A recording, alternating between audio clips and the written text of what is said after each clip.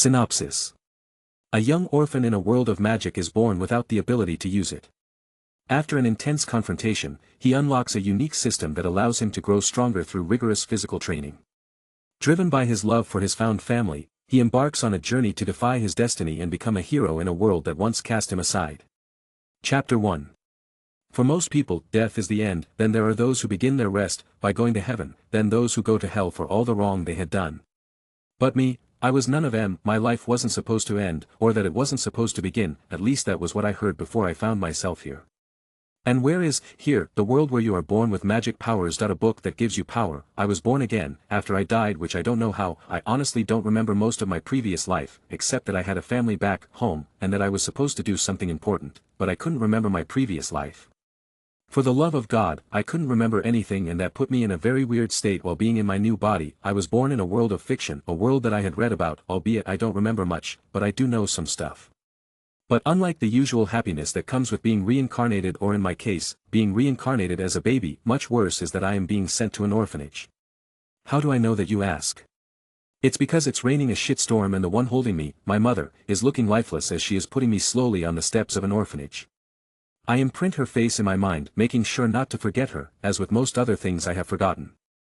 I watch as she silently goes away until she disappears in the dark, leaving me. A feeling that I somehow remember from my past life slowly takes place in my heart as my baby body finally can't take it anymore, and I cry like a faucet coming loose.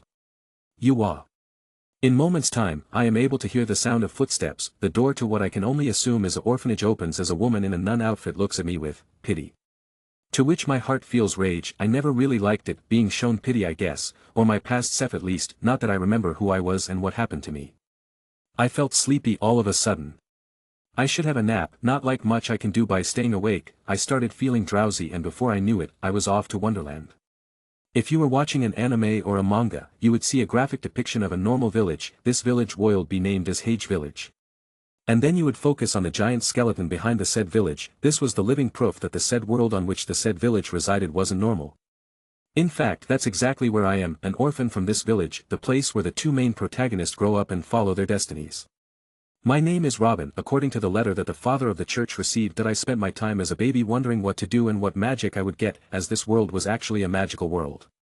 A year went by and I didn't get to know what my magic was, nor did I get any system. My hopes turned into nightmares that would wake me up at night. Imagine being subject to the whims of the powerful. I don't want that. When I was 2 years old, I lost the light in my eyes, meaning I had become hopeless about my situation. Later in the week I saw the two protagonists arrived. I saw their chubby cheeks and carefree look and wanted to hate them, for they will have a good future. I knew I was being petty, but I couldn't help it. Although I don't remember much, but a protagonist is usually blessed by the world to succeed no matter what. I couldn't help it as I saw them grow up. I began to treat them as family. Other kids were also starting to grow up by now. When I became 3 years old, it became apparent that I couldn't use any speck of magic, though the others were supportive of me and kept me going. I felt a familiar sensation in my heart, feeling of being loved. Asta and Yuno were 1 year old by now and their personalities were showing. The gray-haired devil is what father calls him, and I couldn't agree more. He is full of energy and can't seem to stop running. He can't stay in one place. While Yuno on the other hand is conservative and keeps to himself, treats other with the normal attitude of a cute child. I began training my body. Since it was now set in stone that I couldn't use magic, then I guess I will have to do something. At least I could become strong enough to go and hunt some animals to feed our little church. When I became 8 years old, I felt like I could go out and hunt some animals. Honestly, I am just tired of eating namatatos all year. Brother Rob. Please don't go. A small cute Becca said to me as I tried to sneak out. Asta and Yuno were also looking. I felt a glint of excitement shine in Asta's eyes. This brat wanted to come along. I don't want to bring him along in case things turn south. I got on one knee and gently rubbed Becca's hair. I am not going far. Father asked me to go and get some meat for you guys. Alright, why don't you be a strong girl and keep a watch on Asta, I told her. After crying for a bit, she nodded her head with a new determination and turned around to look at Asta. She walked slowly towards him and the next moment he was hugged by Becca. No matter what he did, she would move. I laughed at that. Don't worry you guys, I will be back in no time. I was strong. Even the father said that I was as strong as a teenager. That's why my lie was so believable. I took a knife in my hand and ran towards the forest, hoping to get my first hunt and meat for the first time in these 4 years. I knew that I was going towards danger, but perhaps being a normal person after coming to a world of magic had affected me more than I thought. Chapter 2. Huff, huff, huff. You might be wondering what am I doing wheezing and breathing like a 90-year-old man as I climb on a 2-meter-tall tree. Well, to understand that, you will have to go to the past. I finally left them behind and ran towards the forest as fast as I could. There is no doubt that Asta will soon enough be on the loose and come running at me. And I can't have him botch my plans. That I wasn't entirely honest with myself. All these years I have been a nobody with no magic. For a long while I thought that I might have anti-magic, and so I saved every penny I could and was able to buy a hunter's knife. It wasn't much but looked like a short sword in my small hands. I was going to give it one last try. I was strong enough, at least I think so. I don't have magic, or cannot awaken it for some reason, and that's for sure. But maybe I have a system, and it wants me to perform a daunting task to activate itself. When I first thought of that 2 years ago I thought I would never beg for some system. But I am desperate, because I recovered some glimpses of this world from when it was an anime. And I don't like it one bit. A demon that can do his bidding just from the use of his words, and elves that want out deaths. I am scared as hell right now, and I don't think whoever put me here had the kindest intentions about my life. Maybe if I challenged myself I would be able to become more. After walking around and checking on the traps I had planted, which weren't much, I finally waited for some giant shit to come my way. I remember Asta defeating a giant-ass boar to cook and eat when he went on to join the magical knights. After what felt like hours, I heard some small movement around me. I immediately stood up, knife in hands ready to do or die. I hope I survive. Suddenly I felt something running at me. I rolled to the side and saw it. The creature that tried to attack me was a rabbit. The rabbit looked at me. I looked at it, my heart beating wildly in my chest. I was so scared, and it was just a rabbit. I was too shocked to notice that the rabbit took my tomatoes and ran away. Hey! Give me back my food. I ran after it, knife in hand. To be honest, I don't think killing a rabbit that runs away from me will give me what I want. But I can't be too sure now, can I? I smiled wryly as I was finally able to catch up to the rabbit. Hiya! I yelled in my mind as I jumped towards it, only to get entangled in tree vines. Ah shit! What was I thinking? I cursed. Now I don't even have my food and the prey ran away. I thought silently as I took the knife and started cutting the vines. Catcha! Ha! What was that? A feeling grew in my heart. It made me feel heavy. I instinctively turned around, more like turned around my face.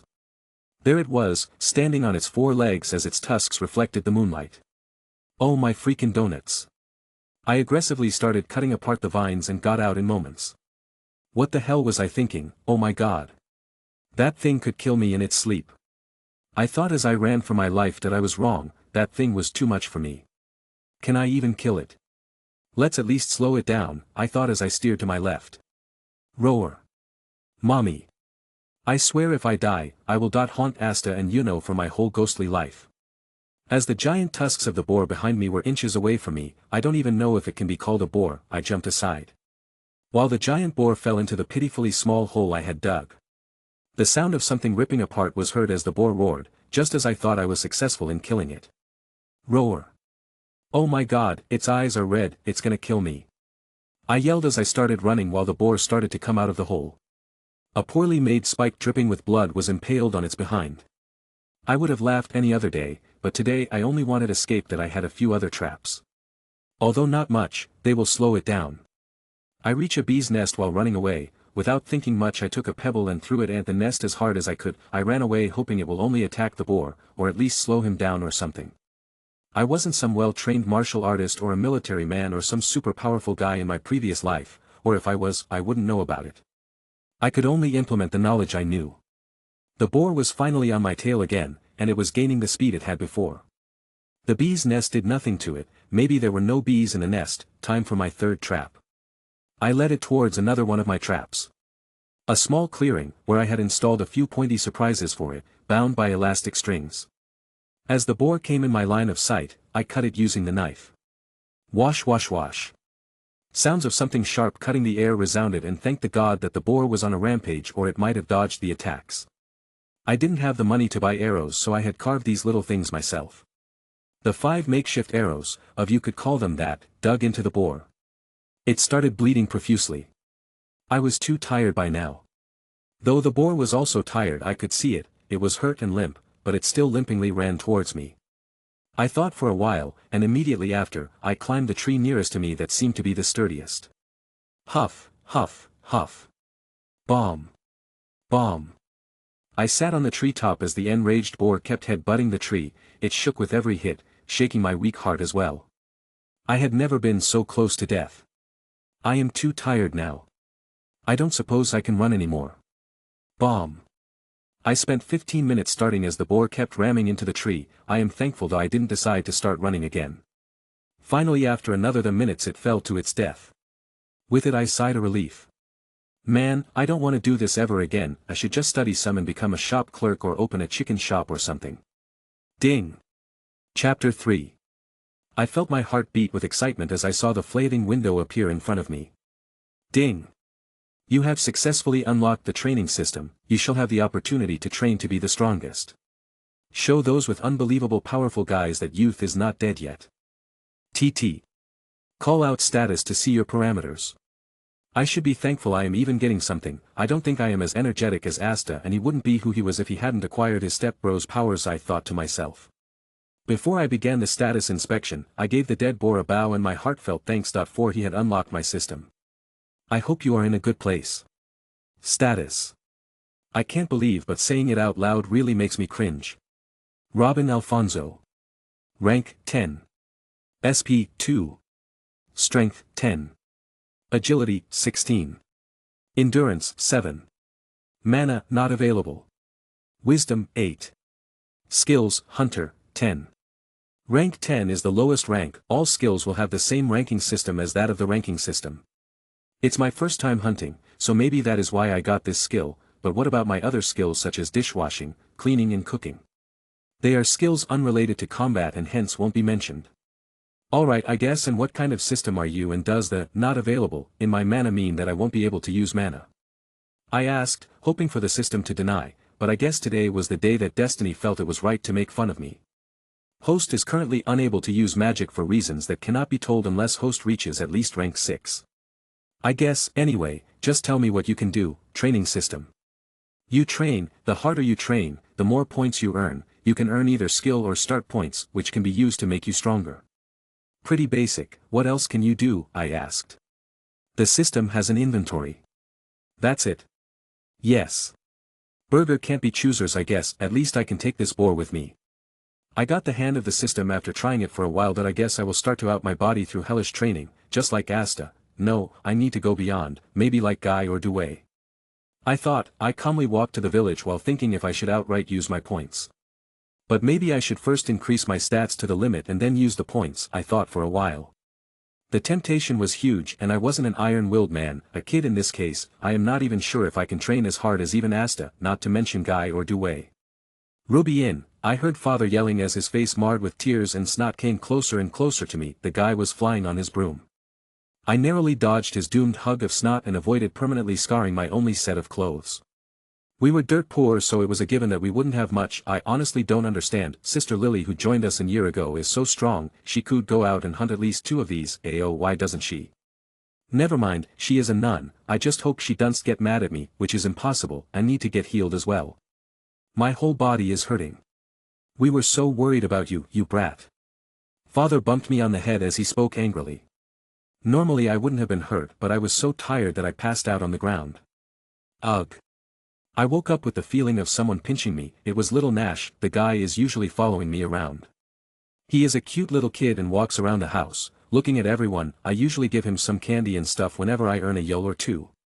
Yup is the currency of this world. I am still not sure about how much this wild boar is. Beside, I will be eating this one. Picking up the little Nash in my arms, I make my way out. I guess I was asleep for over a day. I spot Sister Lily and the other kids washing the clothes, so I make my way towards them. Sister. Oh. Robin. You are up. I am so glad you are alright. What were you thinking going to the forest alone like that, huh? Sister Lily berated me for a while. I guess she was really worried about me, wasn't she? After calming her down and the little Becca, I gave Nash to Sister Lily and asked them to move aside a little. Bam. I took out the boar from my inventory. Its sheer size caused the sun to disappear. Alright. It eased that big, but it was my first kill. Oh what's that? Father immediately rushed out, and was surprised by the appearance of the dead boar. Sister Lily was too shocked to say anything. Even Nash was cautiously looking at the giant creature that suddenly appeared out of nowhere. Becca was also poking the giant boar's nose. It's sleeping, she said innocently. I guess she was too little to know about life and death. Oi Robin, did you just use magic? Father suddenly got in my face and asked. I guess you could call my inventory some kind of magic. Chapter 4. Needless to say, we had a great meal. Everyone in the church ate meat for the first time. They were so happy that day, especially the little kids. Although I am a kid myself, but I can't help but feel like I am an old man looking at his grandkids eat good food. I watched them eat to their heart's content. Asta and Yuno were also mesmerized by the delicious food we were having. They had gone out to play, and I guess that is normal for their age. They are still kids right now. Not the protagonists of a novel. Big brother Robin. Becca called me, her face was filled with the meat. Yes, what is it? I asked her gently. Will we eat meat tomorrow as well? She asked me as Lily cleaned her cute little face. Yeah. We will eat meat every day from now on, I told her. I won't have to eat potatoes every day, she asked excitedly. I guess everyone was a little bit traumatized by those starchy and dry potato wannabe vegetables, or are they fruits? Not. Robin, what you did today was dangerous, you know. Father yelled as he looked at me seriously. I looked at him as he looked at me. You can't stop me. I simply said to him. He clenched his fist. I guess he was worried about me, but I had to do it. Why would you want to do that? Don't you know how dangerous it is? He asked me. I half expected him to shit me down as I am just a kid, but I guess he was a reasonable guy. Why do I do this? It's because I want to. Alright, what do we have? A couple of rooms, no fans, no resources. Every day the children all have to sleep in a single room. Sometimes we don't even know if we will survive the next cold night or if we even have money for food. I said in a single breath. I hated to be that guy that kills the whole mood. I looked at Father, his face hung low, and I knew I had hurt him with my comments. Father, know you are doing your best to support us, and to you, I am just a kid who doesn't know any better, heck. I know I am way in over my head, I said to him as I patted his shoulder. God knows how much this guy suffered every day to raise us. He is my hero. Others might think that having powers is what makes someone a hero or a villain. Or that you needed superpowers to be a hero, but you guess people like him are real heroes, taking care of kids he doesn't know and raising them as his own. I know I am just a kid to you, but to them, I am a big brother. I am their big brother, and I will do what it takes to give them a good life, just like you, old man. The father looked at me with surprise in his eyes. I guess he doesn't get much appreciation for what he does. I might even be among his top 5 supporters or something. Yeah. Robin is the best. We love both father and bug brother. Becca said surely. Yeah. I also want to kill a boar, yelled Asta. The guy would die before he even saw a thing. I chuckled at that. Needless to say, it took me a week or so to convince the old man to let me go hunting. This time I was much more ready to hunt. I now understood how to hunt the damn thing. I digged several pitfalls in the forest for the giant boars. Took the time to set up several traps. I also kept training every day during the time I was doing this. By the end is 2 weeks, my stats increased by minimal amounts. I opened up the status view and saw my improvements. Robin Alfonso. Rank 10. Stay points 4. Strength 12. Agility 16. Endurance 9. Mana not available. Wisdom 8. Skill points 1. Skills Hunter 10. I sighed as I looked at my stats. It's a start, I guess. I hope I am able to contend against the Magic Knights by the time I become 15 years old. I went into the forest. This time I easily killed the beast. I was feeling much more stronger as I did so. Not physically, but mentally. I finally had a girl on myself after years. I wouldn't have known before, but these 8 years I was ridiculed by the villagers. Alright, let's start with 100 push-ups, sit-ups, squats, bench presses, and a mile-long run. I started warming up for my exercise. This will be my training manual for the next 3 years. Chapter 5. In the outer Forsaken Realms, the dwelling of the low lives, the bugs of the kingdom, a place where people with the most minimal potential life, hoping to somehow crawl their way into the commoner's realm. The lush green fields stretch far and wide. In one of the villages of these Forsaken Realms, is the Hage village. Around the periphery of this village of this year, lies the skull of the demon that was killed by the first ever magic emperor/wizard saint. On the top of this skull, a youth is training. His height is about 150 centimeters, with green long pushed back hair that reaches his shoulders. His body was well toned for a 10-year-old kid. He was currently doing handstand push-ups using only a single hand. His sweat glistening down his body, or upwards in this case. 344, 345, 346, 347, 348, 34, gah. Suddenly the boy fell, unable to support himself as he reached his body's exhaustion point. Ding! Host has trained his body. Rewards 1 stat point. Robin sighed as he slowly stood up, looking at the statue beside him one last time. He slowly made his way down the skull. I am not improving much, I guess I will have to use the stat points sooner or later. I couldn't help but think to myself, I had grown much over these 2 years, training every day until I faint only to wake up again and do it over again. It was hard for me, sometime I would think if it was even worth it, the answer to that was given, and I doubt I will get one anytime soon. System, show me my status. Robin Alfonso. Rank, 10, 3 stats need to be above 40 to advance. Stat points, 60. Strength, 20. Agility, 20. Endurance, 20. Mana, not available. Wisdom, 13. Skill points, 10. Skills, Hunter, 5, Swordsman, 5, Fighter, 7. I now have enough stat points to become a rank 9, I don't know what that will do to me, the system only told me that I will become stronger, that I will evolve, I don't understand what that means. I rubbed my head in exasperation. It's becoming harder and harder to earn points, I am now only able to earn 1 point this month. This can't go on anymore, system, put all my points in strength, agility, and dexterity. Ding! 20 points added to strength and agility, 20 points added to dexterity. Catch! I felt a wave of power travel through my body, it was as if lightning bolts were traveling through my body. Not in a harmful way, but a blissful way, I felt power spread through my body, I punched the tree to my right. Broom! My punch broke a hole through the tree. I could already do this before, but after 2 or 3 punches, and my arm would feel numb and start hurting if I kept at it. Bam bam bam bam. I started going on a rampage, breaking down any tree I saw in my way, it was freeing. To see apparent results of all the training he had done. I decided to go and check my strength against everything I could. Cracking boulders with my power was not a pipe dream, but one achievable, for now O was only able to leave my imprint on a giant boulder, but I will sure turn this into debris the next time we meet.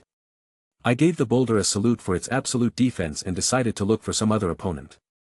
How about I go and look for those papa boars? Let's see what they can do to me now. I couldn't help but imagine the scene.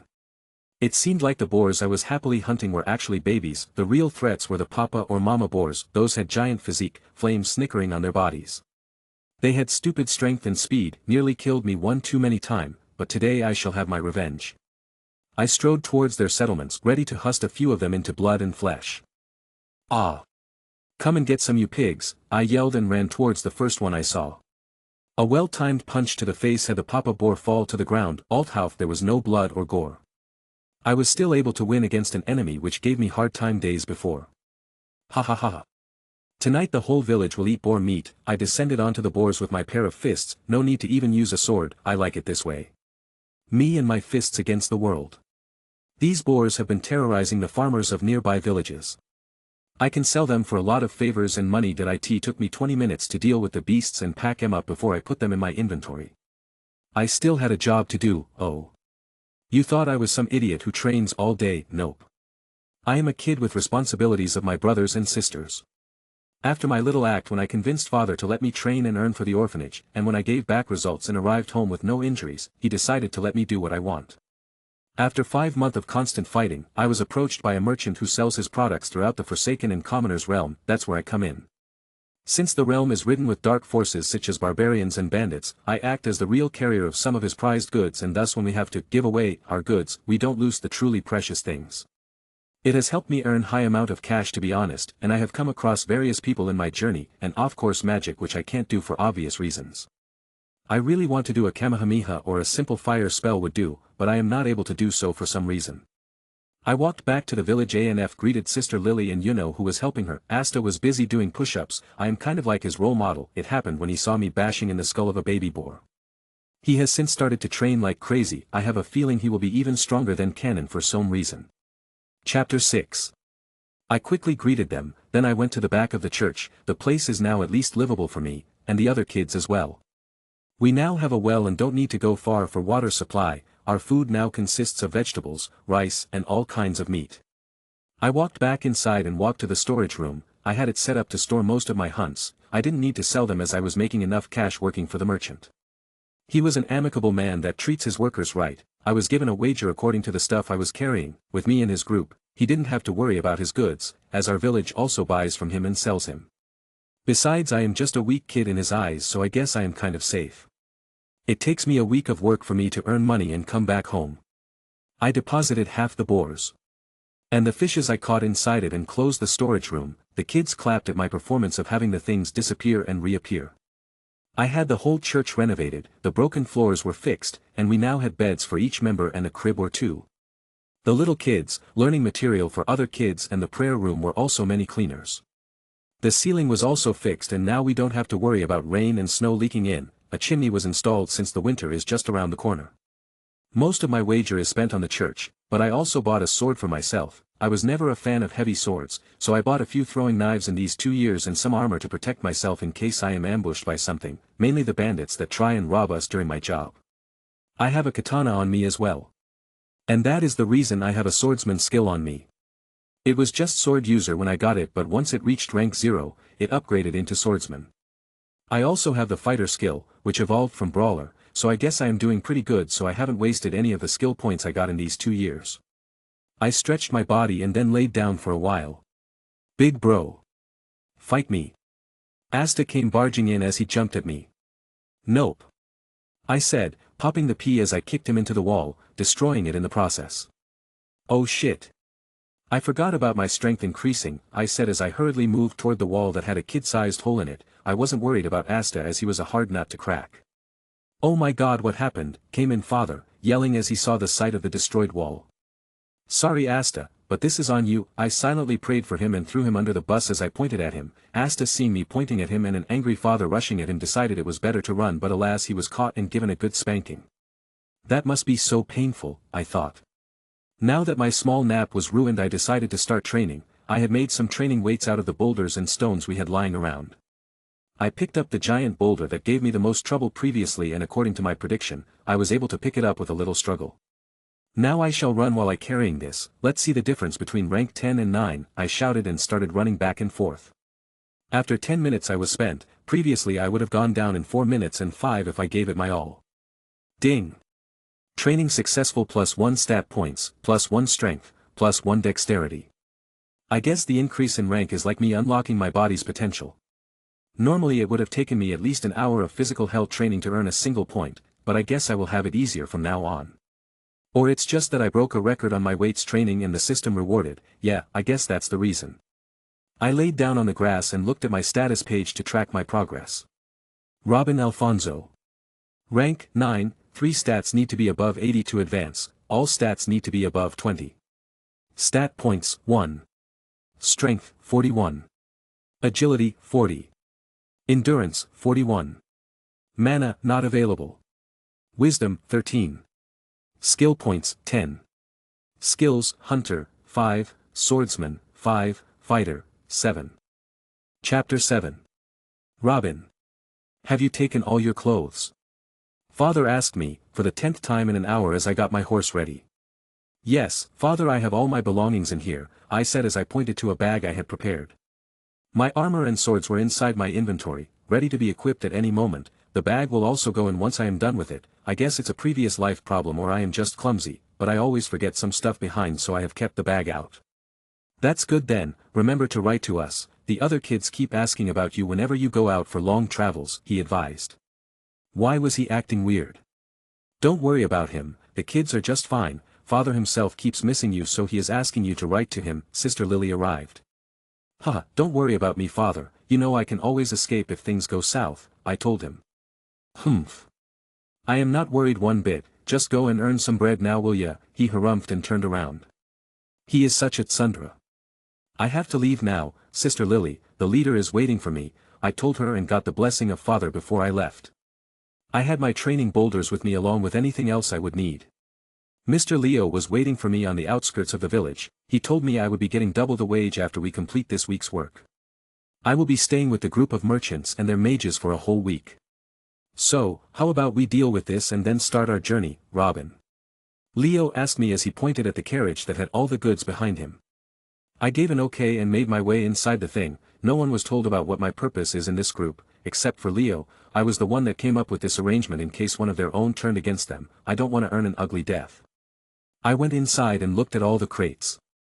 I put those that were marked with red color inside my inventory. Once I was done, restarted moving.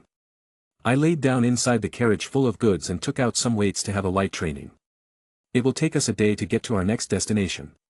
It took us a day to arrive at Rika village. I guess that's the village of Magna. I never met the guy, but it's a given since I haven't looked for him either. Besides, he is supposed to be a snotty brat right now. He won't even have a grimoire. It's best if. Watch where you are going, you idiot. Someone bumped into me. I would have fallen, but training like hell for 2 years, which resulted in the opposite party being flung back. The boy rubbed his face in pain. Are you alright? I asked, as I held my hand forward for him.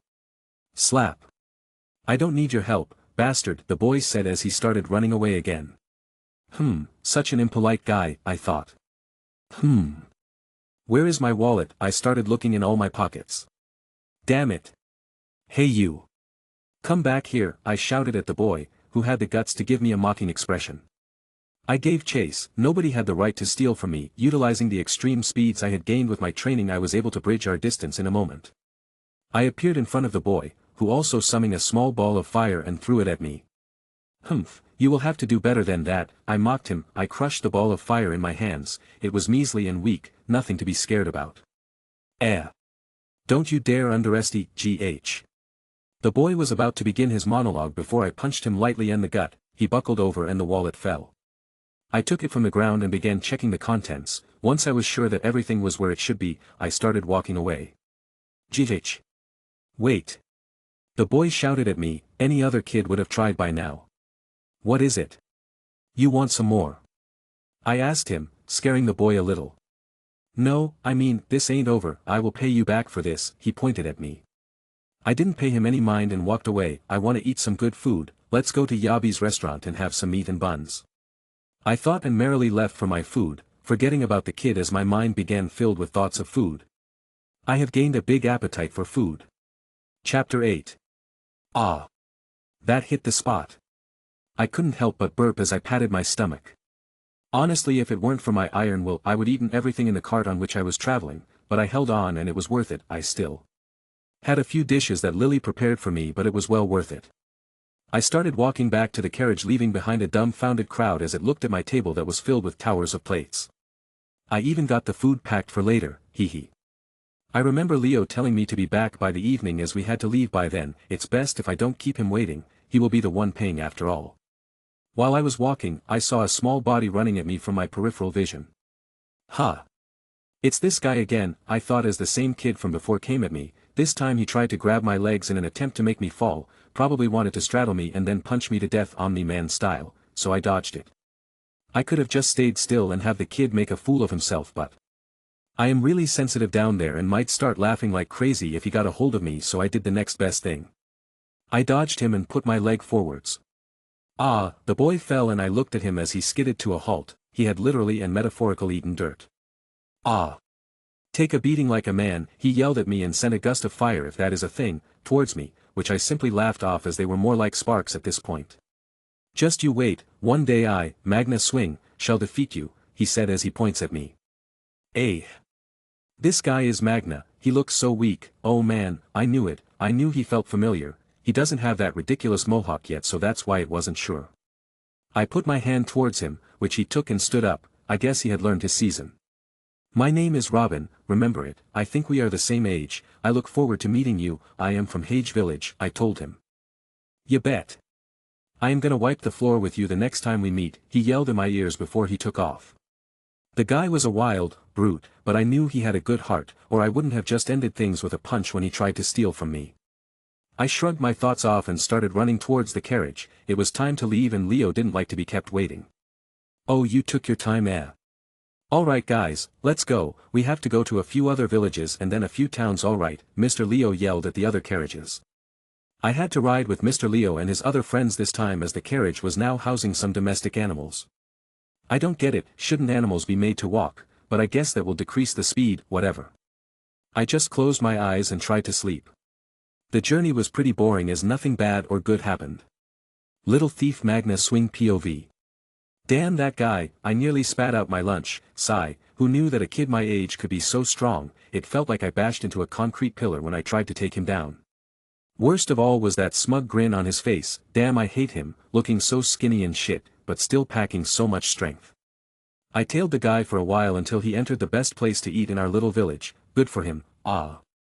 What am I saying, I hope he eats the owner's poisonous cupcakes and dies a horrible death. After waiting for an hour, the boy finally came out with his bloated and blissful face, he looked like a giant pig, or it might be my own imagination. I knew it would be a waste to fight him head-on, so let's try some improvisation, hee.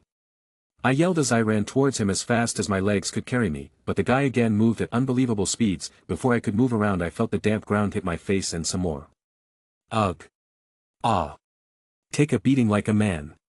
I threw some fire at him, but he just shrugged at my attack like it was nothing. I thought I was some strong shit, but I guess now I have someone to beat, just you wait. Just you wait, one day, I Magna Swing, shall defeat you, I pointed at him and declared as the villagers gathered around to watch the show.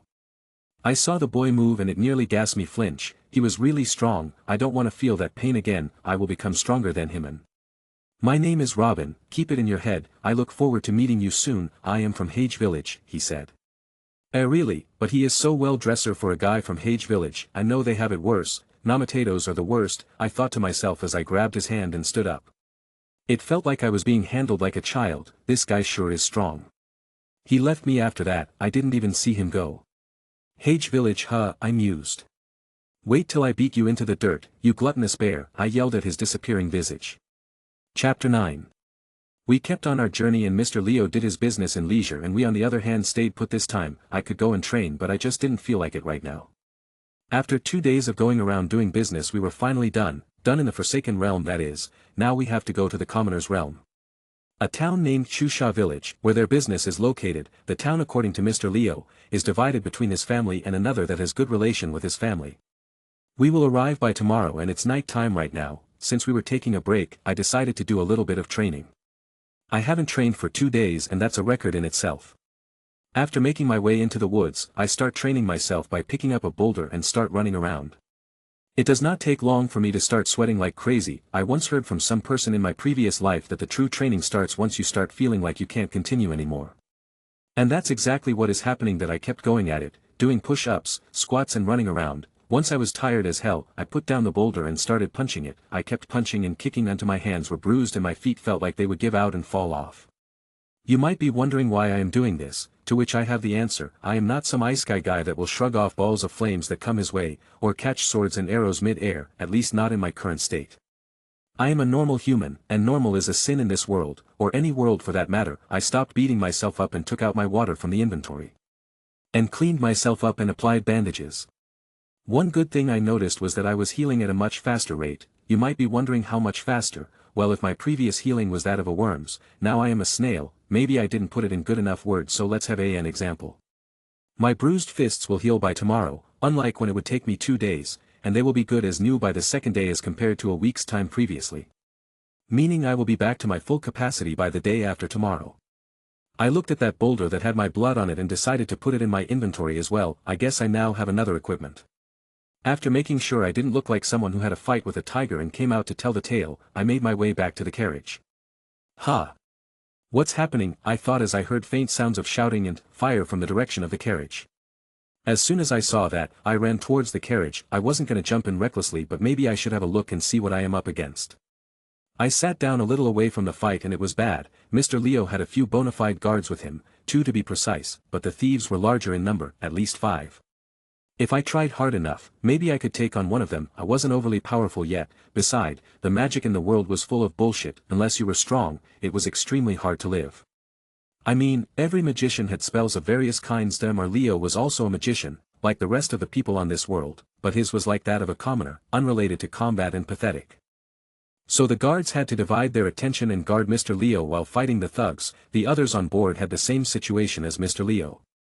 I look at the scene happening in front of me for a while. I was earning pretty good, but as they say, you can live to make money another day. But I couldn't possibly leave these people to fend for some days. Had come to know about some dark stuff from Mr. Leo these past few years, and it was bad. I was born with no magic, which means that these thugs won't see me coming. I ran at my top speed towards one of the 4 thugs that were buoy fighting the 2 guards. Before any of them could register, I delivered a well-timed punch to his face, which sent him flying a few meters before he skidded to a stop and crashed into a tree. All of this happened in a second or so. Everyone stopped their fight and looked at me, particularly the 3 thugs that were left. I hope I didn't kill him with that, as I doubt a bandit would have enough practice to avoid death from my punches. Even though I am only starting, this body of mine is strong enough to lill with punches. Ah! Why you little plant magic, corpse-eater plant. One of the 3 thugs yelled at me, as he lost his reasoning seeing his bro in crime get handheld like that. A giant plant took shape from his magic. It was green plant with a round red face filled with sharp teeth that would no doubt crush steel with ease.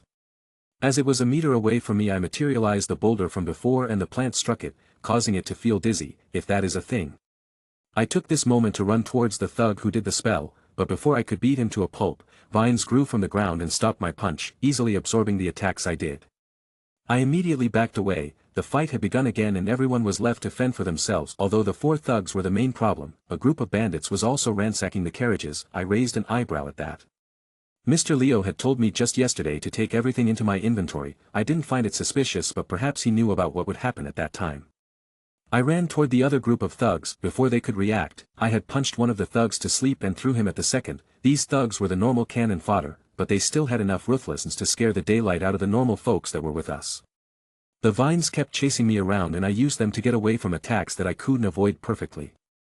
I was using their own magic against them. I didn't know when, but a wide smile marred my face as I beat the weak little shits left and right. Chapter 10. The guy with the plant magic kept attacking me, as I kept dodging the attacks, though he did get a few cuts and bites out of me. I couldn't drag this on any longer. Although the weak ones were out, the 3 out fountain bandits were alive and kicking. I knew that the 4th guy might get back up any time soon and that will be bad for us.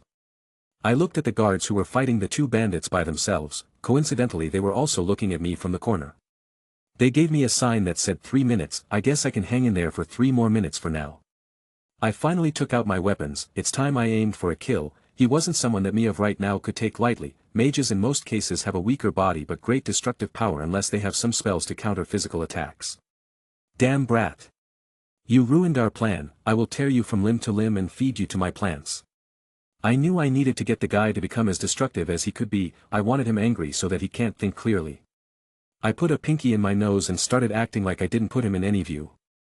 Oh, is that so? Huh, funny how your men are down and dead while I am standing, haha. That seemed to blow a fuse and started attacking me recklessly. I guess he was one of those emotional fools, or maybe the other guy was his brother, or maybe they were gays. I dodged another attack as the vines went through the carriage behind me, which was bad. I need to get this idiot away from here. While him attacking recklessly will be beneficial and he might end up harming his own people, I don't want the death of anyone else on my conscience. I gave a signal to the fighting guards and left towards the forest. Hopefully, I survive this. I won't be doing this work ever again, too dangerous. I led the man into the forest. Once I was sure we're far away I stopped and dodged just in time to avoid a corpse-eater plant. Whoops. Stop running, you coward. He yelled as tens of vines rushed at me. I took out my sword and concentrated. It was impossible to dodge all of them, so I will have to cut them. Ha! I slashed out and cut off 2 vines and dodged the 3rd one as I ran towards the guy. He wasn't surprised by this. I kept running towards him as he kept backing away and summons his plant creations. After I cut apart the 10th vine and looked at him, he was sweating profusely, losing his breath. By this time he knew that he had messed up. He knew I had him dead for right.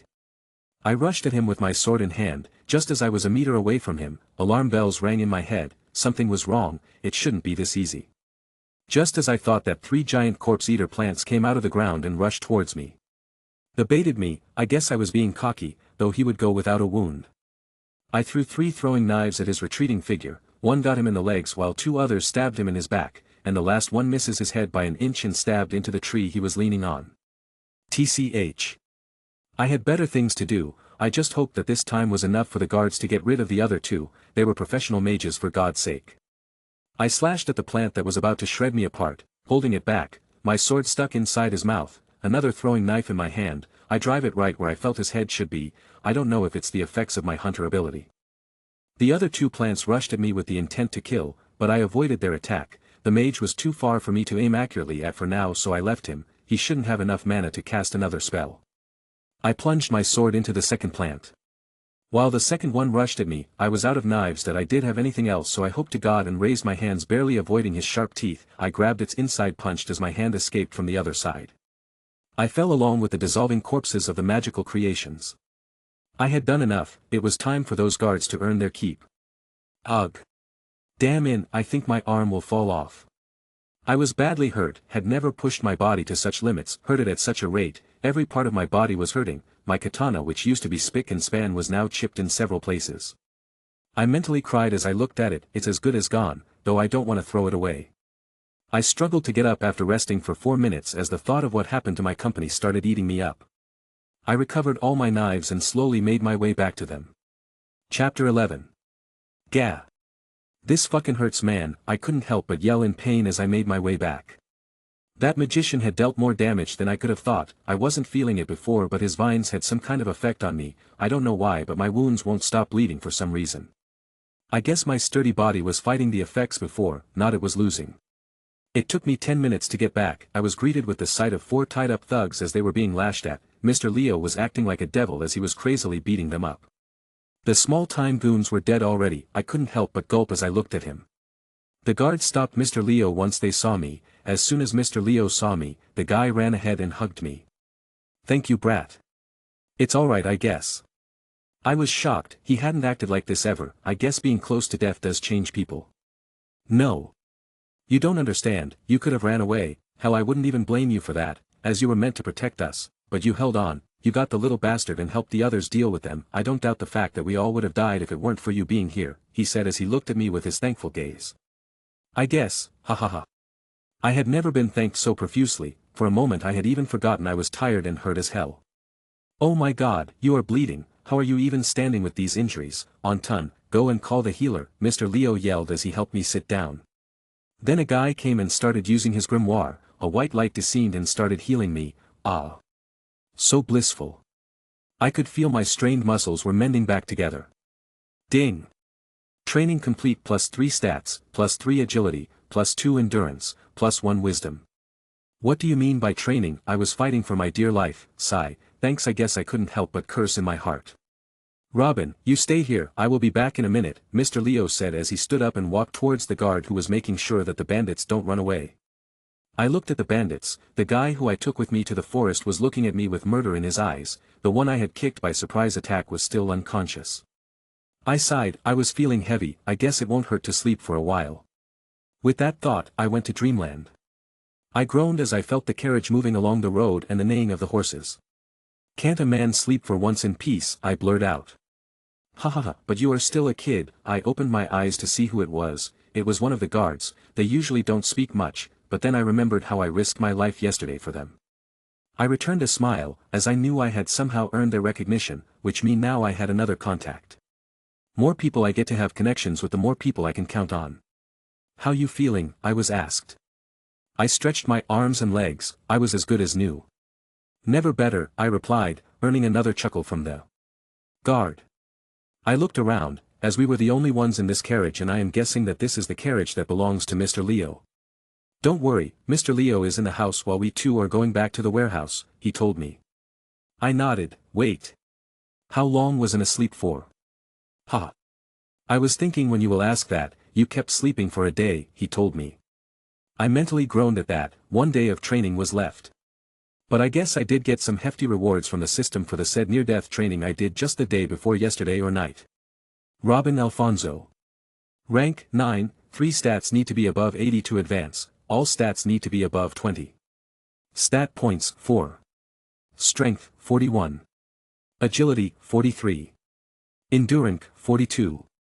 Mana not available. Wisdom 14. Skill points 10. Skills: Hunter 4, Swordsman 4, Fighter 5. I was even able to level up my skills through the supposed hell training of mine. Even my wisdom increased, so I am not going to complain, as I am guessing it helped me master skills and learn tricks much faster. I have a feeling it helps me be stable and calm as well. I mentally gave myself a head pat for my good work. "Though I have to thank you properly," I got out of my self-thoughts as the guard did a half bow. "You saved me and my brother Leo. I am forever thankful for that. If you have anything you want to ask, please go ahead," he said. Ha! So you and he are brothers, I asked out of surprise. What else did you think? I was good enough to fight as a mage, but not enough to join the Magic Knights, so I took the post of staying beside my bro at all times. The other guy is our cousin. He cleared. My name is Anton, by the way. I think I should have mentioned that before. Here, he handed me something. It was a giant cylindrical box. I opened it up carefully and saw a beautifully crafted katana. It was beautiful and had a far stronger blade than my previous one. We saw what happened to your blade, and decided it would be best to give you a new one. Again, I am thankful for your services to my family, he said. It's alright, I guess. I'm getting paid after all, I said as a matter of fact. Ha! You are an innocent guy, I guess that's why you didn't run away with the goods and chose to stay and fight. I was wrong, you aren't a kid, you are a man, and not many are like you, he said to me as he gave me a shoulder pat. I just gave him a nod before I got back to the blade. I traced a finger across its blade. Yup, it's definitely sharp as hell. If I had this before, I could have easily beat that guy, no worries though. Though I guess I am still weak as hell. I had to work so hard to beat a single dead-ass thug. I can't imagine how strong a magic knight would be. Chapter 12. I made small talk with Anton or Aton, as I don't know how he pronounced it. Is he mixed up about his own name? Anyway, after I dropped off all of the stuff in the warehouse, it seems like Mr. Leo told Anton about me, and according to him, my ability isn't that rare, though I don't know if he is telling the truth or not. After I dropped off the goods, he invited me to his home for the day and I politely accepted it. Who was I to drop off a sumptuous meal from someone who was indebted to me, am I right? I had, for all intents and purposes, risked my life when I didn't have to and saved their asses, whereas I could have taken all the things I had on me and become rich enough to take everyone to the commoner realm. Thinking back to it, I should have done that.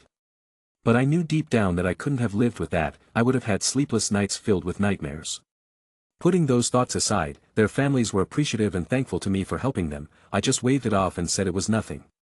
I ate to my heart's content and had a good night's sleep. The next day I woke up and started stretching before I realized I was in someone's house and stopped. Then I carefully made my way down and out of the house to the front yard where Anton spotted me and called me over for breakfast. I humbly sat down and everything in sight under the cool morning breeze. We then had some pleasantries and I decided it was time to return home. Anton handed me a bag, which I knew was my salary, but this was too heavy. I don't know how much it was, but I am guessing from the weight, it should be about 200,000 yo. I looked at him with wide eyes. No matter what I did, this was too much. He looked at me meaningfully. Just keep it, alright, he said to me. I looked at the bag for a while before I thought it best to just accept it. Although I was feeling good as new, the day before yesterday was still clear in my mind. After I got out of the house, you should just call it a small manor with how big it was, I decided to look around the place. I got a bunch of stuff for the kids back home and a nicer broom for father since he always complains about how his back keeps hurting. I also bought some nice soaps and stuff that girls usually like for sisters Lily, but I don't know if she will be using them. After I was done with it and was about to make my way back, I spotted a guy selling out horses. I went ahead and asked for the prices. He was willing to sell me one for a bit cheaper after a bit of haggling. I ended up spending 25,000 yo on the damn horse. Thankfully it came with straddle and stuff. With that my extra earnings were gone, but now that I have the cash from Anton I decided it was okay to indulge myself a little. I yipped the horse and we were now on the road and back to the church. It honestly felt great as the wind rushed at me, or I rushed at the wind. I don't know how. I guess this must be my first time riding a horse. It took me a while to get back to the village, but I was still faster, as it would usually take me a week to get back. Now it took me only 3 days, and that's because I am a lazy bum, I guess. What? Is that a dragon? Asta said as his eyes nearly burst out. How can someone be so dumb? No, it's a horse, replied Rixa, A/N. I thought she was called Becca. Welcome back, Sister Lily said as I jumped off the horse and hugged the kids. Asta was a brute as he had me pinned to the ground. He was a hard head, though I guess that's where he got the drive to train himself. We do train a lot, him and me. We made our way inside the church, which was, may I say again, beautiful now that we had more room and better stuff. As soon as we went inside, everybody immediately lined up like soldiers and saluted. I couldn't help but chuckle at their antics. Alright kids, Rixa, step forward. Yes sir, she stepped forward and gave a cute salute. I threw my hands around as if I was doing some kind of magic, which earned a giggle out of everyone. Wallala, and a big-ass doll materialized in front of her, along with a few others for the other kids and all other toys. General Rixa, I suggest you divide the weapons among your brethren. Lieutenant Yuno and Idiot Asta. You stay behind. I commanded in a funny voice. I honestly don't know what any of these words mean, but I have a hunch that it's related to power or authority. Hi. You know. Wait, what? Asta. Chapter 13. Lieutenant Yuno. Step forward and revive your reward, I shouted at him, and the shy Yuno stepped forward. He still hasn't gone through that experience yet, but according to my limited knowledge, it happened somewhere around this time. Hi, he stood at attention, I could see the eager look in his eyes. I rather enjoyed my time with the kids in the orphanage. I took a few books of martial arts and a book I had found on how to train your magic, specifically magic of wind nature. It might be bullshit, but seeing that the martial arts book is authentic, the magic arts book should be good as well. I also gave him a beautiful set of clothes that would stack nicely with his appearance. He looks like a prince. Thanks, big brother Robin. Yuno said happily. You are all my brothers and sisters, it's nothing to be thankful about, go and lay with the other, make sure Nash doesn't accidentally burn stuff, okay, I told him. He nodded timidly and left. Before I could continue acting, Asta practically jumped into me and hit my face with his face as he asked what I got for him excitedly. I knew what he was thinking, but a book on magic was practically a waste on us both, so I got him a book on different kinds of fighting styles and how to strengthen the body. Ha! Robin. Why is there no magic book? He asked as he shuffled the books. Sigh. Asta, listen to me, we are not meant for magic, even I am not that different from you, I can only use one spell, and owning a grimoire won't change that for me. I suggest you do the same and focus on making your body so strong that magic can't harm you. How about you start training with me, okay? I thought Asta was sad, as he looked down, but boy was he excited, he practically had stars in his eyes as he moved his fist towards me. I gave a dry laugh and gave him a first bump. Let's become strong and become the magic emperors. Asta, there can only be one, I told him. Is that so, Sai? I guess you will have to step, said then, Asta said in mock sadness. The guy was acting funny. He really had the nerve. Perhaps we should start our training right now. I summoned 2 giant boulders from my storage and threw one at Asta, who was barely able to hold his. The first one to come back home after a round around the church wins. Oh, the future magic emperor, I grinned at him. Bring it on. With our backs to the church, we ran away. I noticed Asta fall and skid along the way. I was carrying a weight that would strain me, and I guess Asta never did the boulder training like me before, even though I told him. On a snowy day, we ran around the village in minimal clothes, testing our bodies and pushing them to their limits. Even I was losing my breath, but we finally made it back. Needless to say, I was first. Oh. You too. What do you think you are doing, running around like barbarians? Come inside lest you freeze outside, I heard the annoyed yell of father. Oh. I forgot about them. I immediately went inside, forgetting the passed-out Asta who was freezing outside. I walked towards the father, who was rubbing his sore back. Hey. Humph, he humphed, I can't believe he did that, it seems his advanced age is turning him into a child. You thought something bad just now, didn't you?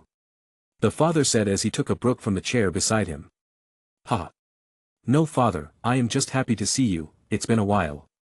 It certainly has been, I heard about it, he gave me a glance, as he went back to writing.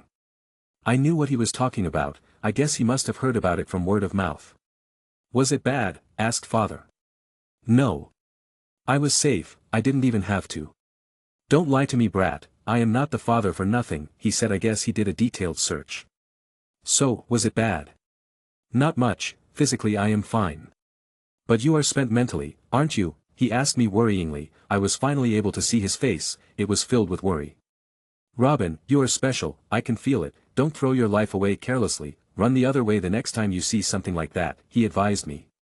I nodded at that. Sister Lily was in the kitchen, busy making food. I decided to steer the conversation as the mood was turning for the worse. Father. I got you something, I told him as I took out a new broom. It was designed to be soft and comfortable, came with a bag holder and had space for 2 or 3 more kiddos. Father changed from the caring guy to a greedy fellow as he practically snatched it from me and ran away outside. Oh shit. I forgot about Asta. I also ran out and saw father grab the frozen popsicle and fly away. Chapter 14. After a while, the father came back from riding spree with a perfectly fine Asta on the back. I also gave Sister Lily her gifts and then we had a dinner. It was fun enough to say the least. I really missed these guys while I was away. I gave the old man the money, as this would help the church run for at least 2 or 3 years. I could earn more if I wanted, and I wanted to make sure that the orphanage would stay warm in the winters and stuff. While I was resting in my room, yes, I now have a room, as our church is the only church in these surrounding villages that's doing so well, anyway. As soon as I sat down, I was called by Sister Lily. She told me about how Asta and Yuno were out delivering a letter and that they hadn't come back yet. I knew about this event as it was the time when Yuno changed for the better, I guess, and the rivalry between the two started, though that didn't mean I was not worried about them. I immediately went out and started looking for them. It didn't take long to find the little turds, and I never thought I could become so angry. I became angry when I saw the drunkard best my siblings. I had grown very attached to them. We only had each other. But I held on because I wanted them to grow up to be strong. I will make sure they come out alive from every situation. It took some time, but the man threw the pendant and started walking away. I didn't go in front of Asta and Yuno. Instead, I tailed the man until he was close to his home. He was about to knock the door of his house, when he stopped and felt the cold steel grazing his neck. Who are you? I could feel the fear trickling from his voice. Your worst nightmare, I said, and slashed the tendons of his arms and legs. He wanted to scream and move away, but I held him in place. Blood poured on the snow and dyed it red. Ha! Please, let me live. What did I do to deserve this? The man pleaded, but the only thing he could see is my hand and the door to his house. I wasn't stupid enough to make an enemy, even if it was some villager who had no power, as I didn't want to trouble father and make the life of other kids miserable. I have seen much darkness here. In these years I have come to know that the people in this world can become so dark that you would rather be with the devil than help them. Or they can be so kind that you would call them the reincarnation of a god. You were acting so smug in the bar. What happened now? It's the first time in 10 years someone has called me a bastard, and you know what I do to people who disrespect me, I asked him, painting the picture I was someone he had messed with in the bar. I am sorry, man, please let me go, it hurts, he shouted as I put my fingers in his wound and twisted. I let his scream be heard. It spread far and wide. If the sound of 2 kids being beaten doesn't wake up the spirit of this god-forsaken village, perhaps this will. And as I expected, several shouts were heard. I did a Spartan kick and sent him crashing into his house. Remember this, the next time I see you, I will kill you, I said. The whole time I didn't let him see my visage, and my voice. I tried to make it sound as gruff or mature as I could. I got back to the church and acted like I didn't find the 2 troublemakers. Then Lily told me how the 2 were back and that someone had beaten them both up. She was going on about how God have mercy on their soul, but I could only chuckle at that. Let's see if that ever happens. I am sure he will be coming to the church to have himself healed, as I don't remember anyone in our church having any such spells. After dealing with this, I started exercising. It was dead of the night and the cold was at its peak. I recover much faster, so I don't need to rest much. I want to reach rank 8 in a year, even better if I become a rank 7. Chapter 15. I remember sleeping in my room in the church. So where am I now, As I look around the place, I notice that I am in New York, my birthplace. Wait, how do I remember that? And why the hell am I walking against my own will? I decided to let it be as my body moved on its own. At least I can look around freely like I am seeing through a 360 vision camera. After walking a while we finally reached a giant warehouse. What the hell, when did I have a grappling hook? Was I some kind of agent or something? I watched as I used a grappling tool to directly climb the roof and walk toward a bag. I opened the bag and inside was what I remember as a gun. Oh right. Not a gun but a sniper. I watched as I moved on my own and assembled the sniper and laid down on the roof. My target was a group of high society people. How I knew that? Because I watched myself load the gun. And as I did so, some part of me started to remember. Angel, do you copy? Was that my voice? I had such a gruff voice, provided I was a middle-aged man, but still. Or should I say, my previous self aimed and shum. An echo rang out as the bullet traveled roughly half a mile before it hit the target. Robin. Why did you not wait for confirmation? A voice sounded, coming from the walkie on my waist. Angel, target neutralized, I am out. My other SF proceeded to throw away everything and left. Idiot Robin. Why are you shouting like that? I heard an all too familiar yell. It was father. It seems I was watching a dream, but was it really me? I do remember doing it, but what was it and who was I doing it for? I put aside my thoughts and proceeded to head into the shower. I turned to the water bucket and had a good bath and brushed my teeth. It's a habit, even though I know I am gonna look like I was born in the dirt later on due to the intense training I do. It's been 3 months since I beat up that shit for beating up my siblings. He came to the charge the other day along with his family, so that he could get healed. We would have usually cost him something, but when I saw his little kid crying his balls out and stuff, I asked Sister Lily if she could heal him for free, though she was already on it before I asked, and I came to know why we were so dirt poor before. He thanked us profusely and even recognized Asta, and he started apologizing for what he did the day before. Sister Lily gave him a fist of love and let him go with a bruise. I kept training myself every day since then, minus when we had weekdays and I would go out with everyone to have a little fun in the neighboring villages. All in all, it was fun and all. I could train and go home. We had enough money that I didn't have to take any jobs from Mr. Leo. Rather, he didn't let me take any jobs, he told me to enjoy myself and all that. I feel like he is hiding something from me, but whatever. I kept training like usual in these 3 months, but the results were starting to dwindle. At this rate I won't be getting stronger anymore. I sighed as I looked at my stats. Robin Alfonso. Rank 9, 3 stats need to be above 80 to advance, all stats need to be above 20. Stat points 7. Strength 45. Agility 45. Endurance 45. Mana not available. Wisdom 17. Skill points 10. Skills Hunter 1, Swordsman 4, Fighter 5. I can't really seem to go any faster. I realized that I needed to be stronger to shrug off the threat that stands in front of me. Heck, I feel like Asta might catch up to me at this rate. He really is a beast. He has learned the skills it took me to learn in these 3 short months. Which further made me realize how much of a protagonist he is. I walked back to the church and to my surprise, some weirdos in hoods were waiting for me. Though the next moment I felt an invisible pressure on me, before I knew it, a guy was already behind me. He had a KN knife around my neck. I was about to bust his nuts and roll away when I heard him. Now. We don't want any trouble, it's just that my boss would like to meet you, it's best if you comply, after all, we don't want any blood shed, he said from behind me as the guy in front of me opened his book and a fire spread out in his hands. I doubt your family is as strong as you, he said. Damn it, who are these people? I relaxed my body, and as soon as I did so, he released me. That I was about to ask who he was, but he out a finger over his mouth, shoosing me. I grumbled, but at least these guys were reasonable enough to not do anything drastic, as long as the others are safe. Let's just hope I don't end up being dead. I had no doubt these guys were the real deal. If that plant magic guy I dealt with was but stronger than me, then these guys were just out of my league. I could feel it that if I made the slightest move I would regret it, so I just shut my mouth and decided to go ahead and see what happens. Chapter 16. Once we were away from the villagers, one of the robed men took out his grimoire and chanted what I could only think was a camouflage spell before one of them grabbed me using vines, and we left for only God knows where as I was being covered. Maybe I should have run away, but judging from the air pressure I am experiencing, I wouldn't have gotten far, I thought.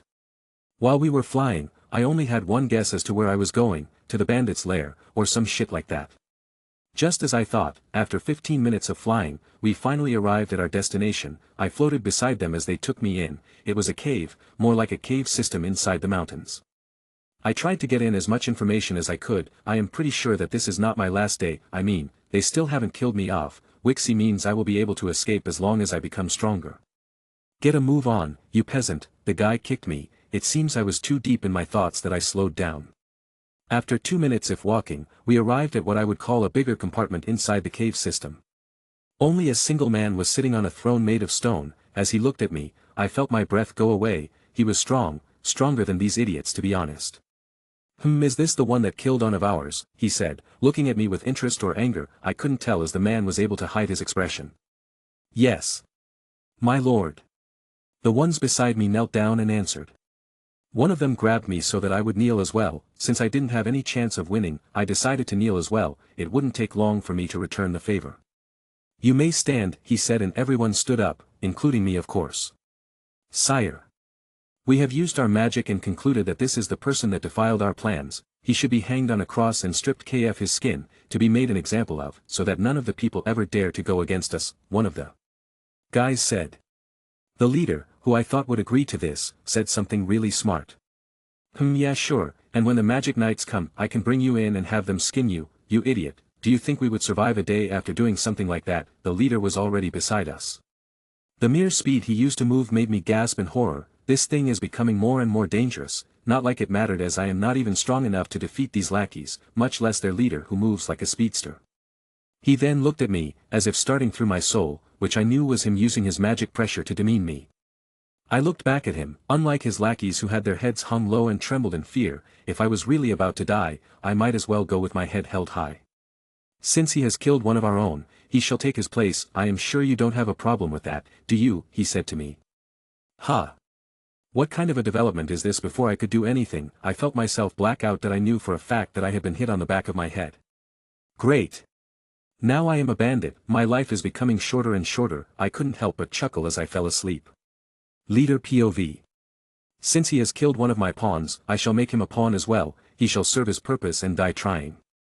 I looked at my hand that felt a little sore. This kid has a bit of a thick skin. Chapter 17. Chapter 18. I was thrown in a cell, though it had all the necessities that I needed, which aren't much. And the guys give me food twice a day, so I am doing good.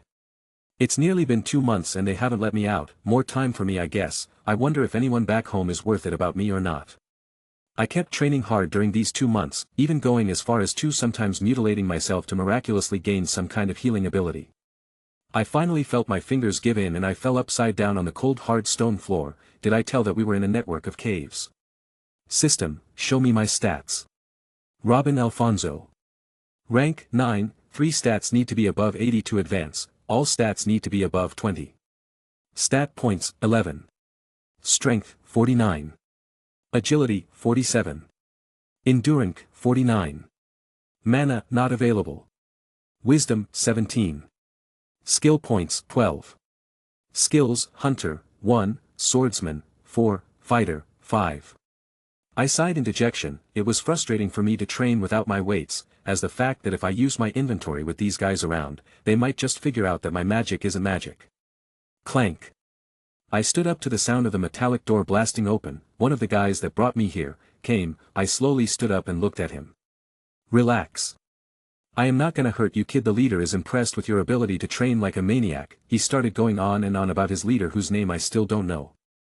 I kept listening to his bickering. When he was done, he brought me through the high network cave with him and we finally came back to the same place where I once fainted. Kid. You are looking good. Did my brethren treat you well? I just nodded at him. If getting measly amounts of food and then training like hell is good, then I am not gonna question them. Silent treatment, haha. Anyways, I have a job for you. My people will give you the details, and remember. He said, and before I knew it, he was beside me, speaking right beside my ears. Man. Is he a pedo? If you try to escape or sabotage the operation, I will get rid of you, no matter how much your ability surprises me, he said. He said in an all too serious voice before he became jolly again. I get the vibe of a psychopath from him. I left with the guy who brought me here and he led me to another place. We reached a storage place, and all kinds of weapons were placed here, swords of different types, battle axe, polearms, scythe, and blunt weapons. Since you don't have any offensive magical capabilities, the leader has asked us to equip you with some means of defense, the guy said as he mentioned for me to go ahead. I looked at the weapons, going at them one by one. I picked up a sword, a regular sword. It was time to try something new, so I picked up several other weapons, one of each. Surprisingly, the guy didn't stop me from doing this. The weapons here were a grade above what I had before. I was sure that with these I will be able to fend off bigger threats than before. I also got myself a shield and armed guards and some protection for my vital organs and my little brother as well, in case I came across some weirdo. Maybe they think that just because they have magic, or that they are adults and have a grimoire, that they can do whatever they want and that I am not a threat. Just keep doing that. I need to at least be a rank 8 to deal with these guys and a rank 7 if I want an easy win against that leader guy. I can't just escape as that will, cause these guys to take revenge against my family. I sighed and walked out along with the guy and we reached another room. It had a big map, which I knew was a map of the Clover Kingdom along with several handmade pictures and figurines. This was a bloody setup room. I was going to be helping these guys loot people. Alright people, everyone is here, let's do this, the man said. Sigh, this is bad, really bad. It seems I am going to cause more problems than I am worth. I mean, now that these guys have a willing space mage, one that has a storage ability, they are starting to plan big. We will be looting a caravan tomorrow, one belonging to a multitude of merchants, and I am gonna be the one to make that a possibility. Fuck. I couldn't help but curse, and no doubt stuff will be taken, but we will also be taking innocent lives. I will also be taking innocent lives. I am not ready for that. Chapter 19. I sighed as I loaded all the belongings into my inventory while the other kept a watch on the caravan and its inhabitants. The knights will be here any minute and we would have lost, but because of me, these guys will get away scot-free. Although I could risk my own freedom and bring these guys to justice, why should I? I am not gonna risk the life of my step-family for people I don't know. I learned the hard way today that I am not as good of a person as I thought, and I am not play with that. How long is it gonna take, kid? We are low on time, Yoru asked me. He is the guy that brought me to the armory yesterday to get some weapons. He is also the leader of our raid. It's done, I replied, though I didn't take everything. Oti was probably true that these guys might need some food and studs while they are here, so I left some. He grabbed me and we started flying through the air. He opened his grimoire that had 2 clover leaves and used a spell that will make us invisible to any possible scouting and tracking magic. I sighed in resignation that we kept flying for the whole night and only stopped for food and relieving the bladder. We reached the hideout once the sun was up. I really didn't know if it was up, cause those guys put a cloth on my face to keep me in the dark. Although they think they have a handle on me, not been long since I have a system with me. I will keep training and be out of here in no time. Everyone enjoyed the victory over the kingdom and I was nominated as the MVP. These bastards are enjoying it. I expected them to put me back in the cell, but to my surprise, they let me free, and the guy named Yoru, who is now my squad leader, even introduced me to several things inside the hideout, which is a network of abandoned cave systems. The base was very cozy for my taste. The bastards even had artificial made hot springs. I grunted approval as my previous bruises healed, as well as the ones I received from our raid. Come on, you can spend time in the hot spring all you want. Let me show you other places. Yoru led me to another area where I saw nearly 10 or so men and women train their magic. This is the training room, it's just what we like to call it. You can come here and train. I even had Sani install some weights recently, he told me. I looked at the equipment. This will be beneficial. I will have to reevaluate my time here. Yoru led me around the area. What I noticed though was that this guy was too good. The others always acted like bad guys, typical thugs and bandits, but this guy was like a bright sun in mud. Ah. And this is the sparring room. You can come here and have a spar. Winning can get you some stuff, and I recommend you don't challenge anyone for now, though you can come to me for a spar if you ever want one in, she told me. I noticed a tag team fight brutally with each other, magic spells flying left and right, even hitting those not in the fight. He then led me to what he calls a food court where everyone sat and ate with relish. If I didn't know any better, I would have thought I was in some kind of refugee shelter. After a 2 hours tour, he led me to my room, which had no bars and security, meaning I could now do whatever I want. Aren't you guys worried I will run away? I asked, a little suspicious of him. He turned around and gave me a mischievous smile which sent shivers down my spine. You can try, but make sure you don't get caught, or else, he left with that.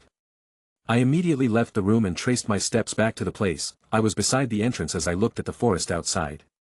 I smelled the fresh air that flowed inside. After a while I left and returned back to the training area. If I didn't have the hunter skill, I would have believed in the fact that I can escape, but my senses were screaming at me that the moment I leave, I die. I sat on the bench and started training my muscles by doing weights. Let's just increase my strength and become strong enough to surpass these fuckers. Let's have the last laugh. You have trained using weights successfully, +2 strength, +2 endurance. Robin Alfonso.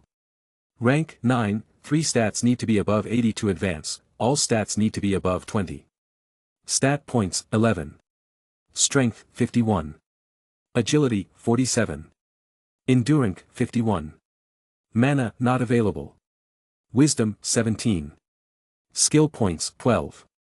Skills, Hunter, 1, Swordsman, 4, Fighter, 5, Scythe User, 10, Battleaxe User, 10, Polearm User, 8, Halberd User, 9. Chapter 20. Days went by as I kept training my ass off and sparring with a few bandits every day. As expected, I would get my ass kicked. I came to know a lot about my system these days, the fact that my system considers any strenuous activity as training, which I should have known before. But it's alright since I know about it now. After training my ass away in the training room and sometimes acting as a moving target for other bastard bandits who clearly think I am some toy they can have fun with, I finish my day with Yoru and Sani, the other guy from our squad. He is a good sparring partner. I have come to learn that he has earth magic, that my senses have been honed after being repeatedly pierced by earth spikes and bullets. Sometimes I even get punched into a patty, not literally, but it sure feels that way. That it went like that for a whole 2 months, during which we conducted 2 more raids. Seeing our constant success and loot, the others are pumped up, and now the leader, whose name I now know, is planning on interrupting a bigger caravan. It belongs to nobles, so I am guessing that this will be really hard. If it were up to me, I would go away as far as possible. Since nobles are usually well protected and I don't want to mess with them too soon. I sigh as I got back to my room after a meeting about our latest upcoming raid. The leader calls it the retribution raid. System, show me my status please. Robin Alfonso. Rank, 9, 3 stats need to be above 80 to advance, all stats need to be above 20. Stat points, 27. Strength, 60. Agility, 55. Endurance, 66. Mana, not available. Wisdom, 20.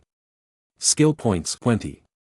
Skills, Predator, 7, Heightened Senses, 4, Swords Master, 5, Fighter, 1, Weapons User, 5.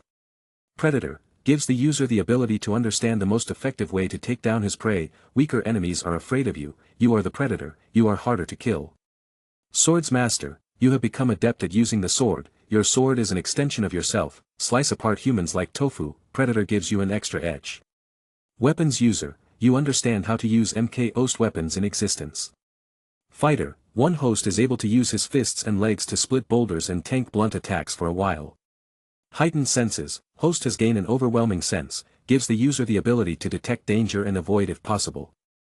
I looked at my stats and newly gained abilities. Once I was rather good at using other weapons, all of them combined into Weapons User, so I am glad that I won't have to spend or waste any skill points on them individually. I believe that if I raise this skill to the next level, Sword Master will also be absorbed and I will get some kind of all-rounder skill.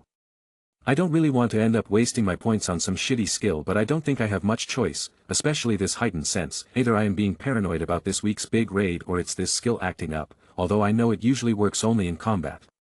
Let's go all in. I don't have magic anyway, at least not right now. System. Invest 5 skill points in Heightened Senses. Affirmative, Heightened Senses has evolved into Danger Sense. 2 skill points are now required to level up the Danger Sense now, same goes for other evolved skills. I already know that, show me the description. Danger Sense, gives the user the ability to sense danger and the best way to avoid it, can act as a premonition for incoming bad luck.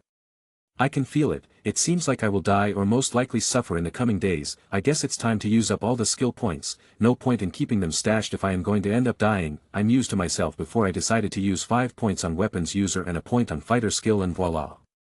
Weapons User has evolved, Swords Master has been absorbed and a new skill has been created. Weapons Master, you are a master of weapons and a lethal force is carried with each strike, your weapons are an extension of yourself. Ding! Title function unlocked. You have gained a title. Before I could relish in the comfort of my new and evolved skill, I heard the system notifications and looked. It says I have a title unlocked. Title, Weapons Master. Title holder is capable of rendering those below his skill set unable to use their weapons, 20% gain in all stats while title is equipped. That's nice, and since most mages don't use any weapons and might not be skilled enough, I can make them defenseless, though it would be dope if I could use this on magical skills that take the shape of weapons, hehe. I could help but chuckle to myself, what about those guys with sword magic or stuff? I then proceeded to use my newly gained skills and saw a qualitative leap in my use of weapons. When holding a dagger I felt like I could decrease people's perception of me, like a ninja moving in the dark, silent and deadly. When using the sword I was tall and proud, my attacks carried a unique sense of sharpness to them. Using a battle axe I was brutal and full of vigor and power. I felt like I had similar effects on other weapons. Maybe I will gain some energy-based skills in the next evolution. Robin Alfonso. Rank, 9, 3 stats need to be above 80 to advance, all stats need to be above 20. Stat points, 0. Strength, 70. Agility, 62. Endurance, 76. Mana, not available. Wisdom, 20. Skill points, 9. Skills, Predator, 7, Danger Sense, 7, Weapons Master, 6. Chapter 21.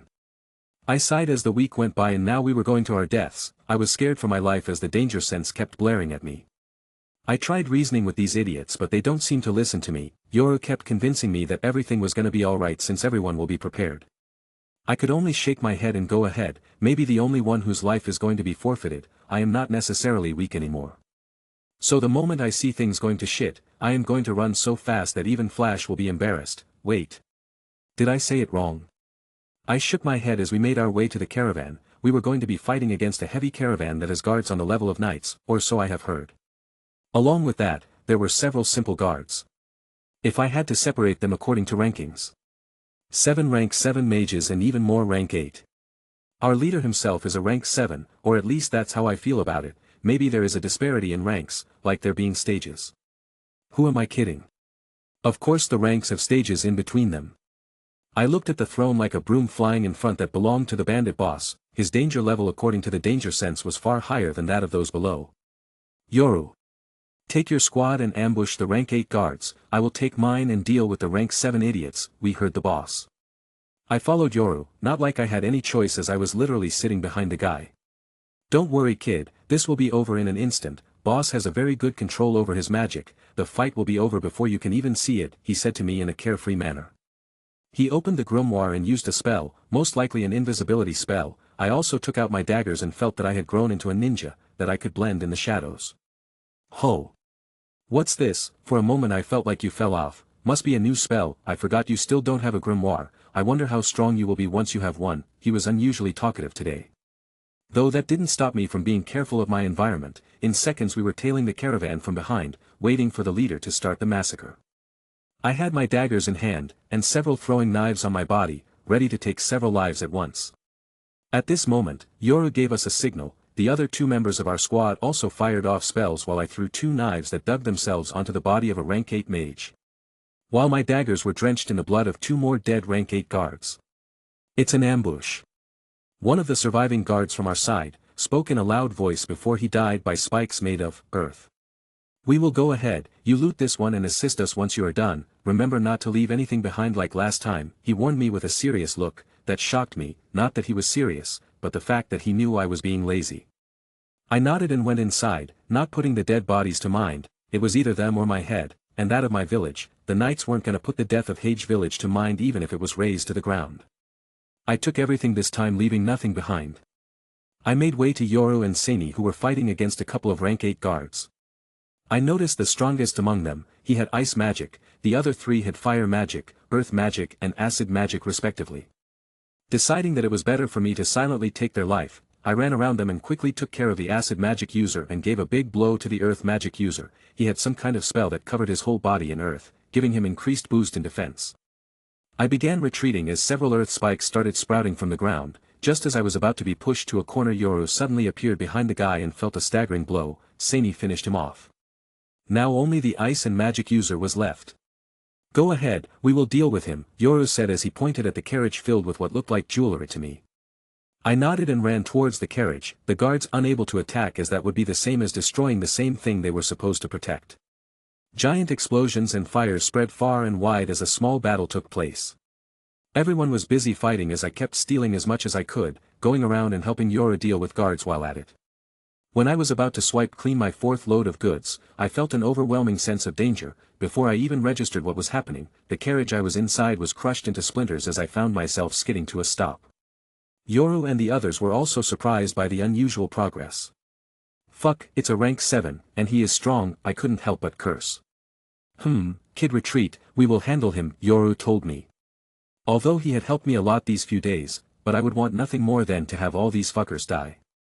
I secretly cheered for the guy as he came out of the smoke like some cool-ass hero, several spears made out of steel ready to slice apart anything in their way. I ran away as I dodged a few of them before Seini raised a wall of earth.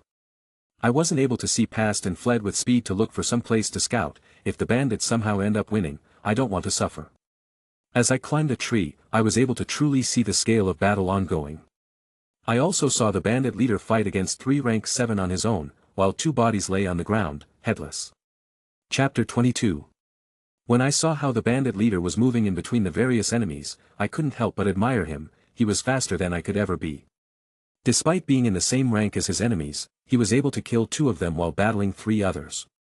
I could barely see a sweat breaking out of that guy, which gave me an indication of how strong he truly was. His threat level was over 9,000.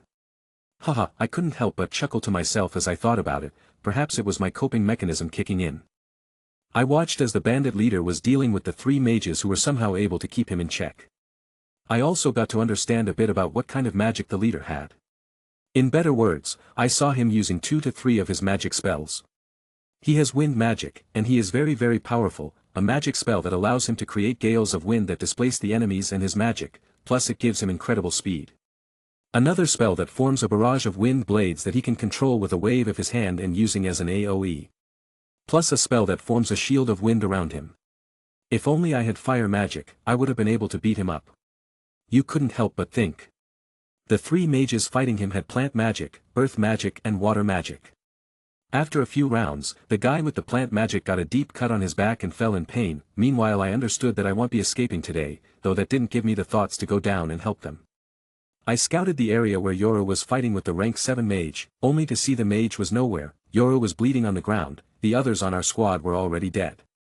Although I showed that I wouldn't feel anything, but that didn't mean I was an emotional maniac. Seeing Yoru bleeding on the ground I couldn't help but feel as if something was stuck in my throat.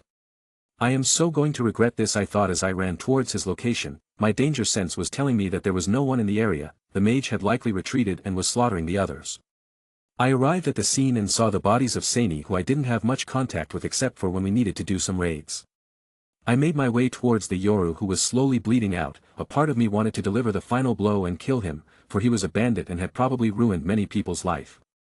I gritted my teeth as I thought about my own tricky situation, and after a while, I decided that saving him was the best choice for me.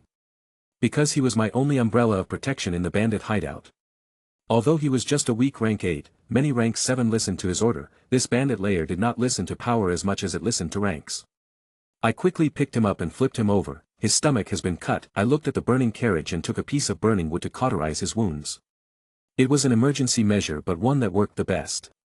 Hang on. The bandit leader will be done in a while. I was about to console him, but the bastard suddenly grabbed my hands with surprising amount of power. Gah! Give me the bag, he said. I was surprised for a moment but just sighed in the end. I took out his bag and gave it to him. He started searching for something as I looked at him, confused by his actions.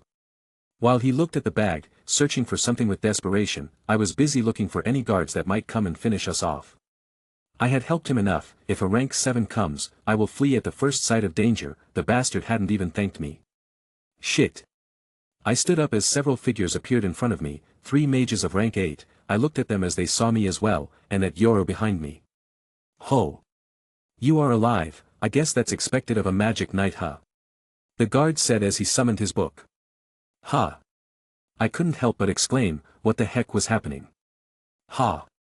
I guess you don't know, it's expected of idiot bandits like you. The guards laughed among themselves as I looked at them. What did that mean? Is Yoru a magic knight?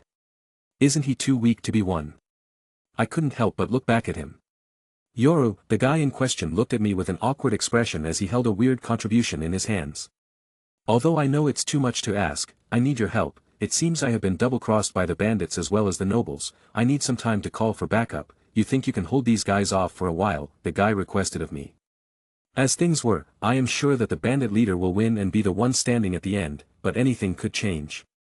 I was a little hesitant, but the next words from his mouth changed my mood. I only need 5 minutes, and the captain will be on his way. He can easily deal with Cyrus. I just need you to hold on for a while, he pleaded. I couldn't help but sigh. Brat, how about this? Get out of the way and we can spare you. I looked at them for a moment and then back at Yoru before I made my decision. Sorry, but I have already made my choice, I replied decisively as I took out my scythe. Humph. You will regret this, little bastard. Several pieces of stone arose and took the shape of spikes as they were hurled at me. This wasn't going to be an easy battle and I knew it. Chapter 23. With the first attack out, we descended into a fight. I used my weapon to cut part the projectiles and ran fast towards the enemy, deploying the footwork I had come up with after my daily spars with Yoru and Sani to counter their every attack. I appeared right beside the first guard, swinging my scythe as I cut apart those that I couldn't dodge. I was battling with an earth magic user, a fire magic user and another guy that had bronze magic. Every time I am close to killing one of them, the bronze guy gets in the way and stops my attack. It's alright, I just need to hold them back for a while for the whatever knights they are to come and solve this, I mumbled to myself as I rolled to the side dodging a fireball that came my way. I realized how difficult it becomes for me if I don't have an ambush opportunity for my enemies, and that would make me train hard in the future for sure. Grr. Is running all you can do? One of them yelled at me as he used his bronze magic to summon a giant spiky bronze ball and threw it towards me. Why don't you come close and find out exactly what I can do? I taunted him as I let go of the scythe once again and summoned a giant shield. I took the attack head on cause that was the only way to do it. It's a homing attack, one of the nastiest things I have experienced. My feet dug into the ground as I tanked the giant ball for the third time in this battle. As the giant ball hit my shield, I tilted to the side, letting it roll away. A trick I learned after defending the second time against this thing is that it can only go after me once. As I did so, the shield disappears from my hands and is replaced by a sword that slices apart an incoming earth creation magic that looks like a tiger. Another familiar pinging in my head and I summon a giant Mad AEA-style fan to blow away the flame mage's attack. This has been going on for a while, and I am honestly become a bit tired. You would think 5 minutes is too little of a time, but that is not what happens once you are doing something that set at you stamina at every turn. 2 more minutes, and I can cool off. I knew that if I needed to survive for 2 more minutes, one of the mages needed to die, which meant I needed distraction. Although being able to switch weapons gives me a chance at being an unexpected opponent, it doesn't mean I am invincible. I looked around me for anything that could act as a distraction without switching these guys' attention back to Yoru. If I run into the forest, they might come back and kill Yoru. My main goal was to make sure that he lived, for B was the only proof of my innocent soul. I then looked at the carriages that were now broken and looted. That's it. I couldn't help but pat myself in my head as I ran towards the carriage. Reaching it, I picks it up, rather easy for me considering how much I have suffered. Putting the mumbling thoughts aside, I picked up the carriage just in time for a fireball to come my way, though it made this plan a lot more interesting. I threw the carriage at the fireball user. The carriage got struck with his magic and caught on fire. Oh shit, look out, and there you have it. Seeing his comrade about to be killed or seriously injured, the bronze magic user got distracted and summoned a defensive magic spell. The flaming carriage struck the shield made of bronze and broke into splinters, and so did the ribcage of the bronze magic user. Ares. Damn you, you peasant! The other two saw the battle axe embedded in their comrade as he was bleeding on the ground and started cursing at me. Humph. The only chance you had against winning me is dead. Let's see if you guys can keep getting away from me. I couldn't help but snort coldly as I stomped on the mage, making sure that he stayed dead. A wall of fire rose and came towards me, making me unable to look at the two mages. I sensed danger coming and watched as several fire creations started swarming in from different directions. I took out the fan again and used my body to build momentum, driving them all away in a single strike. Though I didn't relax as a giant piece of earth came at me, I dodged the attack. The two mages were also starting to show signs of exhaustion. That attack must have taken a lot out of them. They are just prey waiting to be taken out. I took out a spear and moved my hand back as I took a quick guess and threw it at the fire mage who was too surprised by my attack. A giant earth wall rose to protect the guy, but my spear passed right through it courtesy of my physical strength and the weapon skill I upgraded. Why you won't get away with this, the earth mage pointed at me as he tried running away. Keyword tried, but I had a whip. As he sat on his broom and was about to fly away, I summoned my whip and caught onto him. I yanked him back, causing him to fall off and fall to the ground. I leisurely made my way to him, as he was the last one I needed to deal with. You should run away from the start. Maybe I would have left you alone, I told him as he looked at the dead wide-eyed body of his comrade beside him. Wait, forgive me, ICA. A clean swing and his head rolled down his body, and a comical shower of blood leaked. I heaved a sigh as I slowly went back to Yoru and sat beside him. Gah! You did good, kid, he complimented me. How much time left? I asked him. I didn't like the feeling of being in danger. Those rank 7 bastards were still at large. I don't want to get in their sight. Kid, I think it's time you go, he told me, surprising me a bit. No matter what, don't come back. I don't think the captain will be reasonable enough to let you live. Heck. I might die or get punished, he continued as he coughed a bit of blood. He looked at me and continued. He has a very sadistic tendency and you are gonna suffer if you stay any longer. He told me. I was a little confused by all this. I should have just run away from the start. As I was contemplating this, he gave me his pouch and told me to run away. Go now. The bandit leader is dead. Although he is strong, he is fighting against 7 or so rank 7 alone. No one will know of your involvement. I finally decided it was better to run for now. What will I say once the captain asks me why I can supposedly use magic when I don't have it? I nodded at him before I took some of the weapons that I had left on the ground. I still had a long way to go. I checked the other bodies before I ran to the opposite direction as fast as my legs could carry me. If there was some time in the future where I could have a drink with Yoru, I won't refuse. Host has successfully trained himself +3 to all stats, +3 stat points, +2 skill points. Danger sense has leveled up by 2 level. Chapter 24. Once I was far AAE from the battlefield, I finally sat down on the damp floor, as I felt like I would pass out from exhaustion. I have been constantly running due to the nature of my predicament. I am sure that if those guys, no matter from which side, come after me, I will be in deep shit. I breathed heavily as I felt like my lungs would burn, the muscles felt like they were falling off of me. +1 to agility, +2 endurance. I sighed and pushed away the notifications that appeared. Don't have the energy to deal with it. I thought so. The familiar cool sensation spread through my body, a clear sign that my body was getting pumped up by the system. I couldn't help but release a sigh filled with pleasure. It felt like a cool breeze in a hot summer day, like someone just turned the AC all the way to 0. Wait. A ping sounded in my head as I tensed, hammer in hand as I rolled to the side, throwing the hammer like a javelin as it made contact with a giant plant that looked like a flower, but it had giant terrifying death and small blue orbs hanging from it, probably the cause of sudden sold I felt a while ago. The plant thing, whatever it was supposed to be, died at my hands. I didn't lie down again. The forest was dangerous. I was very thirsty, so I looked through the inventory, taking out a water sack and drinking it all up in big gulps as I walked with the hammer on my shoulders, ready to deal with anything. I also ate a couple of fruits. I was now a man with deep pockets. I had, after all, emptied out enough stuff for a lifetime. I wasn't going to use it carelessly. I don't want to be tracked in any way. Who knows what counters the nobles have in place. I was only going to use the currency I had found in Yoru's pouch, while eating fruits and using other goods won't be of any consequences. I had food, weapons, magic items and some other utensils and everyday items, plus a lot of money. Magic items will stay in the inventory unless I find some way to discard of them. Food will be used as I need to eat to survive. Utensils, I will sell them. I will become a merchant, maybe a street-side peddler. I put away such thoughts. Before anything I must become at least a rank 8 or there is no need to think about anything else. Without power, I believe I will always be taken advantage of.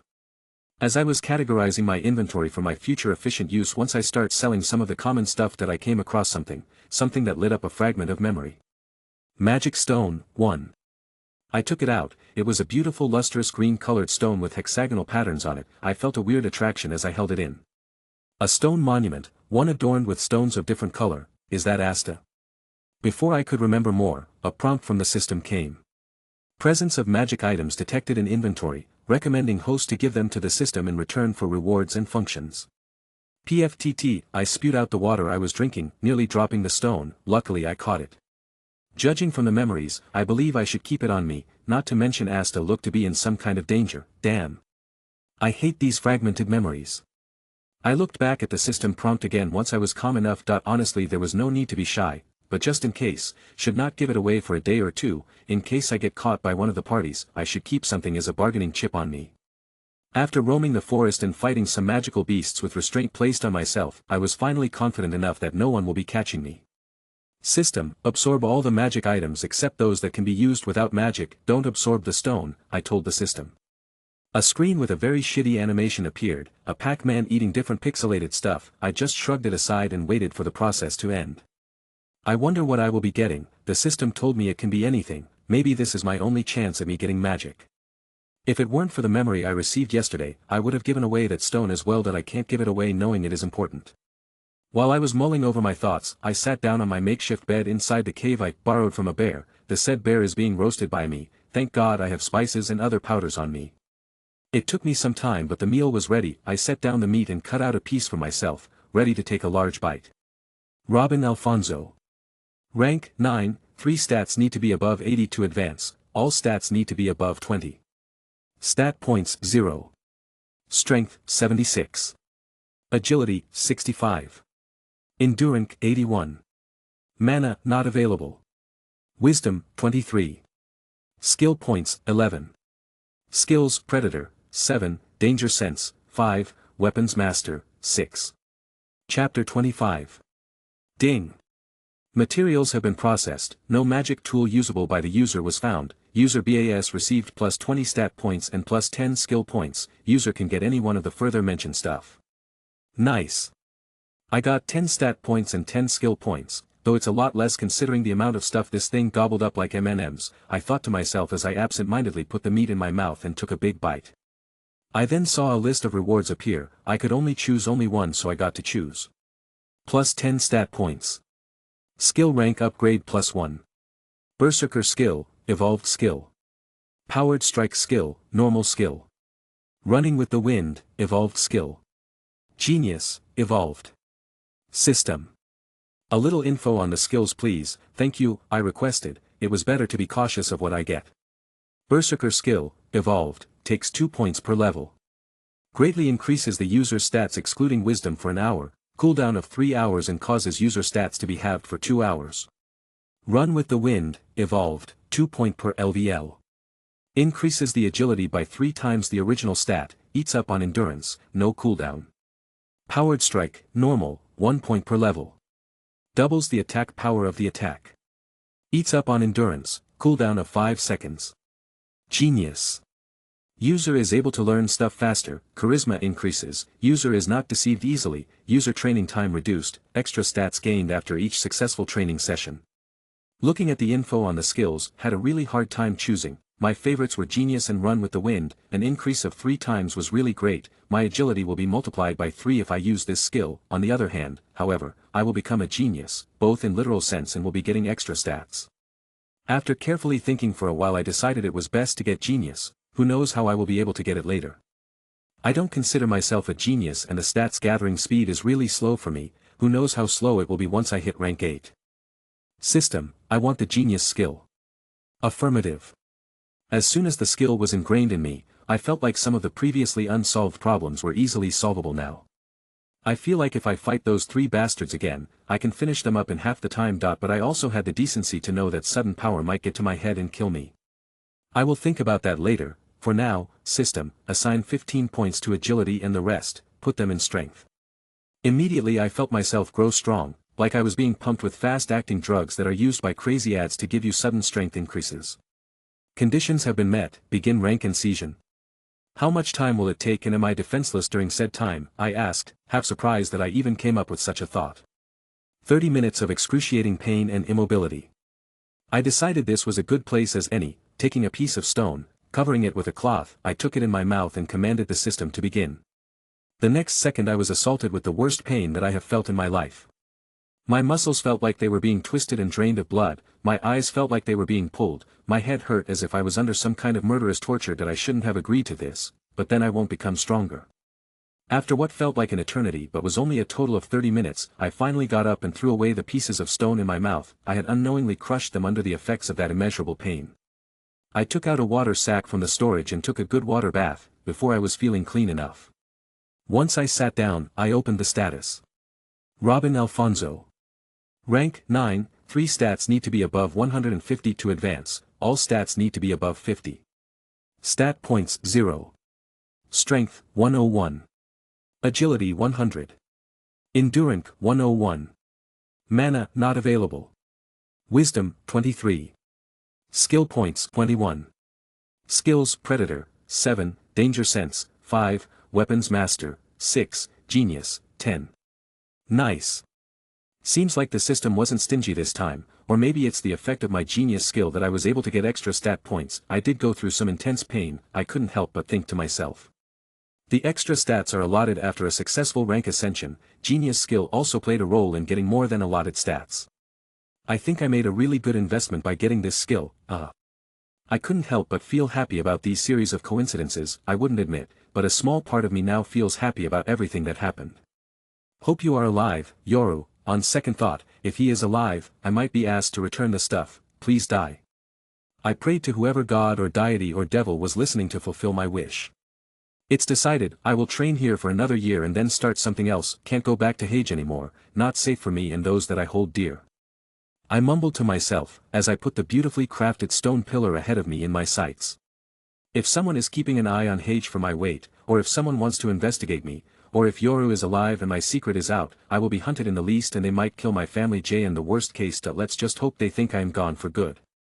With that conviction, I decided to keep training and earning as much points as I can in 1 year. This is not a time skip moment. Chapter 26. My training didn't go smoothly, at least not according to my belief. I should be rocketing through the ranks and becoming a strong OP guy in no time, surrounded by beauties who fell in love with me for no reason.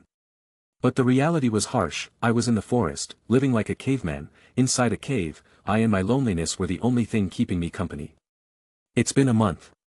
I would start my day by doing exercises, then hunt as many strong beasts as I could find. Since the weak ones have lost their purpose, I haven't invested my skill points in any skill, as that would make it so that I can beat my opponents faster, which in turn will cause me less strain and drain me less. After I am done wrestling with the monsters in the deep parts of the forest, I return to my cave and start going through rigorous push-ups, bench press, deadlifts, and taking swinging boulders to my body head-on to feel the training settle in. At the rate I am going, it's becoming redundant for me to practice this way. I only receive a stat point in endurance after a 4-day death training, plus a single stat point. And I am guessing that's also only because of genius. I think to myself, what can be done to increase my power? I don't have any way of discovering a dungeon, or a mana zone. It seems I will have to fight against evolved magic beasts. So far I have been fighting non-magical, enchanted and magic-born beasts, and now that they are no threat to me, I can only train myself harder. Training doesn't necessarily mean I have to grind my body to a meat patty, it means to spar, fight and kill, to learn from my mistakes. +1 to wisdom. Thanks, man. It's decided. I will go to the nearby city and sell all the beasts I have killed, and then I will head over to get myself some weapons that interest me before I head off for the big ones. I could also go to the grand magic zones to train, but I don't want to risk it by being too overconfident. +1 to wisdom.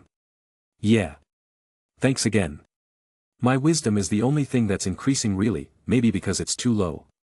I don't know what else it can do for me besides the obvious, maybe because the genius skill was said to make me cautious and that I will be able to spot lies. Is that why it's increasing? Because of a relation to my skill. I slept for the night so that I can be at my bat tomorrow, to not cause suspicion. I will.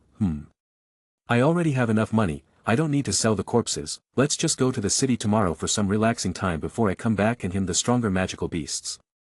Though I have to be careful or I might die. I didn't know it yet, but I had avoided a really big threat by doing so, as the knights were still alert and any suspicious activity will trigger them. The next day I woke up and stretched my legs, taking off my body weights and storing them in my inventory. These weights were already useless as they don't even give me a challenge anymore. I just threw them back in my storage. I took a small pouch and deposited some yell in it, in case I need to take out something on the spot. I also took a sack and put in some stuff to look discreet. I mean, if someone asks me why I am roaming around the outside of the city with only my clothes on and nothing on me, what am I gonna say? I am a space magic user. Never. Those bastards might still be looking for me. No way in hell am I gonna go ahead and act recklessly if I can do anything about it. It was a city I had visited before when I was working with Leo and his brother as a spatial image. It's better if they don't see me as well. I am not gonna trust anyone. I mean, why the hell did that man give me so much money? Suspicious. I went around and found a fairly good barber shop that won't nick my overgrown hair. The guy looked at me like I was some homeless kid. I need a haircut, I told him, wasting no time as I handed him the usual amount that's to be expected, plus a tip that lift his mood up like a gift on a bad day. Right away, sir, how would you like me to do it? I have a few replica here you can choose from. He then proceeded to go through a number of advantages of each hairstyle. I didn't know it was this advanced. A hairstyle is supposed to be simple, nothing complex. I looked through the book and chose a hairstyle that I thought would look good on me. That I finally decided on one, also had the guy dye my hair black. I looked at my reflection in the mirror and nodded in satisfaction. I never really noticed it, but now that I have grown and my recent increase in height, I look more like an adult that I am 160 I am now. My face now looks remarkably similar to that of Enos Voldigodes. Man, I really am a charmer, ahaha. I left the shop in a good mood and made my way for one of the nicer clothing shops. They even have people that can help result the suit you want to your desired sizes. Ah! Magic is so wondrous. Ting ting. Welcome. How may I help you? A girl arrived as she asked me. I told her I was looking for some simple clothing that will fit well for my new size. And some clothes that would look grand enough in front of nobility, as you don't know when you might need one. Definitely not admitting that I really fell in love with the cool dragon imprinted overcoat that came with black shirt and baggy black trousers. This weird combination stole my heart at first glance that I immediately changed my clothes and walked out after paying. Nope. After that I headed for a weapons shop to look for any weapon that would be helpful to me, but came against some magic tools such as those that acted as smoke bombs, so I bought a bunch. The guy also had some other weird shit like stink bombs and laughing bombs. I could see their use in battle, so I bought some.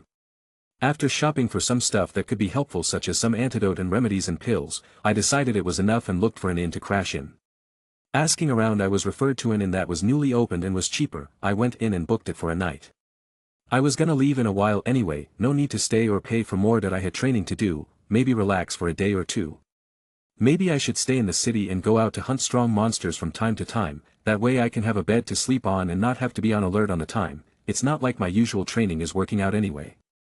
After a while I fell asleep, falling into the land of dreams. Chapter 27. I got my essentials and walked out, I have a storage ability, ain't no way I am leaving anything behind. What if someone snoops in behind my back?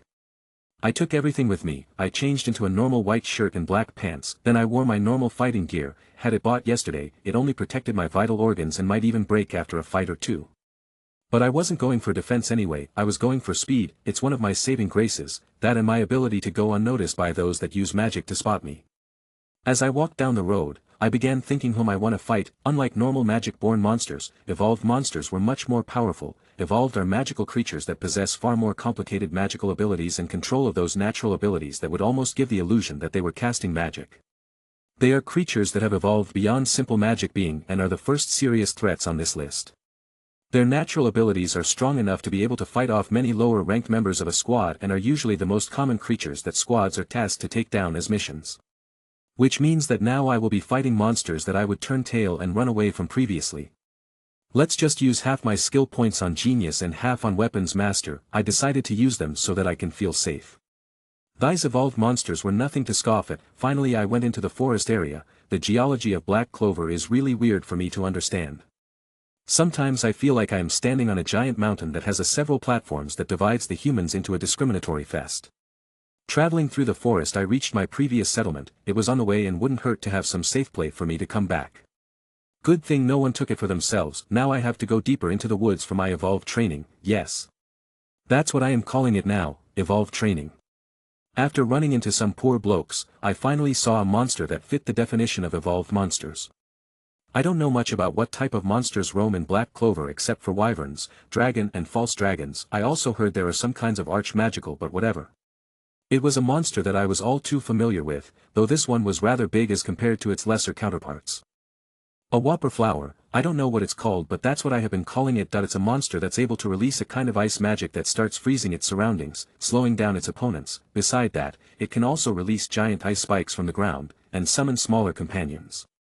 This is gonna be a hard fight. Its only weakness is its head, as the stem and root can be regenerated at fast paces. Thank God I have predator skill, or I would have been in a thought fight, more tough than what it is for now. The giant flower-type magical beast had another weakness. It was stuck in one place, unlike the smaller companions that it summons. I took out a bow and some arrows from my space and strapped them on my back. Taking out one arrow I put it on fire and took aim. Preemptive strike, bitch. The arrows whistles as it cut apart the air, traveling at fast speed, piercing the plant's weakness as it shrieked in anger and pain. I did considerable damage. Wasting no time I shot two more arrows, but it was already on alert as a protective ice shield covered the head. I put back the bow and ran towards the plant with a spear in one hand and a battle axe in another. I have been fighting using two different types of weapons and it's been real tough for me, but this allows me to get the best out of my skills. Several vines launched at me as I felt my danger sense spike high. It was planning K and skewering me with ice spikes. I used the axe and cut apart the vines and rolled to the side, in time to see several spikes come out of the ground. You gonna have to try harder if you think I am that easy to beat, I snorted, and to my surprise the bastard showed signs of understanding me. Ice started spreading from its base and surrounds the area, which means he is probably trying to take away my mobility. I pulled out a bottle from my space, one that I had prepared myself, a self-made Molotov that works wonders. I threw it at the bastard as it started writhing in pain, its vines flying around with no target. The ground that was starting to freeze stopped and I ran towards the giant flower with another Molotov, throwing it towards the ice shield. I'm hopes of weakening it enough so that my spear can pass through. I could break through the shield with pure strength and the use of my weapons master skill, but that will allow the monster time to protect itself. I threw the spear like a javelin as it pierced the ice shield and struck its head once again, drawing green blood or whatever it was. Chia. The giant flower released a terrible roar as the shield broke completely. My first fell down as well. I wasn't worried about that and delivered as much strikes as I could with the axe in hand.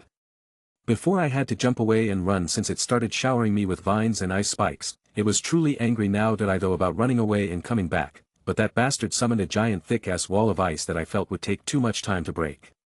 Its shields were up again, which meant I will have to do all those steps again and fight it. I kept dodging and cutting away at its body as much as I could, waiting for the right moment. After a while it summoned small monsters that looked exactly like it and the fight got more intense.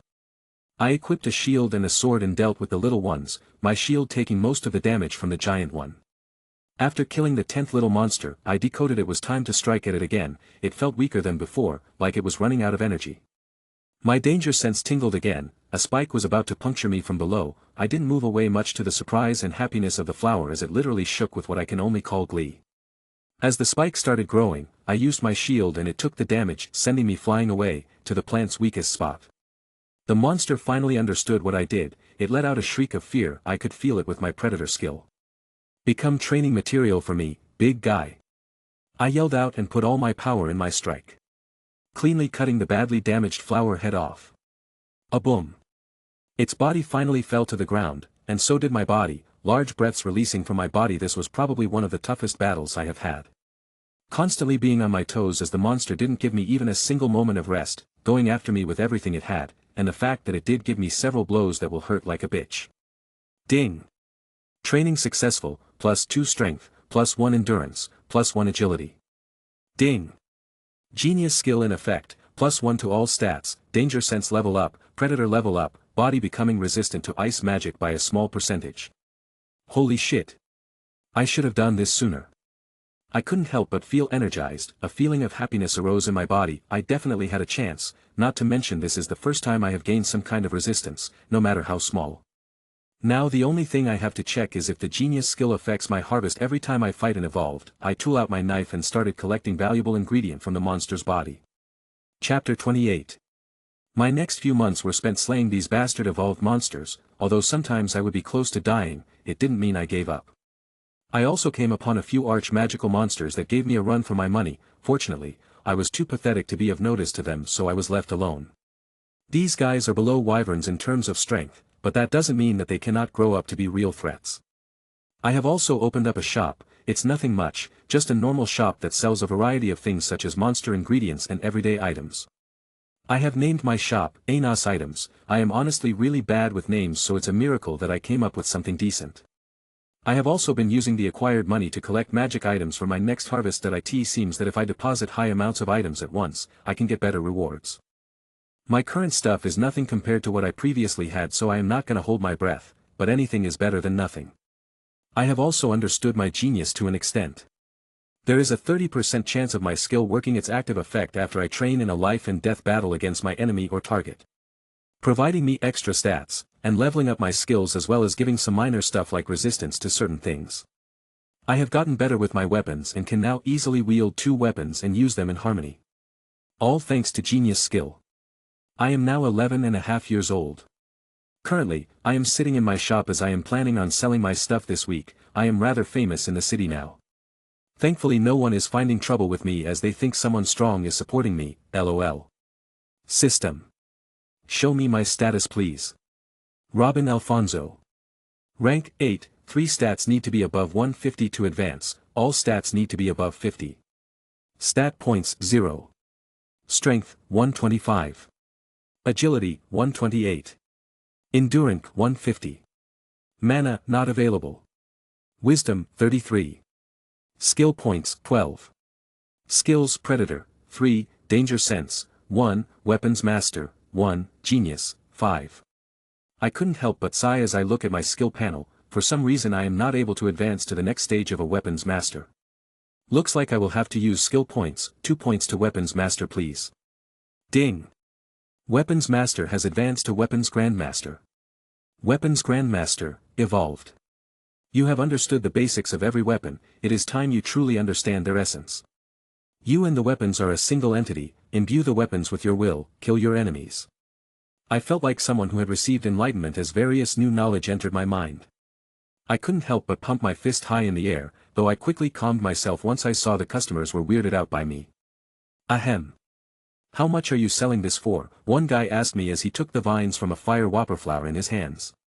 That's 50,000 yo, if you buy the core as well, I am willing to give a 10% discount, I said to him.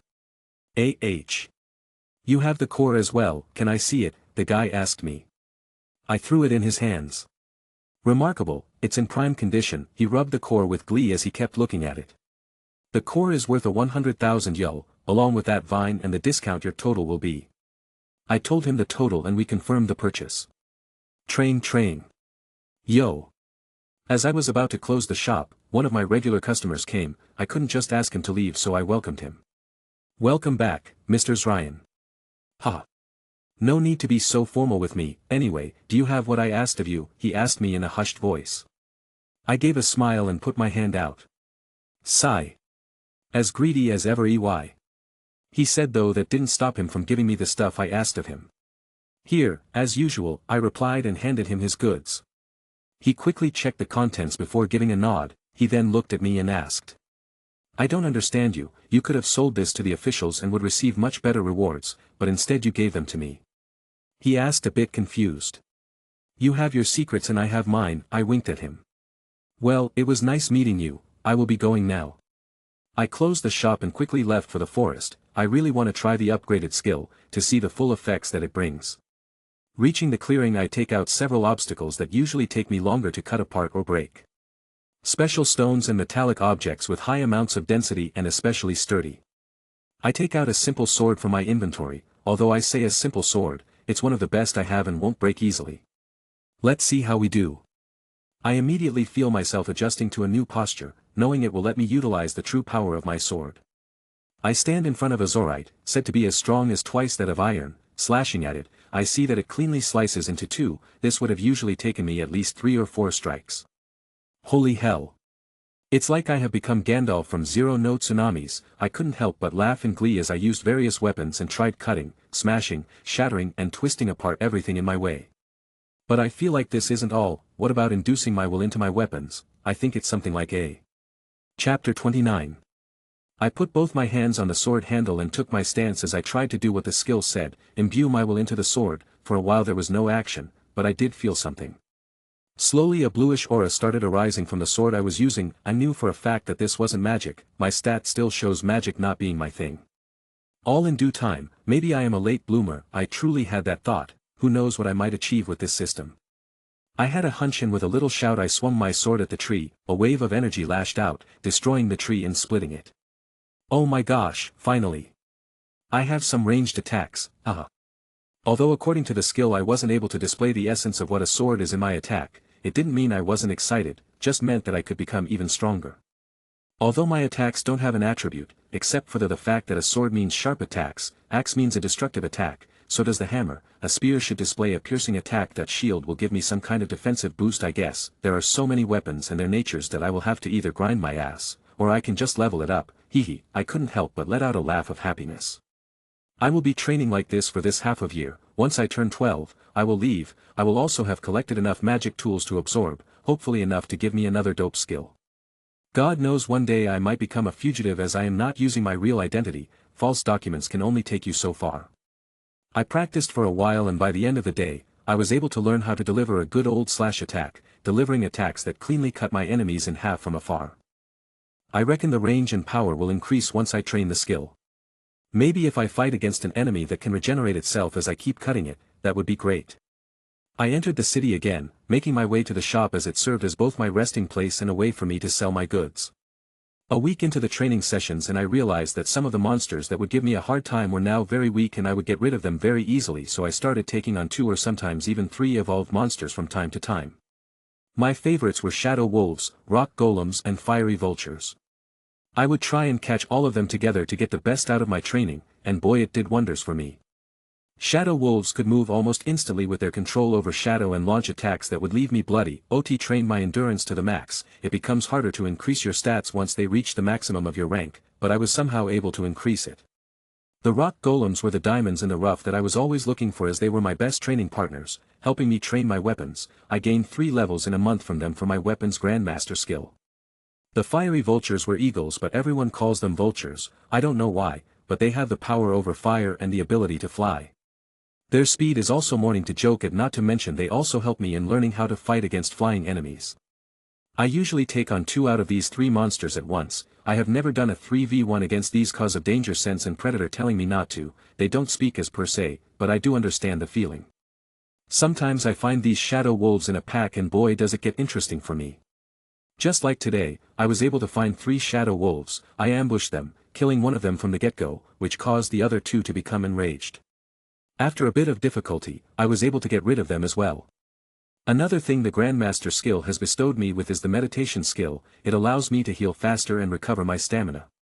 Genius acted one day after I fought a bunch of these guys and helped me attain a skill from Weapons Grandmaster. I put my loot in the inventory and make my way back to the city. I need to get back before dawn. It's not safe in this place as these wolves become strong at night time.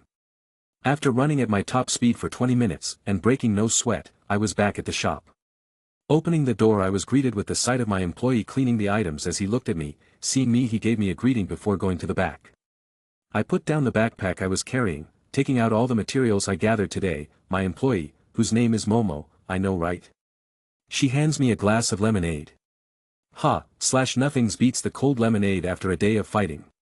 Anything interesting happened today, Momo? I ask her as I gulp down the rest of the drink. Putting it away, I start categorizing the loot that I will be selling. Some things just can't be sold openly, so I also dabble in a little bit of black market, and some things I give to Mr. Ryan in return for some off-the-market magic tools. Nothing much. Mr. Ryan came in today and asked about you. I told him you were out and wouldn't come back till dawn, so he left. He was acting a bit weird, she told me. It's nothing to worry about, though. If the authorities ask you anything, just tell them he comes once in a while and buys. Just mention some normal stuff, I told her. Got it, she replied. Alright, take these and make sure to put them accordingly. I give her the materials and lean back on my chair. Sigh, it's nice to have someone work for you and relax. I am so glad I took her, and I couldn't help but breathe out as I looked at the 15-year-old Momo work around the shop. She was close to death when I found her, lying among her dead family as a pack of fire wolves were about to eat her alive. She had nobody to care for her, and I couldn't just turn her away when I found her a few days later asking for alms on the street. I am not a Samaritan or a hero or anything, but it doesn't mean I can ignore those that I know. Her family were people that I knew because of my business. Long story short, I took her in and offered her a job in return for her staying here. Not to mention, she can keep running this place once I leave. I will transfer the ownership to her so that the authorities have no reason to close it and catch her. I am using false papers after all. Chapter 30. A few months, everything was going good. My shop was being handled by Momo, who was becoming better at doing her job. I have already handed the shop over to her, and she has even established connections with merchants for her goods. I told her I will be leaving and that she can have the shop, to which she said, and I quote, "This shop belongs to Robin-sama and always will. We will be waiting for you to come back. Everything that is earned will be kept for when you need it." I don't know what "we" means in all this, but I trust her. Her commitment just went to show her how trustworthy she is. She hasn't ratted me out to anyone yet, so that's another plus point. Currently, I am out in the woods. Like always, ever since Momo took over, I have been staying in the woods. I even built a nice cozy treehouse for myself. I occasionally come across some hunters farming for beasts, low-level ones only. They would need a whole squad to deal with an evolved. Not to mention an arch-magical that even whole squads will have trouble against. Arch-magical creatures can use and learn spells and evolve their special abilities. Some arch-magical are rogue and have bounties placed on them. Anyone, even a commoner, can claim their bounties with the proof of a kill. Though most arch-magical don't go around announcing doing themselves. I often come across some overconfident kids who go after beasts and end up nearly killed, nearly because I save them most of the time. Only a month is left before I turn 12, after that the new year will come. I sit down on my bed inside the treehouse and rub my hands together. I first decided to use the skill points I have accumulated to evolve the genius skill. Maybe I will have some good luck as I am about to begin the harvest. Ding! Genius has evolved into an awakened skill, Prodigy. Prodigy, 10, awakened skill. User is a prodigy, learning stuff is second nature to you, skill leveling time reduced, people give you attention if you want, extra stats and skill points upon training, chance to gain resistance skills to certain elements, other effects unknown. I don't feel much different. The new skill is more or less the same thing, but now I can get extra skill points as well. Do I get extra skill points every time or only when I get skill points by chance? And now I can get passive skills like resistance. This was good enough. I still have 6 points left. I will use them later. Let's get the harvest from all the magic tools I collected. System, start the harvest, don't absorb the stone. Absorbing magic tools, 1, 2, 3.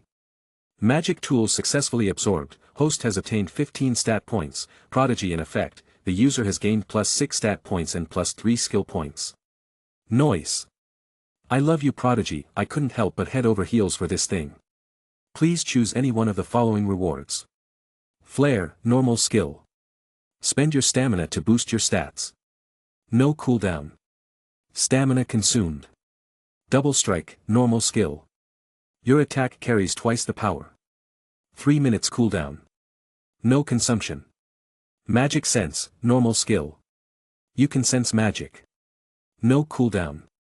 No consumption. 50 meters range. As expected, the harvest isn't as good, makes me really wanna sell that fucking stone, sigh. I chose the magic sense skill, maybe if I can sense the magic, I will also be able to use it in time. Prodigy in effect, magic sense has evolved by using +3 skill points. Magic sense, evolved. You can sense magic and attribute. 200 meters range.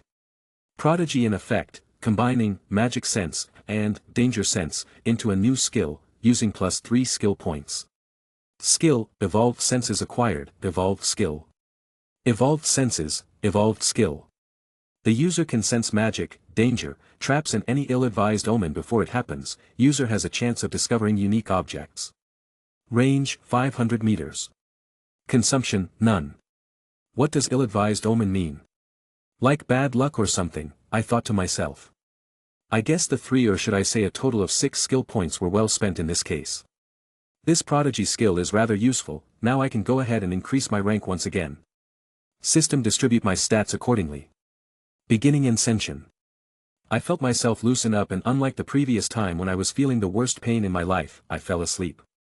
When I woke up, I was feeling as good as a horse. I checked up on my body to see if there was something wrong with me. There was no such thing as black goo like in those cultivation novels either, whatever. System, open my status. Chapter 31. Robin Alfonso. Rank, 7, 3 stats need to be above 350 to advance, all stats need to be above 100. Stat points 0. Strength, 170. Agility, 160. Endurance, 170. Mana, not available. Wisdom, 60. Skill points, 3. Skills, Predator, 2, Evolved Senses, 10, Weapons. Grandmaster, 5, Meditation, 5, Prodigy, 10. As I looked at my status, some memories resurfaced in my mind. Magic Stone, Eye of the Midnight Sun, shit. I have been carrying a literal ticking time bomb with me all this time. Hell, what if those elves are onto me, or whatever they are, oh.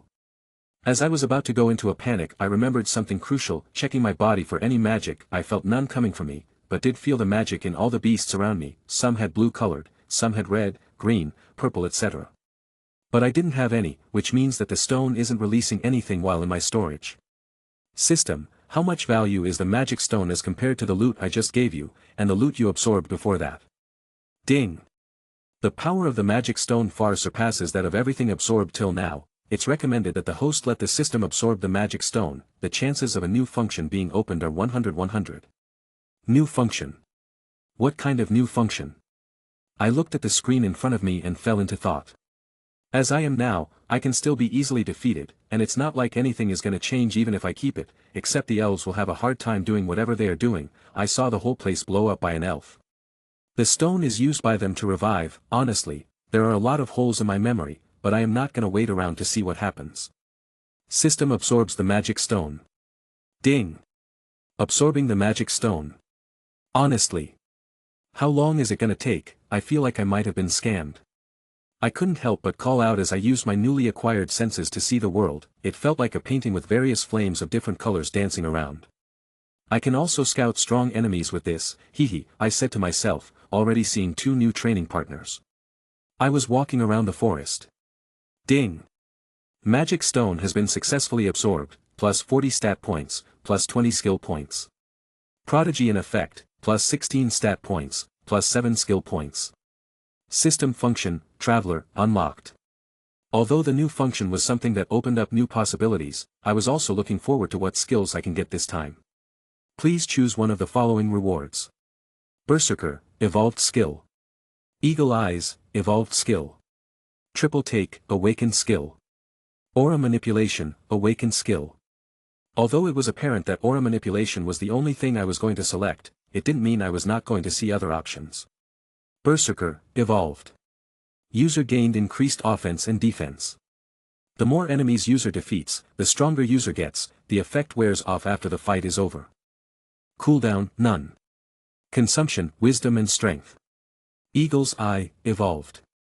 See up to 1 mile away as if the distance doesn't matter. Cooldown, none. Consumption, none. Triple Take, awakened. Deliver attacks with 3 times the power and speed. Cooldown, 2 minutes. Aura Manipulation, awakened. Aura manipulation is an inherent ability of all beings to use their own innate body's energy to achieve various effects such as battle will, aura slash, aura body, aura shield, concealment, aura bullets heavy slash, haze and develop further abilities. Cooldown, none. Consumption, culmination of all stats.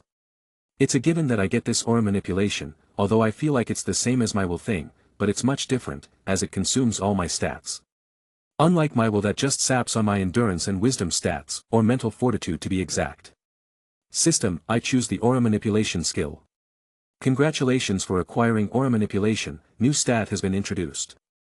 As the skill got ingrained in my body or soul, I felt it, a raw energy running through me, it made me feel powerful by just sitting there. Stats. Robin Alfonso.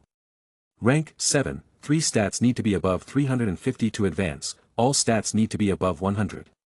Stat points, 56. Strength, 170.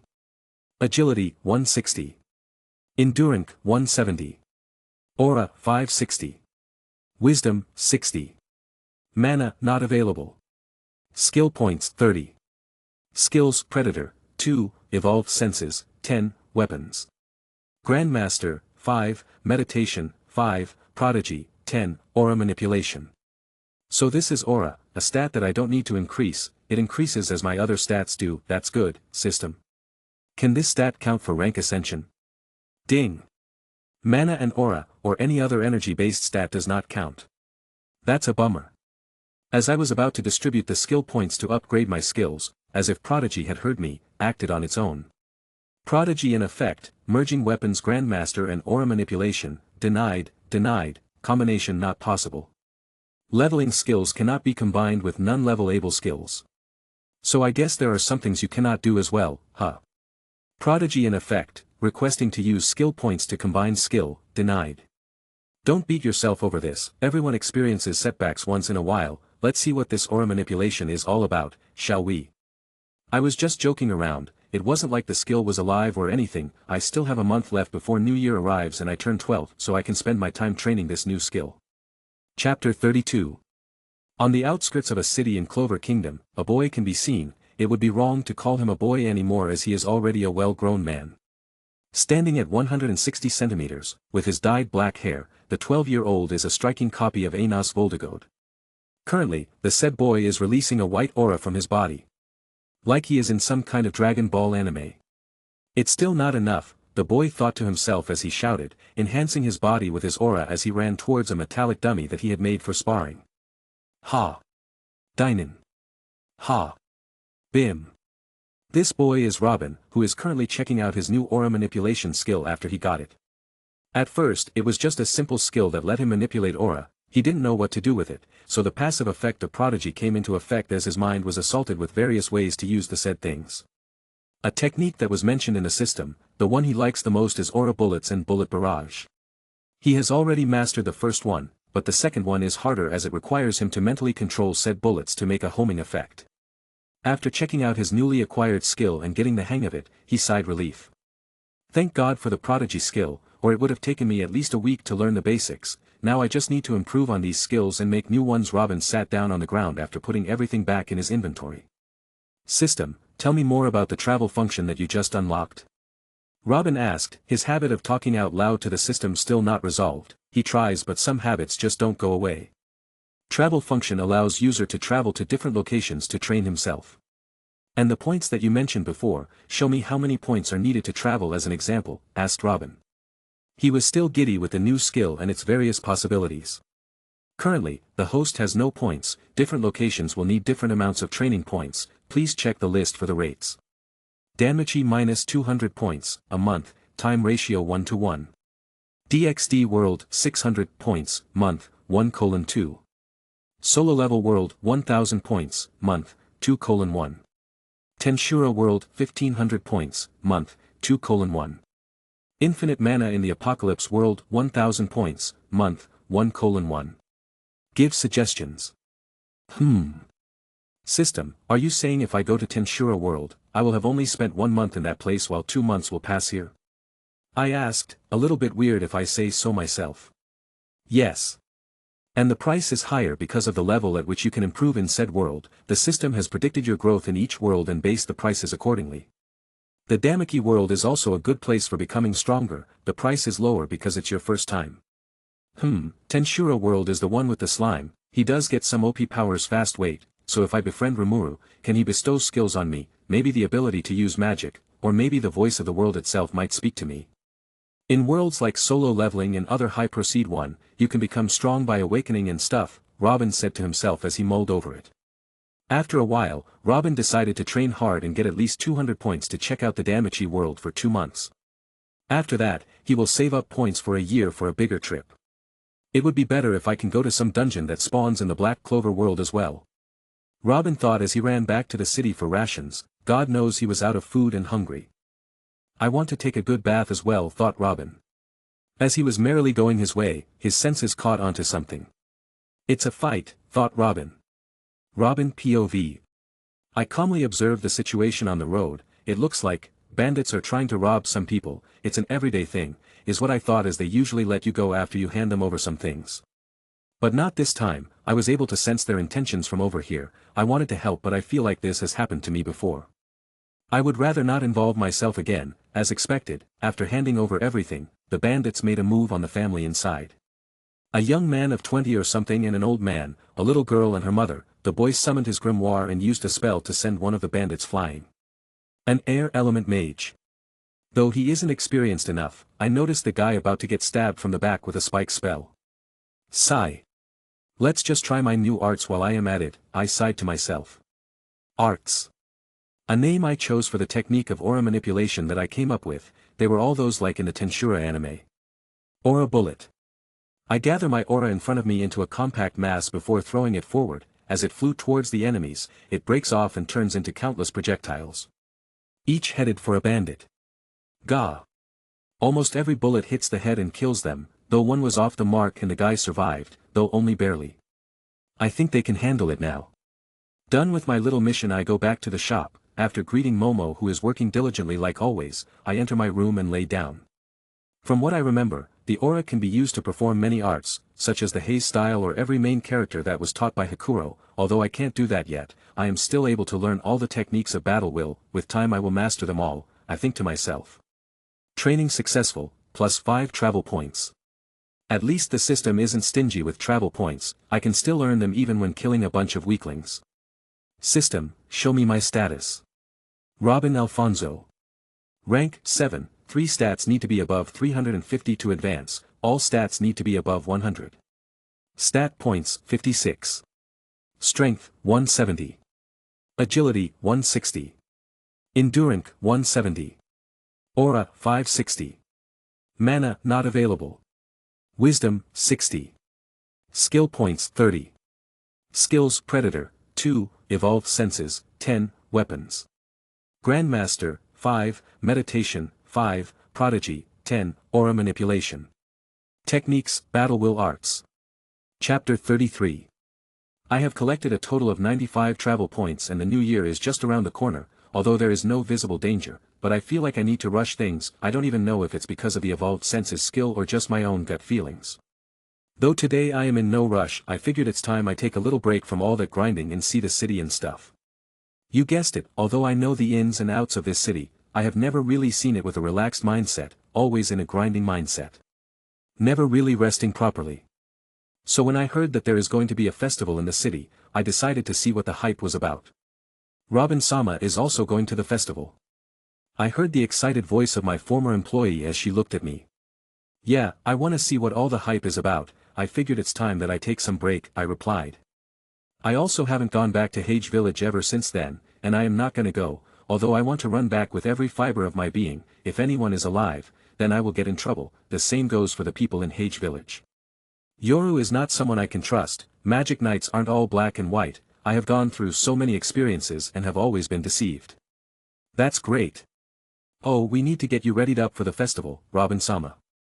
She said excitedly. She has grown much more comfortable with me, and I don't know the reason for this sudden change in her. Must be hormones. Where are my hormones? Before I could object, I was already standing in front of our large mirror as she put various dresses on me. This one doesn't fit your personality, this one makes you look weak, this one is too arrogant looking, ah. Robin-sama, try this one in, she said, and handed me one of the suits. It consisted of white pants and a black shirt with a white stylish jacket on top, and a metal chain hanging by his waist. Man! Do I look cool or what? I checked myself out in the mirror, completely ignoring the girl standing beside me. Nighttime came and the city was filled with a festive mood. Everyone was dressed to the best of their abilities. Various food stalls were set up and people had a good time. They say the atmosphere that you stay in will shape you, and they couldn't be more right. I could already feel myself loosening up as I blended among the others. Oh. If it isn't the loner of our city. I turned around, finding myself face to face with several merchants, people I know and traded with now and then. I am not sure about that, I said, giving an awkward smile. They didn't have to call me out like that. Don't beat yourself up over what they say. We are surprised to see you enjoying. You are always coming and going. What's the rush? You already have such a nice business. Learn to enjoy a little, Zion, the guy said to me, offering me a glass of whatever he was drinking. I guess so, I replied. Though it seemed like Momo was back, Zion gave me a look and went away. I sighed at his gesture. What were they talking about? She asked me, with 2 kebab sticks in her hands. Nothing, just giving me a hard time, I replied, taking one from her hands. I won't give them a discount the next time they come over, she replied, giving a cute pout. You don't have to do that, we were just joking around, I lightly told her. Though I feel like she might still do something, I guess I have earned her trust all this time. Looking at her, I miss the kids back home. I am so strong, wouldn't hurt to check up on them, maybe go and meet them secretly, sigh. I don't know how, but Momo understood my mood rather perfectly. She put a hand on my shoulder. Robin-sama, whatever it is you are going through, I hope you can achieve what you want. If you need any help, tell me, she said to me. Her eyes were filled with concern for me. I couldn't help but tear up a little. It's been hard on me. When was the last time someone showed concern for me? I quickly wiped the tears from my eyes. It's nothing, I am just missing home. Let's go, there seems to be something going on over at that place. It was a dance performance, something about how a magic knight saved this city and fell in love with a maiden and whatever. I just enjoyed the theatrical. Most of these love stories might be nothing but the imagination of the commoners or the manipulation of a noble. I promptly ignored the love-struck gaze of Momo. I am a minor, so it's bad. Beside, I couldn't help but look at little Robin. Sigh, maybe once I turn into a teenager or whatever. Little Robin is still sleeping. Chapter 34. It took me a while, but I was able to amass a total of 200 travel points. New Year is behind us and so is my birthday. I did have a small celebration with Momo. She even gave me a gift, a scarf, red color with beautiful draconic patterns on it, matching with my clothes. Though she says she bought it, I don't think so. I knew I was about to leave, that the system was safe, but I still felt a bit hesitant. But I had to do it. I don't believe that the system is trying to scam me for points. System, send me to the DANMACHI world, I gave the order. The next moment I felt myself feeling light. A white light covered my body as I started levitating in the air. I couldn't help but blew out, beam me up, as I felt like someone hurled me through space-time. If OT weren't for the mere surprise at what I was seeing, I might have thrown up, plus the process was weird. It felt like I was in that state for a long time, but it also felt like I was there for a second. I found myself staring at a giant tower that pierced the sky. Welcome to the DANMACHI world, I guess. I moved around for a while, taking in the sights the place had to offer, although I don't know what timeline I am supposed to be in, not like I care. Though I want to try if I can get Fauna. It is essentially a manually controlled gamer system watered down to the ugliest version. And gods have a say in the fact that you level up or not, if you have a skill or not. They could get angry at you and not add a skill that you unlocked by shedding the blood of your enemies and your own. I feel like I already have some hatred for the gods. I sat down on a bench and thought about what to do first. I remember that you don't need to be an adventurer to enter the dungeon. Let's see what the place has to offer. I can also earn some money this way. Making up my mind, I make my way to the giant tower. The sun was already down and out. I will try and come out in the morning. But first, I shall raise the level of my skills. I have 30 skill points after I had the system absorb that magic stone, I earned 3 more later on. System. Put 15 points in Prodigy, level up meditation into its evolved form, level up Predator into its awakened form. Ding! Predator has awakened into Apex Predator. Ding! Meditation has evolved into Auto Meditation. Auto Meditation, evolved. A sub-skill of Weapons Grandmaster, you can meditate to achieve increased recovery of your body, increases your natural ability to heal and resist many status effects. The meditation effect is automatic. Apex Predator, awakened. Gives the user the ability to understand the most effective way to take down your prey, weaker enemies cannot stand in your way. Expose weak points of those considered prey. Your body has no weak point. Increase in energy reserves. You do not feel pressured by anyone's aura or power. Mind resistance. Those are some nice skills. I guess now I can fight and survive for longer because of auto meditation. Robin Alfonso. Rank 7, 3 stats need to be above 350 to advance, all stats need to be above 100. Stat points 56. Strength 170. Agility 160. Endurance 170. Aura 560. Mana not available. Wisdom 60. Skill points 9. Skills Apex Predator 10, Evolved Senses 10, Weapons Grandmaster 4, Auto Meditation 10, Prodigy 5, Aura Manipulation. Techniques Battle Will Arts. With a spring in my steps, I arrived at the guild. As the dungeon is controllers by the guild, I will still need to tell them that I am going in. Although non-adventurers are allowed to go in if they want, it is recommended that you only go in if you are an adventurer. Let's just hope I get some dude who doesn't care if I go to hell or not. I prayed to whoever would listen as precious time was being wasted. I looked at the area and saw that most were women. After a quick thought, I found out that you can just enter whenever you want. These people are advisors and also the ones that process the stones for you. After walking through a long hall, I was in front of the dungeon entrance. It's just a giant hole that leads 10 meters below where the first floor is located. I don't have a map. Does the dungeon even have maps? Please don't tell me it changes direction. I thought as I made my way deeper into the giant entrance and arrived at the first floor. The place was what anyone would expect from a dungeon, dark with small lighting that will only provide you with enough vision to walk around. Though I could clearly feel every presence in the area of 500 meters, thank God for the evolved senses. Grr. Slash. What did I even expect? Let's just head in deeper. After going through the dungeon floors and easily killing monster left and right with ease, I finally reach a new floor. It was unlike the other floors. The whole place was at least twice the size of the previous floors and was covered in bedrock. The air felt moist. It's the middle floors. This is the place where that poor guy Bel Cranel falls into, though he also has shitty op powers as well.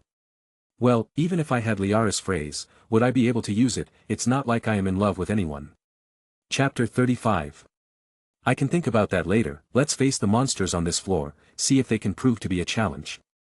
The infant wyvern was a real good opponent. I couldn't help but praise the wyvern infant or dragon infant that I fought before arriving here. It was the only monster on the previous floors that not only forced me to use my aura technique but also left a wound on my shoulder.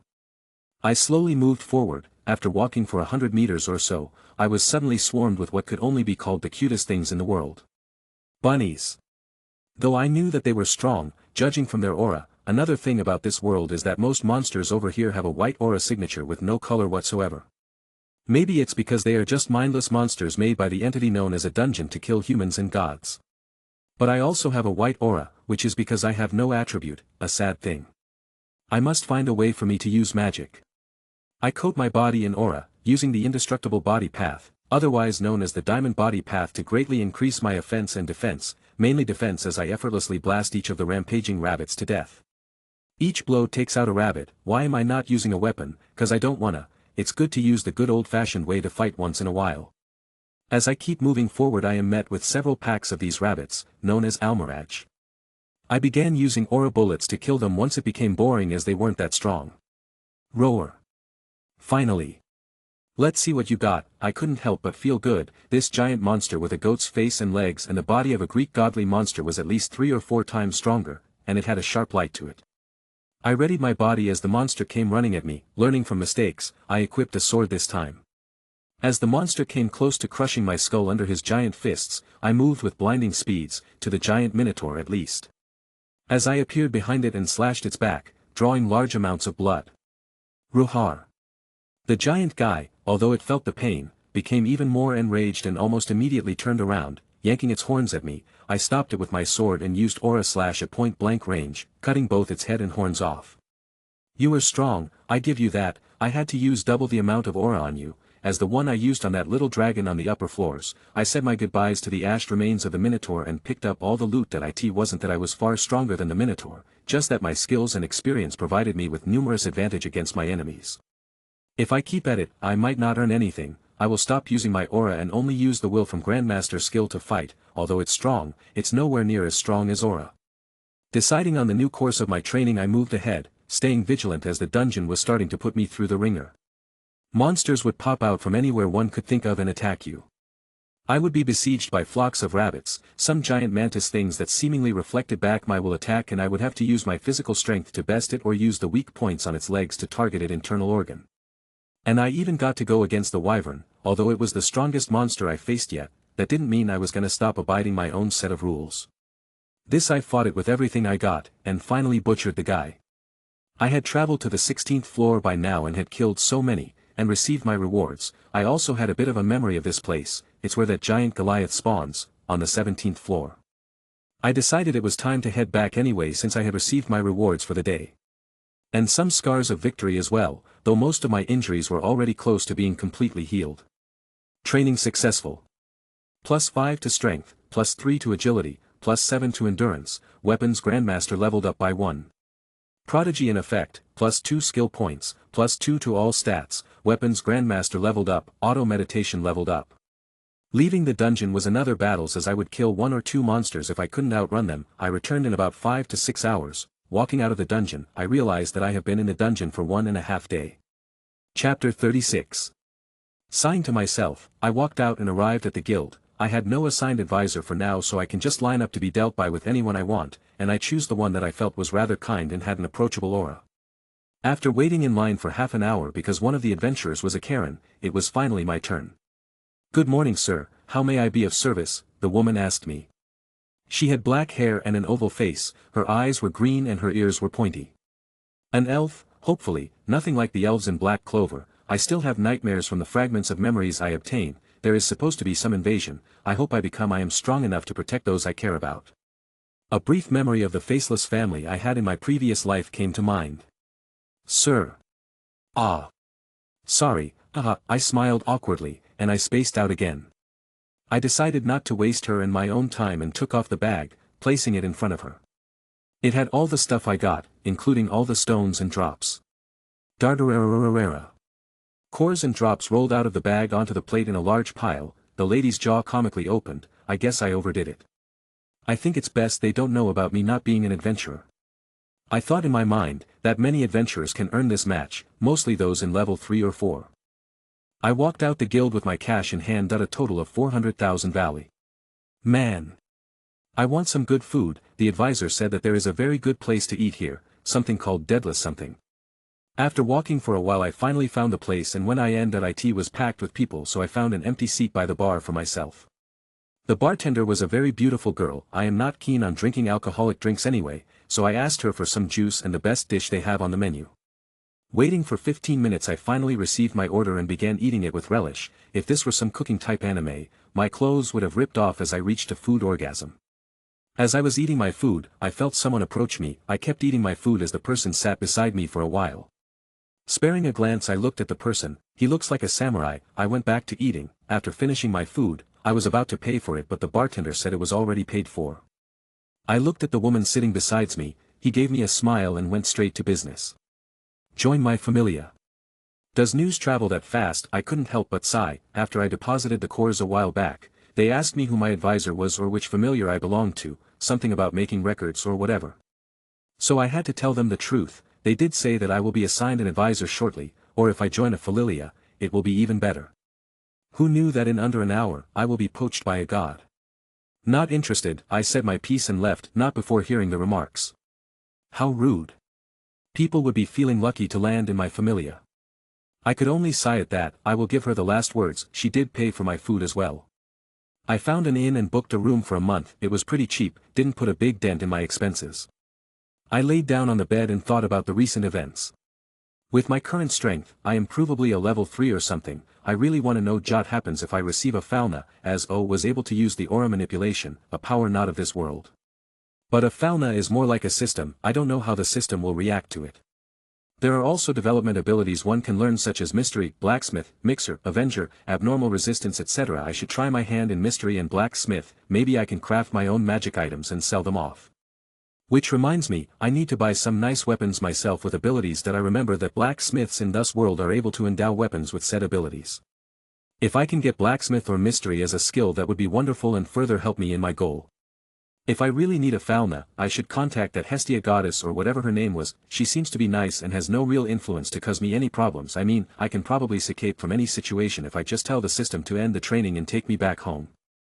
I decided to sleep for some time as I have been constantly in the dungeon for about a day or so. I can something about my condition later. Chapter 37. I woke up the next day as the rays of the shining sun broke through the windows. Rubbing my eyes I got up and took a bath. God knew how much I smelled, killing and maiming monsters the whole time. Quickly wearing my clothes and armor that was worse for wear, I got down and ate a normal breakfast. Drinking a juice, I thought about my plans for today. I don't have much time for these things. I will buy some light armor and new weapons with attributes on them, even get some magical weapons, though I heard they break after use. I couldn't help but feel giddy about it. Using magic is one of the things I am very looking forward to, even if it's through the use of magic swords that will break after some uses. I ran all the way to the tower in search of my weapons. Good morning. How may I help you, and are you going for the dungeon today? We have an advisor ready for you, the woman I met the last time asked me. No, I would like to buy some weapons first, I asked her. Oh, alright, for that you will need to. I found myself going through rows and rows of weapons and stuff. Everything was available here, though they were pricey as hell. It's like dumping your alms in an ocean. I took a look at some armor, which was too baggy for my current fighting style. I wasn't gonna survive long wearing that. Hey, can you tell me if you have some armor that's both strong and light? Yes, in fact, we do. Follow me please. The girl in the reception led me to another aisle and showed me some light stuff. In the end, I spent my money on a katana with the Durandal effect. Which cost me a lot. I decided upon seeing the quality of the sword to only buy weapons that have this attribute, or some attribute like sharpening the sword. I also got myself a fire magic sword and some other useful stuff. Yes, let's go. I am gonna be a magician. Woohoo, my thoughts as I ran towards the dungeon entrance. A group of kobolds made their way at me, and I equipped the fire magical sword, swinging it with my might at the incoming enemies. The kobolds were swept in a torrent of flames before they died. Noise. I looked at the sword in my hand greedily. I will find a way for me to learn magic, even if I have to get a Falna. My money was already gone. I had severely underestimated the prices of goods. I am gonna need at least a 2 million valley if I want all my weapons to have some attributes. I did a rough estimate in my mind as I ran through the monsters, not bothering to fight them. My goal was the middle floors, and even the Goliath if it ever dared to spawn in front of me. The new katana I got to cut through my enemies like butter as I rushed through the first 10 floors without so much as a single stop. Few of the adventurers were surprised by a sudden gust of air that flew past them. I don't even have to use my weapon's Grandmaster ability, just pure experience, and this weapon alone is enough to make them taste dirt. Took me 5 hours to reach the middle floors as I started killing the bunny rabbits left and right, Almiraj to be exact. After a whole came upon a few hillhounds that started running toward me. I got my sword ready and used its ability to create fire. I have got some power of my own, I said, and the fire struck out at the hellhounds, though it didn't quite finish them, so I had to do the work myself. After I was done having my fun, I put all my weapons back in the storage. Since I leveled weapons Grandmaster yesterday, today I will be mastering the battle arts, namely Aura Shield, Aura Body, Death March, Aura Bullets and Air Flight, Diamond Body, Haze, Advanced Form of Form Hide, and Instant Move. Although I can manipulate my aura, it takes time. I want to be able to erect barriers and release powerful aura blasts in moments. God knows even a second is valuable in a battle. And this began my new training of training JY Aura to the next limit. I was rather prepared this time, so I won't be coming out for at least a week, but it's better if I only stay in the middle floors. I reckon the boss if middle floor spawns every week or maybe 4 days. 2 days in and I had killed God knows how many monsters. My aura shield were now sturdier and consumed less aura. Aura weapons was also a second nature now. I don't even need to turn it off as I am using the bare minimum unless I want to increase the damage and durability of my weapon. Air flight was something out of my scope for now, though I am able to levitate now, which means I am not gonna die to fall damage like a noob. Death March bullet dance was also very hard, but I have mastered it enough to use it on those weaker than me by a rank. I have perfected my use of concealment and am now gonna learn how to use haze. An advanced form of concealment, and even magic sense cannot detect you once you use haze. For days in and now I am officially good work aura manipulation. I have somehow understood how to permanently erect an aura shield that comes on effect when I am about to be attacked, though it's weaker as compared to the one I conjure with active thought. Diamond Body Path is now something I can use for a good amount of time, although I need to train more to increase the defense. Aura blasts are something I have learned to release if I want to deal explosive damage in a long range. Chapter 38. It's my last day in the dungeon and I am spending it in the first floor looking for a fluffy bird. I heard it drops an egg that can be used to get 1 million valley. And surely if something is this expensive, it has some kind of effect that can maybe get me another harvest from the system, like with the magic stone. I should probably go back. I guess the golden egg is not in my fate. I sighed as I decided it was time for me to walk away. Thud. I hear something bash into me. I look down and it's a boy with white hair, Bell Crannel. Ah. Sorry, I was in a hurry, he said. His face was covered in blood, and his aura was white, not like the normal white, like shine bright like a diamond bright. I held my hand forward, Bell gripped it and I helped him stand up, his sword also knocked out of his hands. You should never let go of your weapon inside the dungeon, I advised him genuinely. I have come across countless people in the dungeon who were close to losing their life because of such things. I might have also earned a name for myself. They call me Helper, maybe it's because I help out adventurers when I see them being pushed to the corner. I picked up the weapon and gave it back to him. Thanks, haha. What's your name? He asked me. Name's Robin. What's yours? I asked just to be sure. Ah, my name is Bell Crannel. Robin Alfonso. So. I will see you later, Bell, I told him. It became awkward for me, as he wasn't taking and just staring at me. Be careful. I told him. You too. Leaving the dungeon, I made way to my advisor or the lady who will introduce me to the one. Wow. You sure took your time in there. I recommend not going in alone. Anyway, as I told you, we have an advisor for you. Stay here while I call her over. I wait around and in a minute, Misha returns with another woman following close behind her, though she has a scowl on her face. Before I could even greet her she called me out. So you are Robin. I heard from Misha how you are going in the dungeon without being an adventurer. Do you not care for your life? Do you even know what type of monstrous beings exist inside the dungeons? Have you even read the dungeon encyclopedia? Do you have a map of the dungeon on you? Blah blah blah. After the first 5 minutes of trying to get her to stop, I became numb to her and let her continue. I wasn't mad at her as most of the things she mentioned were reasonable. I didn't have a map on me. Sigh, all I am asking is, you should at least join a familiar for a start. I can introduce you to some gods that will gladly take you in. I am sorry, what was your name again? She asked me. She forgot my name that fast. My name is Robin Alfonso. It's a pleasure to meet you. Ina, my name is Ina, and I will be your advisor in the possible future. Now that all is set, let's have you take a few tests to make sure that you will survive in the dungeon. She didn't give me time to adjust and dragged me away. I saw Misha giving me an apologetic smile as if saying she didn't think this would happen. I had to study with Ina for a while, though it didn't take long as Prodigy truly shined on me and saved me a bunch of time. Any normal person would have cried out by now. She had my memories of all the info on monsters and the peculiarities of working inside the dungeon. She even gave me a map of the dungeon, though I feel like that wasn't reliable. It's better for me since I already have the structure memorized in my head. What? You went to the middle floors, are you out of your mind? She shouted in surprise and anger as she got dangerously close to me, her scent invading my mind. Too close, I told her, effectively backing her off. Sigh, I am honestly surprised you are alive. Don't you have anyone you care about? Why throw away your life like that? She said, sitting back down. I couldn't help but think about my family in back Clover and the one I have forgotten from my homeworld. I know you are worried about me and all, but I am really strong for a normal person. Even before fauna was a thing, humans and other beings used to fight against monster to survive. They didn't depend on fauna then. I gave her my words. I admit that to go to the middle floors, one would need to be a top level 3 at least, and a level 4 if they want to have a safe fight with the monster wrecks of the middle floors. Sigh, it's not my place to tell you, but I think you should think about joining a familiar. She told me, with worry in her voice being very evident. I gave it some thought and decided I was gonna try to get some way to have Fauna anyway. Why not ask her for help?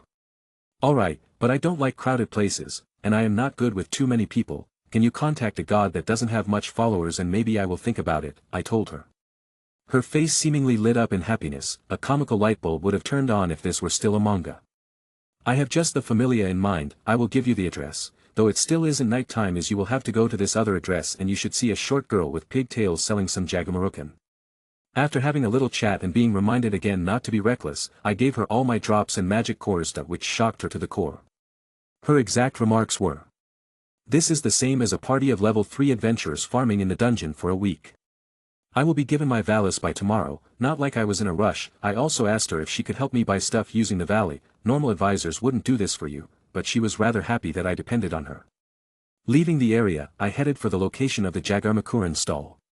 Chapter 39. I bought myself some stall food on the way and merrily walked to my destination to meet Hestia, the goddess of the hearth. She was a kind and caring person according to what I remember. Although she already has Belle, I believe she won't say no to having me. She should be pretty deep in debt. I thought to myself as I ate my food. Before I knew it, I was already at the place. Though it really took me an hour, food really does make your time travel fast. I looked at the little goddess happily selling her goods. I walked over to her, thinking I was a customer. She happily introduced me to what she was selling. "Hello there, adventurer, would you like to buy some?" she asked me. Her smile was truly beautiful. I guess the goddess of hearth also has a charm of her own. "No. Ma." "Then why are you wasting my time? Could it be, you want to join my Familia?" she asked me excitedly. I nodded at her. "Ha. Really, I was just joking though, but you have to know, I don't just take any simple guy on the streets as a dash." She started boasting, so I thought of messing with her and started walking away. Wait a minute, since you are asking so nicely, I guess I will let you join my Familia. Will you wait until I finish my work here dash? She pulled my shirt in an effort to stop me. "I will buy em." "Ha. I said I will buy them. I am not allowed to go in the dungeon until I get a fauna, is what Ina said, and I really don't want to hear another one of her lectures." "Why?" I told her my reason. "Ina sent you, she takes care of my Belle too." "What a coincidence," she said, as she started blushing up a storm. "This goddess is perverted." "I met him," I told her. "Met who?" she asked me, a little confused. "You Familia member, white hair and red eyes, innocent little guy," I clarified. "Ah. So I guess you met him and couldn't help but think about how great of a god he works under." She started boasting again as she puffed her jiggle wiggle. "No, Ina suggested you after I asked her to introduce me to the poorest Familia she can, with little to no members." Every word made her buckle back. She is a little overdramatic. After a bit of back and forth, and me buying all the food from her stall, she finished her work and wrapped her stall. She had me pick it up as we went back to wherever that dilapidated building these guys stayed in was supposed to be. It took us little time to arrive at the place. I helped her with the stuff she bought in the way back, meat and stuff. I guess she must be in a good mood today. Once we were seated, she looked at me with the seriousness that should be expected of gods. "All right, so Robin Cohen, can you tell me something about yourself?" she asked me. "Well, my name is Robin Alejandro. I am not from around her. I am a fighter and have dealt with goblins and kobolds before. My main weapon of choice is swords, katana, spears, scythes. Just about any weapon can be used by me as I am a master." I gave her an estimate of my abilities. "You mentioned Ina not letting you enter the dungeon without a fauna. Have you ever gone inside before?" she asked me. "Yes, I have gone inside. I have gone through all the upper floors," I told her, which caused her to laugh at me. I knew she wouldn't believe me. I just sighed and let her be. "All right, I can tell that you have a good character, so I will let you join my Familia," she said with finality in her voice. "Thanks, I guess. Ha ha ha. Now worship me, child." She laughed maniacally, with a finger pointed at me as she looked at me, who was still the same height as her even when I was sitting. "Ahem. Lay down. I need to apply fauna and see your growth. Since you have had your fair share of fights, you must already have a few abilities unlocked." She told me to lay down. I guess not getting a fauna at the start really did help out, I thought to myself. Though there was one thing I was worried about more than my fauna not working. This girl was a pervert. Thankfully she loves Belle and won't troll for my body. Scratch that, she is luckily looking at me. I thought as I took off my shirt, showing my beautifully sculpted body, my abs decorated as if by a god's hands. With me on the sofa face down, she came up at me. Chapter 40. As soon as Hestia sat on me, she started using whatever voodoo thing she does and I felt a cool sensation in my body. My system got triggered and a notification came. Ding! Low-level system interference detected, using concealment measures to hide the presence, Fauna system override successful. Training effect increased. Status will remain the same as before, new abilities available. Development ability. Blacksmith, H, normal skill. Last stand, B, evolved.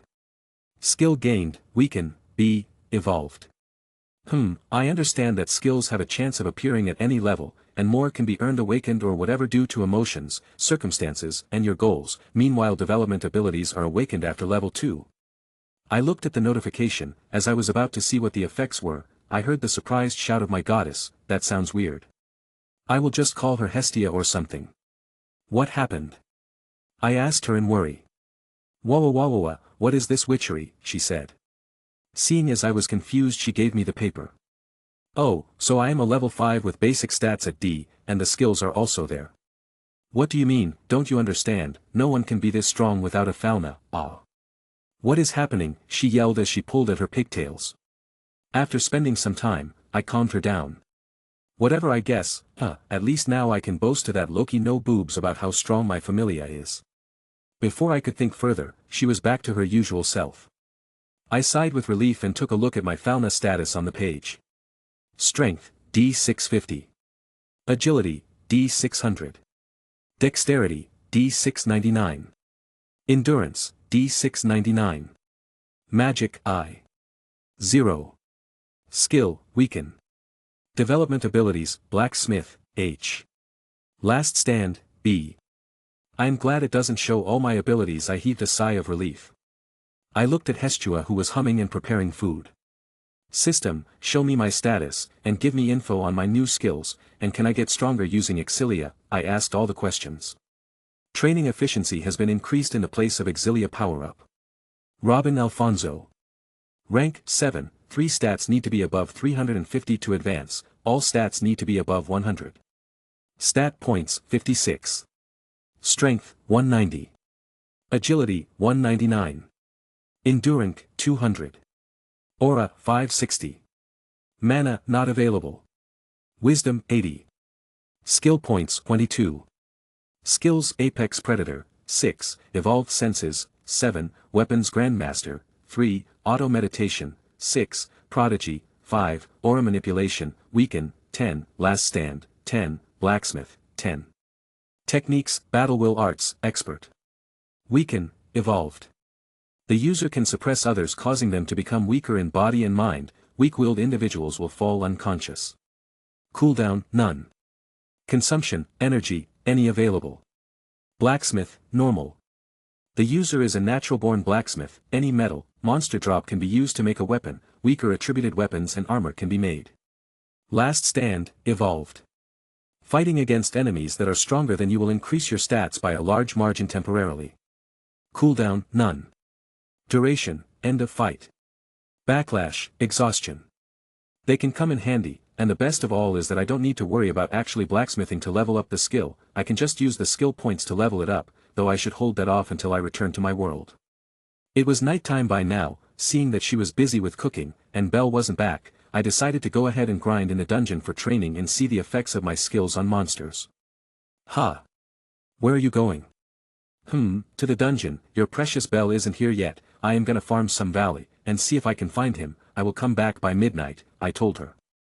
After a bit of debate, I left the place and ran to the Babe Tower, ready to take on the dungeon again. I didn't go to the upper floors this time, since currently, my main goal was to test the effects of Weaken.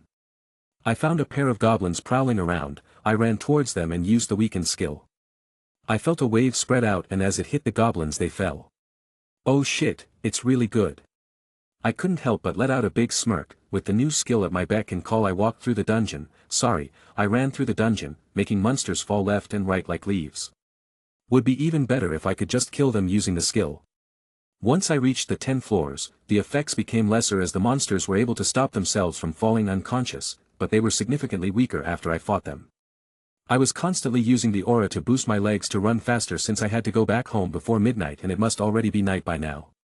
I entered the middle floors and tested the effect of weaken on Almiraj bunnies. They were also weakened by a lot. Seeing that no adventurer was around me, I used earth-shattering leg, an aura technique to blast the floor leading me to the next floor. I have used these holes that are naturally made several times, it just so happens that I can make ones of my own. Going ahead I met with several monsters, the skill affected every monster I came across, though it began to vary later on. Deciding that was enough I turned off the skill once again.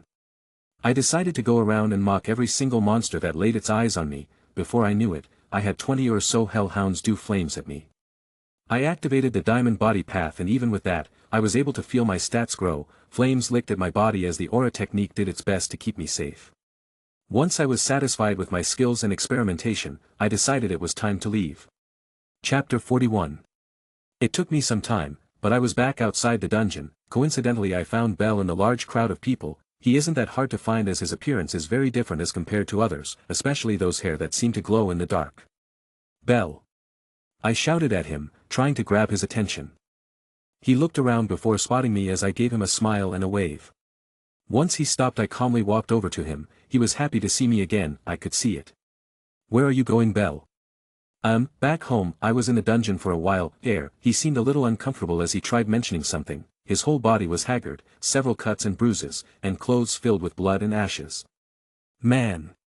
You look beaten. I was also in the dungeon but I didn't see you. Since you are about to go back, how about we go together? I asked him. Though he sounded a little confused then it hit me, I have not told him about me joining his Familia. Ah! Sorry, you must be confused. Actually I have also joined the Hestia Familia so we are like brothers now. Sigh, I miss my siblings back home, I told him. You also joined Goddess Hestia's Familia. What level are you, Robin-san? He asked me excitedly. Perhaps it was because now he had someone to go together with. Me, I am level 4, Wow, his eyes seemed to sparkle. He started asking me a ton of questions and I was more than happy to answer them. He reminded me of Asta, and a bit of Yuno as well. Though he was as innocent as a baby. How did you meet Hestia-sama? He asked while enjoyed his meal. We were currently sitting in the hostess of fertility. I was able to deduce from his answer that he was about level 1, but his aura was that of a level 2. Which means that tonight he had awakened his new skill. Me, well, I wanted to join a Familia that was less crowded and didn't have much members and here we are, I told him. Oh. And what Familia did Robin-san belong to before this? He asked me. I was about to tell him, but decided not to as he is known to be a blubbermouth. It's a forgotten Familia so you wouldn't know about it, though I am thankful that Hestia took me in. I had a bit of truth in that statement. As I would trust another god with my special circumstances.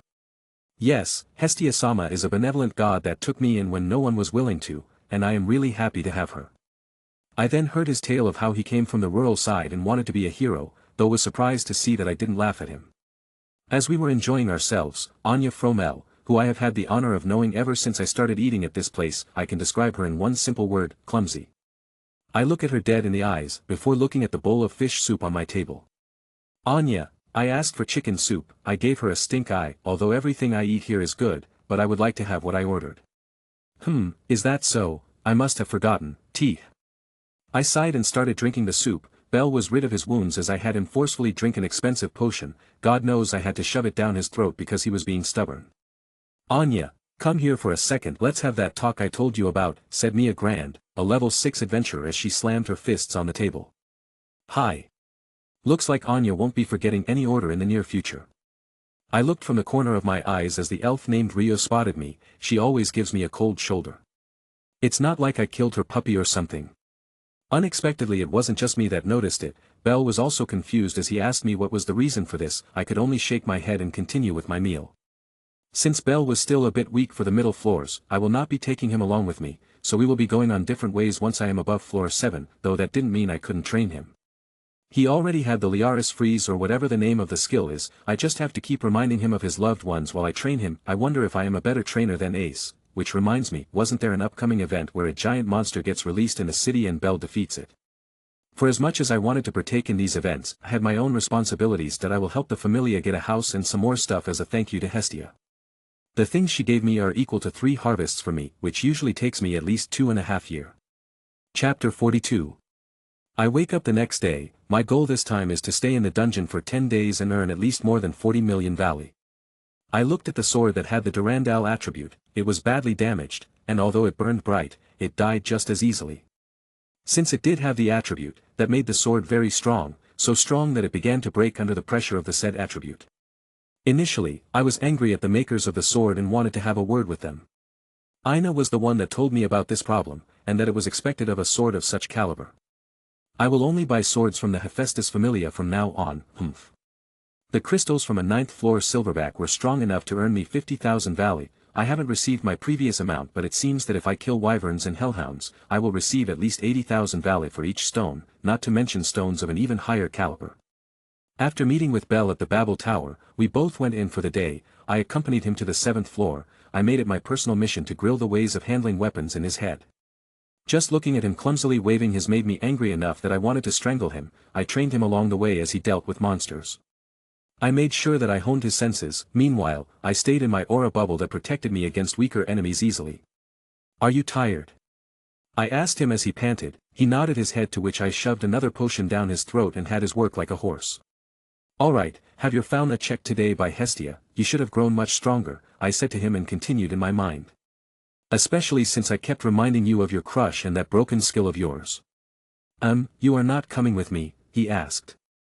"I am afraid not. I usually stay in the dungeon for a week. Tell Hestia I will be back in 10 days max," I told him. Although he was shocked and wanted me to reconsider, I decided it was better to run away before he said anything. I directly avoided it as I made my way to the middle floors and started bombarding the monsters left and right with aura bullets, though I had to use my will slashes produced by his weapons grandmaster, to kill off the crystal mantises. Before I knew it I was killing several hellhounds and wyverns, followed by any monster that I set my sights on.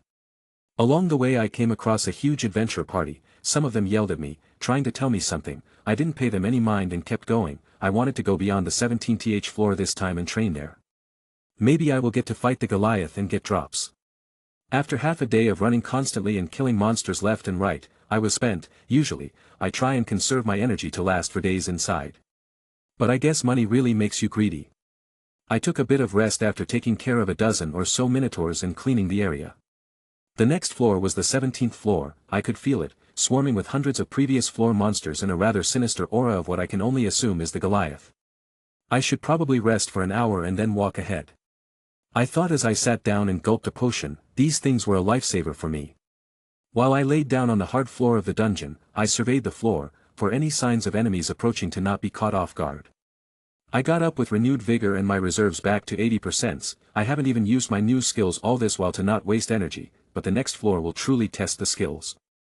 Although I knew that my level was strong enough to take on the Goliath, it didn't mean I won't be nervous when I go in and look at a towering titan wannabe.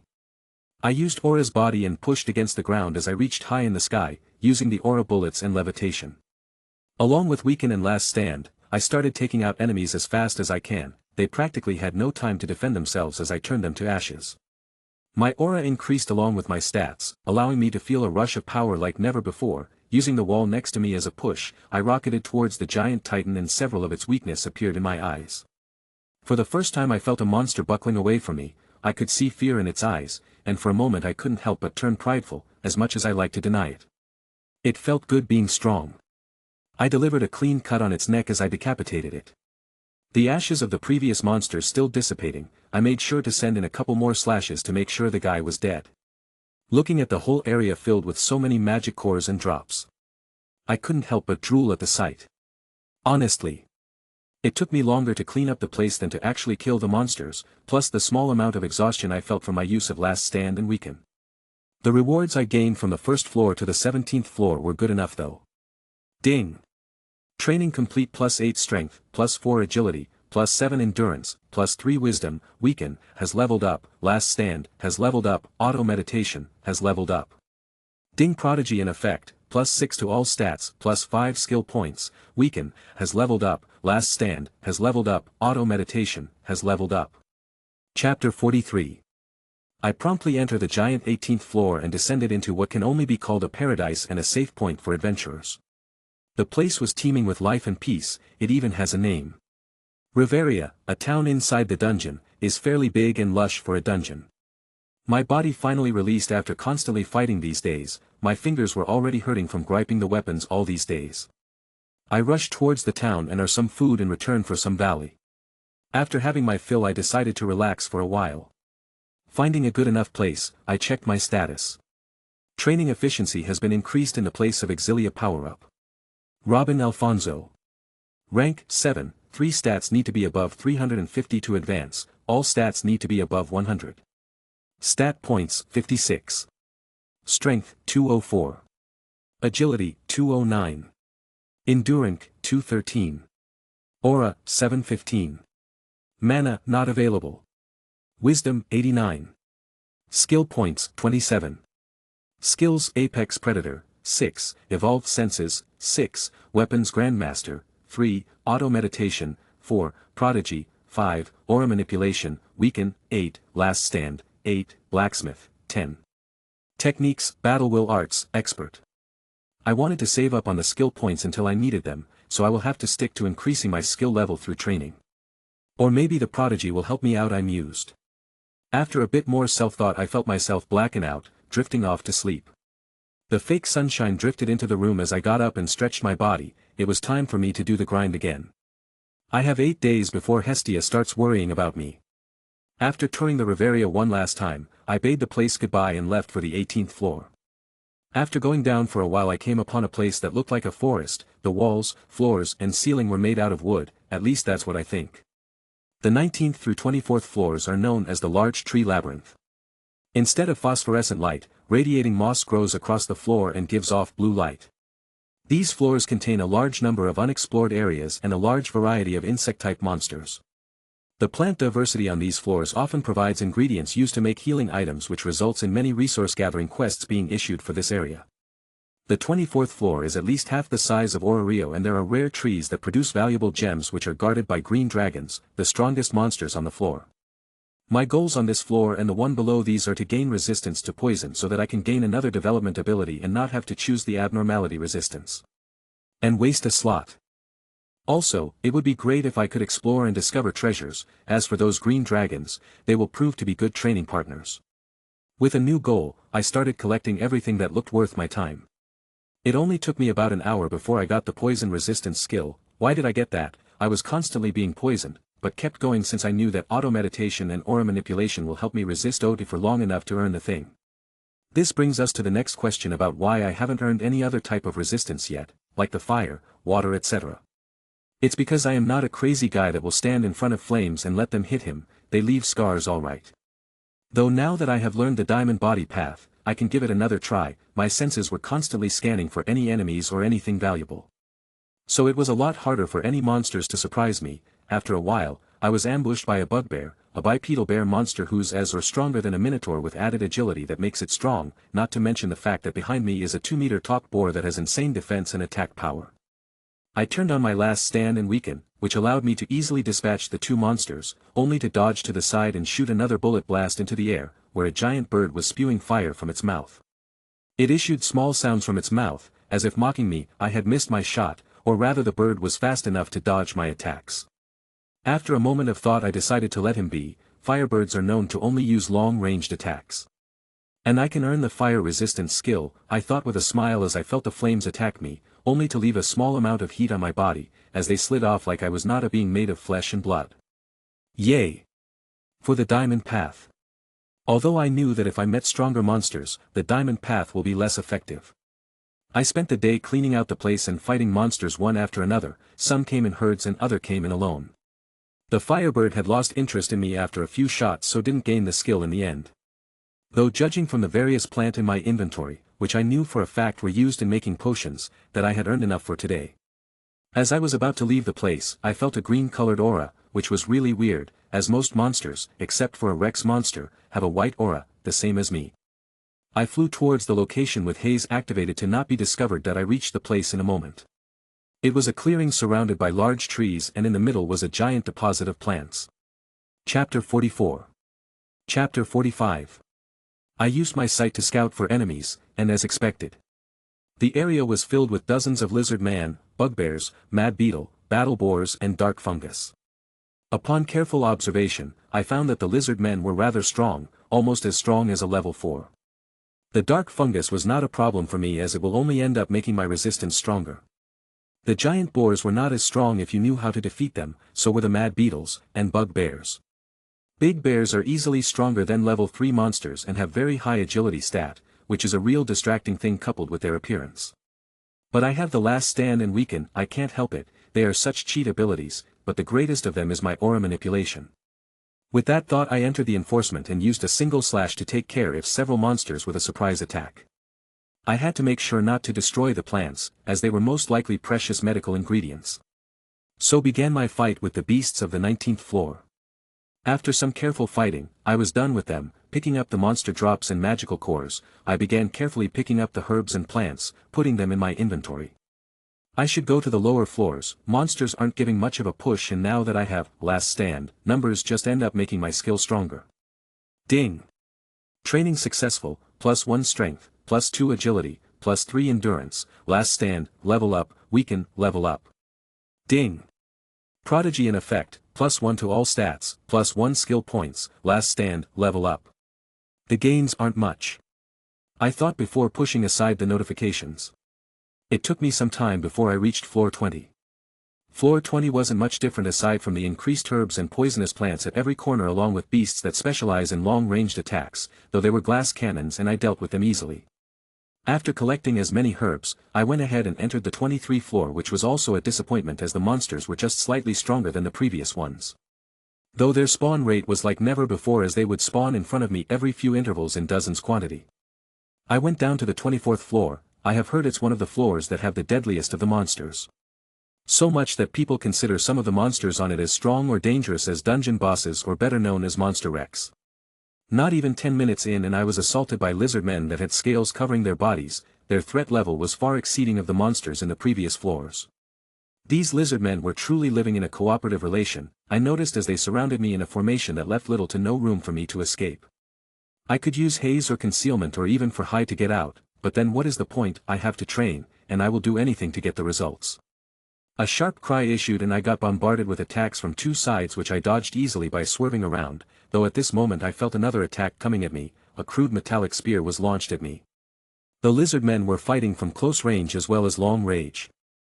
I jumped in the air and threw the spear back at the unsuspecting lizard as it made a deep hole on his shoulders. The lizard had moved at the critical moment and saved his vitals.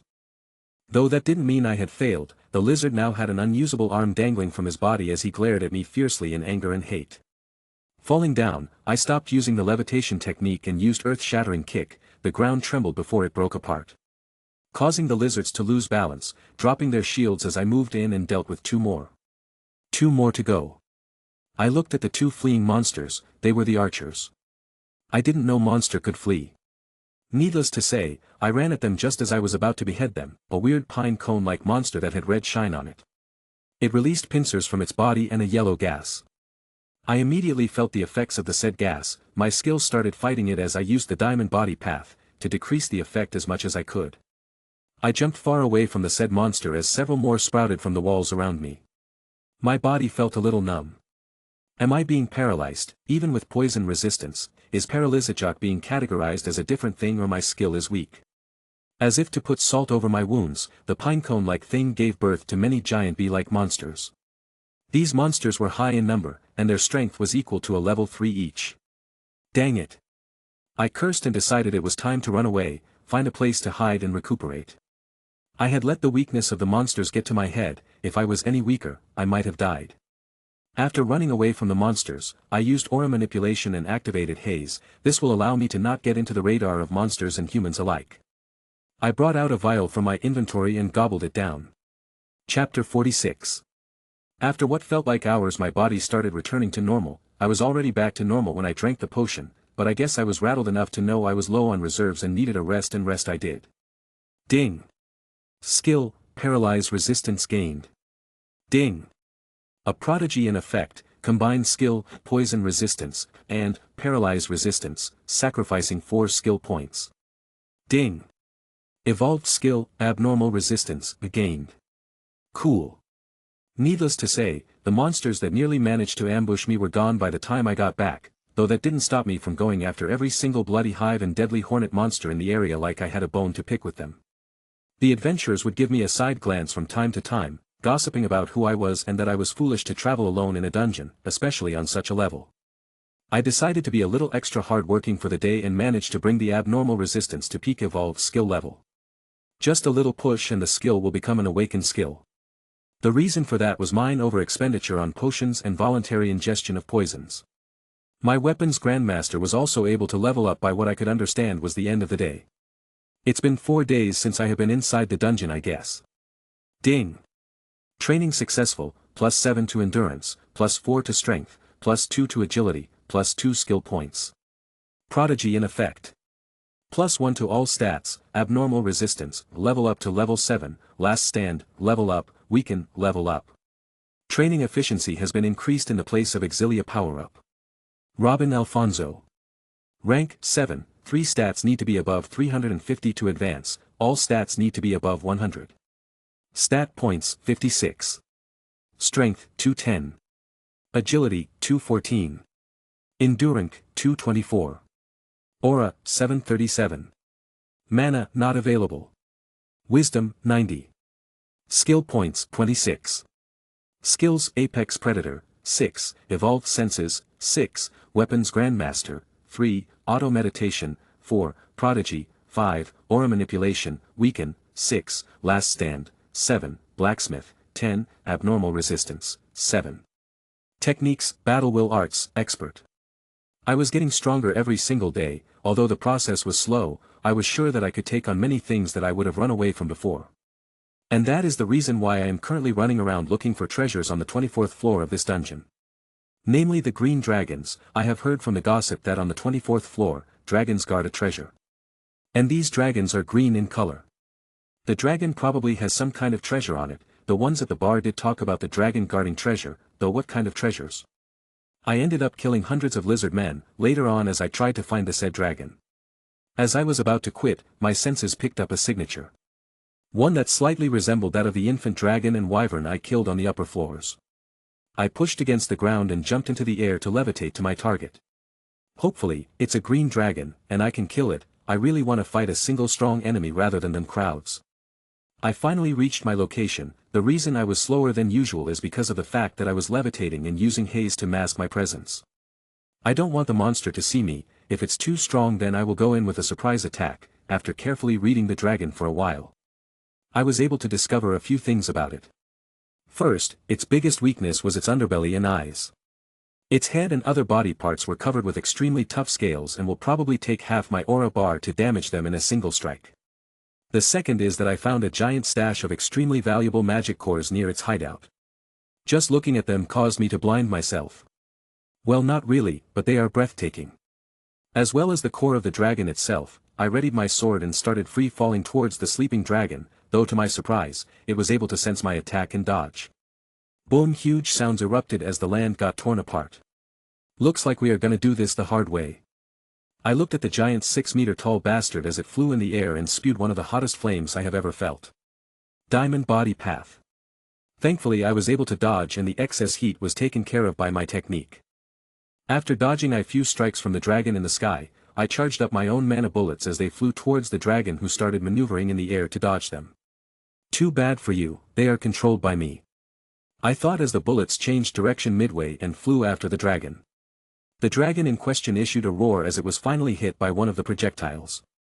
It started flying back to me. I took out a great sword and charged another aura attack that boosted my sword's sharpness to the max limit without breaking it. Roar. It swiped its close at me as I used my agility to narrowly dodge it. In turn I saw the opportunity and slashed at the dragon's belly.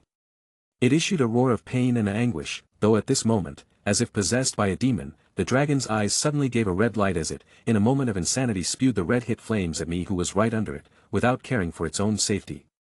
I got hit by the flames and suffered some burns. The burns were worse than I thought. I could almost feel myself passing out from the pain, but I held on. This wasn't the first time I got injured and definitely not the last time either. Since you are giving it your all, I might as well do so the same. I thought before I charged about half my aura and tried mixing in my will or hockey into the attack as well. As I did, several cracks grew around the sword. It was about to break. I pointed the sword at the green dragon's body and slashed with all my might as the mixed energies traveled right through the dragon, punching a hole through its lower half in the process and traveling several hundred meters away before it dissipated. Holy hell, the prodigy was trying to make a skill like this, and to think I was making fun of it that day. I didn't waste any time and quickly took all the treasure and the drops from the dragon and flew away while using haze. It's best that I don't run across a party of adventurer in these floors who are having any ideas about my stuff. I felt a little tired and worn out, so I decided to save my strength once again. Ding!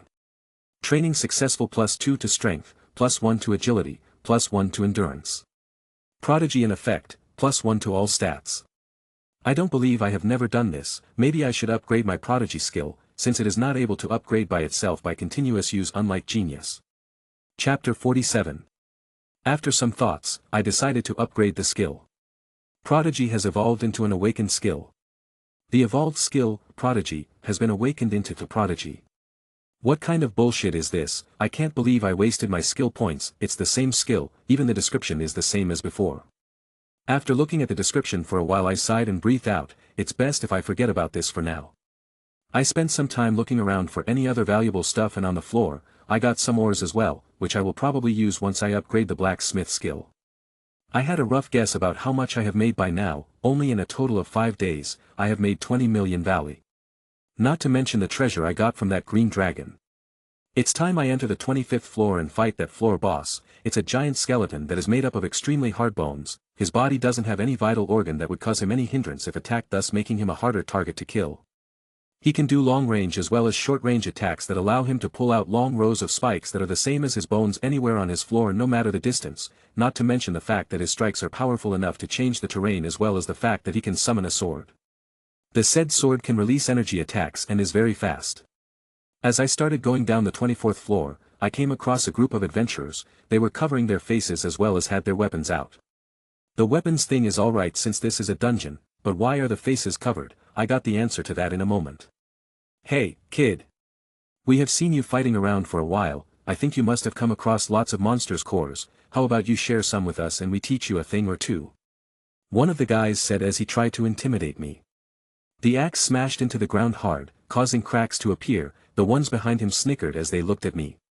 It was plain obvious these guys didn't have the best of intentions in mind. The guy who talked to me was a level 4, and the ones behind him were level 3. Oi, leader. What are you doing? Just beat him up and get the cores, man. A guy said from behind as everybody else started pumping him. Oi, don't you tell me what to do, and besides, I don't want to seem like a bully. We are gold adventurers and are trying to teach our fellow adventurers a lesson. The guy said as he menacingly looked at me. I couldn't believe this was happening to me. I expected this in the first 10 floors or so. I gave them a look and took out my sword. It was too late as they had seen my face, and if I back down now, I will be spitting on all my efforts. I decided at this moment that I will leave them half broken and without anything to protect themselves. If they die in the dungeon, it's their fault. These guys usually leave rookie or unfortunate adventurers RO their death to avoid future problems. It was time someone gave them a taste of their own medicine. I used battle will and that increased my stats further. With a shout, I was already in front of the level 4 leader and dealt a strike that sent the guy skidding a few steps back. The said guy looked at me with a surprised expression. Either he didn't know I was also a level 4 or he thought I won't attack him because he is in a group. Though what surprised me the most is that he was easily able to avoid my strike. Gotcha. Ha ha ha. He is such a poor guy, can't even afford a good enough weapon. One of the guys laughed as if he was the one that took my strike head on. I, on the other hand, looked at the level 4 adventurer who was looking at me. Any amusing thoughts had vanished from his mind as he looked at me. Yeah, that's right. I am the real deal. I pushed against the ground and took out a battle axe from my inventory as I got within the reach of his weapon, greatly surprising him as he quickly changed the trajectory of his weapon to block the blow. The sheer power of the attack sent the gallery rolling away like desert moss. GH. You are a powerful adventurer, even though you look like someone that was just born yesterday. He mocked me, which felt more like a compliment. And you look like you could use some of your mother's milk. I said. The guy was visibly enraged as he pushed more power into his weapon, hoping I would be caught off guard and let go of my weapon. I did just that and it made him feel like he was winning. I let go of the weapon and it disappeared into my inventory. In the next moment, a scythe released from my other hand and a large cut appeared on the guy's chest, slicing his armor into 2 pieces in the process. I proceeded to give him another blow that sent him rolling. I knew I had made a feud with these guys, so there was no need for them to leave this dungeon alive. Hestia wasn't powerful enough to deal with these guys once I left. Chapter 48. Chapter 49. A rainbow like a light shined on the leader who get up with great difficulty, his breathing was haggard as he looked at me with fear in his eyes.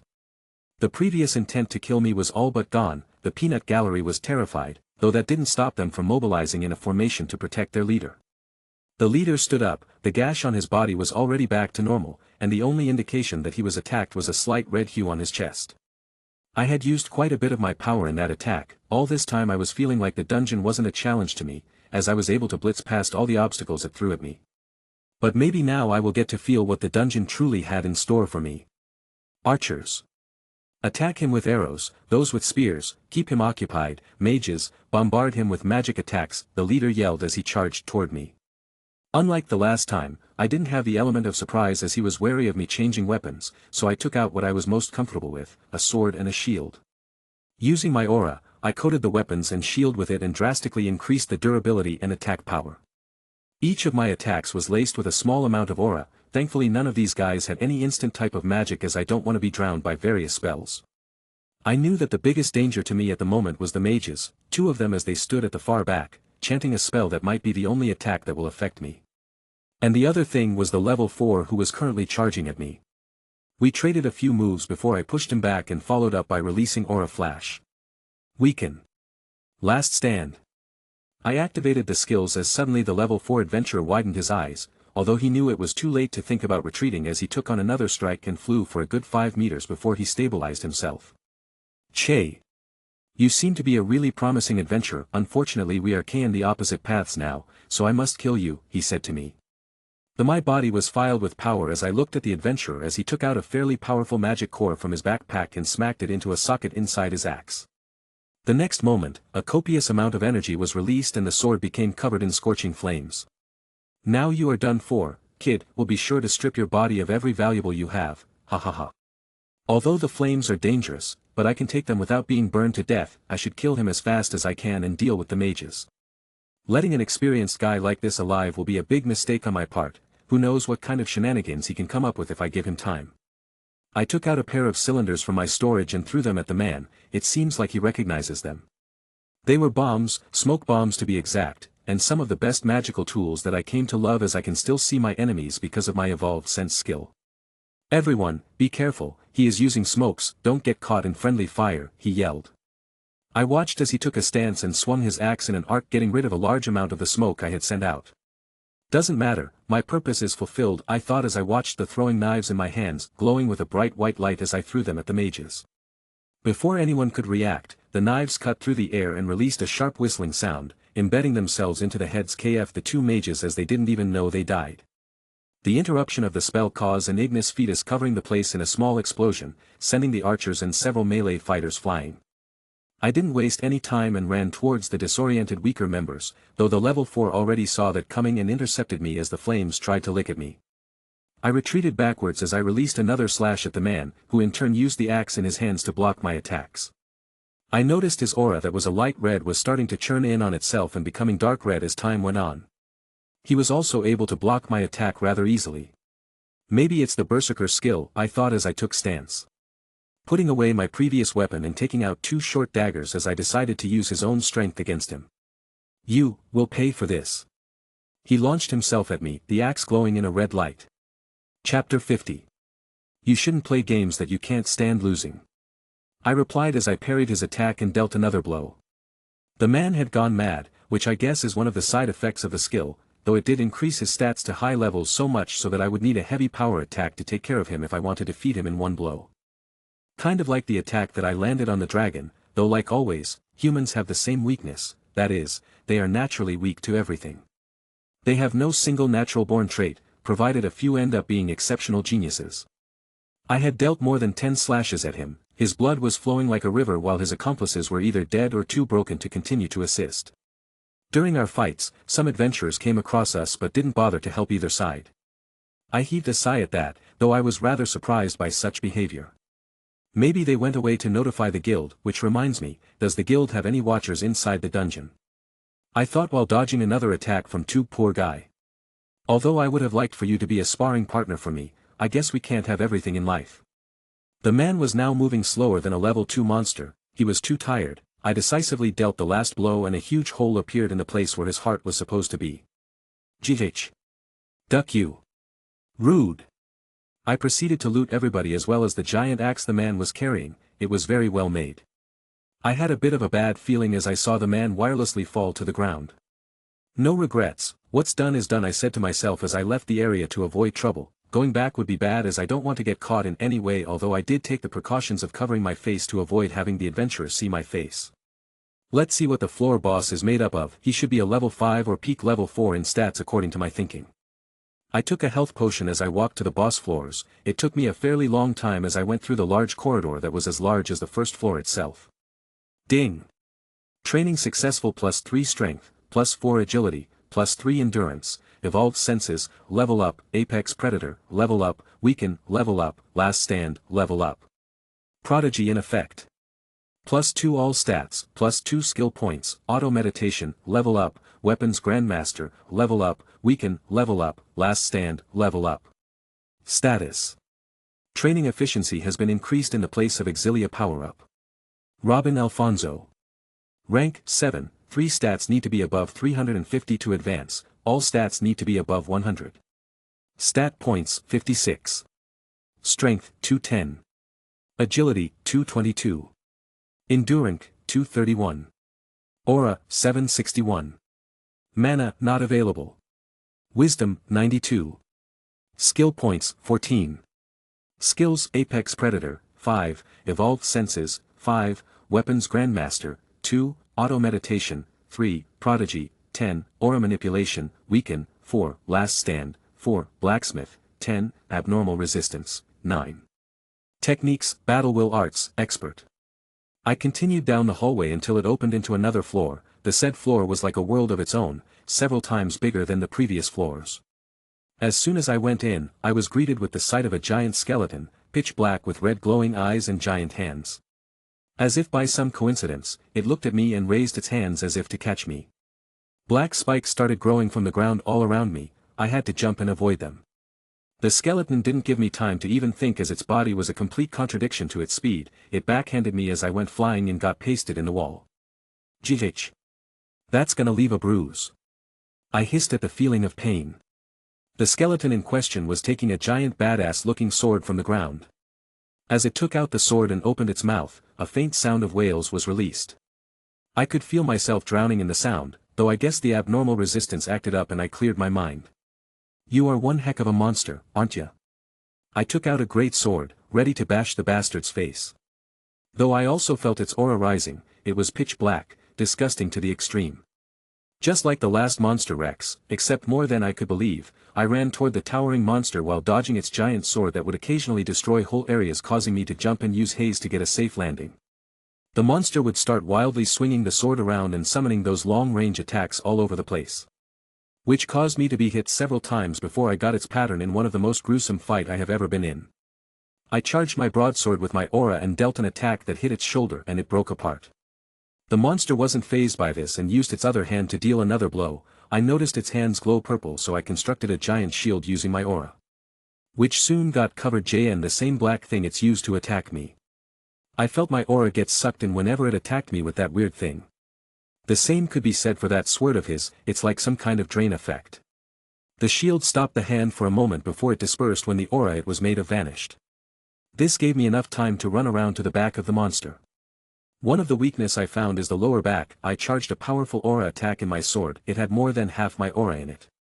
The sword turned blindingly white, though that wasn't a problem for me or the monster as we both were able to see clearly what I was doing. I slashed at it as the attack stopped for a moment before the large energy attack in the form of an arc struggled for a moment before testing apart the spine as it kept going, leaving the giant room with a new mark. The previously next and flat-looking room was filled with signs of destruction and mayhem. I felt myself grow exhausted as I quickly approached the monster's giant core and struck the core. The monster wailed for the last time before it turned into smoke and disappeared while I slowly floated down. I had lost nearly all my reserve in the end, plus the constant wailing was making me go crazy. I will have to report this to Ina as the UDs wasn't said to have such an ability the last I heard. Chapter 51. Ding! Training successfully. +4 strength, +1 agility, +5 endurance, auto meditation, level up, +5 skill points. Ha! That's it. Where is the effect from Prodigy?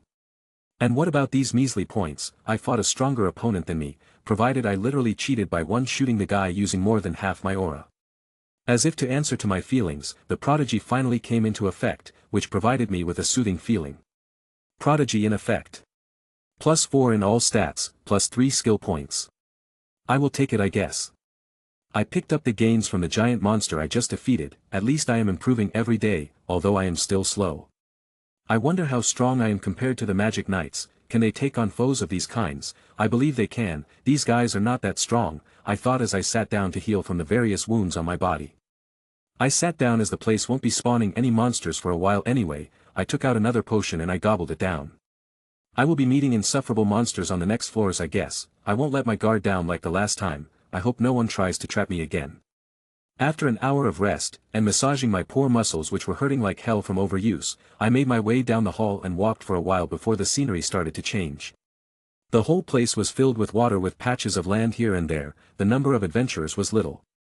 As soon as I went close to the surface of the water, a giant fish with sharp teeth attacked me, a raider fish. I delivered a slash and to my surprise, the fish didn't die in one hit and ran away. This place was teeming with monsters of various sizes. I took out a book while I made sure to keep my senses on alert for any enemies. The shields were also up in case someone tried to be smart, and I could sense a few humans in the midst.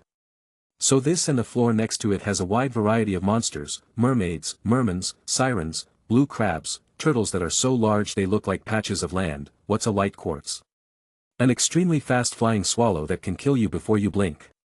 And judging from the way that fish was able to survive, it means I have finally reached my destination. I will spend the last of my days here before I go back to the surface on the last 5 days.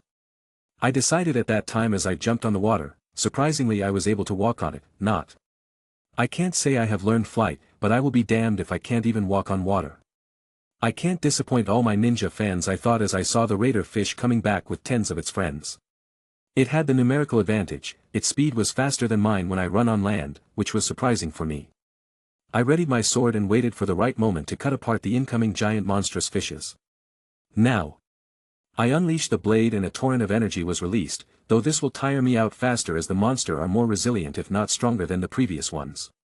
It took me about 5 minutes to deke with the fish, and just as I was about to pick up the loot, a bunch of monsters that had the upper body of humans and the lower body of a fish ambushed me. Not really, since I knew they were coming. It only took them under 10 seconds to cover the area of my evolved senses, which is really fast.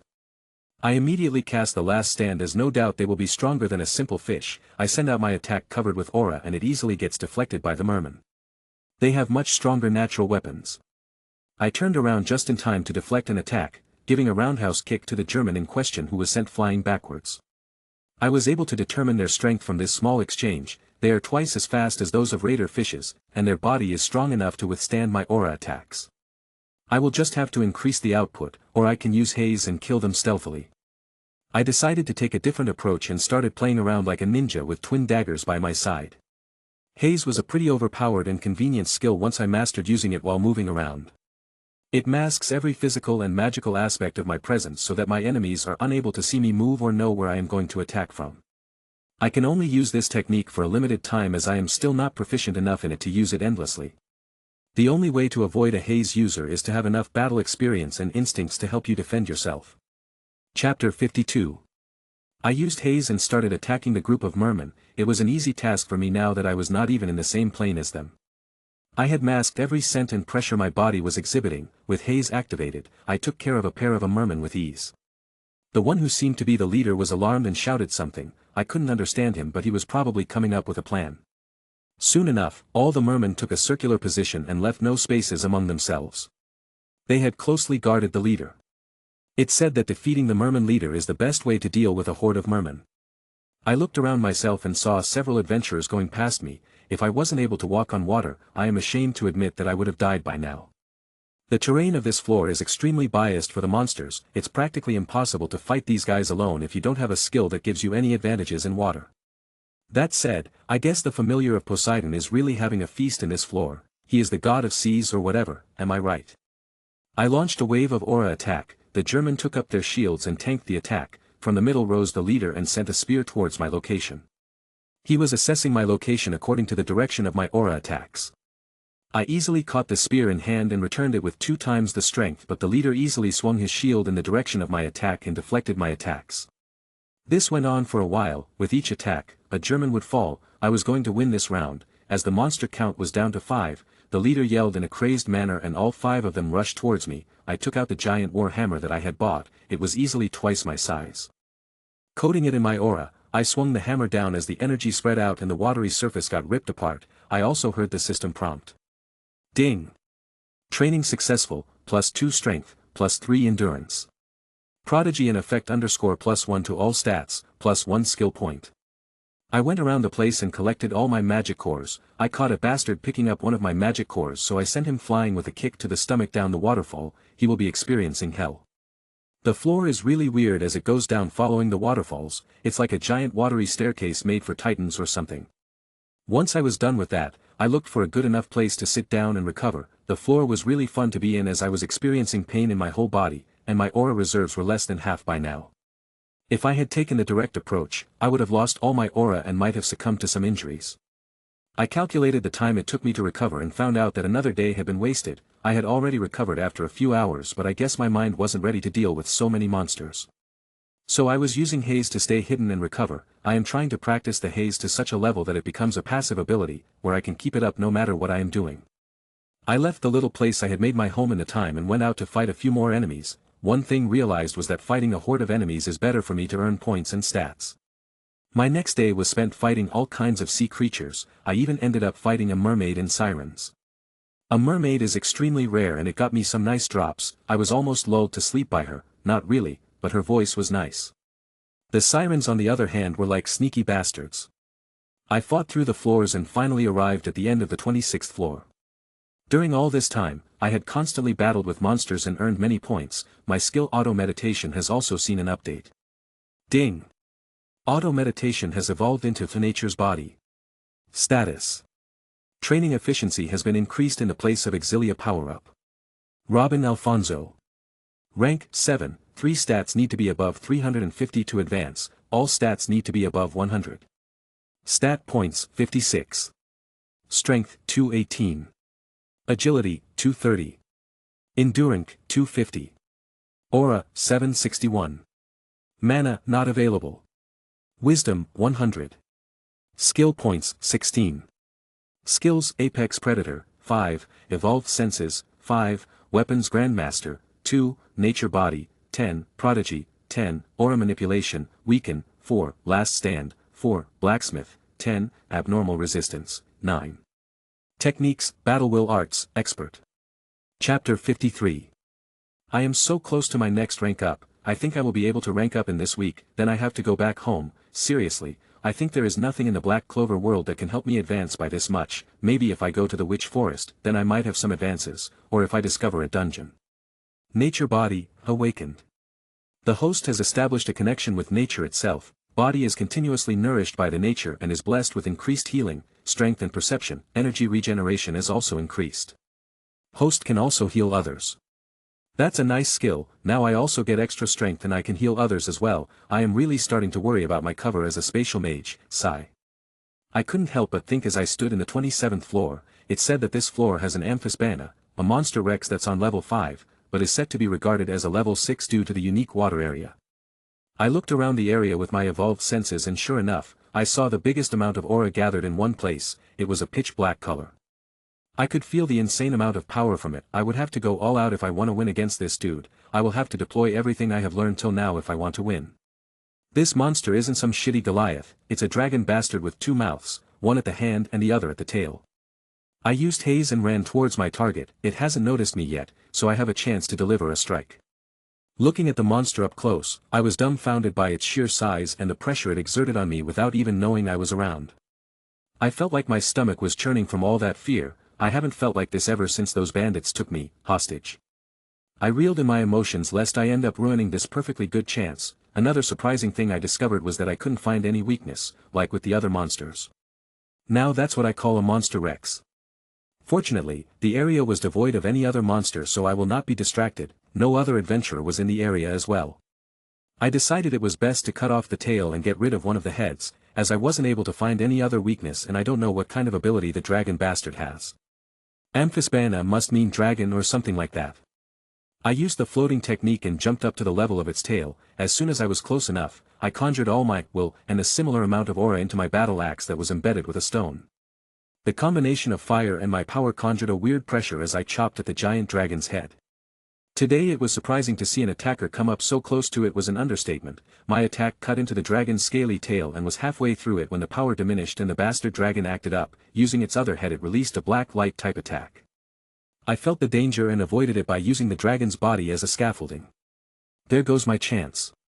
I took out 2 spears and threw them at the dragon with my full power and aura coating to give it that extra piercing effect. I also activated the weaken, so that I can damage it further. One of the spears left a clean cut while the other went a bit further but ultimately failed to provide any more assistance.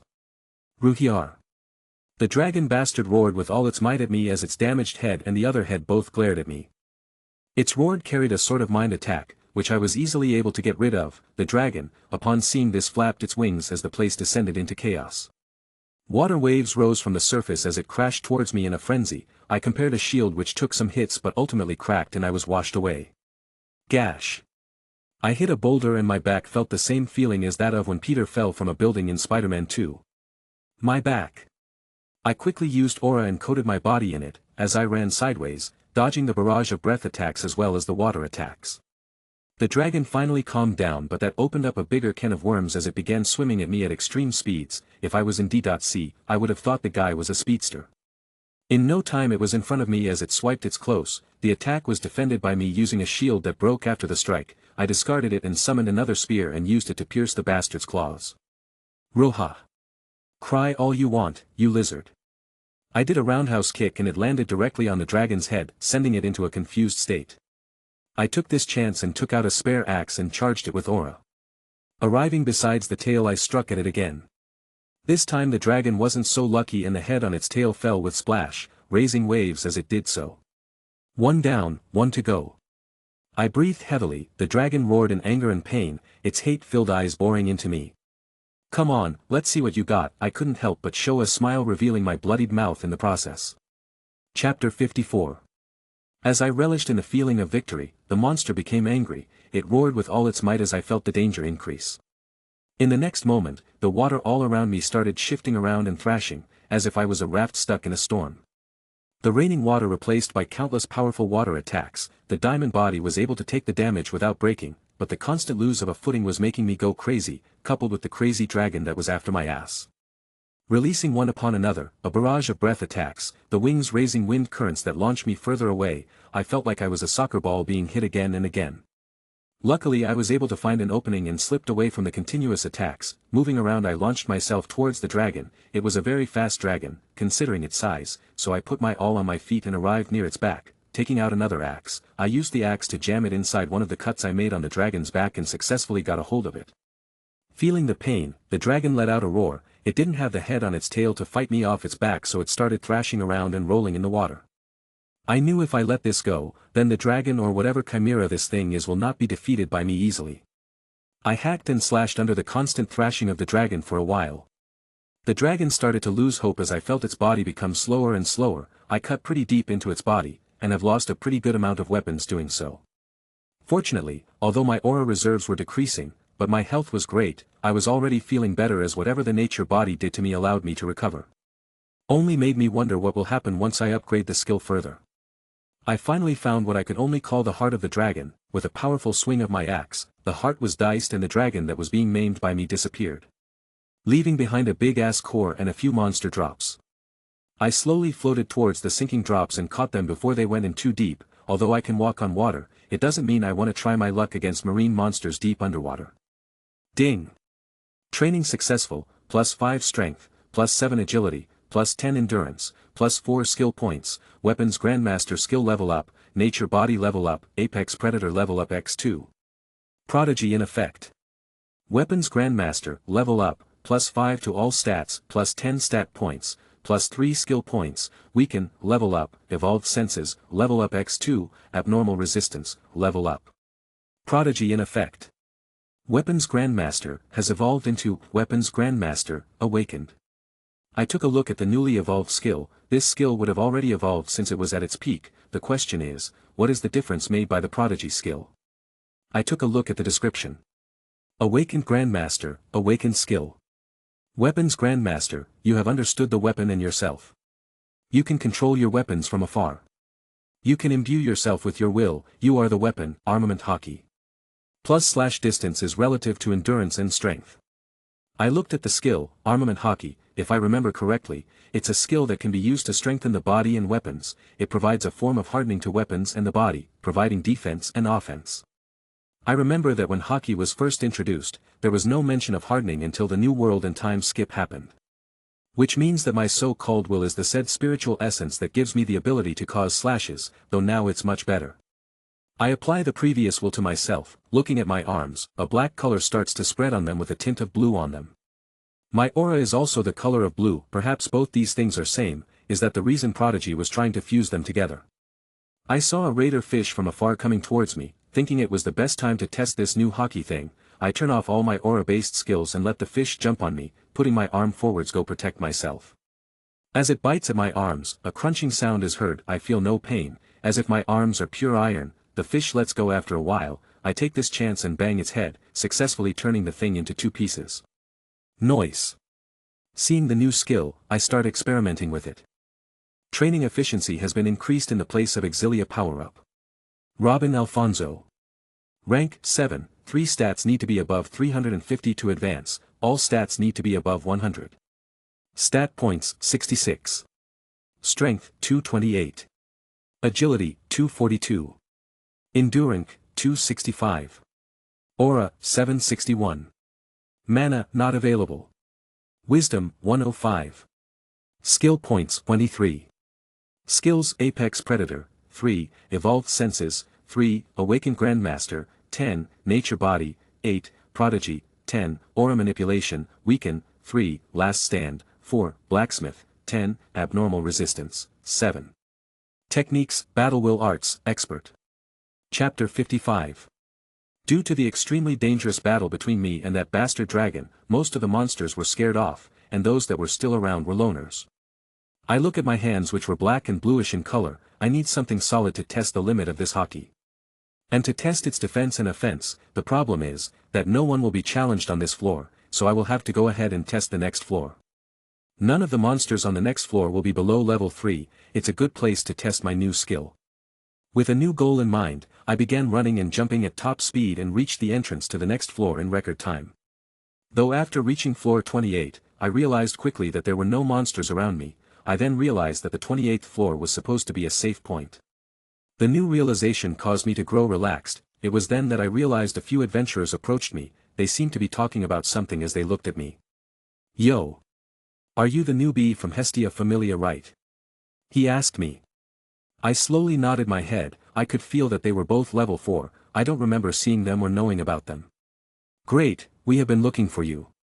One of the 2 adventurers told me, he seems to be at a peak level 4 while that woman beside him is a peak level 3, closer to 4.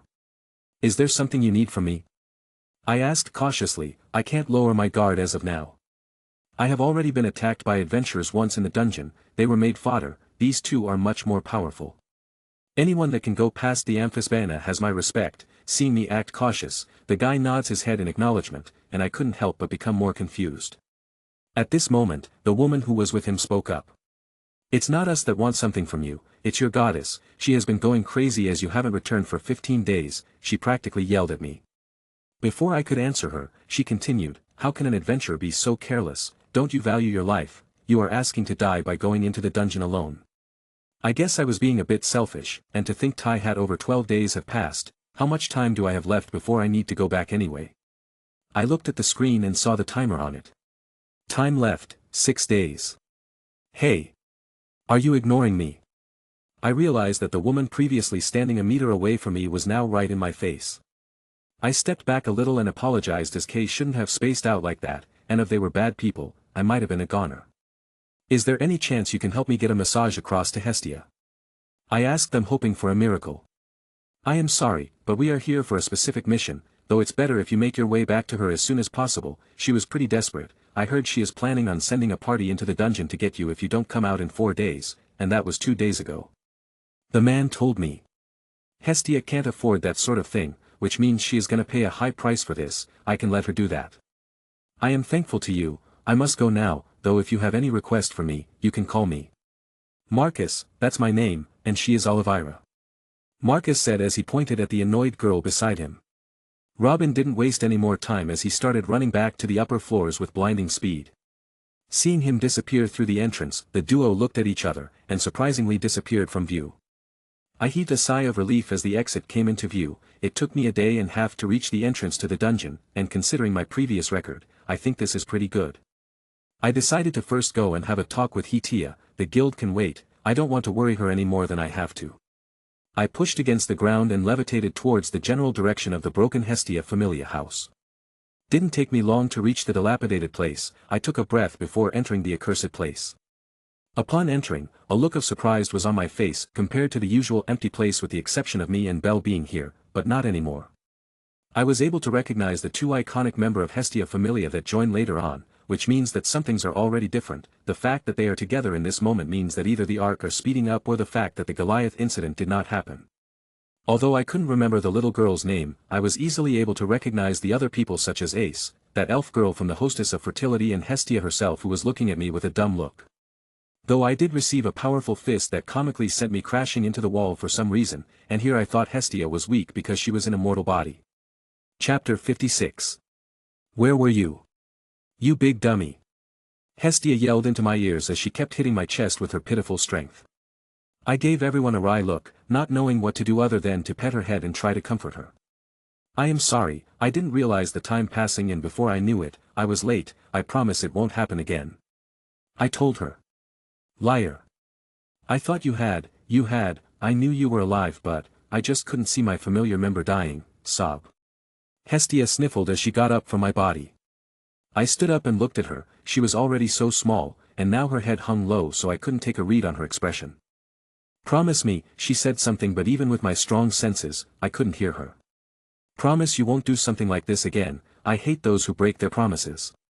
She looked up at me. Her previously cheery self was gone. She truly had the temperament of a god at this moment.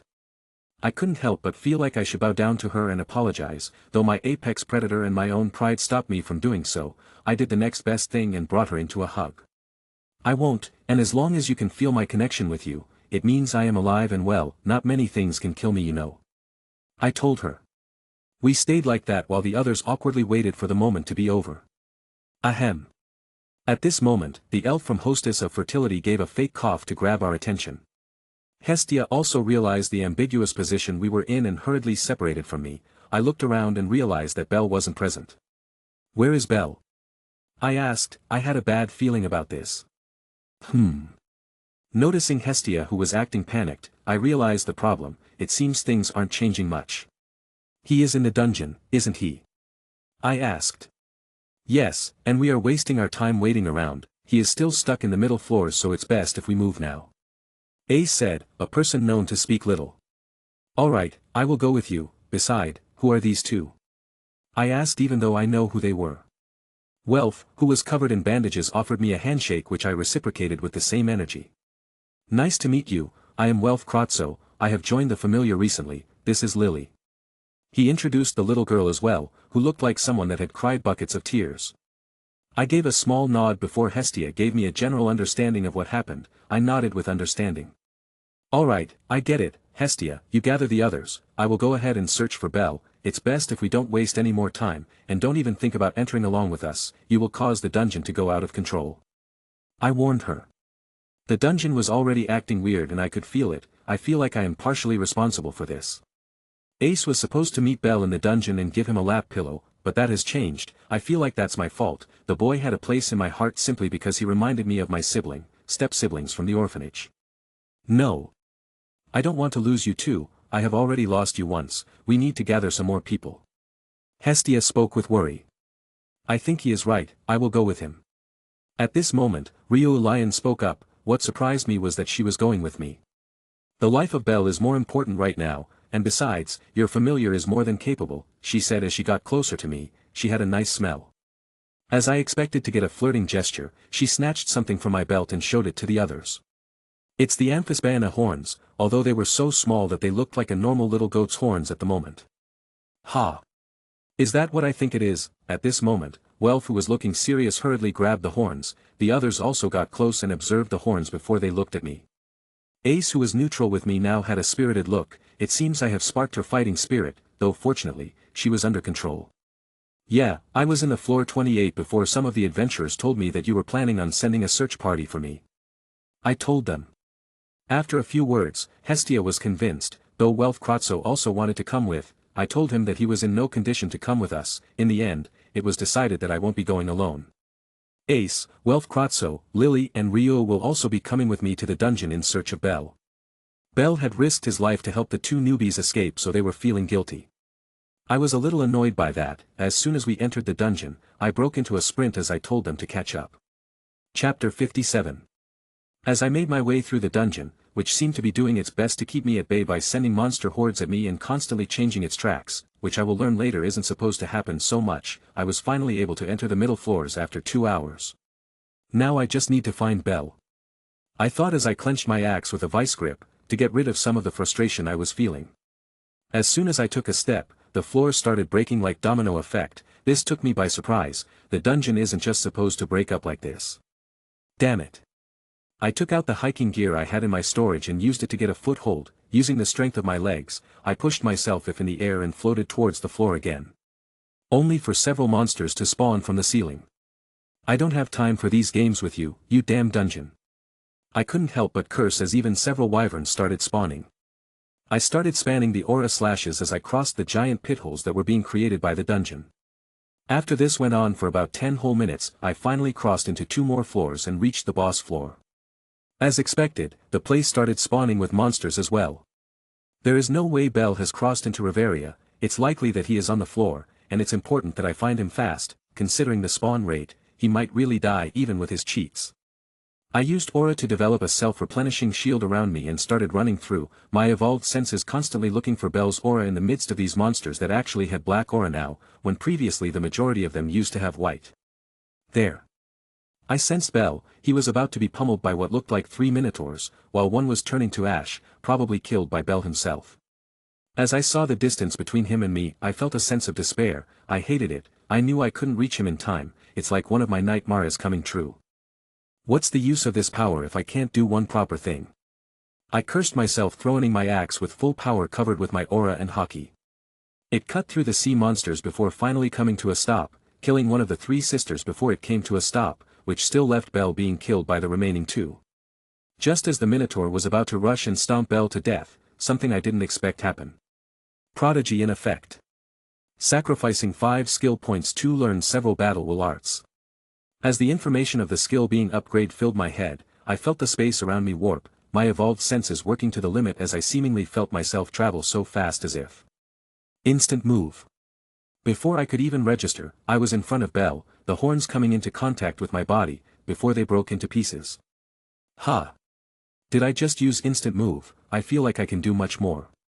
I thought as I eyed the 2 monsters, before 2 blue-colored spikes formed in front of me and traveled at fast speeds, tearing the monsters to shreds. Although we still weren't safe as other monsters were still after us, I picked up Bell as I flew back toward the upper floors. I actually flew this time. A skill that I thought I wouldn't be able to learn for a long time was as easy as breathing to me, though I would still have to concentrate if I want to fly faster. By the time I exited the middle floors and came back to the upper floors, I saw Ace and the others who looked like they had been through hell. I flew down, which surprised them. They had never seen me fly. As a matter of fact, I was too elusive and maybe no one knows what I am capable of. Is that Bell? You found him. Welf and Lily literally snatched Bell from me as they laid him down. I wanted to tell them it still wasn't safe. The dungeon already feels like it will blow up anytime, and if Hestia enters, I don't know what will happen. He has broken his limiter. He is simply exhausted due to mind 0. It's best we go back to Rio. It isn't safe here. Thankfully Rio was first to say that. The group seemed to agree to her. Ace was giving me a weird look. I looked at her. As I did so, she accepted her eyes before we all started running back. Halfway through, the monsters started acting cranky again, so I took the front and started swatting away or crushing any monster that came even slightly close to us. Whoa! You are really strong, and to think you just joined a Familia. Welf, who was keeping Bell on his back, commented. Maybe he is a member of some other Familia before he joined Hestia. Reed joined in, which surprised me as she isn't one to talk needlessly, maybe she is trying to gather info or something. Not really, I am as new as they come. I answered, it's not like they can harm me, I can take care of Rio before she can cast her spells, only Ace will give me trouble, though not much considering I have new moves in my arsenal. Impossible, was the only word that left Ace's mouth as she saw countless monster being unable to so much as crack the shield/platform that surrounded us as we went forward. I only gave her a smirk, no doubt that sparked the fight in her, I am sure I can earn some pretty serious stats even if I fight her half-heartedly. We finally arrived near the entrance after 5 hours. Chapter 58. Thankfully I was able to rescue Belle before something bad happened, such as Hestia entering the dungeon and having us all fight the Black Goliath. As soon as we made our exit, a small blur crashed into us and sent me flying. Welf, who was holding Belle, was also sent flying. I was able to control my body and landed safely while Welf was sitting in a hand made out of blue aura. He looked around before giving Robin a nod of gratitude, which was reciprocated by Robin. He watched as Hestia began crying into the arms of Belle, who was knocked out cold. Wah, Belle Cohen. Hestia cried as she strangled Belle further, causing him to wake up with a gasp. Hestia-sama. He was surprised to find his goddess crying herself to the moon. Not knowing what to do, Belle simply kept patting her head and soon enough, she fell asleep. Hermes, who was surprised by the turn of events. He soon calmed himself, befitting of a god, as he walked towards Robin. Robin sensed the intentions of Hermes and ignored him. How about we all go to the bar for today's celebration? Hermes called out. Soon enough, everyone agreed as they all went to the hostess of fertility. Upon arriving at the inn, Belle was greeted by the fist of love from the owner as she berated him for his actions. Belle could only silently take the lecture. Robin couldn't help but snicker as he thought about what will happen to Belle once he goes to the Adventure Guild. It was then that he remembered his actions. I might die, but I need to get the money. I wonder how much I can get from the Adventurers Guild. Sigh. Just the amount of magic stone Alanware enough to get him at least a 100 million or more valley. Not to mention all the materials he has gathered.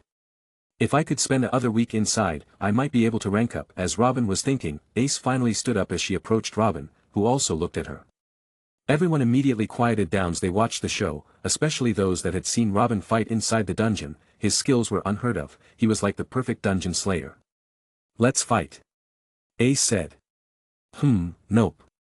Robin, who was calmly drinking the juice, replied immediately. Ace was a bit surprised before she became quiet again, before looking at Robin. Why? Tired, need rest.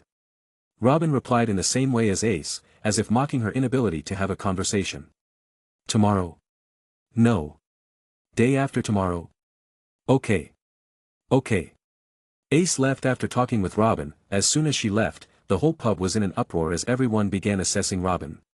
Ace was a rising star in Oreo. A newly awakened level 5 adventurer. If no one comes to know of Belle and Robin's stats, then someone like Ace is definitely number one. Robin was immediately barraged by Hestia, who was back to normal now as she pulled his ears, though it did not even hurt him and all it did was to cause the lowly to hang in the air comically. Stupid Robin, do you know how strong Ace is? What if she puts a weird bet in the table tomorrow? You can't possibly beat her even with your stats. Let's go and catch Chip to her and ask her to cancel the fight. Hestia grabbed Robin, but he would not budge. Calm down, Hestia-sama, I have grown a lot stronger ever since entered the dungeon. I am confident in beating. Robin tried his best to calm down the lowly. But what if Hestia, who was about to retire, was cut off by Rio? Robin might not necessarily lose to Ace. I think there is a 50-50 chance of victory. Rio said, but before Hestia could ask her, she went to the back. Seriously, how can a newbie have any chance against a level 4? Yes, I can't believe it. It would be amazing if he can even fight someone on the second level. Hahaha, I wonder what he did to earn the ire of Sword Princess. Several people started talking out loud as they made fun of Robin, who in turn decided not to be soft-hearted and released his intent. His killing intent, honed from the constant battle, broke out as it lashed at everyone. Some couldn't even register how they fainted. Some felt like they were prey and would be killed at any time. Hestia, who was hanging from Robin's Sierra, was surprised. Thud. If you want to fight, do it outside my bar. The giant owner of the bar shouted. Robin immediately covered up his aura and acted as if nothing happened. Although he was stronger now, he didn't have the slightest doubt that he will be forced into a corner against the immensely stepped G owner, who was rumored to be a level 6. At midnight, everyone retired to their own homes while Robin carried Hestia on his back as the other new members of the families followed behind him.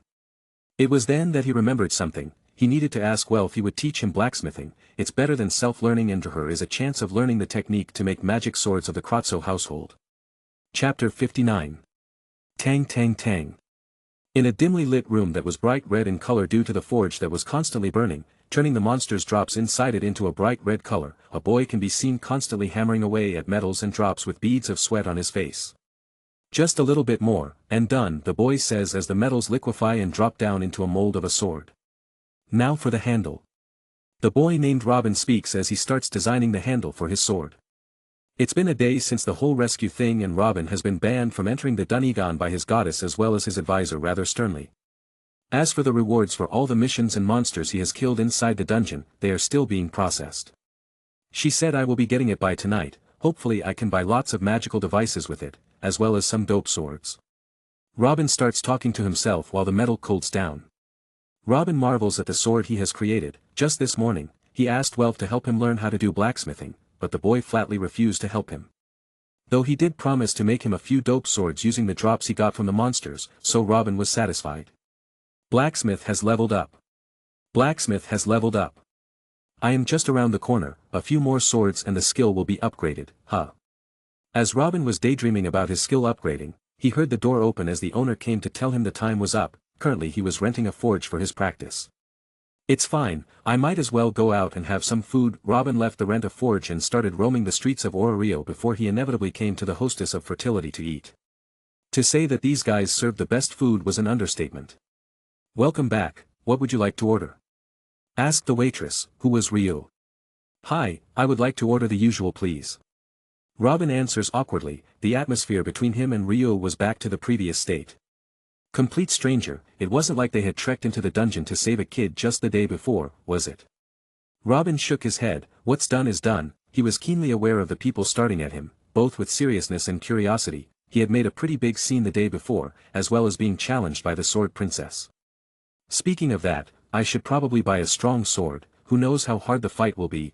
I don't want to look stupid when my weapons are sliced in half by her cheat swords. Robin said to himself. He quietly ate the food once it arrived, and the bill, and made way to the Adventurers Guild. Fortunately someone else will be handling him since she was busy. Robin thanked his lucky stars and proceeded to get his payment. The Adventurers Guild was really wealthy as he was given all his money in full. Huh, I have so much cash. Let's get a nice mansion for my Familia first. It's the least I can do for Hestia. Robin wasn't some ungrateful guy. After looking at a few mansions, he finally settled on one that came with plenty space for practicing, a giant garden with a pool for cooling off. It had a gym, and several rooms that could be used for multiple purposes. The mansion was 3 floors high. Though it took 40 million valley, but it's alright, it's not like I will never come back. Now let's go ahead and round everyone up. Robin left the real estate and found everyone gathered in the dilapidated place they called home. That's convenient. Everyone, I have a surprise for you all. Come on, let's go. Robin held Belle, who was still a bit sore from his recent adventure, and ran towards the stall where Hestia sells her goods. Welf and Lily closely followed from behind. Can you at least tell us what this surprise is? Self asked as they took a break. He was already feeling like dying. Nope. Hey Hestia. Let's go, I have something to show you. Hestia, who didn't know what was going on, only saw a blur running toward her. Mayak, who was beside her, was also surprised as he covered his eyes. In the next second, only an empty stall was left behind along with a trail of dust. Wonder what that was about, the lonely god thought to himself. Meanwhile Hestia and Belle were being handled like they were kites as Robin sped through the crowds. Welf was carrying Lily on his back as they follows behind. Before Hestia knew it, she was standing in front of a mansion that had a grand entrance and a wide area garden that covered it from all sides. A bunch of guards who saw the newly arrived owner gave a salute. Hestia was surprised at his. Why are we here? She asked a little awkwardly. It was visible that she felt a little guilty that she couldn't provide for her children like the other gods. What do you mean why we are here? We are home. Robin gave a smile as he looked at Hestia. Belle was too busy looking at the beautiful mansion in front of him, so were Welf and Lily. Chapter 60. Ah really? Hestia screamed in surprise, her pigtails bouncing around as she did so, her ragged clothes barely able to support her. How were you able to afford this? I mean, how many monsters did it take? Asked Hestia. Too many to count. If it weren't for 2 very kind adventurers reminding me about time, I would have stayed for a longer time. I replied, though that only served to make Hestia angry as she remembered how I had been gone for a long time. She leapt at me as she started biting me in anger. I nearly forgot about this. How dare you lie to me? You said you will be back in 12 days, and you were gone for longer. What if something had happened to you, huh? I took the small punishment in strides as I had broken my promise. The others watched with a wry smile as she kept hanging off of me, not letting go, although no one seemed to notice the small patch of wetness on my shoulders. Hestia was crying a little. I am sorry, it won't happen again. Anyway, let's go in and have a look around. Welf, Belle and Lily, let's go. With my signal, we entered the garden as the heavenly smell of a myriad of flowers wafted in the air. Ah! It's so nice.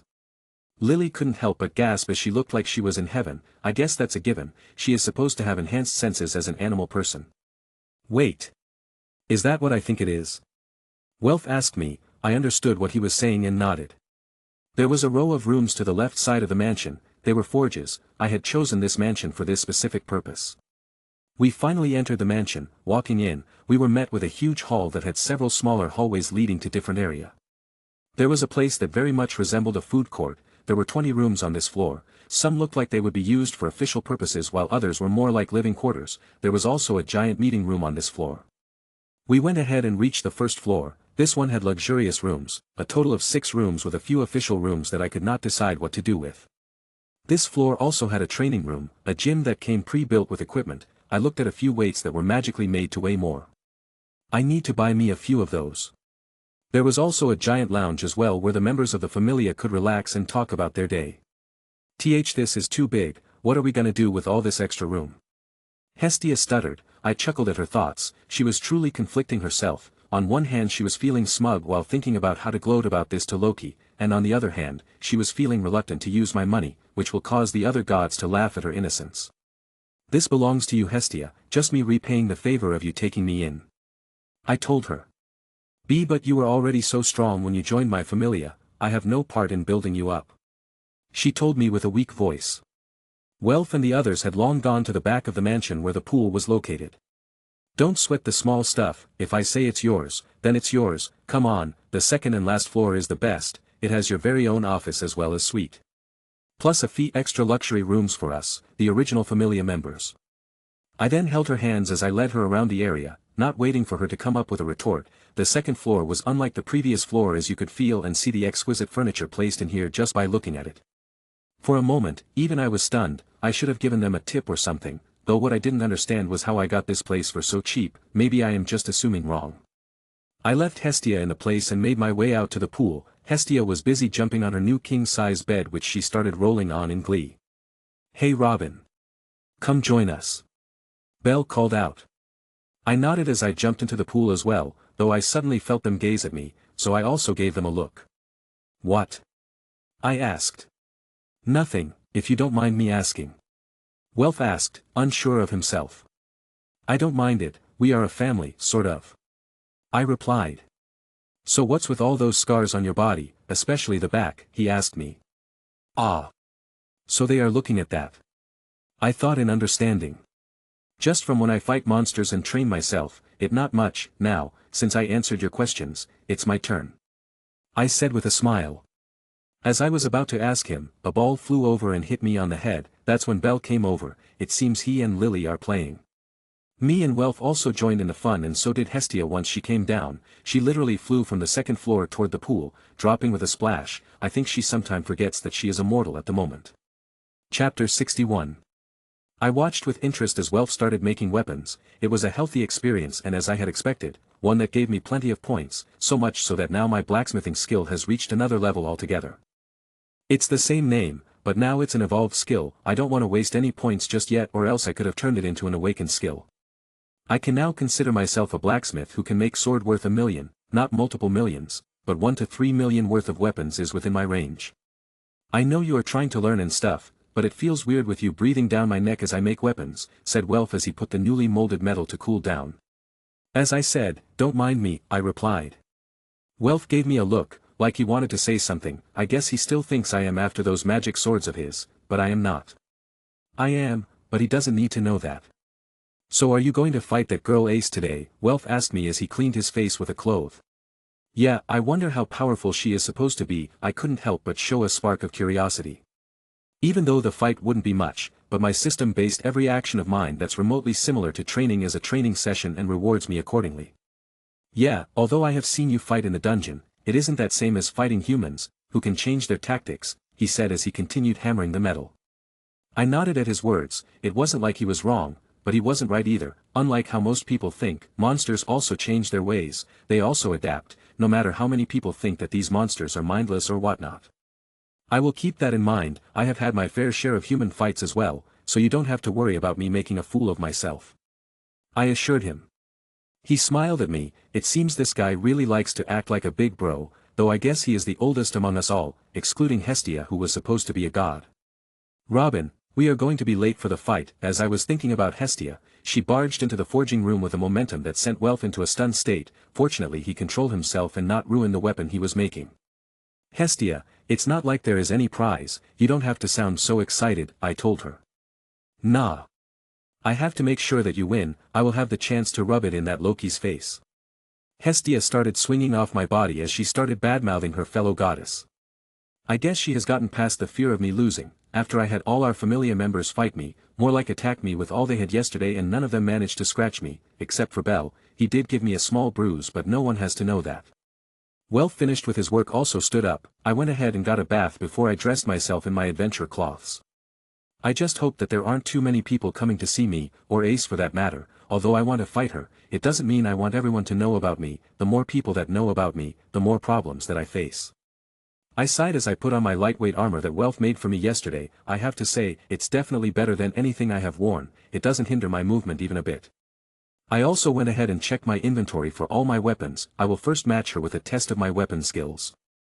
I remember she has some ability that allows her to gain the blessing of the winds or something like that. It wouldn't be wrong to say that I was gonna have fun. I also gave Hestia some money and asked her to bet half on me and half on Ace as well, in case we end up losing. It's not like I am not confident about winning. It's best not to be too smug, only to be smacked on the face later on. All of us left the mansion and made our way to the streets. I should buy a carriage driver or something like that for when Hestia needs to go out, maybe open a shop for her so that she doesn't feel bored. Chapter 62.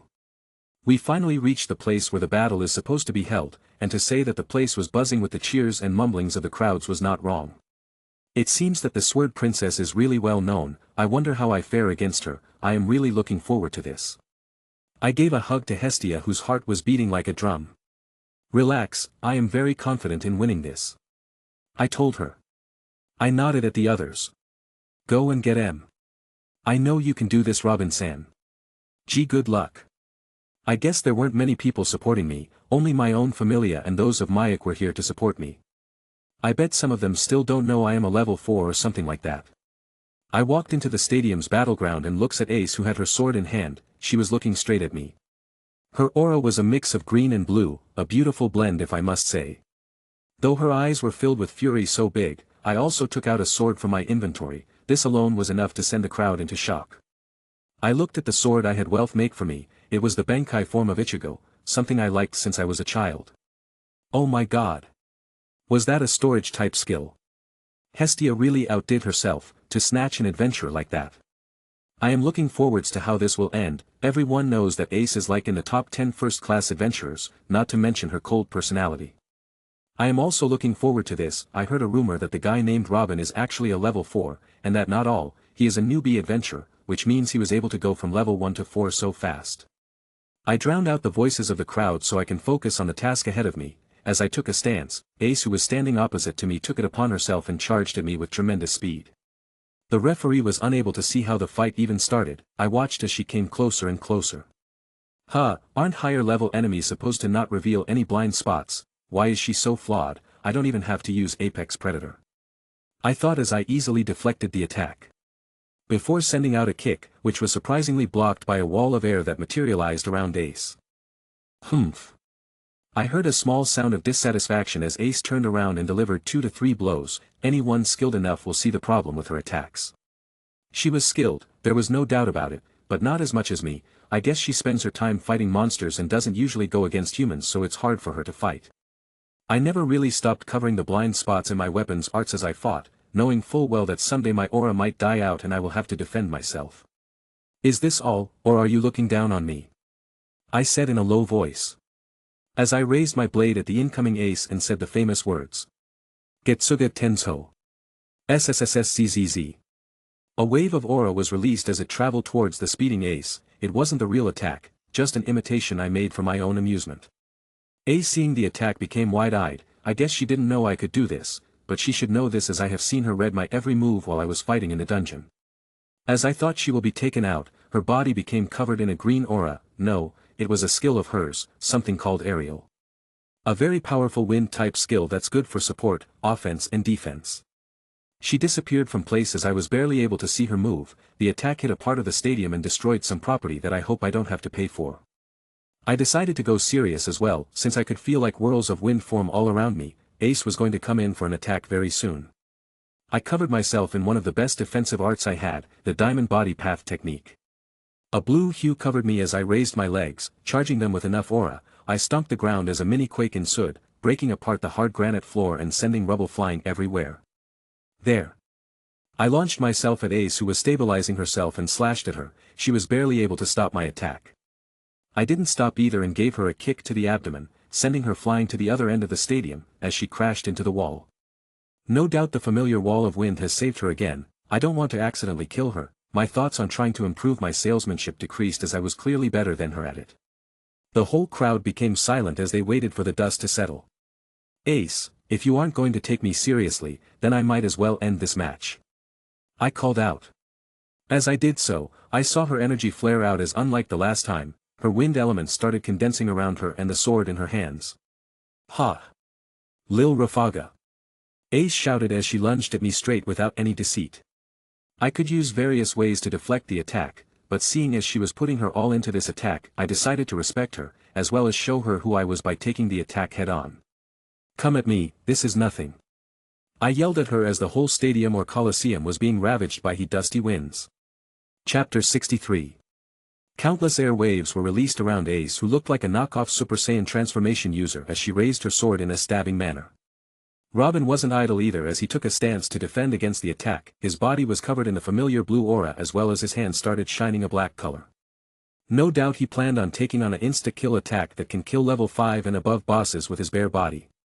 What was weird was that the usually cautious and humble Robin was smiling like a maniac, his smile almost reaching from one ear to the other.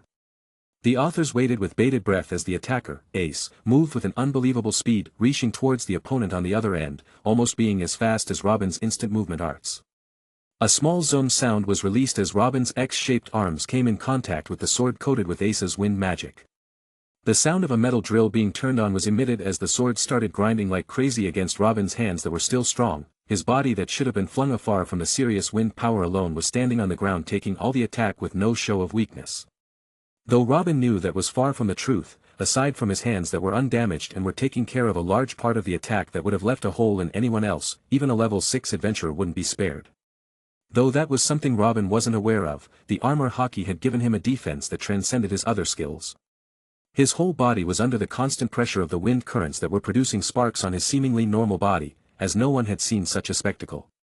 The crowd went into an uproar at the sight of the two legendary fighters who were giving it their all to defeat each other. Although slowly, everyone came to realize that one of the contestants was starting to waver as the wind currents decreased and Ace's step seemed to falter at the sight of the unmoving Robin, who was smiling like he was enjoying it. Shahahaha. The previously unfathomable wind currents that could cut an adventurer in two were starting to dwindle. Robin, who was on the receiving end of the attack, was also feeling exhausted. It's time to break it. Break for me. Robin, who was usually not in favor of speaking during a fight unless it's to distract and annoy his opponent, spoke with vigor as he caught the attack in one hand and cocked the other hand back. With a grin on his face and an aura and hockey-covered fist, Robin used all his strength and banged against the attack. Boom! Ace, who was now on the receiving end, wasn't able to counterattack in time and was sent flying away, while amounts of dust rose from the ground as everyone waited for the final verdict. Who had won? A simple newbie who gave them shock after shock with his infallible power and body, or everyone's favorite Ace Wallenstein? As the dust started to clear out, the only person left standing was a man clad in shattered clothes and a banged-up armor, though the injuries he suffered were minor compared to the state of his armor. On the other end was Ace, who was conscious, but her expressions were deadly. She looked like she wanted to kill someone. Her trusted weird was broken. Even with an unbreakable trait, it was broken.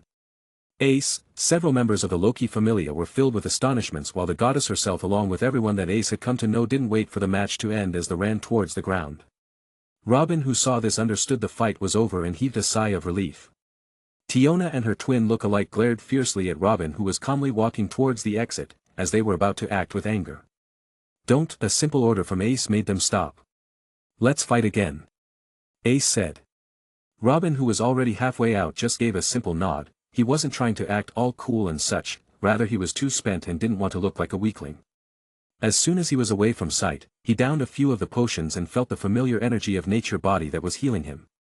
He heard the light footsteps of Hestia as she came running towards him, along with Belle and the others who also congratulated him. Whole Hestia, who should have been filled with glee about her win, who should be gloating to Loki about this, was not even mentioning it. Instead she was busy looking for any signs of injury on Robin.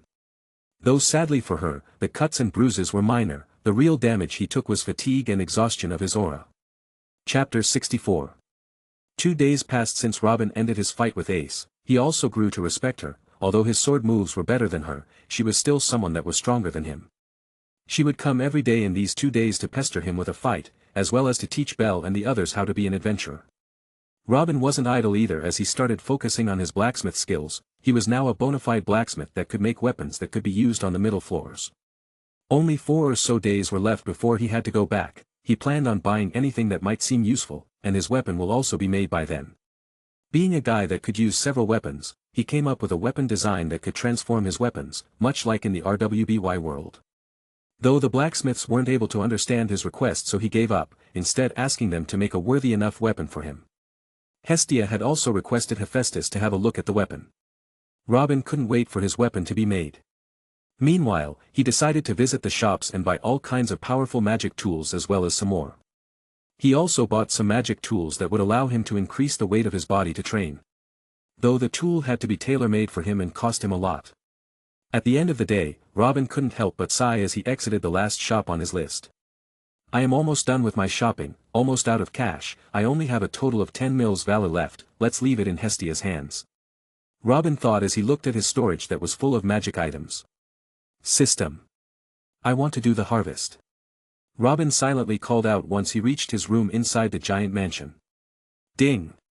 Magic items detecting, beginning harvest. Ding. Harvest has begun, duration of harvest, 5 to 00. Robin waited for 5 minutes as the counter of the notification ticked. He was very excited about the harvest, wondering what he will get. Ding. Harvest successful, host has received 30 stat points, host has obtained 20 skill points, prodigy in effect, all stats plus 15 in skill points. Please choose 2 of the following. Spatial motion, awakened skill. Random cultivation art of TDG, awakened level reward. Random X gene, awakened reward. 20 skill points plus stat points. Random devil fruit, normal reward. Robin looked at the various prizes in front of him and couldn't help but swallow a mouthful of air. This was too epic, but guessing how he nearly emptied out all his pockets, rewards of this level were a given. Though not all of them were on the same level, and their importance might change depending on their conditions, like if choosing the TDG cultivation arts will give rise to wood force in his body. Or if he can be immune to the weakness of the sea after taking the devil fruit, and is there any guarantee that the so-called X gene will not disfigure him, like Mystique of that blue Nightcrawler guy with a tail and stuff. Robin tapped on each reward and its description appeared. Spatial motion, awakened skill. Evolved form of the teleportation skill, the user can travel between 2 points with the use of any available energy source. 1 miles, 300 aura. 10 miles, 500 aura. 100 miles, 1000 aura. Random cultivation arts of TDG. Host will receive any single arts from the cultivation world of TDG, soul force will be activated as well as the soul form. Random gene, awakened reward. The host will get a random X gene that will activate once host reaches the 6th rank, the power received will be as much as an awakened skill. Devil fruit, awakened reward. Host will receive a random normal kind of devil fruit, as strong as a normal skill, weakness of C will be halved, host won't sink to the bottom. Looking at the rewards, it was clear to Robin what he wanted to do, though as he was about to choose the rewards he thought were the best, he heard the system's notification, as if knowing what Robin would choose. Upon choosing specific rewards, host's ranking system will undergo a change to better accommodate host strength level. So many things all at once, now I regret harvesting. Robin mused to himself, though he quickly put away the thoughts and clicked on the rewards he wanted. Chapter 65. After a bit of thought, Robin, who was previously thinking about what rewards to choose, immediately skipped the devil fruit. The random X gene was also skipped out due to the danger of a mutation appearing. The only two left were the spatial motion and the random cultivation arts from the TDG world. Robin, who was now left with two choices, didn't wait long and clicked on the two rewards. Ding! Host has learned spatial motion. Ding! Host has been rewarded with a random cultivation art from TDG. As soon as Jack was done with that, he immediately opened up his status info and found out that nothing had changed so far. Host needs to awaken the soul force to change. It is recommended to first reach the next rank to maximize the gains. Alright, I was just hanging around the bush anyway. I have enough points to go ahead. System, distribute the stat points. Crack. As soon as the points were distributed, enormous amounts of aura burst out of his body and the whole room shook for a moment. Fortunately, Robin had never been lazy in regards to training his aura, so he quickly got it under control, though the next moment, his bed broke, surprising Robin as he was about to stand up. I am not able to control my strength. I should have done this outside. Fortunately, no one is near me right now. Robin sighed with relief as he slowly opened the windows of his room and immediately flew out, severely cracking the window as it came into contact with his uncontrolled aura. As the sun set behind Robin, who was now covered in a mixture of red and blue aura, but this time, it wasn't violent, but calm and serene, Robin, who was deep in meditation, stood up as he exhaled a breath. I am finally able to control myself. Robin pulled up his status information, as well as the notifications that he had received when he lost control. Training efficiency has been increased in the place of Exilia power-up. Robin Alfonso. Rank 7, 3 stats need to be above 350 to advance, all stats need to be above 100. Stat points 0. Strength 355. Agility 360. Endurance 370. Aura 1500. Mana not available. Wisdom 160. Skill points 45. Skills: Apex Predator, 3, Evolved Senses, 2, Awakened Grandmaster, 7, Nature Body, 7, Prodigy, 7, Aura Manipulation, Weaken, 3, Last Stand, 3, Expert Blacksmith, 7, Abnormal Resistance, 1. Techniques: Battle Will Arts, Mastered. I seem to have grown stronger. I wonder how I fare against a strong opponent. Robin thought as he went back to the mansion. As expected, he was questioned extensively by Hestia once he came back. Robin made up an excuse to get out of the situation. The rest of his day was spent trying to level up the blacksmith skill. Once night fell, Robin returned to his room and opened up the system storage, looking at the image of a scroll that read Random Cultivation Art. I hope I get something good. How long will it take for me to understand these new things? As soon as Robin took out the scroll, he received a notification. Ding! A prodigy in effect. Access denied. Access denied. Prodigy in effect. Consuming skill points to update Prodigy. Prodigy has evolved into the skill, Heaven's Son. Ding! HS is in effect. Learning the cultivation arts most suited to the host according to his soul form. Ding! The host has successfully learned the cultivation art, Chaotic God. As soon as the notifications rang inside his mind, a new cultivation art started circulating inside his head. It was a mantra. When one starts meditating and cultivating the said mantra, he will slowly begin to unleash and unlock his soul force, but each cultivation art is capable of giving its user certain unique benefits. Chaotic God Tactics. The demon spiritualist gains the extremely chaotic chi and the soul force is much denser. The user gains the ability to strengthen his soul force much faster than others at the same level. No one in the same realm is the user's match. Illusions are ineffective. Robin sat down and started chanting the mantra in his mind. He felt as if he was finally at peace with himself, contrary to the name of the technique. After cultivating quietly in his room for a few days, Robin felt like he was just about to unlock his soul force. But it was time to go back to his world. Now what's left is to say his goodbye to those of the Hestia Familia. With a sigh of sadness, Robin walked towards the goddess's office. Unlocking the door with a click, he came face to face with someone he would have a hard time forgetting. Chapter 66. I am leaving, Hestia, Robin said as he sat down on the sofa. You are what? Hestia stood up abruptly, surprised by what Robin said. She was stunned, filled with disbelief. It's gonna take some time, I have some unfinished matters back at home, I will be back when I can, you don't have to worry as Belle is a very good seedling, he will take up my position in no time, Robin assured Hestia.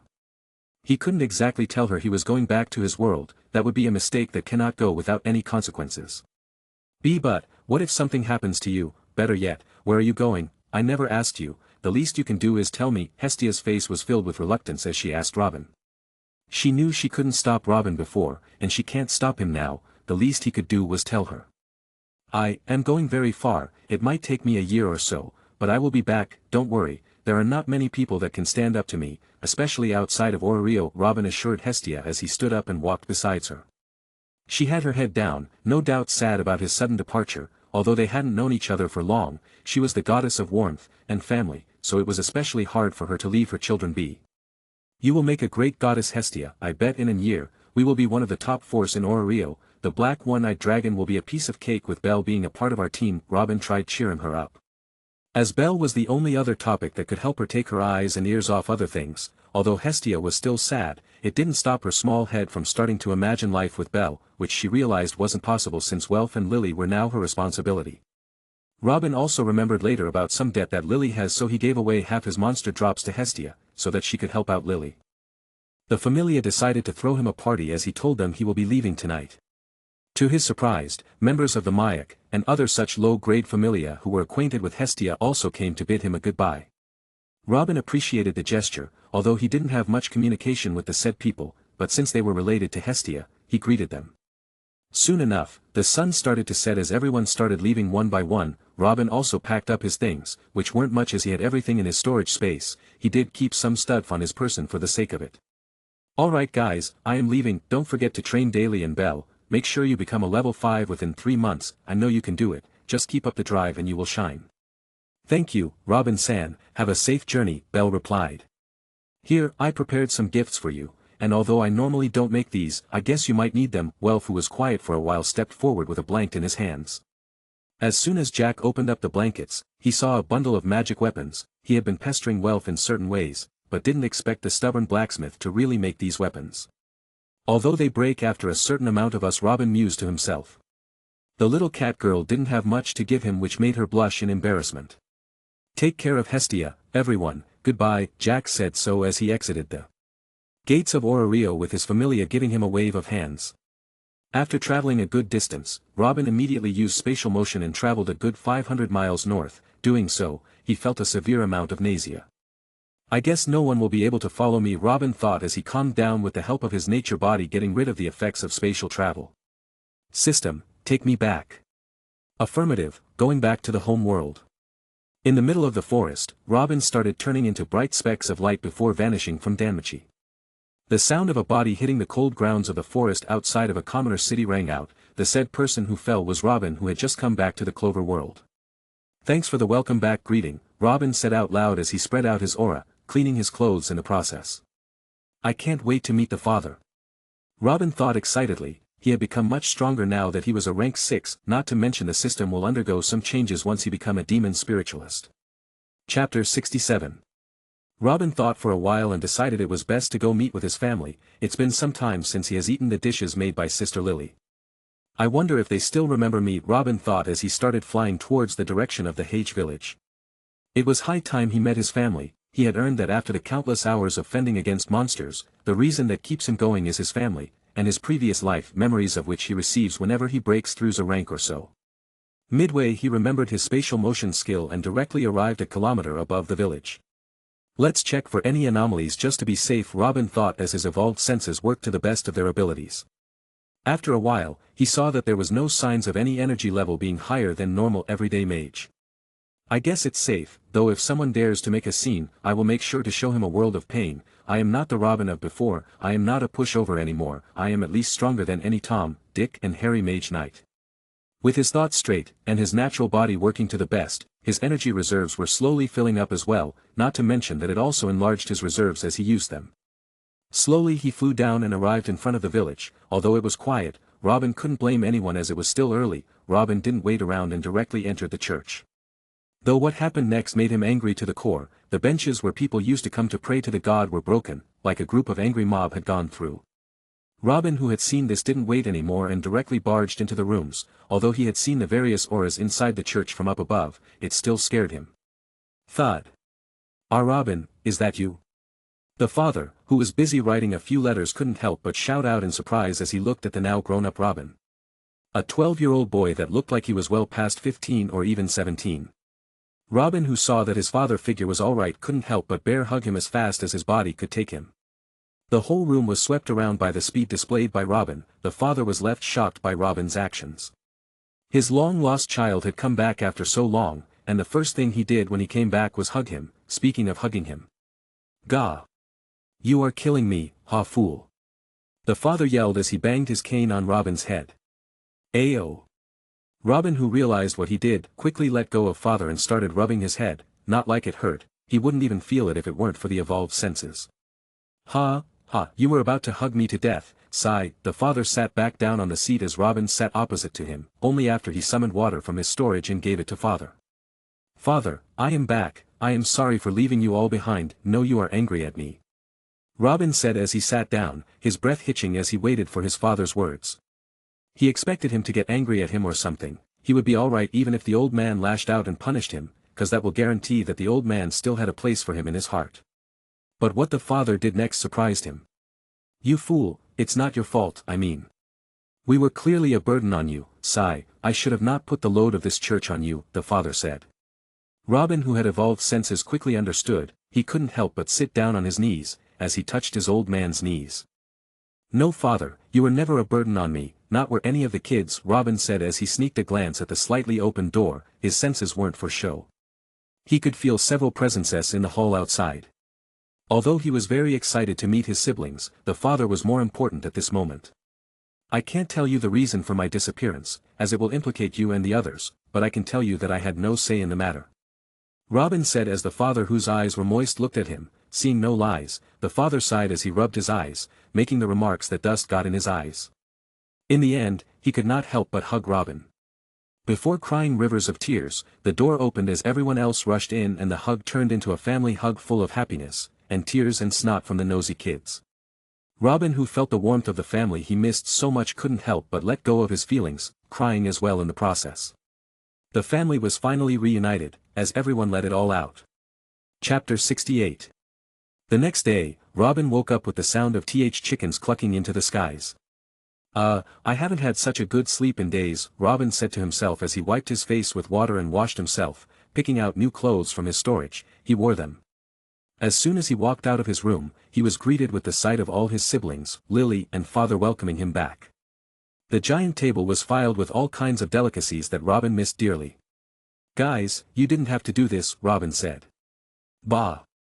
Why not? You are our family. It's been so long since we have seen you. Who knows in what condition you have been ever since you left," the father replied. Sister Lily also pushed Robin to sit down. "Brother Robin, let's have a spar after the party's over," Asta smiled challenging at me. Robin, who nodded back at him. The other kids would keep filling his plate, causing him to eat more than he needed to, though he will realize later on he should have eaten 10 times that amount. "Oni-chan, did you bring me presents?" asked Rixa as she looked at him expectantly, although the kids knew something bad had happened to their brother. But whenever he went out, usually, Robin would return with the baggage of goods. Robin lovingly ruffled her hair as he brought out all the gifts one by one. "Whoa! This is so cute!" Rebecca and Aruru exclaimed in sync. The cuteness meter shot up the roof as Robin nearly fainted from pure happiness. Everyone received a bunch of high-quality clothes as well as normal clothes. Robin further burrowed out a handful of toys that instantly caught the attention of all the children. Even Asta and the unusually quiet Yuno were a bit impressed. Though they didn't move from their place, looking at Robin expectantly, Robin couldn't help but chuckle as he felt their hidden enthusiasm. Though it was pretty apparent on Asta, Yuno was still the emo kid. "All right. Soldier Asta and Yuno, to the room." "Yay! Robin brought me new stuff. I want a sword." "What are you going to do with a sword, you idiot?" Father Orsi shouted at the back as Robin and Yuno chuckled at the antics of Asta. Robin sighed. It seemed like nothing had changed. "I still need to ask Father Orsi about the damage in the main hall though," Robin thought as he moved towards the outer area. The orphanage faces the outside of the village so one can see a vast expanse of empty space. Father Orsi then cleans this space and turned it into a play area for the kids. Asta still trains in the skull of the elf turns devil, Robin then proceeded to take out a few beautiful-looking pieces of armor. He had them made to be able to adjust to the ever-growing bodies of the two. Yuno's was green and blue in color, and Asta's was red and silver. It had enough strength to stand the attacks of at least a third-grade mage knight for a while. Wow! This is so cool. Asta had literal stars in his eyes as he looked at his armor. So shiny. My precious. Yuno quietly tried on the armor. This armor will grow with you, you won't have to get a new one. I have to tell you that this is an armor that not even first-grade magic knights have, Robin told the little kids as they looked at the armor in surprise. I want to try it on, Robin, hit me. Hit me. I don't think that's a good idea. Sister Lily was looking at Asta with a worried gaze. You don't have to worry, Sister Lily, I won't hurt them, Robin assured her. He took a simple stance and punched out with enough force to send Asta skidding back. All it did was scratch the armor. Awesome. This is really nice. How much did you spend on it? Father Orsi asked as he knocked on the metallic breastplate with fascination. It was a gift. Robin rubbed it off, not bothering to convert the currency to come up with an answer. The duo of Asta and Yuno played around with the armor before Robin took them to train in their usual place. He had gained a lot of insight while staying in the other world, not to mention, now he was confident enough in his weapon skills to teach them to someone else as well. After giving both of them new tasks and magical weights that didn't look ugly on them, Robin sat down on the head of the skull beside the stone wizard king. Exhaling his breath in an unnaturally rhythmic manner, Robin went into a meditative state. Chapter 69. Robin spent his days leisurely as his mind could allow. It seems to be that his mind was under some unknown pressure. Robin recognized this was some kind of PTSD or shit. He would always think about training himself to become stronger to protect his loved ones, and although it was true that he had gained a bit of memory that went and showed him he still wasn't powerful enough, it didn't mean he had to be under constant dread of being killed. Robin had to agree that his mind was still stuck in the past in which he was being controlled by two-bit thieves that weren't even strong enough to lift his shoe now. Sigh, I guess I will have to relax for a while. Robin sighed to himself as he looked at the Hage village sitting atop the demonic skull, his cultivation place for the past week. Although he hasn't trained his body in a while, he is still busy trying to activate his soul force, which will allow him to upgrade his system parameters. To what extent, he didn't know. I wonder how strong I will become. I am still not sure how strong a legendary demon spiritualist is supposed to be, but whatever, I still don't know how I am going to get myself a demon beast to absorb without going to the TDG world. Robin shook off his distracting thoughts as he kept meditating to unlock the soul force. Though he would accidentally use his aura manipulation or sometimes the haki instead of soul force. Damn it. I did it again. Robin couldn't help but yelp as he stood up in frustration. He had again unleashed his aura and haki, which resulted in him losing focus. It's alright, I am not in a hurry. If I can't cultivate it in a month, I will go to some other world for a day or two, Robin said to himself, completely disregarding the little antibird beside him that was looking at him atop the statue of the Wizard King. Big brother. As Robin was thinking to himself, he heard the shout of Rixa from below. Why does she seem to be in a hurry? Robin quickly jumped down, floating towards Rixa. Big brother, those bad people from the village have come to harass Father Orsi again, Rixa explained as she caught her breath. Hearing her, Robin's eyes grew a cold front as his blue-red aura grew outwards, though he quickly suppressed it. Taking Rixa in his arms, he flew towards the direction of the church in jet speed. Not forgetting to cast a bubble around him so that Rixa isn't hurt by the wind friction. Boom! Hero landing. Rebecca yelled as she flared around in Robin's arms. Robin put her down as he made his way inside the church hall with heavy steps. He could feel several heavy magic aura inside the church and one that belonged to Father Orsi. He kicked open the door. The sight of Father Orsi who was about to be smashed by a boulder made of earth, probably the work of these goons. Humph. Robin sent out an attack on his own. Aura blast impacted the boulder and it got turned into rubble. Robin. What are you doing here? Go outside and stay by the kid's side. Let me deal with this, Father Orsi said in a serious voice. If it was any other time, Robin would have abided by the father's words. I am sorry, Father, but I can't stand by as a bunch of trash come and crash our home, Robin said in a tone of finality. This made Father realize once again who Robin was, the kid that was able to take on the responsibility of his siblings at the meager age of 10. After a bit of hesitation, Father Orsi looked at Robin meaningfully. Don't cause any major injury. With that he walked out, taking Sister Lily with him. The several thugs who were silent as a dark night didn't object. Not did they say anything, it wasn't because they weren't arrogant or anything like that. It was because as soon as Robin walked in, they felt like they were standing in front of a dragon. ready to turn them all into crisp. As soon as they saw him, they felt like they had lost control of their body. As soon as the door clicked together and closed again, a new wave of energy rushed out of Robin. Thud. Gah! All the thugs felt their knees go weak as they crashed face-first into the marble floor. It seems like you all enjoy tormenting the weak and helpless. Unfortunately you poked the wrong nest this time, Robin muttered as he increased the pressure. His aura rose and twisted in respect to his emotion, his apex predator skill was in effect, the thugs could only groan out a few incomprehensible words as they nearly peed their pants. When I came to know you guys were asking around for protection money, I wanted to walk over and smash you all to the ground, but Father Orsi stopped me at the time, but you just had to come again and sign your death warrants. Robin gave a sigh as he picked up a wooden chair's leg that was lying around. Gush. Gwa. One of the thugs was suddenly pierced by the leg as he felt the sudden pain, causing him to cry out in pain. Though that soon stopped as Robin smashed his boots into the thug's mouth, motioning a shushing motion.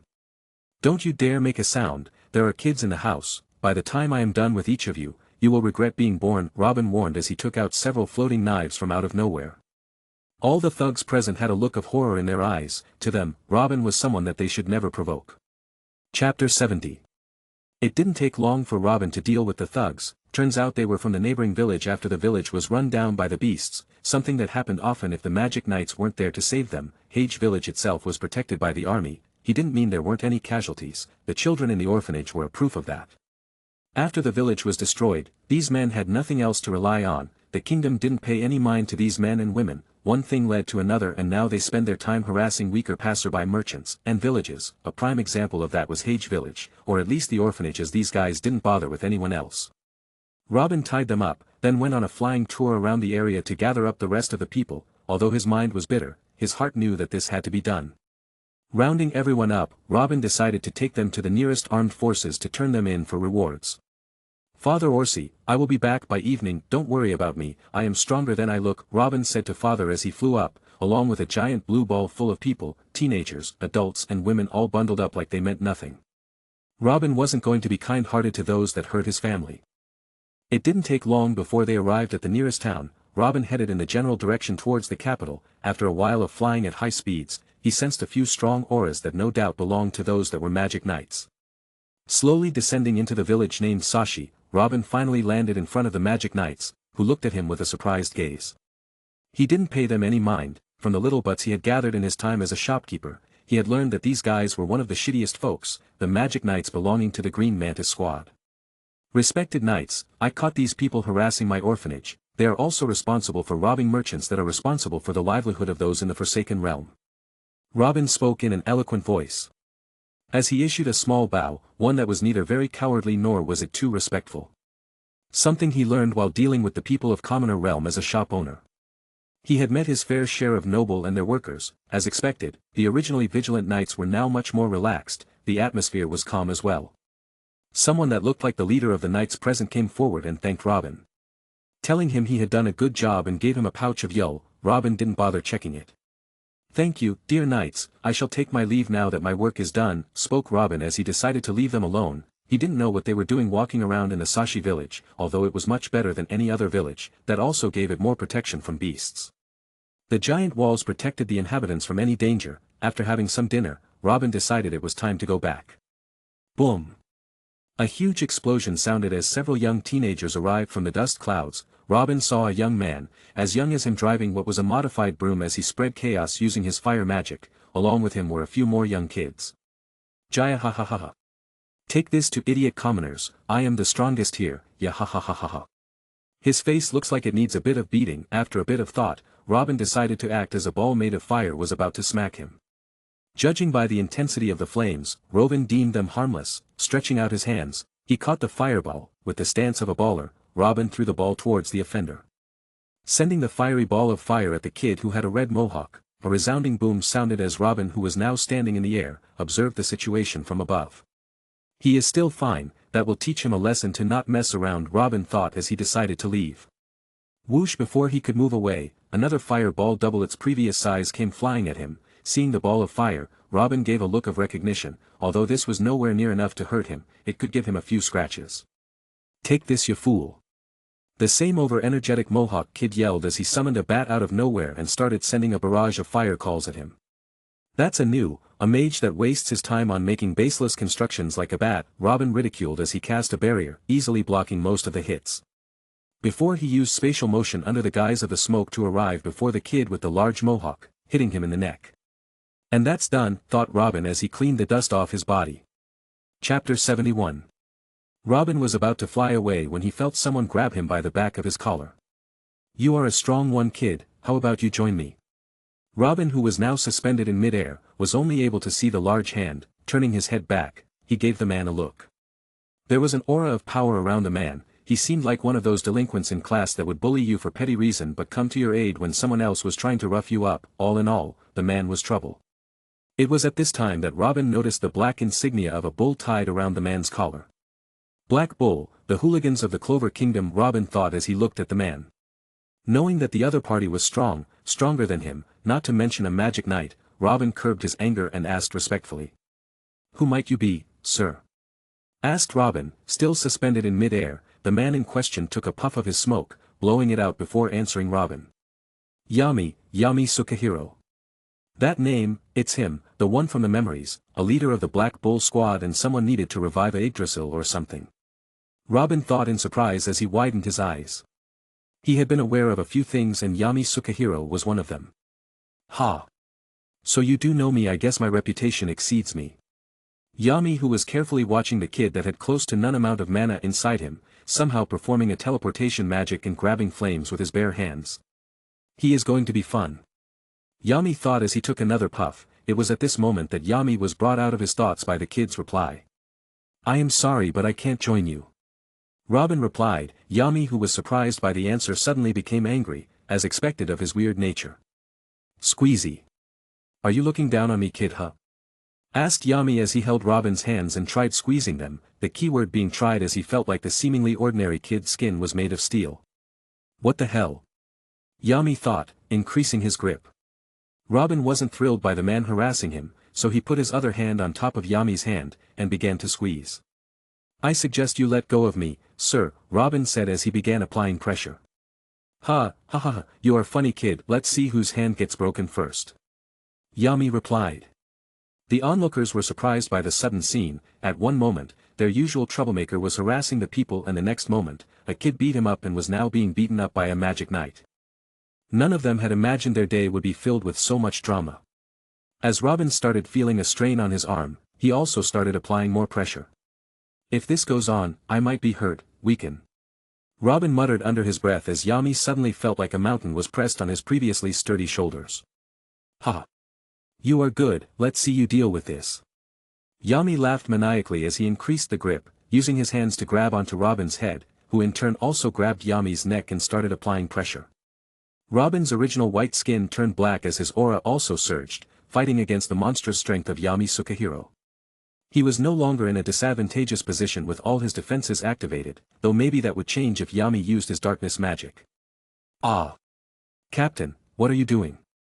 The tension was broken by a sudden shout as a slender young man of average height and build. He has droopy eyes, and his light brown hair is somewhat unruly. Robin identified this person as someone who had spatial magic, named Finral. Captain! You can't kill a civilian in daylight. He shouted as he hung from Yami's giant arms. What do you mean, can he kill at night? Robin couldn't help but think. This had gone on long enough, and just as Robin was starting to feel uncomfortable by the weird hanging position he was in, Yami let go of him. Robin calmly landed on the ground. Kid, you have got guts, come and join my squad. Yami asked once again. The Black Bull, do I want to join them, and can he have me join before the night exams? Robin thought, not to mention he didn't even have a grimoire, not to mention he wasn't even of age. Although I am happy with the offer, I will have to decline. Robin said one final time before he disappeared using spatial motion right before Yami's eyes. As expected, he is using spatial magic, and that too without a grimoire, but he has another thing on him. That things he released weren't mana, it was something natural, almost like a pure physical presence. Yami started contemplating. Not paying mind to the onlookers. Captain. Was that spatial magic? Finral asked with surprise on his face. Yami was too busy to answer as he thought about the weird kid and his even weirder power. Chapter 72. Robin sighed as he appeared above the skies of Hage Village once again. he didn't expect to go against a captain. The fact that he was able to meet a captain of a Magic Knights team and beat his future squad member was something he didn't expect. Jack was able to understand that he was somehow able to go toe-to-toe against the captain. It was only a competition and Yami wasn't trying to get rid of him, but this really put things into perspective for him. During his manly contest with Yami, Robin came to understand something. He was able to grasp the soul force for a little while, and that happened when he let both his energies run wild. At least now I have a direction to follow. Let's go and give this pouch to Father Orsi. I can get much more than this measly amount later on. Robin thought as he entered the church. Don't worry, Father, those people won't be bothering us anymore. Robin replied as he handed over the bag of money to Father Orsi. Thank goodness you came back. All right, tonight's a feast, yelled Father Orsi in excitement, and so did Asta and the other kids. Yuno had a smile on his face that he tried his best to hide. I need to teach him to live the moment or he will end up like me, Robin muttered to himself. Are you alright, Robin-kun? Lily asked as she looked at Robin worriedly. I am fine, nothing much happened. I met a couple of Magic Knights, gave them the bandits and received this as a reward, Robin replied, though the kids went into an uproar as they started talking to him about what the knights looked like, to which Robin answered truthfully. Though the others didn't believe him when he said they only looked average, only Yamu and Finral were the people that Robin would put in his eyes. I have grown arrogant again, haven't I? Robin asked, along with the others as the little kids fed him food one by one. They had missed their precious big brother these few years and didn't want to separate from him for reasons that were obvious. This further solidified his belief that he didn't want to leave them again for longer periods of time. But I need to farm training points to go to the TDG world and get myself a demon beast to bind with. Robin decided to leave his problems for later as he fell asleep rather quickly. Robin woke up the next day and took a bath. Although he could stay clean as long as he unleashed his aura to get rid of all the dirt and smell on him, a nice old-fashioned bath would hurt no one. After taking a bath, Robin immediately decided wake up the two lazy bums, but to his surprise and Father Orsi's satisfaction, both the boys were out training. It's a good thing that they have the energy to train early in the morning. Yuno has a great future ahead of him, Father Orsi said as his eyes seemed to shine in excitement. He will be the star of our Hage village. Father Orsi kept praising Yuno. Robin knew Asta was someone that Father Orsi loved even more than Yuno, but he wouldn't dare admit it, so that he could look all uncaring and stuff. But everybody knew this, even the usually careless kids could see this. Robin said his goodbyes as he flew towards the direction of the training field he had set for himself. Robin wanted to first unlock his soul force before anything else. He wanted the system to update itself to enjoy the benefits that come with it. Sitting atop the giant skull, Robin started chanting the mantra in his mind as he tried to find that familiar feeling from yesterday.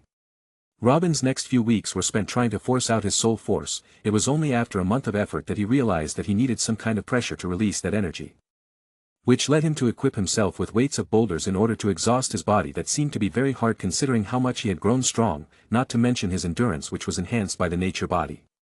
After the initial 1 month and one more month of gruesome training that would even persuade the Hidden Leaf's beast to praise him, Robin again felt the chaotic force in his body. He immediately latched onto it, pulling it with all his force, and as he did so, the anti-bird that was previously sleeping on his head immediately opened his eyes as he showed a terrified expression, before it flew away. As it did so, Robin's body flared up in a mix of blue-green and a chaotic purple aura, which was his aura, his will and his soul force respectively. I did it! Robin shouted in happiness as he stood up with his hands outstretched in the air. It had taken him 2 months of time to finally unlock his soul force. Ding! Soul force awakened, system undergoing update to better accommodate the recent changes to the body of the host. Finally. Huh. It will take a whole day for the update to be completed. It's fine though, I do deserve a rest for all my hard work. Chapter 73. On the top of a black skull, a bold and confident person stands atop the demonic skull. He has an excited expression on his face. This person is Robin. System, quick. Show me what has changed, Robin asked in an excited voice. In reply, the system gave a brief overview as he opened up the status page. Ding!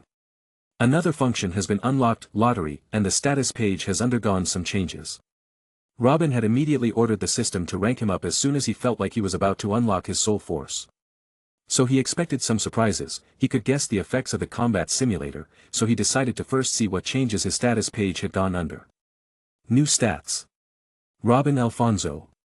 Rank, 6, 3 stats need to be above 500 to advance, all stats need to be above 250. Job, Demon Spiritualist, Bronze 1 star. Stat points 4. Strength 355. Agility 360. Endurance 370. Soul Force 110. Aura 1500. Mana not available. Wisdom 160. Skill points 20.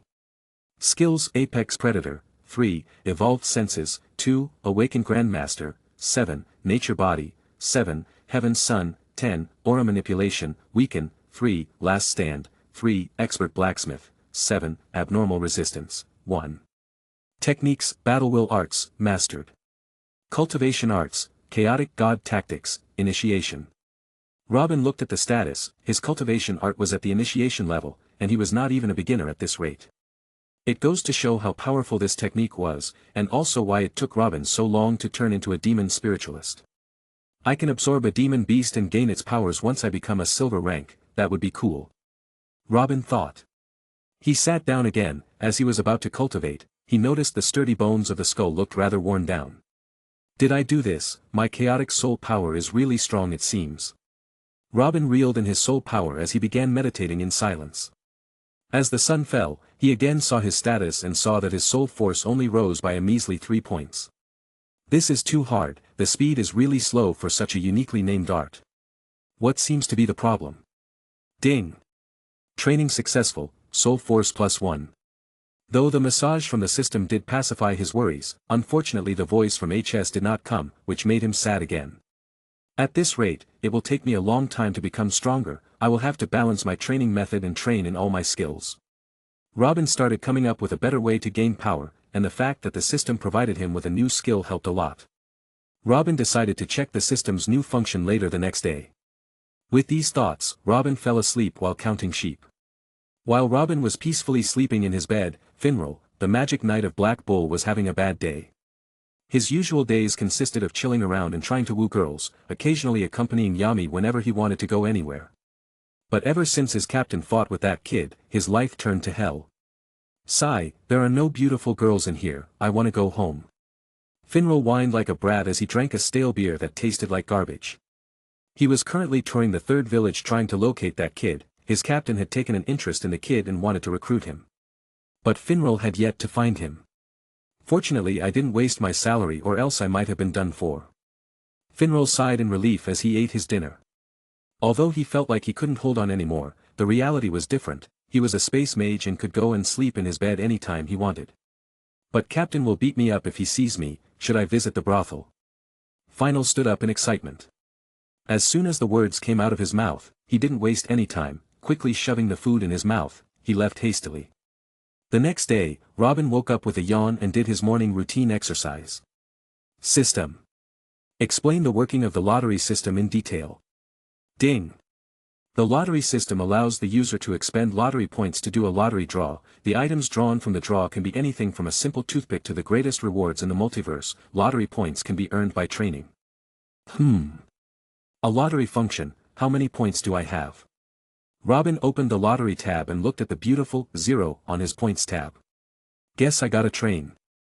Robin saw that the lottery system had no categories and that one lottery would cost him 50 points. With a newfound goal, Robin began training with a new routine, balancing his negotiations and training to earn the maximum benefit. Chapter 74. Contrary to what Robin believed, his days didn't go as he had thought. His training speed was at an all-time low. Getting training and lottery points was something that was the hardest for him, not to mention increasing his stats, which seemed to increase at a snail's pace. Before long Robin understood that he had become stagnant and that meager training wasn't gonna cut it, so he decided to grind for the training points to go to a world that will give him power. He had the TDG world in mind, since that will allow him to gain a spirit beast for when he becomes a silver rank demon spiritualist, or go to a DXD world to become a devil spawn, but the second one might backfire, so he decided against it for now. The One Piece world will allow him to learn all 3 haki. His skills had an uncanny resemblance to the signature 3 haki. He could also go to the Tensura to learn some skills and better understand his aura skills that were from the said world. Or he could go to the Dragon Ball world, but that place was a doozy to get to. For some reason, the system put that world at a whopping 10,000 points compared to other worlds. So he farmed for a whole year continuously while making sure not to neglect his siblings. He also encountered some of his sealed memories as he became stronger. Memories of his past life, so to speak. he also understood the many dangerous elements inside Black Clover, namely the eyes of the Midnight Sun, the other kingdoms and the Witch's Forest. He also had another thing to worry about. The world of the devils. Robin muttered as he flew through the skies. It's been a year since he started farming for training points. He has been able to farm enough points to go to another world now, but the problem he is facing is, which world he wants to go to. Robin doesn't have any particular one he wants to visit, though I want a world where I can cultivate my soul force a little faster. Robin thought. Robin didn't know that he wasn't alone. A part of him, or more specifically a skill of his, listened to his every whim and tried its best to give him what he wants. Robin finally arrived at the orphanage and slowly flew down. Lily saw him and waved at him, causing the others to also see him, growing excited as whenever Robin would come back, they would get gifts. Robin gave everyone new clothes and a light leather armor for Nash, who was growing into his emo boy phase. He kind of felt like a little to Robin. Speaking of it seems that no matter how much the two boys trained, their bodies weren't growing strong, so Robin kept training them in different weapons and hand-to-hand combat. Teaching them some techniques that didn't require extreme physical conditions. Had stopped growing, but Asta was something else. He was still growing, although the boy had no magic, but he had something else. He had a will of iron. No matter what anyone said to him, he believed that he will become a wizard saint. It went so far that the duo ended up announcing Robin to be their rival. Speaking of being a saint or wizard king, only a year was left for the ceremony and the Magic Night entrance exams. Robin played around with his siblings for a while before he went ahead and entered Father Orsi's room for a talk. He had to inform him so that they won't flip out once they realize he has been gone for a long time. Father Orsi. Robin, how was your hunt? I reckon you got some good gains. Father Orsi commented as he put down his book and looked at the young boy who looked more like someone in their late teens.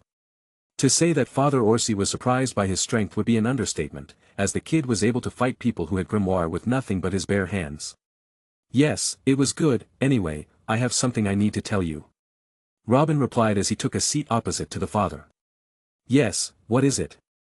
Father Orsi also looked at Robin in wonder. There aren't many times when Robin would seriously address him, so the matter at hand couldn't be taken lightly.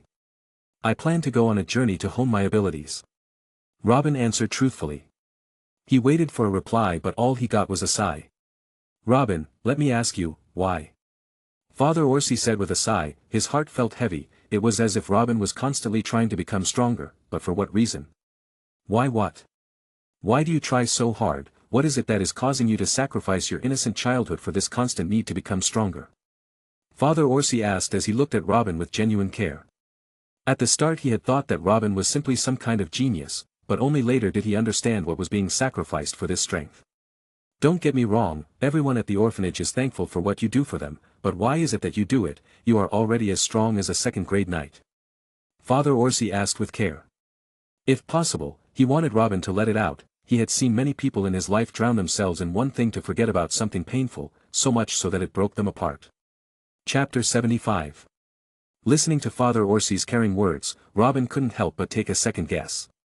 Why am I running so hard? Why am I really doing this? Is it really the eyes of the midnight sun and the other dangers? Robin closed his eyes as he kept thinking for a while. It took him some time, but he was able to determine why. The real reason was his memories. He wanted to know who he was and what happens to his family back on Earth. He opened his eyes as he looked at Father Orsi.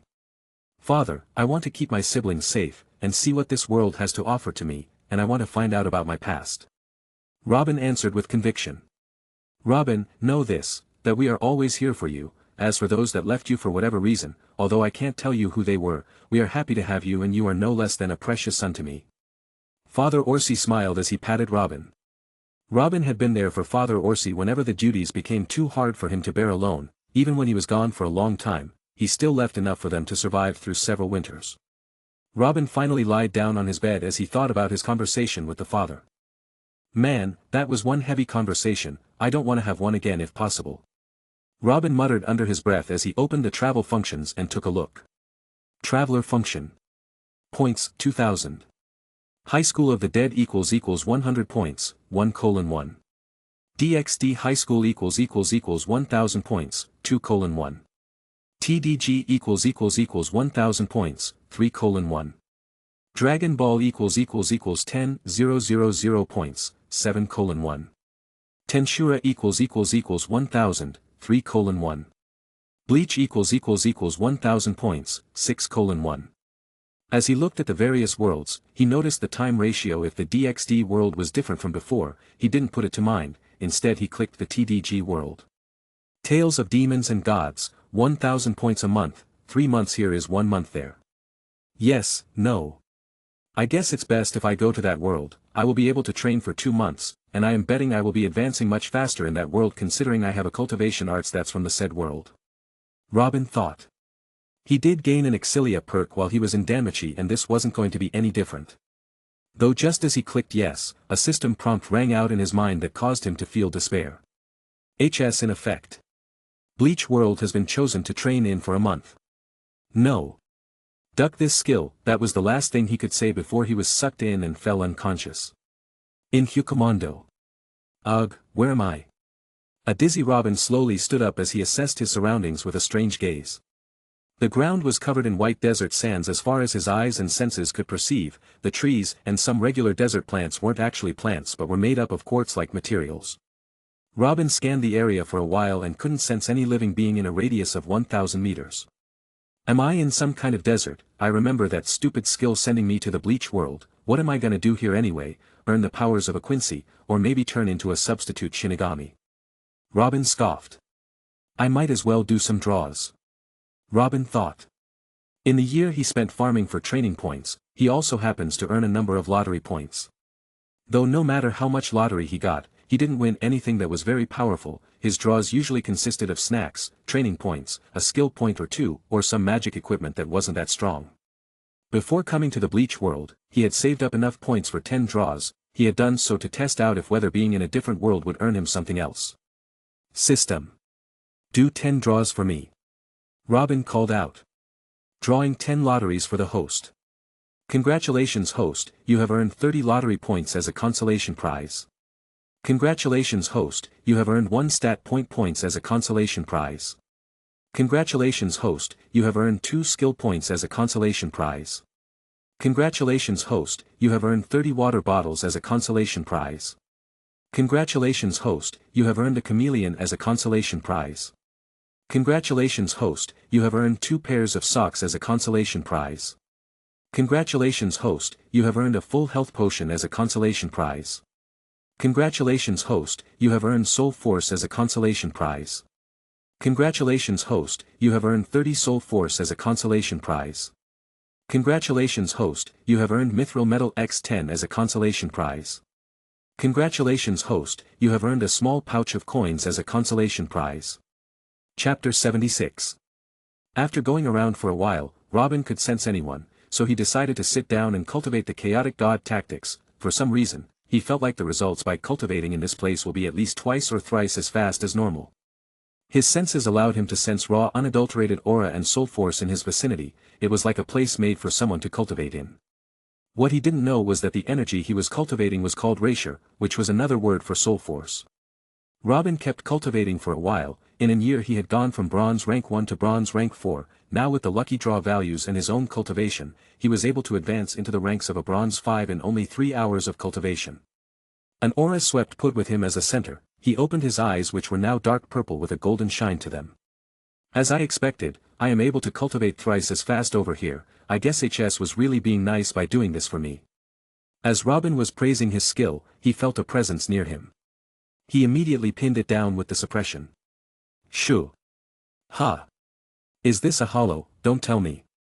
Robin had another look around the place as he looked at the weirdly looking black monster in front of him, shrieking in a weird way. This is Hucamondo. Robin took out a spear and pierced it into the white mask of the hollow. Ding. HS in effect hollow killed, soul force absorbed. What the? Robin was surprised by this new discovery.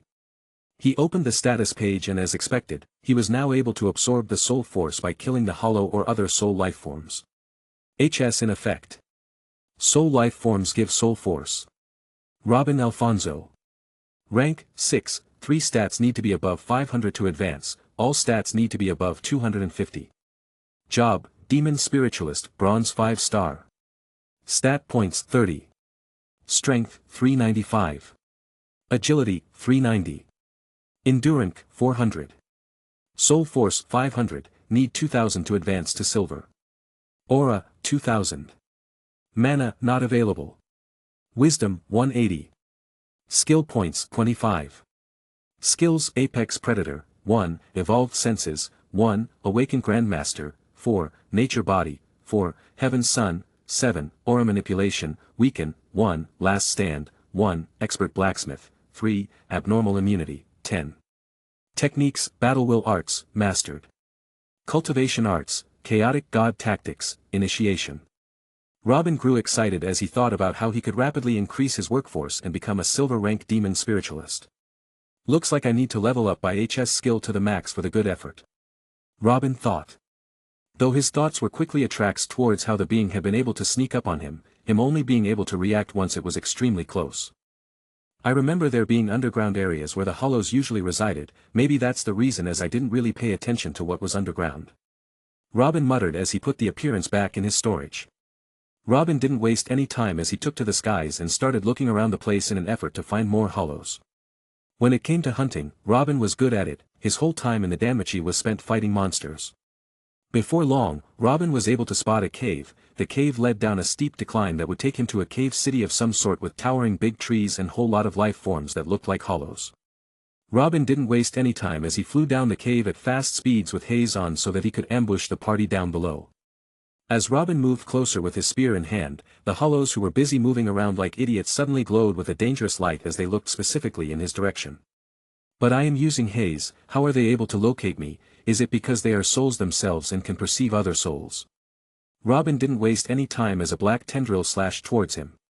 He grabbed the spear like a javelin and threw with all his might at the attacker, breaking the mask onto pieces. Hollow killed, soul force absorbed. Grua. The whole town consisting of hollows came to life as they roared. Robin didn't shy away from the fight as he called back the spear using his aura and summoned a number of swords and spears from his storage, each being weapons that would make those in the DANMACHI world drool. Come on! Robin issued a battle cry as Weaken and Last Stand came into effect. Hollow killed, soul force absorbed. Hollow killed, soul force absorbed. Hollow killed, soul force absorbed. Hollow killed, soul force absorbed. Hollow killed, soul force absorbed. Hollow killed, soul force absorbed. Chapter 77. Robin sat down on the hard floor as he killed the last remaining hollow with a thrust. It was safe to say that this had been the hardest fight for him till date.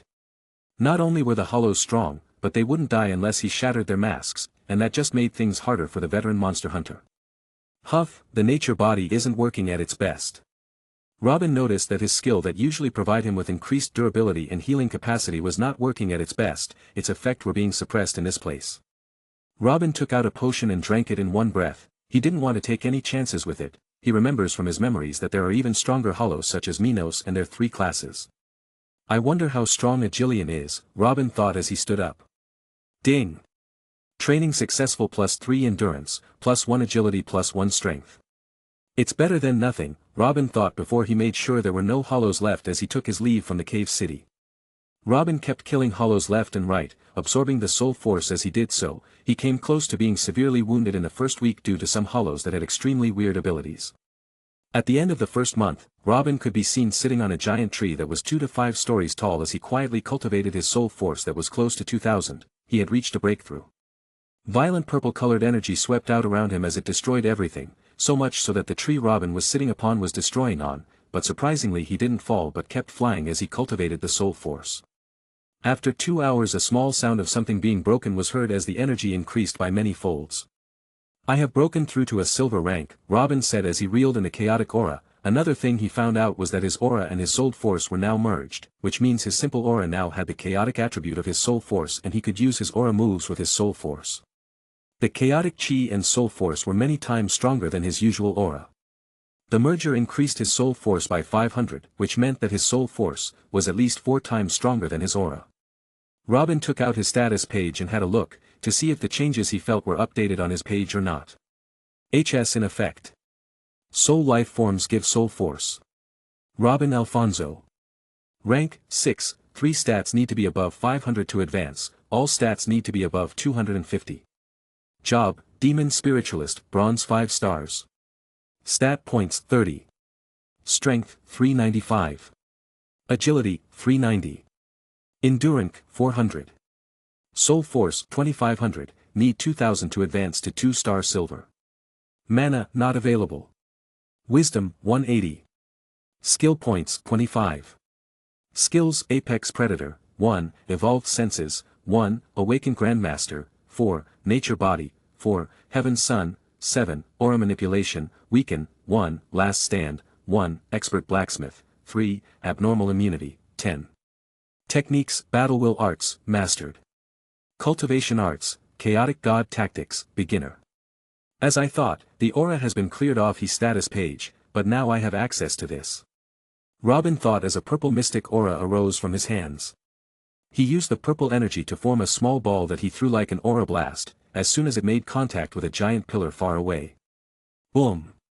The power is extraordinary. I can feel that it's stronger, not to mention that I can coat my weapons in this energy and give them a lethal edge. Let's see how a hollow reacts to my wood force. Robin muttered as he sensed a lone hollow in the far distance. He took out a dagger and coated it in his wood force before it flew towards the hollow at a tremendous speed.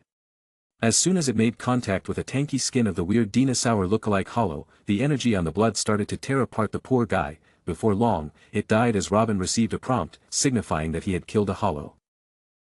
Maybe I should make a skill that resembles the intensity of a Zero. I do have a aura cannon, but who knows. Chapter 78. Jack spent his time killing off any hollows he could find. For some reason, he was able to find normal hollow very frequently as compared to prior times. Perhaps he was getting closer and closer to the place where hollows used to come. It was on his second week, third day that he came across a group of Jillians. Jillians are hollows that are easily 2 to 3 stories high. They have the ability OT Release Zero, travel to the mortal world, and another ability that Robin didn't quite understand. The most perverted ability that Robin saw them use were their invulnerability to damage, except the mask. And the Jillians had these abilities as well. The lesser hollows had individual special abilities that were harder to deal. Robin felt like the ability of the Jillians weren't that powerful, just that their defenses were much better than other hollows. And their particular fast speed as compared to their appearance. He thought for a while before he decided to look elsewhere for now. Robin tried looking for a loner Jillian, which was easier said than done. In these 3 days and the previous week, he had learned to hide even from the hollow. And fortunately the Jillian worked in the same way. After looking around, Robin finally found a lone Jillian. This one had a scar on its cloak-like body. It felt like mist was escaping from its body. Robin took out a particularly breathtaking dark black sword from his storage. Everblack, Awakened Grade Sword. Sword made from mithril and the horns of a mature dragon, it has absorbed the essence of chaos from its master. Blood-bound, only those of the Alfonso blood can wield this blade. Chaos effect, the sword can release chaos chi, affecting opponents with a wide variety of effects. Reflect, the sword can reflect most projectile attacks. This was a sword Robin made with the mithril sword he got as a reward, making him advance to the next stage as a blacksmith. It was also found with his chaos essence, and had been blood-bound to his name. As for how Robin was able to make a sword in this deadly and desolate place, the answer was within the lottery system. The year spent farming for lotteries wasn't as worthless as one thought. Robin had gotten some pretty cool gadgets, although most of them had no good use. One of them was suited for him. Portable Smithy. This is a portable smithy, that can be used to forge products till the unique level. The thing was a small device when pressed will summon a small smithy that Robin can use to make weapons and armor inside. Let's go. Robin pushed his feet as he disappeared from view, arriving beside the neck of Jillian, who was surprised judging from the weird groan it released. Robin didn't waste any time as he pushed the chaos energy into his blade, striking at the giant bastard's neck. That's more like it, though it feels weird not to be splashing blood, Robin muttered as he looked at the giant wound on the neck. He had understood that these hollows weren't affected by normal physical attacks, as were still beings made of souls that had become deranged. I am still not strong enough to defeat them with a single strike. The villain started thrashing around as a visible purple aura rampaged inside its body. Robin didn't waste his time starting and charged a chaotic blast, sending it hurling at the hollow face. Soon the hollow started disappearing from the views. Ding! Killed an injured Jillian, soul force absorbed. Robin felt his body and noticed that the increase in his soul force was higher this time around. As expected, it's better if I hunt bigger hollows. Robin concluded. But according to the prompt, I fought an injured hollow. What will happen if I fight against a much stronger and healthy hollow? Robin's thoughts. His thoughts were answered shortly as he felt several shadows arriving beside him. The Jillians had somehow teleported beside him. Oh. I am sorry for interrupting you guys, have fun. Robin couldn't help but blurt as he tried to escape. Though the thought was quickly thrown away as he evaded to the side just in time to avoid a claw attack from one of the Jillians. His sense blared as he took to the skies, just in time to swerve past a Zero. The sheer intensity of the Zero shook the surrounding. Damn! Robin quickly pulled his sword in front of him as it glowed in a purple light. A very struck him, sending him gliding back. Though he wasn't the only one that was struck this time around, the sword reflected the Zero attack at the giant Jillian as it caused the hollow to fall to the ground. Now's the chance. Robin coated his body in chaos energy as he turned into a speeding light, arriving beside the Jillian who was busy struggling. Gotcha. Ding.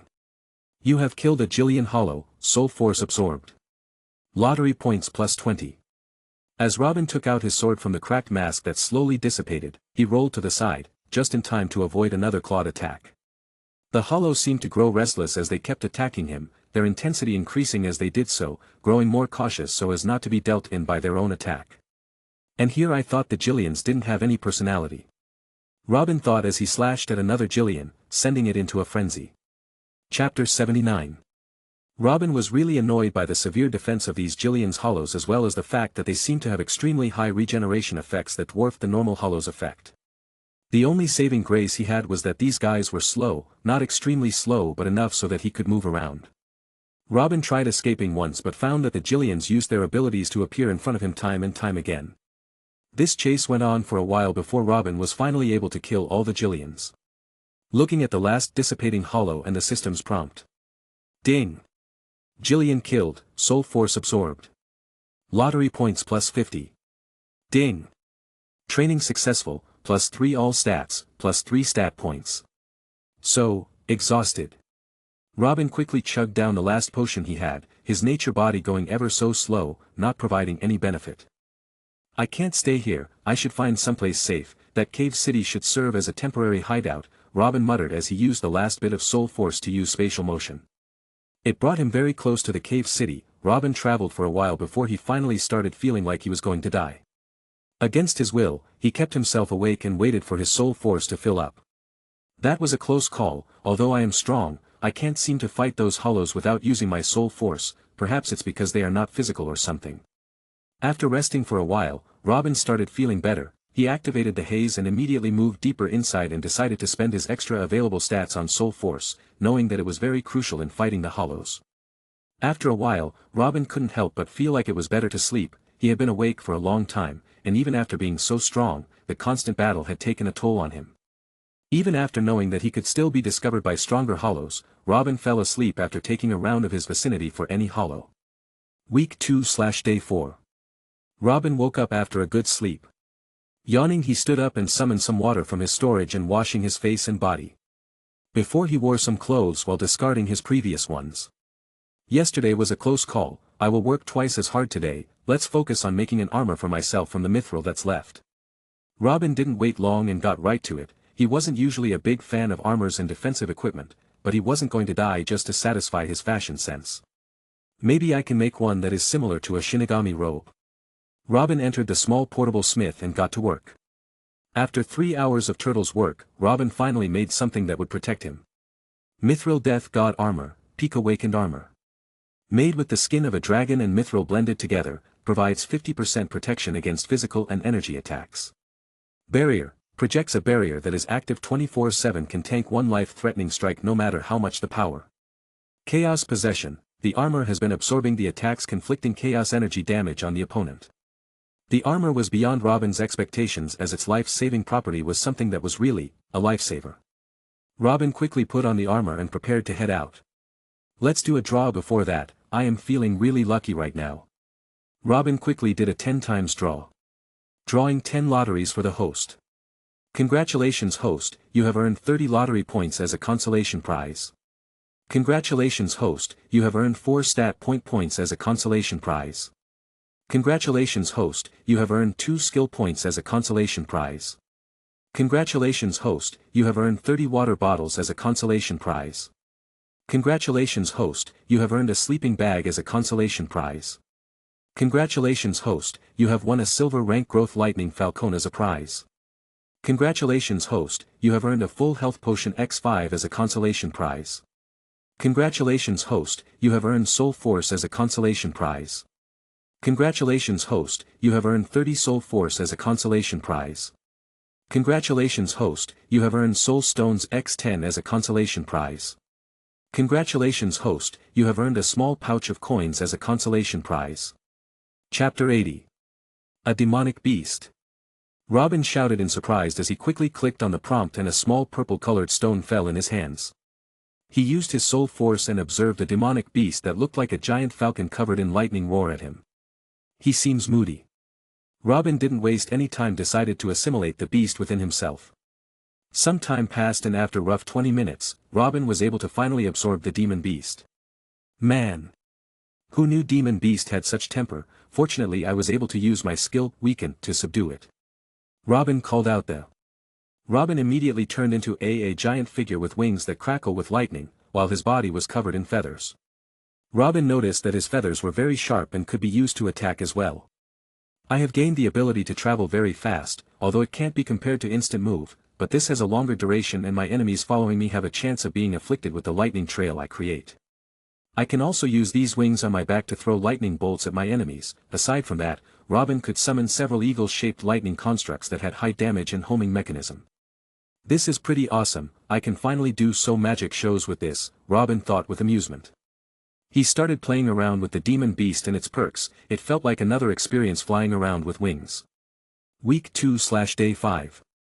Robin spent some of his time absorbing the soul stones he got from the lottery as well as looking around for any signs of hollows, though he was surprised as he didn't find any in his vicinity, so he kept flying in one direction until he could find one.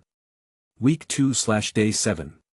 It took Robin another week before he was able to find some Jillian. As expected, after his recent advancement and new armor, he was able to content with Jillians without losing all of his soul force in the process. The armor was working very fine. The Jillians could only groan in a pain that they had never felt before, as their souls would be torn apart by the chaotic soul force. Robin kept slaughtering any hollow he came across. Fortunately he didn't come across any hollow that was stronger than a Jillian, so he was rather safe. He also upgraded his blacksmith skill after careful thought. Now he could better attributed weapons as well as some accessories that could provide supportive boosts. He was also easily able to repair his armor and sword. HS in effect.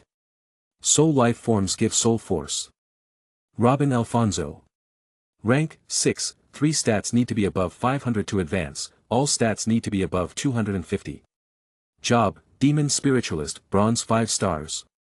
Stat points 0. Strength, 403. Agility, 399. Endurance, 410. Soul Force, 3500, need 500 to advance to 2-star silver. Mana, not available. Wisdom, 180. Skill points, 19. Skills, Apex Predator, 1, Evolved Senses, 1, Awakened Grandmaster, 4, Nature Body, 4, Heaven Sun, 7, Aura Manipulation, Weaken, 1, Last Stand, 1, Master Blacksmith, 10, Abnormal Immunity, 8. Demon Spirit, 1, Star Silver Lightning Falcon.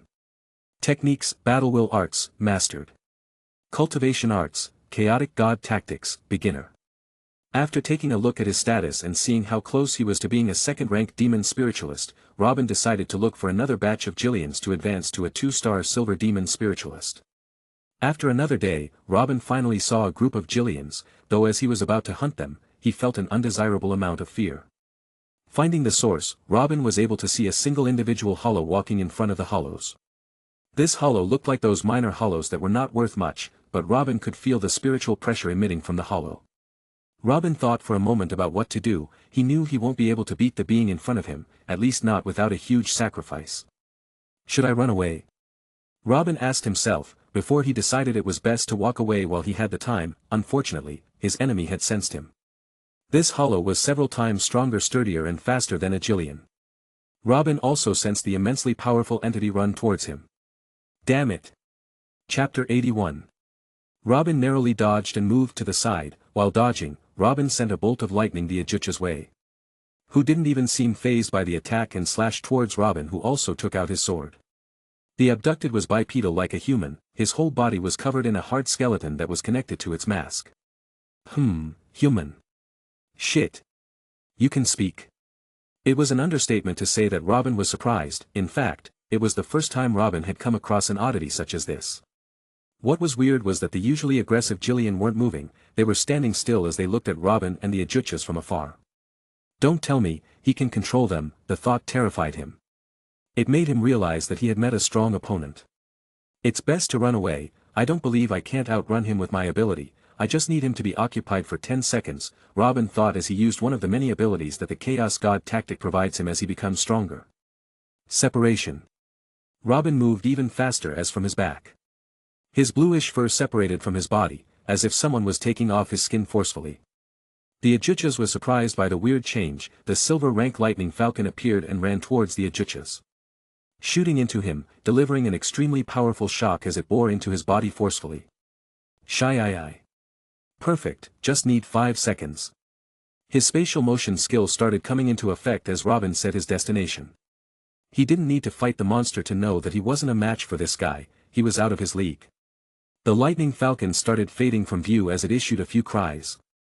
By now the Ajuts was free from the binding electricity and the demon's beast, he took a moment to stabilize himself, though it was already late as his target, Robin was nowhere to be seen. Damn. That was scary, I need to be at least at the peak of silver rank or a gold rank demon spiritualist to fight that. Robin analyzed as he observed his Daitian. His soul force was stable, although a large part of it had been used up to travel through space. He also noticed the lightning falcon's soul sleeping, Robin couldn't help but praise it, although they had started on a rocky start when the stupid bird tried to take control of his body.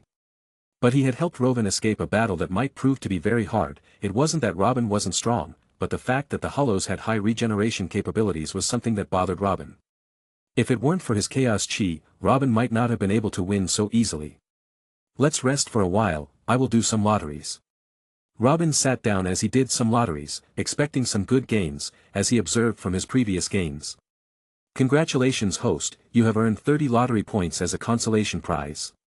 Congratulations host, you have earned 4 stat points as a consolation prize.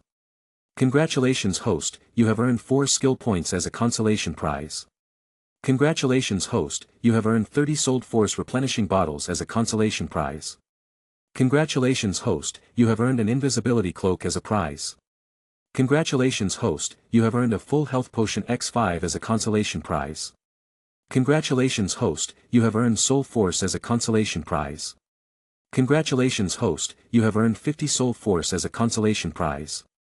Congratulations host, you have earned soul stones X20 as a prize. Congratulations host, you have earned a small pouch of coins as a consolation prize. Robin didn't wait any longer and quickly assigned all the stats in his soul force, he took out the rest of the soul stones he got and immediately started absorbing the dormant force and started cultivating. He didn't have to wait long before he felt like he was about to break through, as he took a deep breath, Robin pushed through as he would realm expanded. I am finally a 2-star silver rank demon spiritualist, let's see how much I have gained. With the advancement of his cultivation rank, his body will automatically become much stronger, though it won't be shown on his stats to a large degree. Chapter 82. Robin POV. The density, power and speed of my physical and energy attacks increased by a large amount, I was already very strong physically, but the cultivation method was turning me much stronger, this was rather easier than me training daily like a maniac only to notice minuscule changes and feel sad. I tried and suddenly my fists were covered by chaos energy, the visage of a phantasmal arm present on them. My chaos energy was now more destructive than before. I couldn't help but curse at the hollow that had caused me to feel despair, the only reason I am not confident in dealing with an Ajuchas is that they are 10 times better than a Jillian, not to mention they have the agility that comes with it. Plus each one of them have their own unique ability, I should cultivate for now and solidly my foundation for today, it's better I don't tangle with an Ajuchas for now. Though if push comes to shove couldn't help but look at the chaotic energy in my hands. I have never felt so powerful. I then spend my time consolidating my cultivation and spending the rest of my days accumulating soul force to upgrade my demon spirit to the 2-star silver rank as well. My lightning falcon was a 1-star silver rank demon spirit with a growth rate of a black gold rank. I truly lucked out on this thing, plus the fact that my unique cultivation method allows me to separate from my demon spirit and have it fight alongside me for a while. I can only wonder what else will I get from the lottery draws, I half expected to get some bleach-related items but at least the rate of winning good stuff has somehow increased. I couldn't help but mutter as I flew out of the cave city. I need 2,000 soul force to ascend to the next realm, which means I will have to kill at least 50-something Jillians, or if I kill 3 Ajuchas, but that is a far-fetched dream. Not only can I not deal with an Hiatus, but the fact that I also might not find that many in my time here, and I definitely don't have the time and don't want to be here in this god-forsaken realm any more than I need to. With a goal in mind, I opened a gate and stepped through. I could sense some Jillians and normal hollows in a direction, and as I expected, I found 3 Jillians and 4 normal hollow moving about. The 4 normal hollows were fighting with each other, trying to devour each other, which means that they were going to turn into a new Jillian. I didn't interrupt them as I waited for a while. Huge amounts of spiritual pressure escaped as a new towering Jillian came into view. Sorry to do this, but I need your sacrifice. I did a small prayer before sending out a slash of chaotic energy that easily cleaved the Jillian into 2 from up to down. Surprising even me, as I didn't expect to be so powerful. The stupid thing wasn't even able to tap into its perverse regenerative ability to heal itself as it died. I didn't stand around like a fool and combined with my lightning falcon, sending lightning attacks at my enemies to hurt them. I looked for any spot and easily killed another hollow. Just in time to stop a claw attack from the 3rd hollow, which seemed to shriek at me, probably surprised or something. Lightning and chaotic energy traveled through my body and struck the hollow, destroying its arms and lower body. As it was about to run away, I sent the blade through its mask, cracking and destroying it with ease as I called it back. You are the last one, make it easy for me and lie down, so that I can kill you, I asked nicely, only to receive a shriek. Didn't think so, goodbye cannon fodder, I replied. Easily dispatching the Jillian, none of them had the time to even release a Zero, which is their strongest attack. I also understood another thing. These Jillians weren't so strong, which means that the previous week when I ran into them, it wasn't them that were fast. It was me who felt heavy and was slowed down, which is probably due to the immense spiritual pressure these guys emitted on me. I also have something similar on me, or maybe 2 things, one being Weaken, and the other being Apex Predator. I guess I should be upgrading them. I will do it along with my next rank up. Chapter 83. Day 3 Week 3. Robin was currently flying over Hugo Mundo. His life in this accursed place was going rather smoothly as he didn't get to fight any Hiatus, rather he found many Jillians roaming around. So much so that he had already become a 3-star silver rank demon spiritualist. Robin also took the time and upgraded some of his skills that were close to the peak. I have grown quite strong in this week, especially my new skills, Robin thought as he flew towards the new location of a group of Jillians. HS in effect. Soul life forms give soul force. Robin Alfonso. Job, Demon Spiritualist, Silver, 3 stars. Stat points 0. Strength, 434. Agility, 420. Endurance, 460. Soul Force, 6500, need 1500 to advance to 4-star silver. Mana, not available. Wisdom, 200. Skill points, 3. Skills, Grand Predator, 10, Universal Senses, 10, Awakened Grandmaster, 4, Nature Body, 1, Heaven Sun, 7, Soul Force Manipulation, Suppressor, 10, Last Stand, 1, Master Blacksmith, 7, Abnormal Immunity, 8. Demon Spirit, 1 star Silver Lightning Falcon. Techniques, Battle Will Arts, Mastered. Cultivation Arts, Chaotic God Tactics, Beginner. Robin had gained many benefits from his upgrades, so much so that some of his skills worked in harmony, providing a greater result than they should. System, pull up the skill description for me. Affirmative. Grand Predator, unique skill. The host has the ability to spot the weakness of his enemies, suppress the weakened enemies, command beasts that have no sentience. Subskill, Devour, a 5% chance to gain the abilities of your enemies. Universal Senses, unique skill. You have gained the ability to sense various phenomenon of the world. Suppressor, unique skill. You have the ability to suppress those equal to you in strength and power, kill those that are weaker than you. Subskill, seal away the power of those weaker than you for a period of time. To do so you need to draw your enemy's blood. Ever since Robin upgraded his skills, his battles got rather easier. The Jillians were like vegetables on a cutting board, ready to be diced and sliced. Although his suppressor skill required him to draw blood to deal his enemies, it did its work once he gave them a good enough cut. His soul force increased by leaps and bounds. Although he was much stronger, he still hadn't come across any Hiatus, nor did he try his luck. He didn't want to regret his decisions. He had also gained another skill due to his constant killing of hollows. High speed recovery. This skill allowed him to recover his energy and health in an advanced rate. If it weren't for the fact that Nature Body gave him a constant boost on his endurance and soul force, no matter how minimal, it still showed that it was better than high speed recovery. Ha! It's that guy. As Robin was busy contemplating the ups and downs of his skills, he suddenly felt a presence due to his new senses that allowed him to perceive the threat. The energy of an Hiatus, the same one he had encountered the previous week. Thankfully Robin was able to recognize the hollows more easily due to his new skill. Should I ambush the guy and see how I fare against a hollow of an Hiatus level? Nah. Robin quickly got rid of the stupid idea as he still valued his life and didn't want to risk it. What he didn't know at the time was that the said hollow has been looking for him for quite some time as well. The said hollow was originally planning on invading the mortal realm with its army but came upon Robin that attracted his attention. Thus the mortal world was saved, but Robin was now in danger of being attacked by the hollow. Fortunately he had learned to hide his presence. The reason Robin was not able to properly hide himself previously was due to the change in his energy. What was previously a simple aura had now become chaotic attributed soul force that had a mind of its own. It was also extremely hard to control, though that was also the reason that the residents of Hueco Mundo were attracted to Robin. Any intruder that enters Hueco Mundo is destined to be besieged by hollows, but Robin was even more prone to this as his energy was like a delicacy to the hollow. Chapter 84.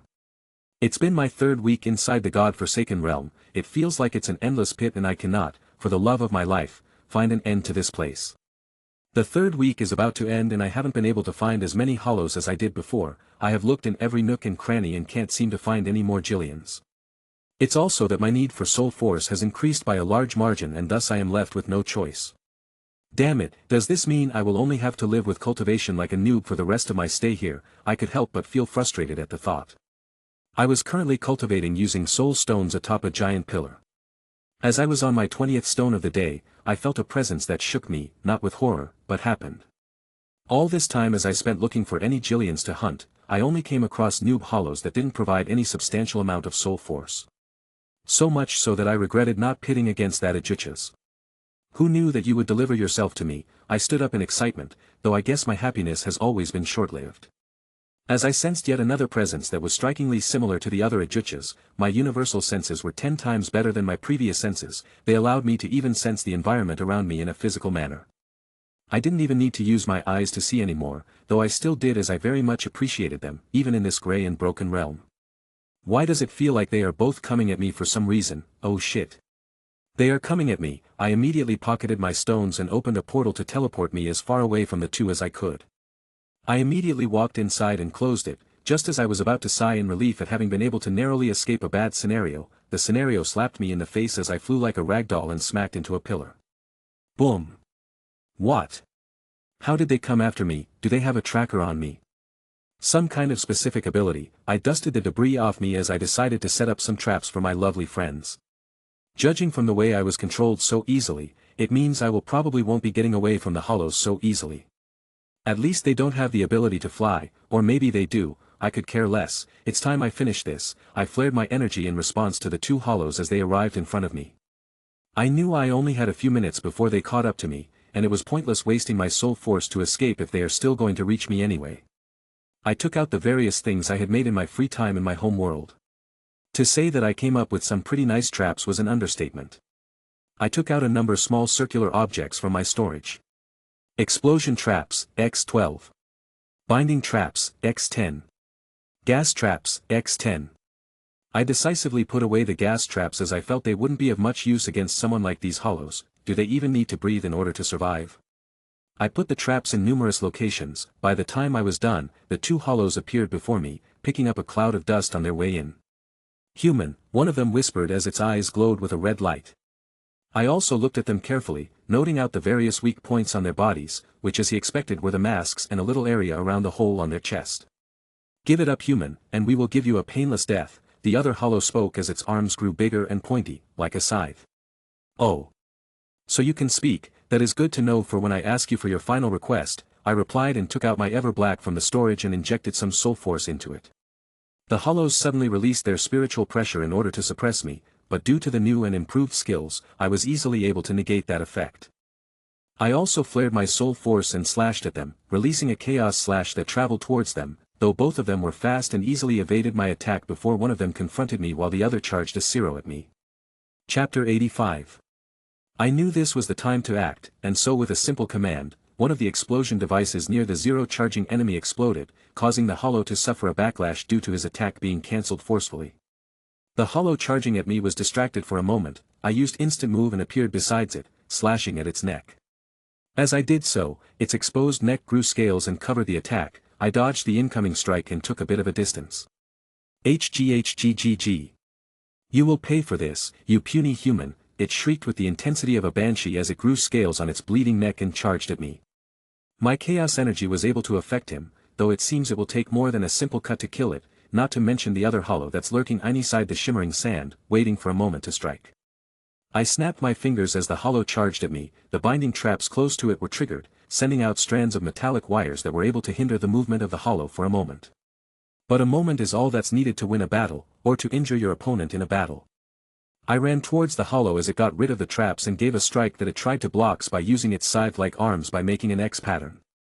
Clang! The hollow was pushed back by my attack as I kept applying more and more pressure.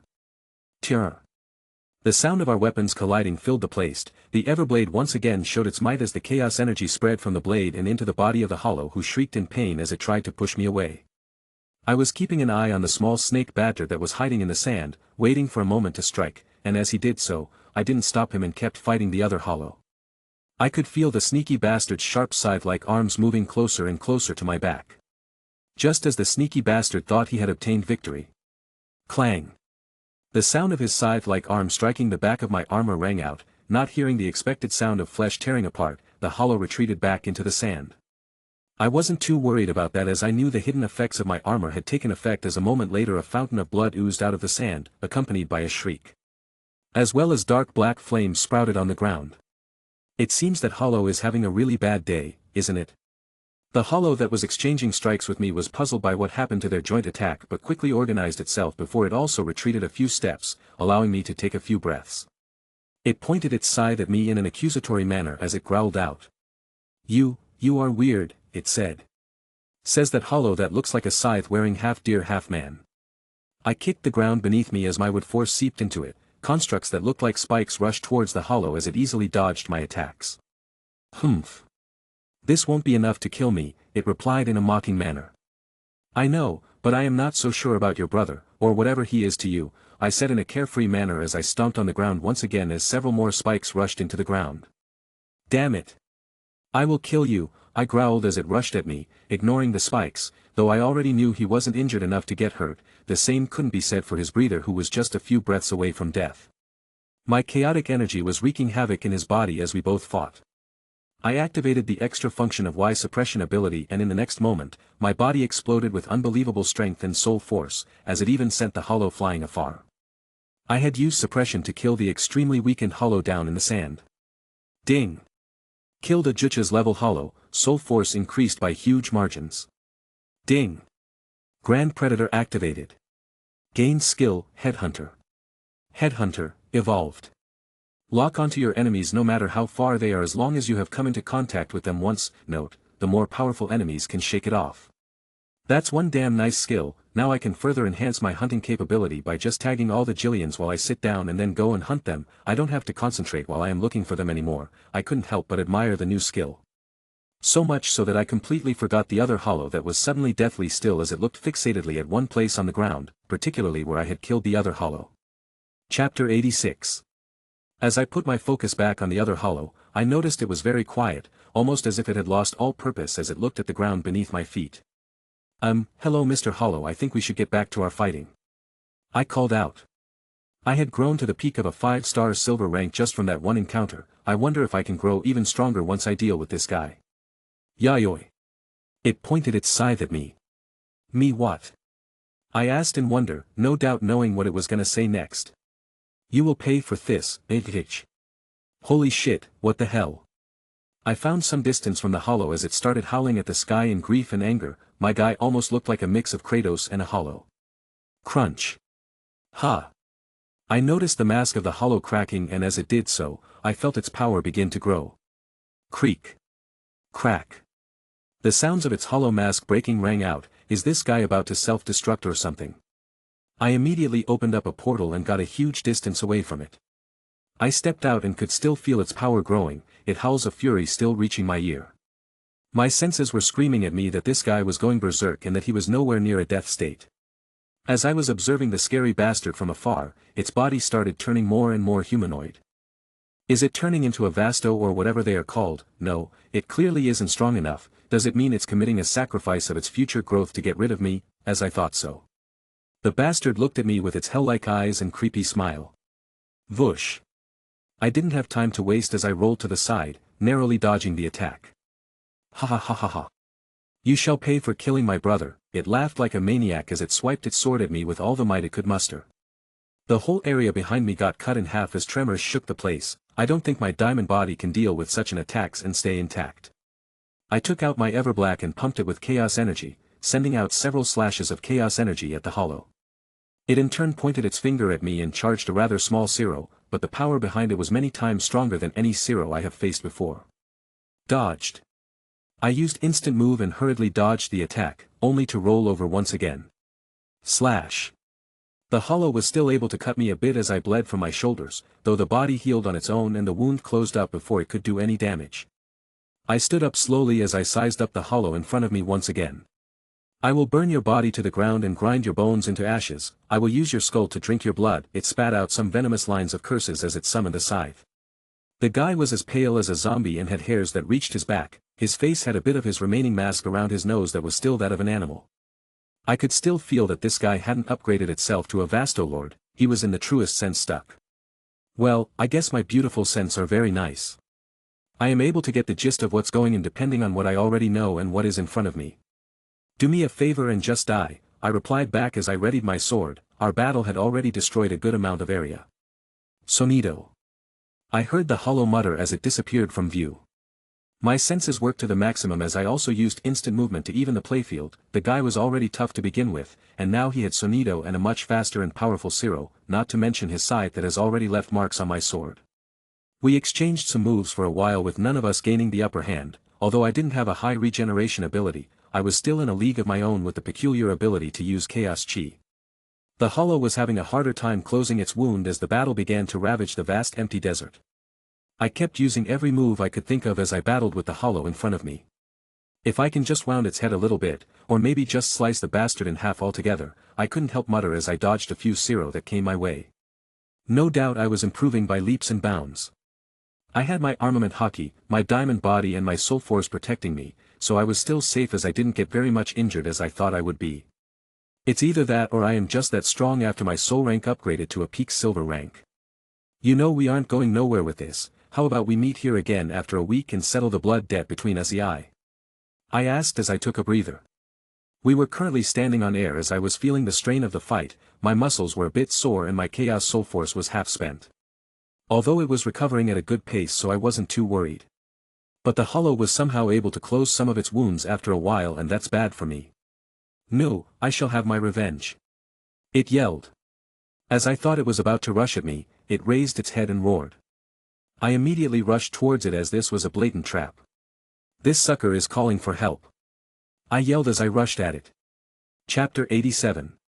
I rushed at it as I readied my blade for the inevitable. Coating the already dark blade with my haki and chaos soul force was too much for it as I put my all into it. Creak. Several cracks appeared on the blade. I didn't waste any time as this was all I had. Slash. The blade struck the hollow's sickle-like hands as they issued a spark before the chaos energy started encroaching on it before it broke the hands and struck the hollow straight on its face. Gah. The hollow issued a sound of pain and a bit of primal fear in its eyes as if it couldn't believe what had happened. The area behind the hollow was destroyed for a good distance as the strike got through him, tearing him apart bit by bit. I had clearly underestimated the chaos force once more, as I saw that it didn't stop there as the leftover energy finally broke apart the hollow and turned it into dust. Gotcha. The blade in my hands broke into several pieces as I tiredly floated towards the ground. As I did so, I drank a potion and started running, against the wishes of my already tired and sore body that just wanted to rest, though the next moment I felt myself growing full again. Ding! Host has killed a half-Vasto Lord Hollow, a huge amount of soul force is being generated. Ding! Host has broken through and become a 3-star gold rank. Ding! Host has earned 200 lottery points. Ding! Training success, +3 all stats. Ding! Suppressor has leveled up. Ding! Suppressor has leveled up. Ding! Grand Predator has leveled up. Ding! Heaven Sun in effect, +2 all stats. This is good, although I can easily suppress those Jillians, but some are still able to fight against me. Let's look for some place to settle down and then gun for the rest of the week, see if I can gain anything else. I planned the rest of my time here as I teleported to my cave. Settling down, I decided to see my stats and called out the system after making sure no one was around me. HS in effect. Soul life forms give soul force. Robin Alfonso. Rank, 6, 3 stats need to be above 500 to advance, all stats need to be above 250. Job, Demon Spiritualist, Gold 3 stars. Stat points 0. Strength, 440. Agility, 430. Endurance, 470. Soul Force, 10,000, need 5,000 to advance to 4-star gold rank. Mana, not available. Wisdom, 205. Skill points, 3. Skills, Grand Predator, 8, Universal Senses, 9, Awakened Grandmaster, 4, Nature Body, 1, Heaven's Son, 7, Soul Force Manipulation, Suppressor, 9, Last Stand, 1, Master Blacksmith, 7, Abnormal Immunity, 8, Headhunter, 10, High Speed Recovery, 10. Demon Spirit, 1 star Silver Lightning Falcon. Techniques, Battle Will Arts, Mastered. Cultivation Arts, Chaotic God Tactics, Beginner. Along with the stats given by the system, I have gained some stats as I increase my cultivation ranks as well, although not much. But even an ant has meat, I sighed as I got to the final task at hand. Clank. The shards of the broken sword fell as they littered the floor. I had made this sword with all my heart, and it just went ahead and broke itself. I will have to look for stronger material, maybe if I get some stuff like adamantium or whatever, or maybe put some points into the blacksmith skill and become better at making weapons. I kept thinking for a while before I sat down and started to consolidate my strength. One thing I have learned is that I need to build a stronger foundation for myself if I want to survive. I have already met 2 Ajuchas, and I definitely don't want to meet a Vastolord. After 2 days of constant cultivation, I was finally feeling all better, ready to go out and collect some more soul force. But before that, system. I want to do some lottery, use all my points, I commanded in a domineering tone as the all too familiar page pulled up. Ding! Commencing lottery draw. I rubbed my hands in anticipation as I viewed the rewards. Congratulations host, you have earned 100 lottery points as a consolation prize. Congratulations host, you have earned 40 soul stones as a consolation prize. Congratulations host, you have earned a book on herbs and alchemy.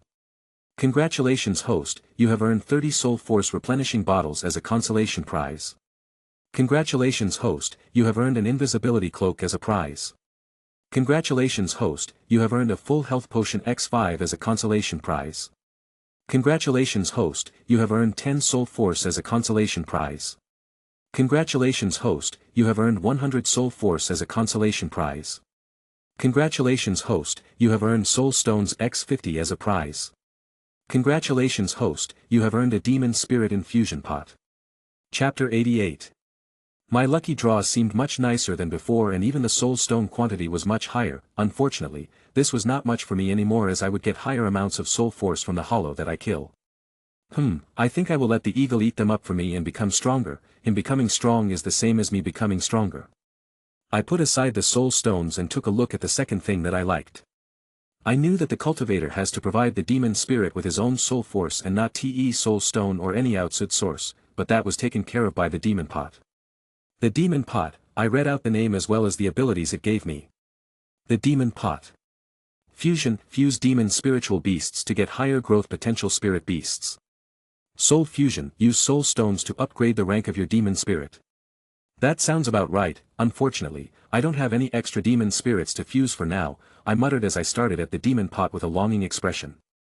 From what I have gathered, every demon spirit has a certain growth potential, and said demon spirit can only grow to that certain extent, such as my lightning falcon can only grow to a peak gold rank, as that's the limit of its growth potential, and the demon put the only thing that can extend that potential, and possibly upgrade the abilities of my demon spirit.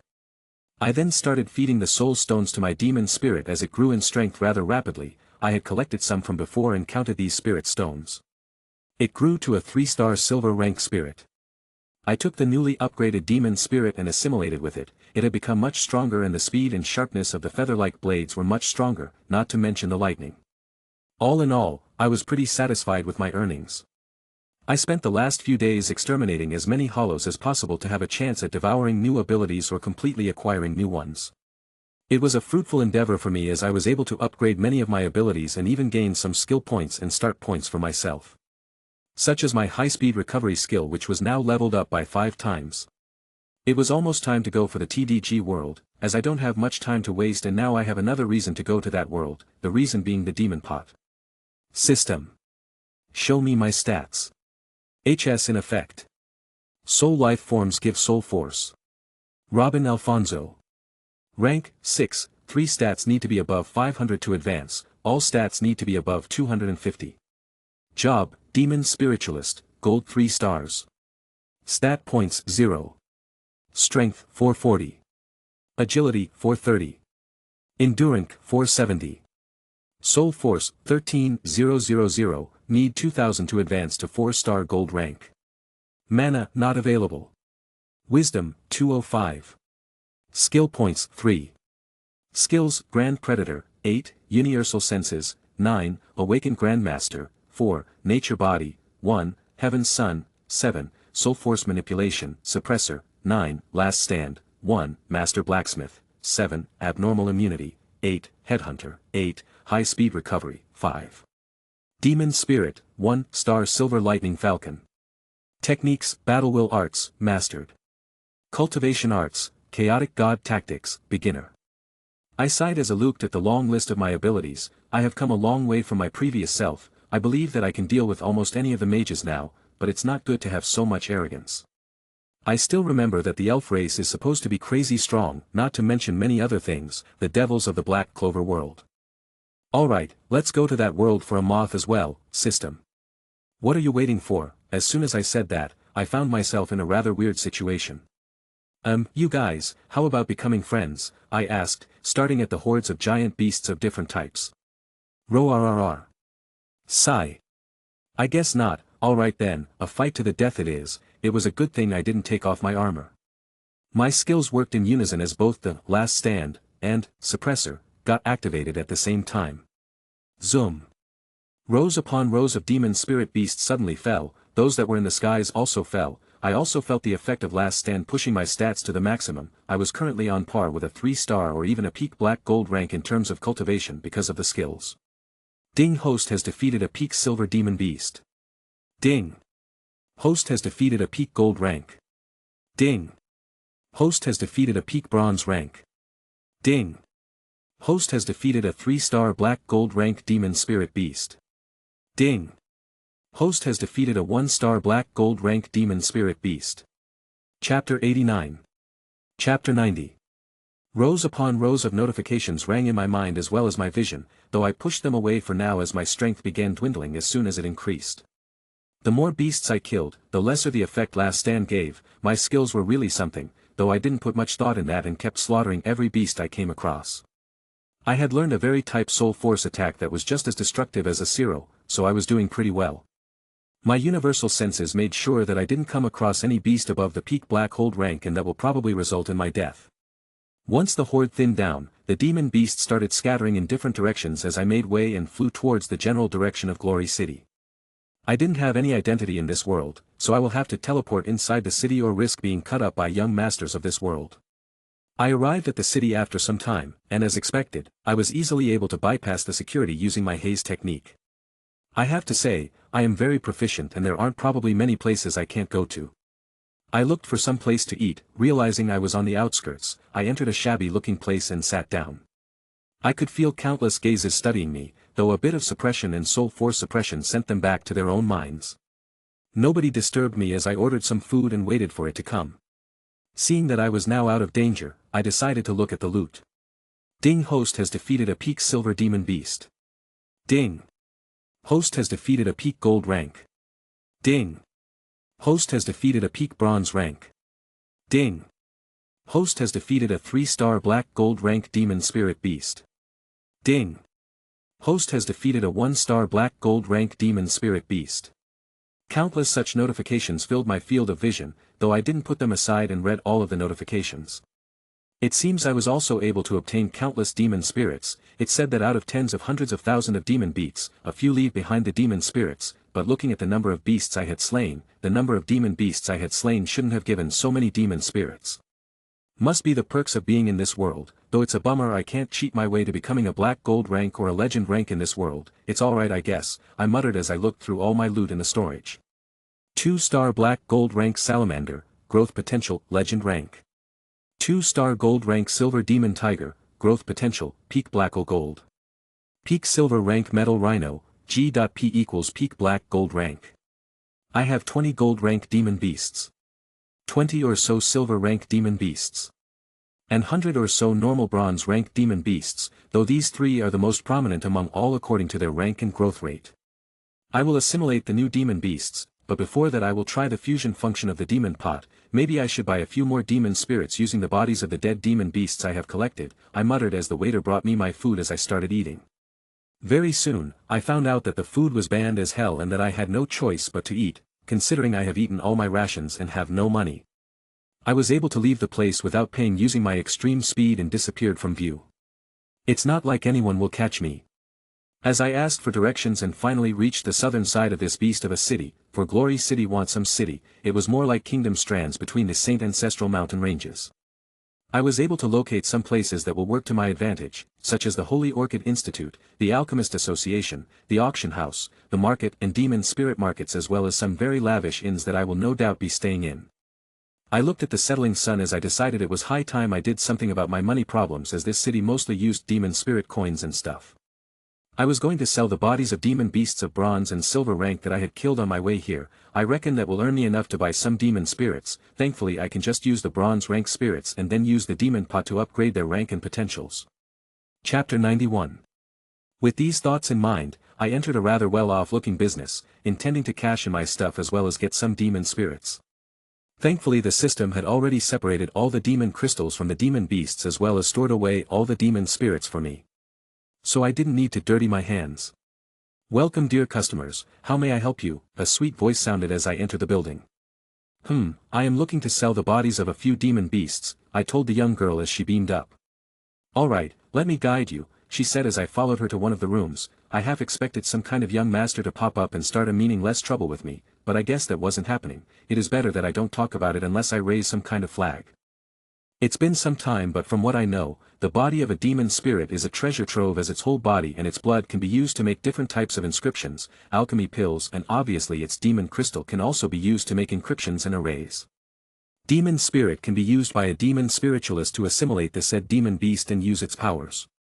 "Alright sir, feel free to take out the demon's beasts, our experts here will make sure that the goods are authentic and we will come to a point regarding the price." I raised an eyebrow at that. What did she mean by checking if it's authentic? It's a freaking beast, I am pretty sure no one can copy that. I decided not to mull over it and directly took out half the spoils for now, not counting the gold and black gold rank beasts I had. This, the woman stuttered as she saw the constant heaps of demons being brought out. "Is there a problem?" I asked. "No sir, I need to go and inform our branch manager, I hope the senior forgives me." The girl didn't wait any long and left hurriedly as the previously shocked expert began checking the beasts. These beasts don't have their demon crystals," he said as he started checking the goods. "I have them kept separately, I am willing to see if I get a good enough price," I answered. "Senior will have to talk to the manager regarding that," the old man said as he got back to checking the beasts. This. "What's the problem?" I asked again, a little irritated. "These beasts, they don't have any injuries, most of them seem to have just died on their own accord," he said as he looked at me weirdly. I then realized what he was talking about. He was just checking those beasts that were lower than me in power, so they had been killed by my skills alone, unlike the others that I had to kill using my strength. As I waited for a while, the young girl returned as she led me to another room. It was a room that was adorned with various ornaments and beautifully decorated. I went ahead and sat on a sofa as the young girl told me that the branch manager will shortly be with me. I nodded as she left after offering me some sort of beverage which I graciously accepted. Not like poison is going to work on me, although the abnormal immunity is a skill with no level. I enjoyed the drink as I realized it had a subtle but powerful calming effect. As I did so, time passed quickly before the one who is supposed to be the manager came in. "Greetings dear friend. I am Yao Lao, branch manager of this Huiyan merchant shop, I hope I can help you and..." The man started yapping on as I just nodded along. I knew he didn't mean me any harm so I let him be. As I did so, I gathered the info I had. The Glory City is run by 3 powerful families and 12 noble families, below them are various commoner families. So sir, we have checked all the goods and considering that all the beasts are in mint condition, we are willing to give 25% extra, more if sir will be willing to sell us the demon crystals, the man requested as he gave me a parchment that had the info of all the beast I had given them. I nodded. The total amount I was going to get was astronomical. It's a good thing I came prepared and didn't expose my identity. I don't want to be on the lookout every time I want to relax. The guy was also smart enough not to question my identity. I nodded at him as I brought out a simple ring. It had enough space and contained all the demon crystal of those beasts I had given to him. After checking the contents I was given another parchment.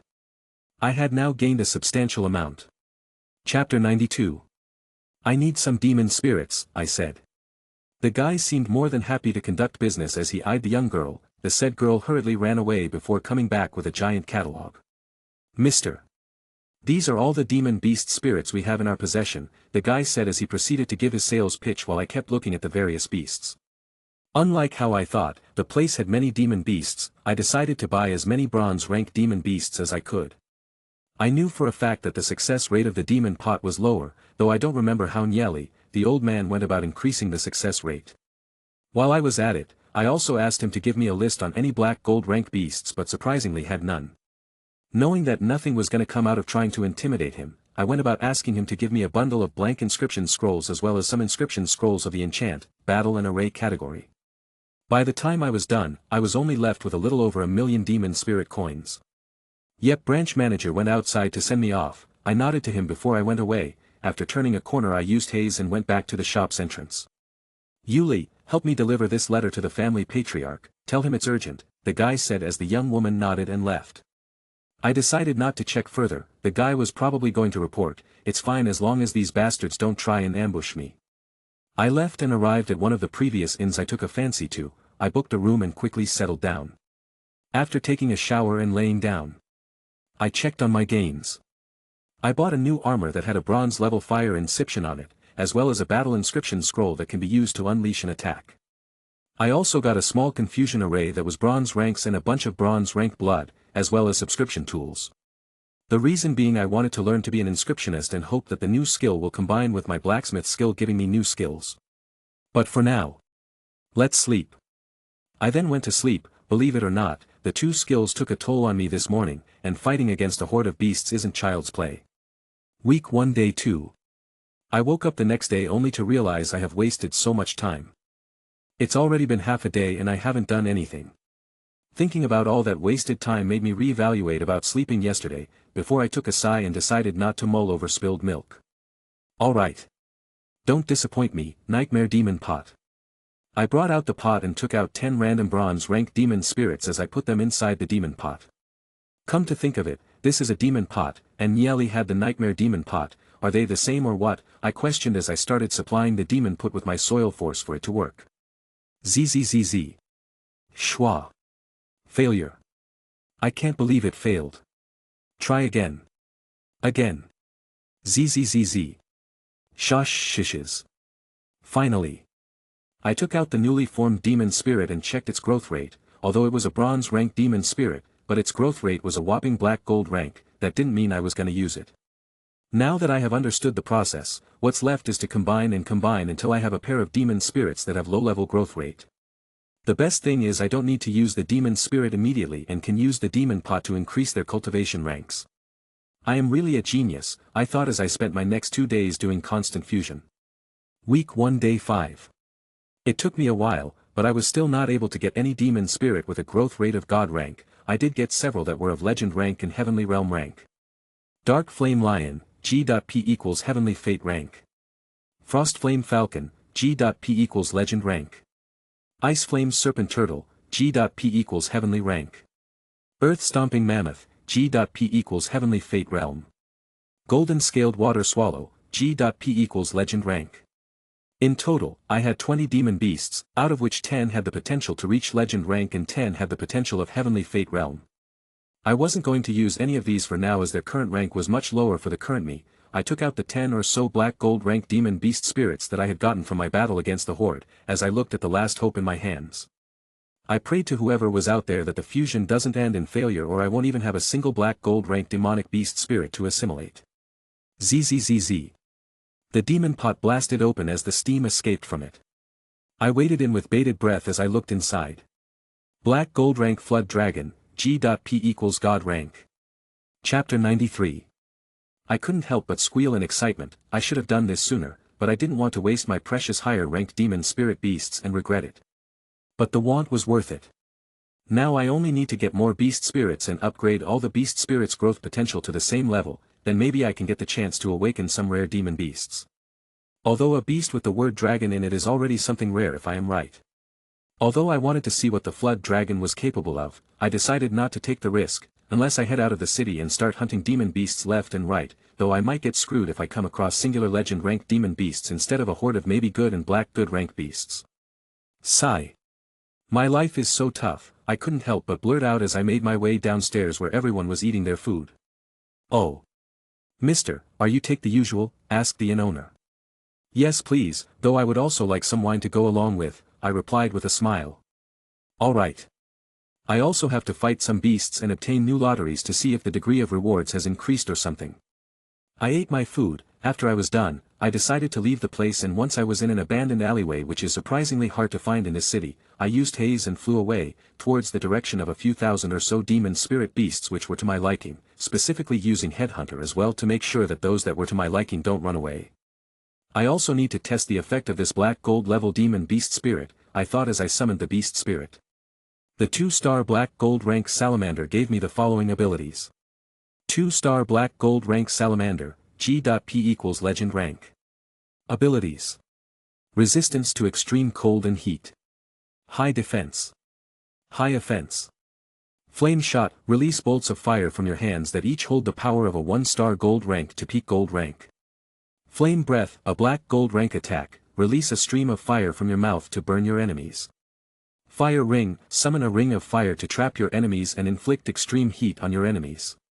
Although I don't have access to lightning anymore, whatever, let's make do with what we have, Robin thought as his body grew at a visible rate as he reached his destination. His height easily crossing the 6-foot mark as he grew fangs, his chest glowing in a red color as his arms grew claws that would shred apart his enemies, embers of fire were licking his body as they flickered. Robin raised his hands in air, as several big bolts made of fire came into being before he started showering them on his enemies from above as his skills made sure he was growing stronger while his enemies became weaker. Boom boom boom boom boom boom boom. Phew, that's fun. I was easily able to kill hundreds of these beasts. This beast is naturally more powerful as it's a black gold rank, not to mention most salamanders have an inkling of the draconic bloodline. Let's just collect some black gold rank beasts as well. Ding, host has defeated a peak silver demon beast. Ding. Host has defeated a peak gold rank. Ding. Host has defeated a peak bronze rank. Ding.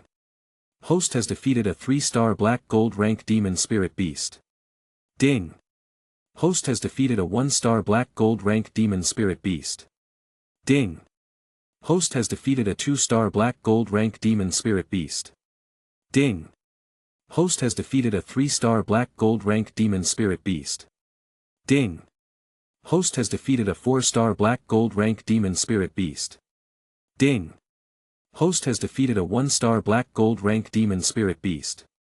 Robin kept going from one place to another as he got rid of all the black gold rank demon beasts, not to mention he could deal with them even without the use of last stand and suppressor, but the skills made things easier for him whenever a crowd was present.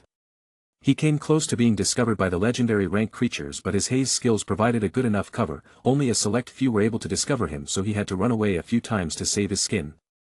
It took him some time as he spent his days killing left and right, far away from Glory City in case his actions incite a chaotic retaliation from the more intelligent beast spirits and doom the city. After the end of the first week and the mid of the next week, Robin had killed many exotic and rarer beast spirits, many of which he would have never gotten from anywhere inside the city. Chapter 94. I have made some nice gains for now. Let's see if I can get some lotteries now as well, since my luck seems to be going well for now. I thought as the lottery function opened up. I have gotten 50 black gold rank demon spirits, 60 gold rank demon spirits, and 100 or so silver rank demon spirits. Although it may not look like much, but that's just how it is. I am rather surprised how the city has so many demon spirits on them. I guess it's the effect of hundreds of years of constant battle against the beasts. Aside from that, I have gained at least 2,000 demon beast cores or gems, and the bodies. Out of which, most are gold rank and silver rank, as there are only 50 bodies of black gold rank.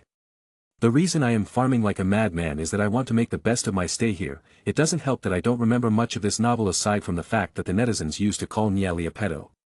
I decided to put these thoughts aside as I started the draw. Congratulations host, you have earned 100 lottery points as a consolation prize. Congratulations host, you have earned 40 soul stones as a consolation prize. Congratulations host, you have earned 30 soul force replenishing bottles as a consolation prize.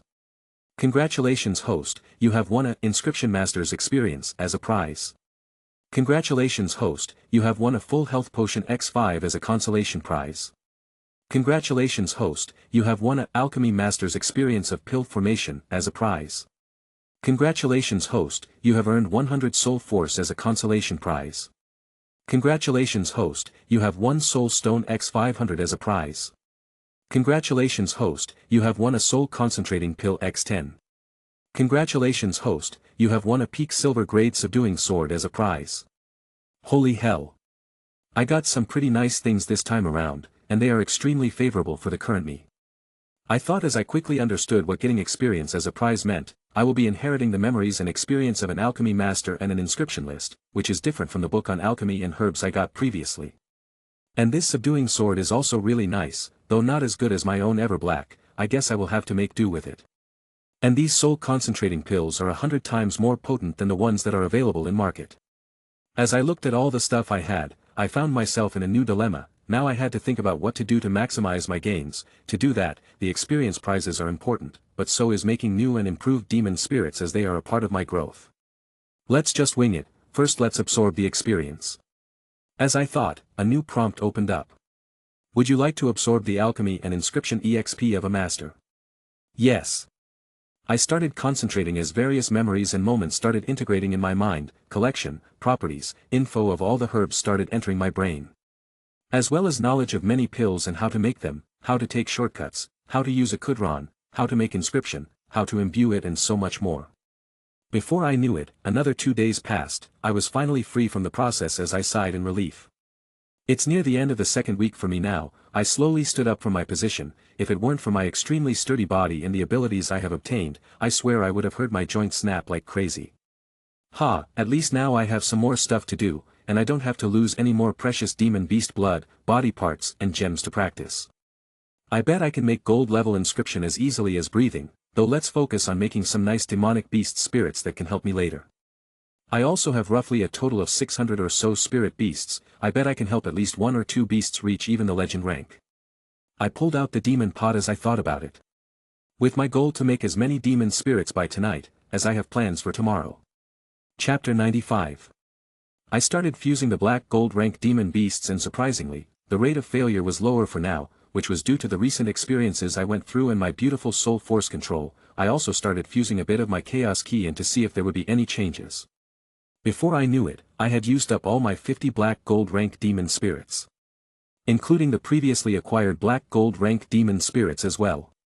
You have acquired a peak black gold rank ferocious poison spider, G.P equals ancestor level. You have acquired a 3-star black gold rank thunder arctic abyss bear, G.P equals ancestor level. You have acquired a peak black gold rank black fire salamander, G.P equals ancestor level. You have acquired a peak black gold rank land and gravity attributed nether spider, G.P equals ancestor level. You have acquired a peak black gold rank chaotic thunder falcon, G.P equals ancestor level. Out of all the demon spirits, including those of the gold and silver level, only these few had very interesting attributes, other were rather normal. They are still not at the god level, or as they say, deity level growth potential. Let's keep fusing them with each other. I only want dirty level demon beasts anyway. With that thought, I kept fusing them, hoping for the best. After several more hours and a few explosions that scared the daylights out of me, I was finally done. Although it brought down the total number of demon spirits in my hands to a measly 10, they were the cream of the crop, as some of them had versatile abilities, and the potential to be extremely powerful. I even ended up getting them to unlock their ancestors' bloodline, probably another ability of the demonic pot. You have acquired a peak black gold rank dark saint dragon, G.P equals deity level. You have acquired a 3-star black gold rank thunder attribute ancient bear, G.P equals deity level. You have acquired a peak black gold rank black fire saint dragon, G.P equals deity level. You have acquired a peak black gold rank gravity attributed nether spider, G.P equals deity level. You have acquired a peak black gold rank chaotic thunderblaze phoenix, G.P equals deity level. These are some very seriously powerful beast spirits, although I can only equip one of them for now, but who knows what will happen in the future. After some careful thoughts, I decided to integrate the chaotic thunderblaze phoenix for now, as it had two elements as well as the fact that it was a phoenix, a creature associated with it regenerative capability and whatnot. I wanted to integrate the gravity nether spider but decided against it for now, though that doesn't mean I am going to neglect it. I will make sure to raise the levels of all these beasts no matter what, who knows when I will need their help. Plus maybe I can name my magic as some sort of bestialization magic and keep my peculiar abilities a secret. With my thoughts set straight, I finally fell asleep. I have other things to do for tomorrow, which include making as many inscriptions and pills as I can, since I guess that's also a form of training for me. I woke up the next day and proceeded to assimilate the beast spirit to me. Now I was the proud user of a thunderblaze phoenix. I have also used most of my stones on it and now it's at the black gold rank. The only reason I am able to do this so easily and fast is because of the demon pot and the large reserves of soul stones I had. I decided to test out the effects of this later as I had more pressing things to do. I started my practice for the day on inscriptions. It was fun making stuff like this, really helped me take my mind off of things. The best thing of all is that I have repaired my beautiful sword and now it's under a new name, kind of like a rebirth, just like my beast spirit. Now the next thing to do is sell those that I don't need.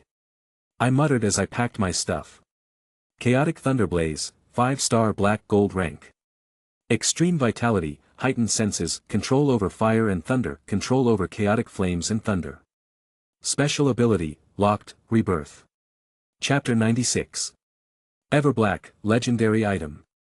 Sword made from mithril and the horns of a mature dragon, it has absorbed the essence of chaos from its master. Blood-bound, only those of the Alfonso blood can wield this blade.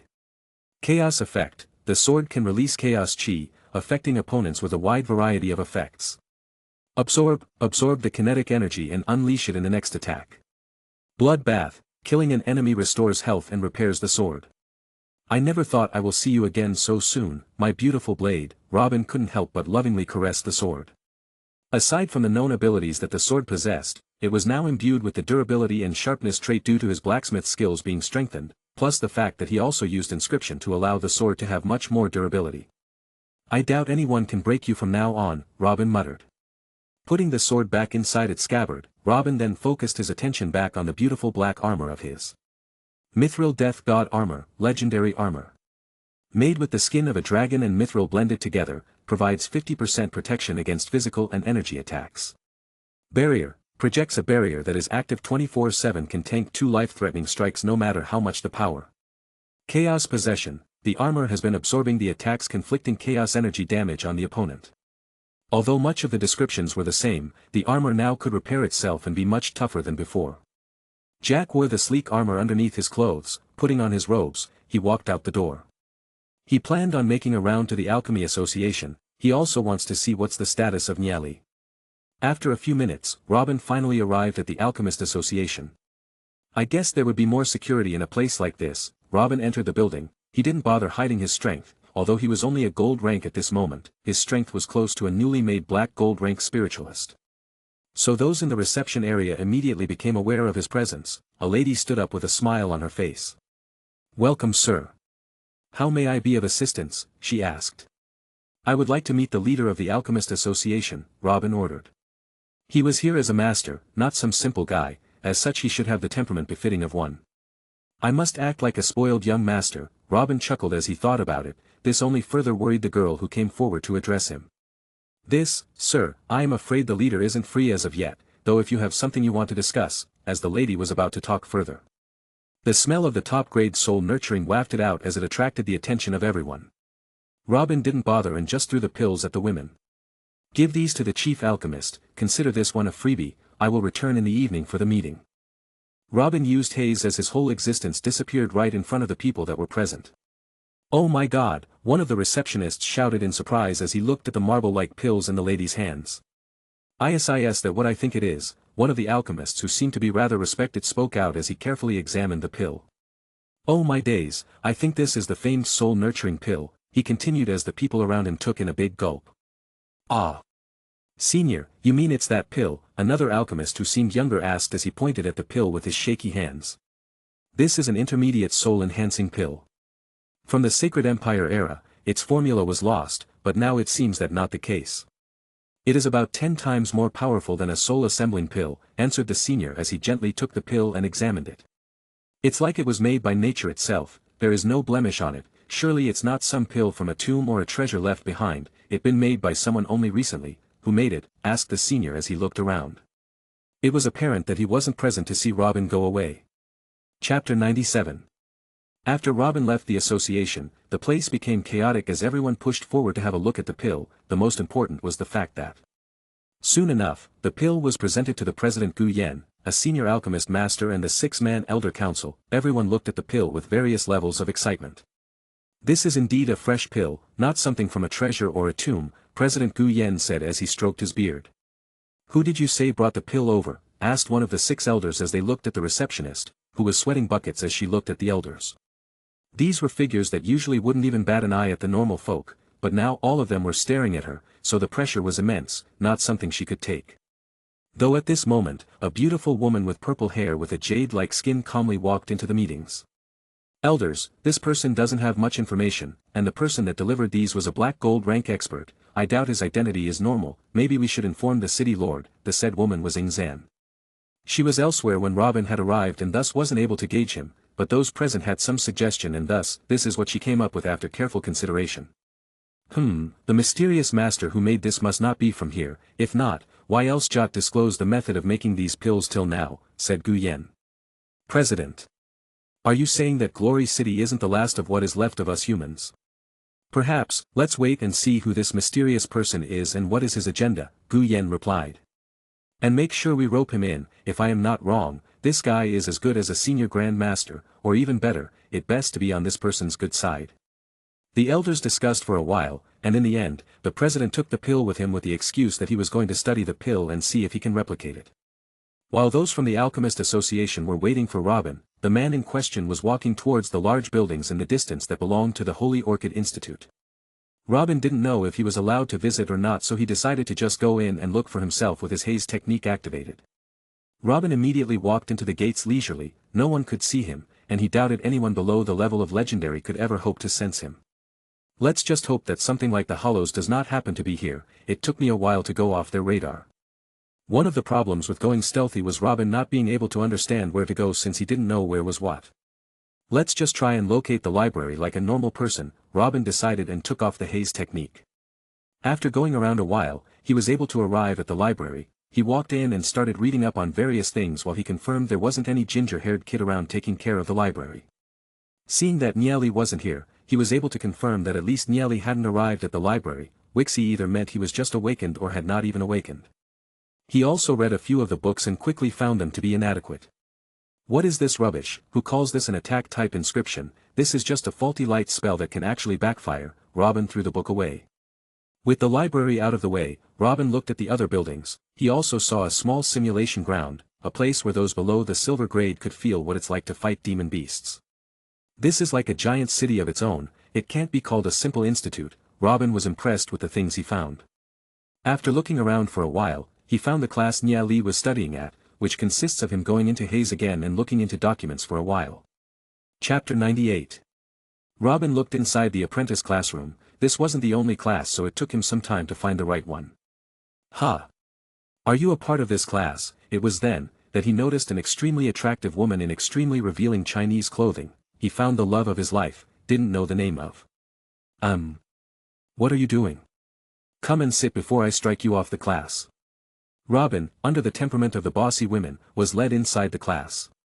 Before he knew it, he was sitting inside the class, a row behind ginger-haired kid that was sleeping. I have to confirm if he is the Niali from the future or not, so this sits right with my own agenda. Robin decided to sit down and focus his attention on Niali and the class. I am going to skip the whole dialogue of TDG where Nia acts like a pompous uncle and challenges the class, as that will take up the precious words from this chapter. As expected, the scene went similar to what happened in the novel. Robin also stated remembering much more about Niali and his adventure. If that is so, you can go and stand outside the class. said the teacher who Robin remembered was from the sacred family that is corrupted to the core. As soon as Niali stood up to leave, so did a few other kids. Robin thought for a moment before he also stood up and walked out, attracting the attention of the others, as well as Niali. He decided to stick for a while longer as he still had a bit of time before he needed to go away. He noticed the resolute expression on Niali and couldn't help but chuckle. Only he knew what Niali was thinking about in his mind.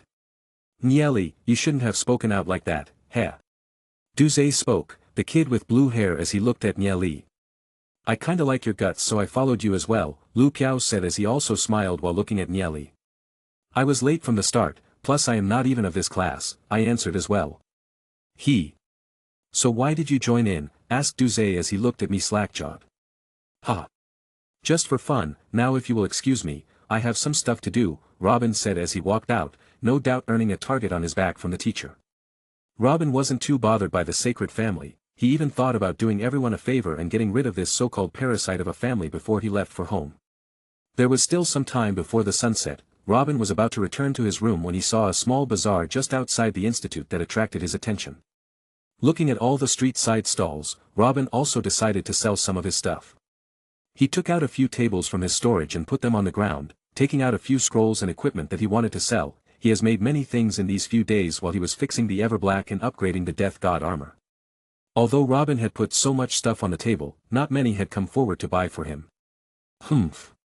Just let them see what I have to sell, they will come running once they see my stuff, Robin laughed in his mind as he imagined the look of surprise on these people's faces as he popped a pill in his mouth and started cultivating.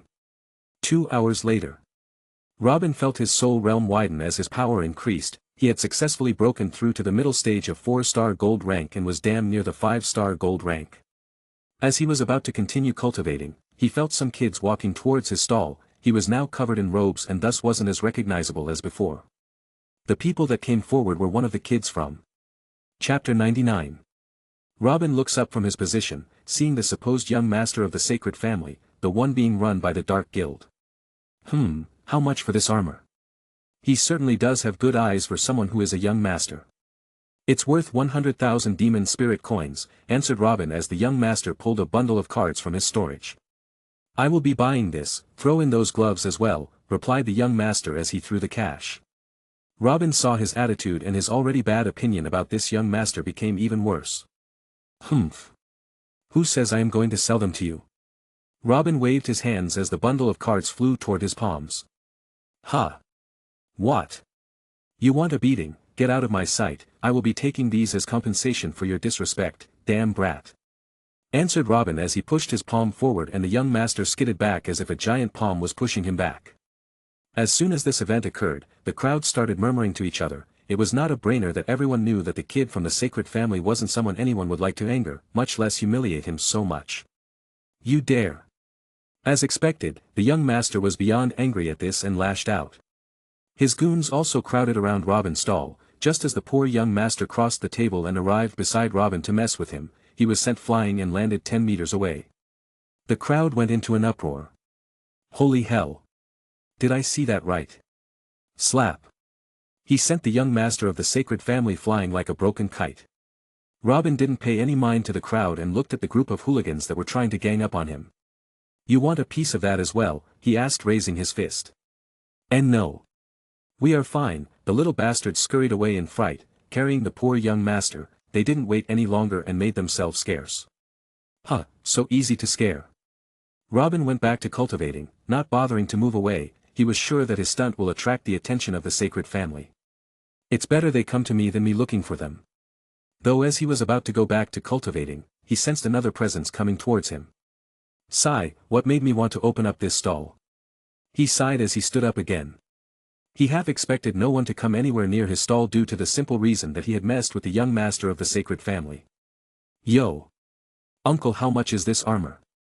Robin came face to face with Niali. For you it's 100,000 demon spirits, for you it's 40,000 demon spirit coins and for you, it's 1,000 demon spirit coins. Robin replied as he looked at the group of kids, or maybe 2 kids and 1 old grandpa in the body of a kid. Why are the prices different for each of us? Asked Duze as he eyed the beautifully sculpted sky blue colored armor. The fact that it was inscribed with the protection inscriptions from the blood of a silver rank demon beast's blood. The armor was even glowing with a certain blue hue that was noticeable to the normal eye. And don't bother buying for each other, as the armor will be blood-bound to whoever buys it, Robin continued as he noticed the greedy look on Nia Li's face. Damn. Ninely rubbed his nose, clearly not expecting Robin to be a stingy guy. Alright, it's not like we haven't seen a silver rank armor before. Saying so, he led his friends away after buying some things from the market. Robin didn't bother as well since his work here was done. He had tried to remember some more things about the old Grandpa Nia Li but wasn't able to do so. I should have read the manhwa till the later stages, he sighed and returned all the stuff back into his storage and left. The people from the sacred family hiding in the crowd were surprised when they felt his presence disappearing from view. Where did he go? Don't know, he must have used some secret technique. We better find him or risk suffering young master's wrath. The goons muttered before they spread out, though they might not be able to find anything as no one had seen the true appearance of the stall owner Robin. Robin appeared back and inside the Alchemist Association using teleportation. As soon as he did so, he was greeted by the receptionist who recognized him at first glance. Welcome back, senior. The lady led him through the doorways as they directly arrived outside the director's office. Welcome, I hope you have a good time in the Alchemy Association. We examined the pills senior brought in the morning. Robin raised his hands and Yang Xian, the director of the Alchemy Association, stopped talking. If anyone else were to do so, she would have lashed out, but the person in front of her was someone that had a plethora of experience in hands. She didn't want to be the reason for the Alchemy Association to lose the said person. I am willing to sell the method for making the pill, as well as another if the association can help me visit the subsidiary realm in the Holy Orchid Institute. Chapter 100. Some days passed since his visit to the Alchemist Association. The director had him meet the president who agreed to help his matter in the end. The reason he wanted to enter the subsidiary realm inside the Holy Orchid Institute was to get the meteorite sword for himself. The sword will be a great addition to his collection. Robin didn't go out for a while and focused on his cultivation during that time, on the last week. He wanted to see if he could get it as he was rather confident about his skills. It's not like he hasn't dealt with monsters before, and the realm is supposed to be filled with the bloodlust and soul force of the monsters that were slain by the said sword. On the second day of the fourth week, a few days before Robin will be forced to go back to his home world, he was finally led to the subsidiary realm which only the geniuses of the Glory City are allowed to enter. To be fair, Robin would have barged in on his own, without any need of permission, but since his goal was to obtain the sword, he decided not to be reckless, not to mention the fact that the Glory City had 2 legend rank experts protecting it. Robin might be sieged by them. In contrast to that, the identity of an accomplished alchemist was much more lucrative, and counting the number of pill formulas that Robin has taught the alchemist in the association is of much more importance. It can be said that Robin has a large role in increasing the number of demon spiritualists in Glory City. I was invited by the city lord into the mansion for a talk. Seeing as I had nothing to do but cultivate like a madman, I agreed to meet him. Me, Gu Yen and the director of the Alchemist Association arrived at the lord's mansion. I was immediately attracted by the beautiful scenery around me. A few guards led us into the mansion where a man with purple hair was waiting for us. He exuded an aura of someone who is a leader, and considering he is the city lord, that's a given. Greetings, city lord. The both of them bowed as a show of respect as they greeted the city lord. Though I didn't, as I wasn't going to be licking the boots of a stuck-up guy like him, who doesn't have the decency to answer back. Greetings. I gave a curt bow. No need to bow to everyone I meet. It's not like I am completely defenseless against a legendary rank spiritualist. The city lord exchanged a few words before he addressed me. Senior, we wonder who you are. I reckon you are not from around here, are you? Indeed, I come from outside the Glory City, I replied. Oh. Care to explain? He asked. Not really, I am only here because I was promised that I will be allowed to enter the subsidiary realm. Of course, you are a guest of Glory City. You can enter the Holy Orchid Institute and see the realm for yourself, though there is a bit of a problem with that. What is it? I asked. Already familiar with that was gonna happen. Only those below the age of 15 are allowed to step into the heavenly sacred border, and those that pass the test inside become the brightest stars of the Glory City, said the city lord as he eyed me. I have been keeping my identity a secret and no one knows of my real age. I could go about and not enter the sacred realm, but it's not like I will be here permanently, which means I can reveal myself. The only reason I didn't do so was because I didn't want to be disturbed. With my thoughts straight, I took off my mask as the people around me revealed gasps of surprise. I also heard the gasp from the doorway, and it seems so did the others as they all looked in the same direction as me. Seeing a rather young Yi Ziyan. As you all can see, I am below 15 years old, but I don't have much time. I have already fulfilled my end of the bargain, I hope the city lord doesn't make it more hard for me.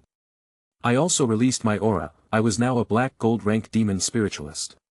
Holy hell, such a young man and already a demon spirituality of the black gold rank. Everyone was shocked at my outburst of energy. Regardless of what happened, everything went smoothly as the city lord was more than happy to let me enter, though he really wanted for me to talk about the outside world, but I decided not to indulge him, because I myself didn't know anything. It's an honor for us to let you enter the heavenly sacred border, a bearded old man said as he greeted me. I think by now, many people know about me being an alchemist and stuff like I am from outside of Glory City. I nodded at him before I quickly entered the secret realm, not bothering to waste any more time as I don't have that much leeway. May you stay safe. Yeah. I replied as the elder disappeared in from view and I found myself in someplace else. All around me was a blue sky, nothing out of the ordinary as a giant blue sword was stuck on a pedestal a few hundred meters away from me. After looking around for a while, I finally understood what was going on. I am completely immune to the illusions produced by the meteorite sword. With a sigh of disappointment, I walked ahead and was about to take the sword when I felt the presence of a soul, very familiar to a hollow but pure. Young brat, you are rather special. The pressure from the myriads of demon beasts has no effect on you, the flying soul said as it started floating around Robin. As if it was trying to gauge him. How about you become my disciple? Disciple, no thanks. Robin immediately rejected the proposal as he continued his walk toward the sword. Ha! Such an insensible child, don't you know who I am? Has the Glory City already fallen so low? Sigh, kid. I am one of the 5 founding members of Glory City, a legend-rank demon spiritualist, owner of the meteorite sword. The ghost puffed Gus' chest, as if he was expecting some kind of applause. Though the only thing he received was a big fat nothing as Robin already arrived beside the meteorite sword. With both his hands on the sword, he pulled hard. You think you can pull that sword out so easily? I have to remind you, the sword is rather cold, it has a mind of its own and won't be listening to some street side key. Clank. With a metallic sound, the giant sword was pulled out of the ground. Yi Yan, the ghost of the legendary demon spiritualist, could only watch with his mouth agape as his prized possession was taken away.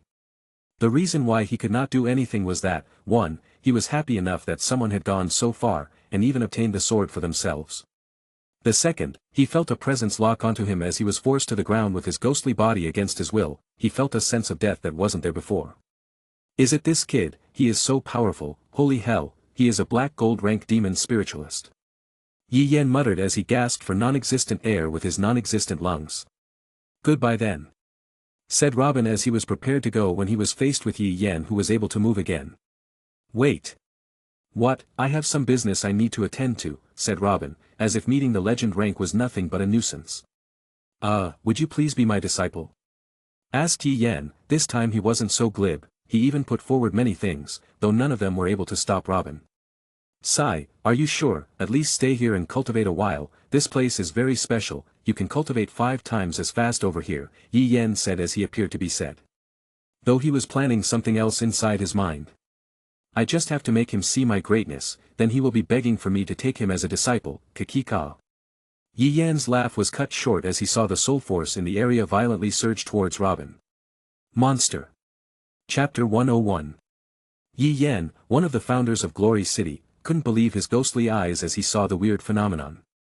What kind of a talent does this kid have? Certainly something above a cyan-colored soul ream.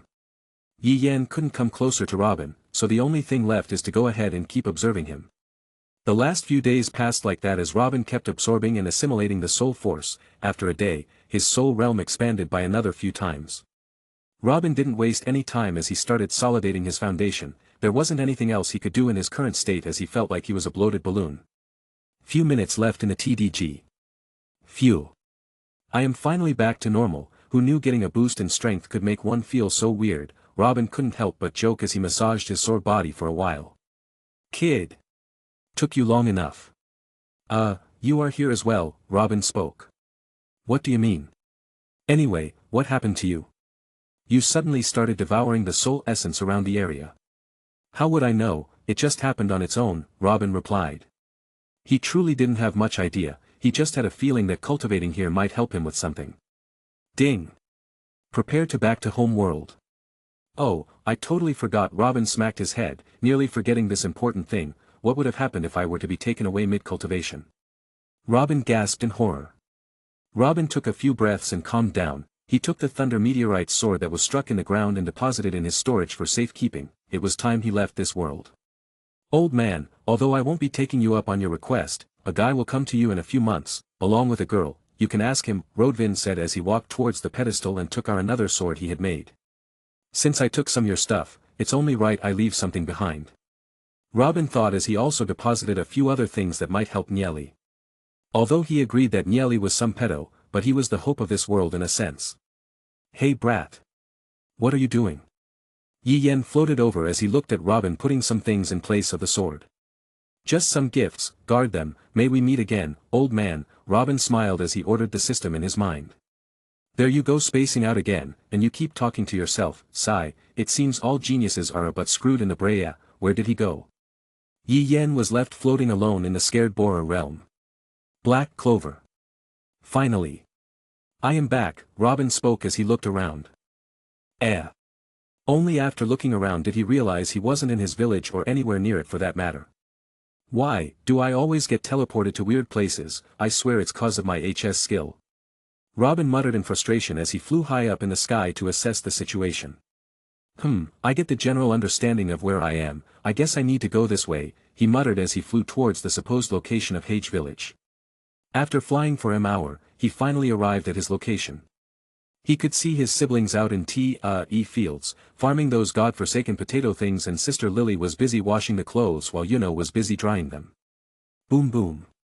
While Asta on the other hand was crazily punching a stone off in the distance under the demonic skull. Sigh, I told him to take up sword wielding, this kid. Robin didn't wait any longer and teleported beside Asta. Bonk. Ouch. Hey. Big bro, you are back, it's about time. You are supposed to receive your grimoire in a few days, Asta spoke in excitement as he ran towards Robin, grabbing him in a hug. Yeah. Though it seems my absence has caused a problem. I told you to take up sword practicing, asked Robin with a dangerous glint in his eyes. Meh. It's boring, plus I already know how to do that, it's not manly, Asta spoke with a boring face as he picked his nose, not knowing he was about to get his ass hooped. Huh. Is that so? How about we have a spar and see your sword skills, Robin replied in a dark tone, that unsurprisingly went unnoticed by Asta. After an hour After an hour of Robin mercilessly beating Asta up so that he looked more like a pig than a human, Robin fed him a potion before picking him up as he made his way back to the orphanage. This time, he had kitty-sized armors made for his siblings. I wonder if they will like my gifts. I was even able to make those autonomous dolls from my previous world using inscription and blacksmithing skills. Chapter 102. I used the teleportation ability and we arrived right outside the orphanage in front of Yuno, who was busy drying the clothes. Oh. Robin, you are back, Sister Lily ran towards us as she looked at me. I smiled back at her. Yes, I am back, I got some things for you. I didn't wait any longer and started piling the front of the orphanage with various toys and stuff. I didn't know if I have ever seen Sister Lily in any other clothes beside the nun clothes, but I still buy her clothes. I then proceeded to give the kids who rammed into me their gifts. The girls loved the automatic dolls that I made for them, they were already using them to play house. Nash ended up playing in the end as well, even though he tried so hard to play the big bro of the group. I guess no one can resist the charms of self-moving toys, and I still wonder why no one made these things using magic. Where is Fatif Orsi? I asked Lily, who was making food for me. She was preparing all sorts of things even though I told her not to do so. Oh, he has gone to some neighboring village since the merchant isn't supposed to come to our village anytime soon. Speaking of that, are you excited for the ceremony? Sister Lily replied before she turned around and asked me about how I felt about the ceremony. To be honest, I'm a little scared, not because I am weak of anything like that. In fact, I think I am wrong enough to bash those so-called first-rank magic knights, though I am still not gonna blindly challenge one. I am worried about not getting a grimoire. What's there to be excited about? I am meant for greatness, I replied in a mocking manner, as if I was a peacock that had spread its wings. Silly Robin, go and call the others over for food, she smacked my head in amusement before asking me. I didn't wait around and quickly left the kitchen lest she saw the real emotions I was hiding behind. I will just deal with it when the time comes. If nothing else, I shall make a book and inscript it to float around me. Just like that, my days were spent playing around with the kids and helping out the sister and father with any chores, since they also deserve some time off from all of this. Next thing I know, I am in front of a giant tower. being led in to receive my supposed grimoire. If nothing else, I have still got my own book, I waved happily at the kids as I slowly entered along with the others. There was this old beard guy who looked like shit, and so he started giving those lectures I remember from my previous life. After 15 minutes of bottomless and never-ending chattering, we were finally going to begin the grimoire ceremony. Now listen kids, no matter what you get, do be disappointed, the old man said. One thing I wonder is, if these books are always here, why don't the old man guys give whatever books he wants to every kid over here? Do the books really choose us, or is it just bull? My mind began playing games with me as I came up with various thoughts about the grimoires and whatnot. I understand that I was just a bit nervous, though all my thoughts were broken when a fee book suddenly flew out and flew towards some guys in the back. Won't. Look at the size of that book, Nyo is really gonna do great things in life, and he is a fire elemental mage at that. Yeah, hey, look at what I got, is this cool? My book's coated in steel, just like my element, I bet I am gonna become a magic knight, Look at that kid's book, why is it so thin? I wonder how many spells he will be able to make with that kind of book. George. You got a 3-clover book, man. I am so jealous. Several kids started bickering with each other while some were busy turning the pages of their book, all in all everyone was happy. Even the kids from Robin's home village had gotten their respective grimoires and were busy congratulating each other. Ha! Isn't that Robin, the super talented guy from our village who has space magic? It's called space magic, you dumb idiot. Shut up Mark. I know what I said, anyway, why didn't get his grimoire yet? How would I know Bill, maybe? Robin could hear people starting to whisper and they started pointing at him. I guess I am not gonna get chosen, might as well start the plan B. I sighed as I selected the book from the storage. Chapter 103. Isn't that the kid with space magic from Hage Village? His grimoire is really shabby, don't you think so? Yeah. People from Hage Village are really fond of him, some even say he is a magic knight material. Humph. Magic knight. Looks at the size of his grimoire, and it looks so shabby. Robin wasn't discouraged by the voices around him as he simply moved out of the tower under the watchful eyes of the elder and all the kids around him. If it ain't written, it ain't gonna happen. Robin thought to himself as he looked at the self-made floating book circling around him before it deposited itself in his holster. This world had these to keep a magician's grimoire. He met with everyone from the orphanage and quickly hid his sulking mood so as not to make them sad.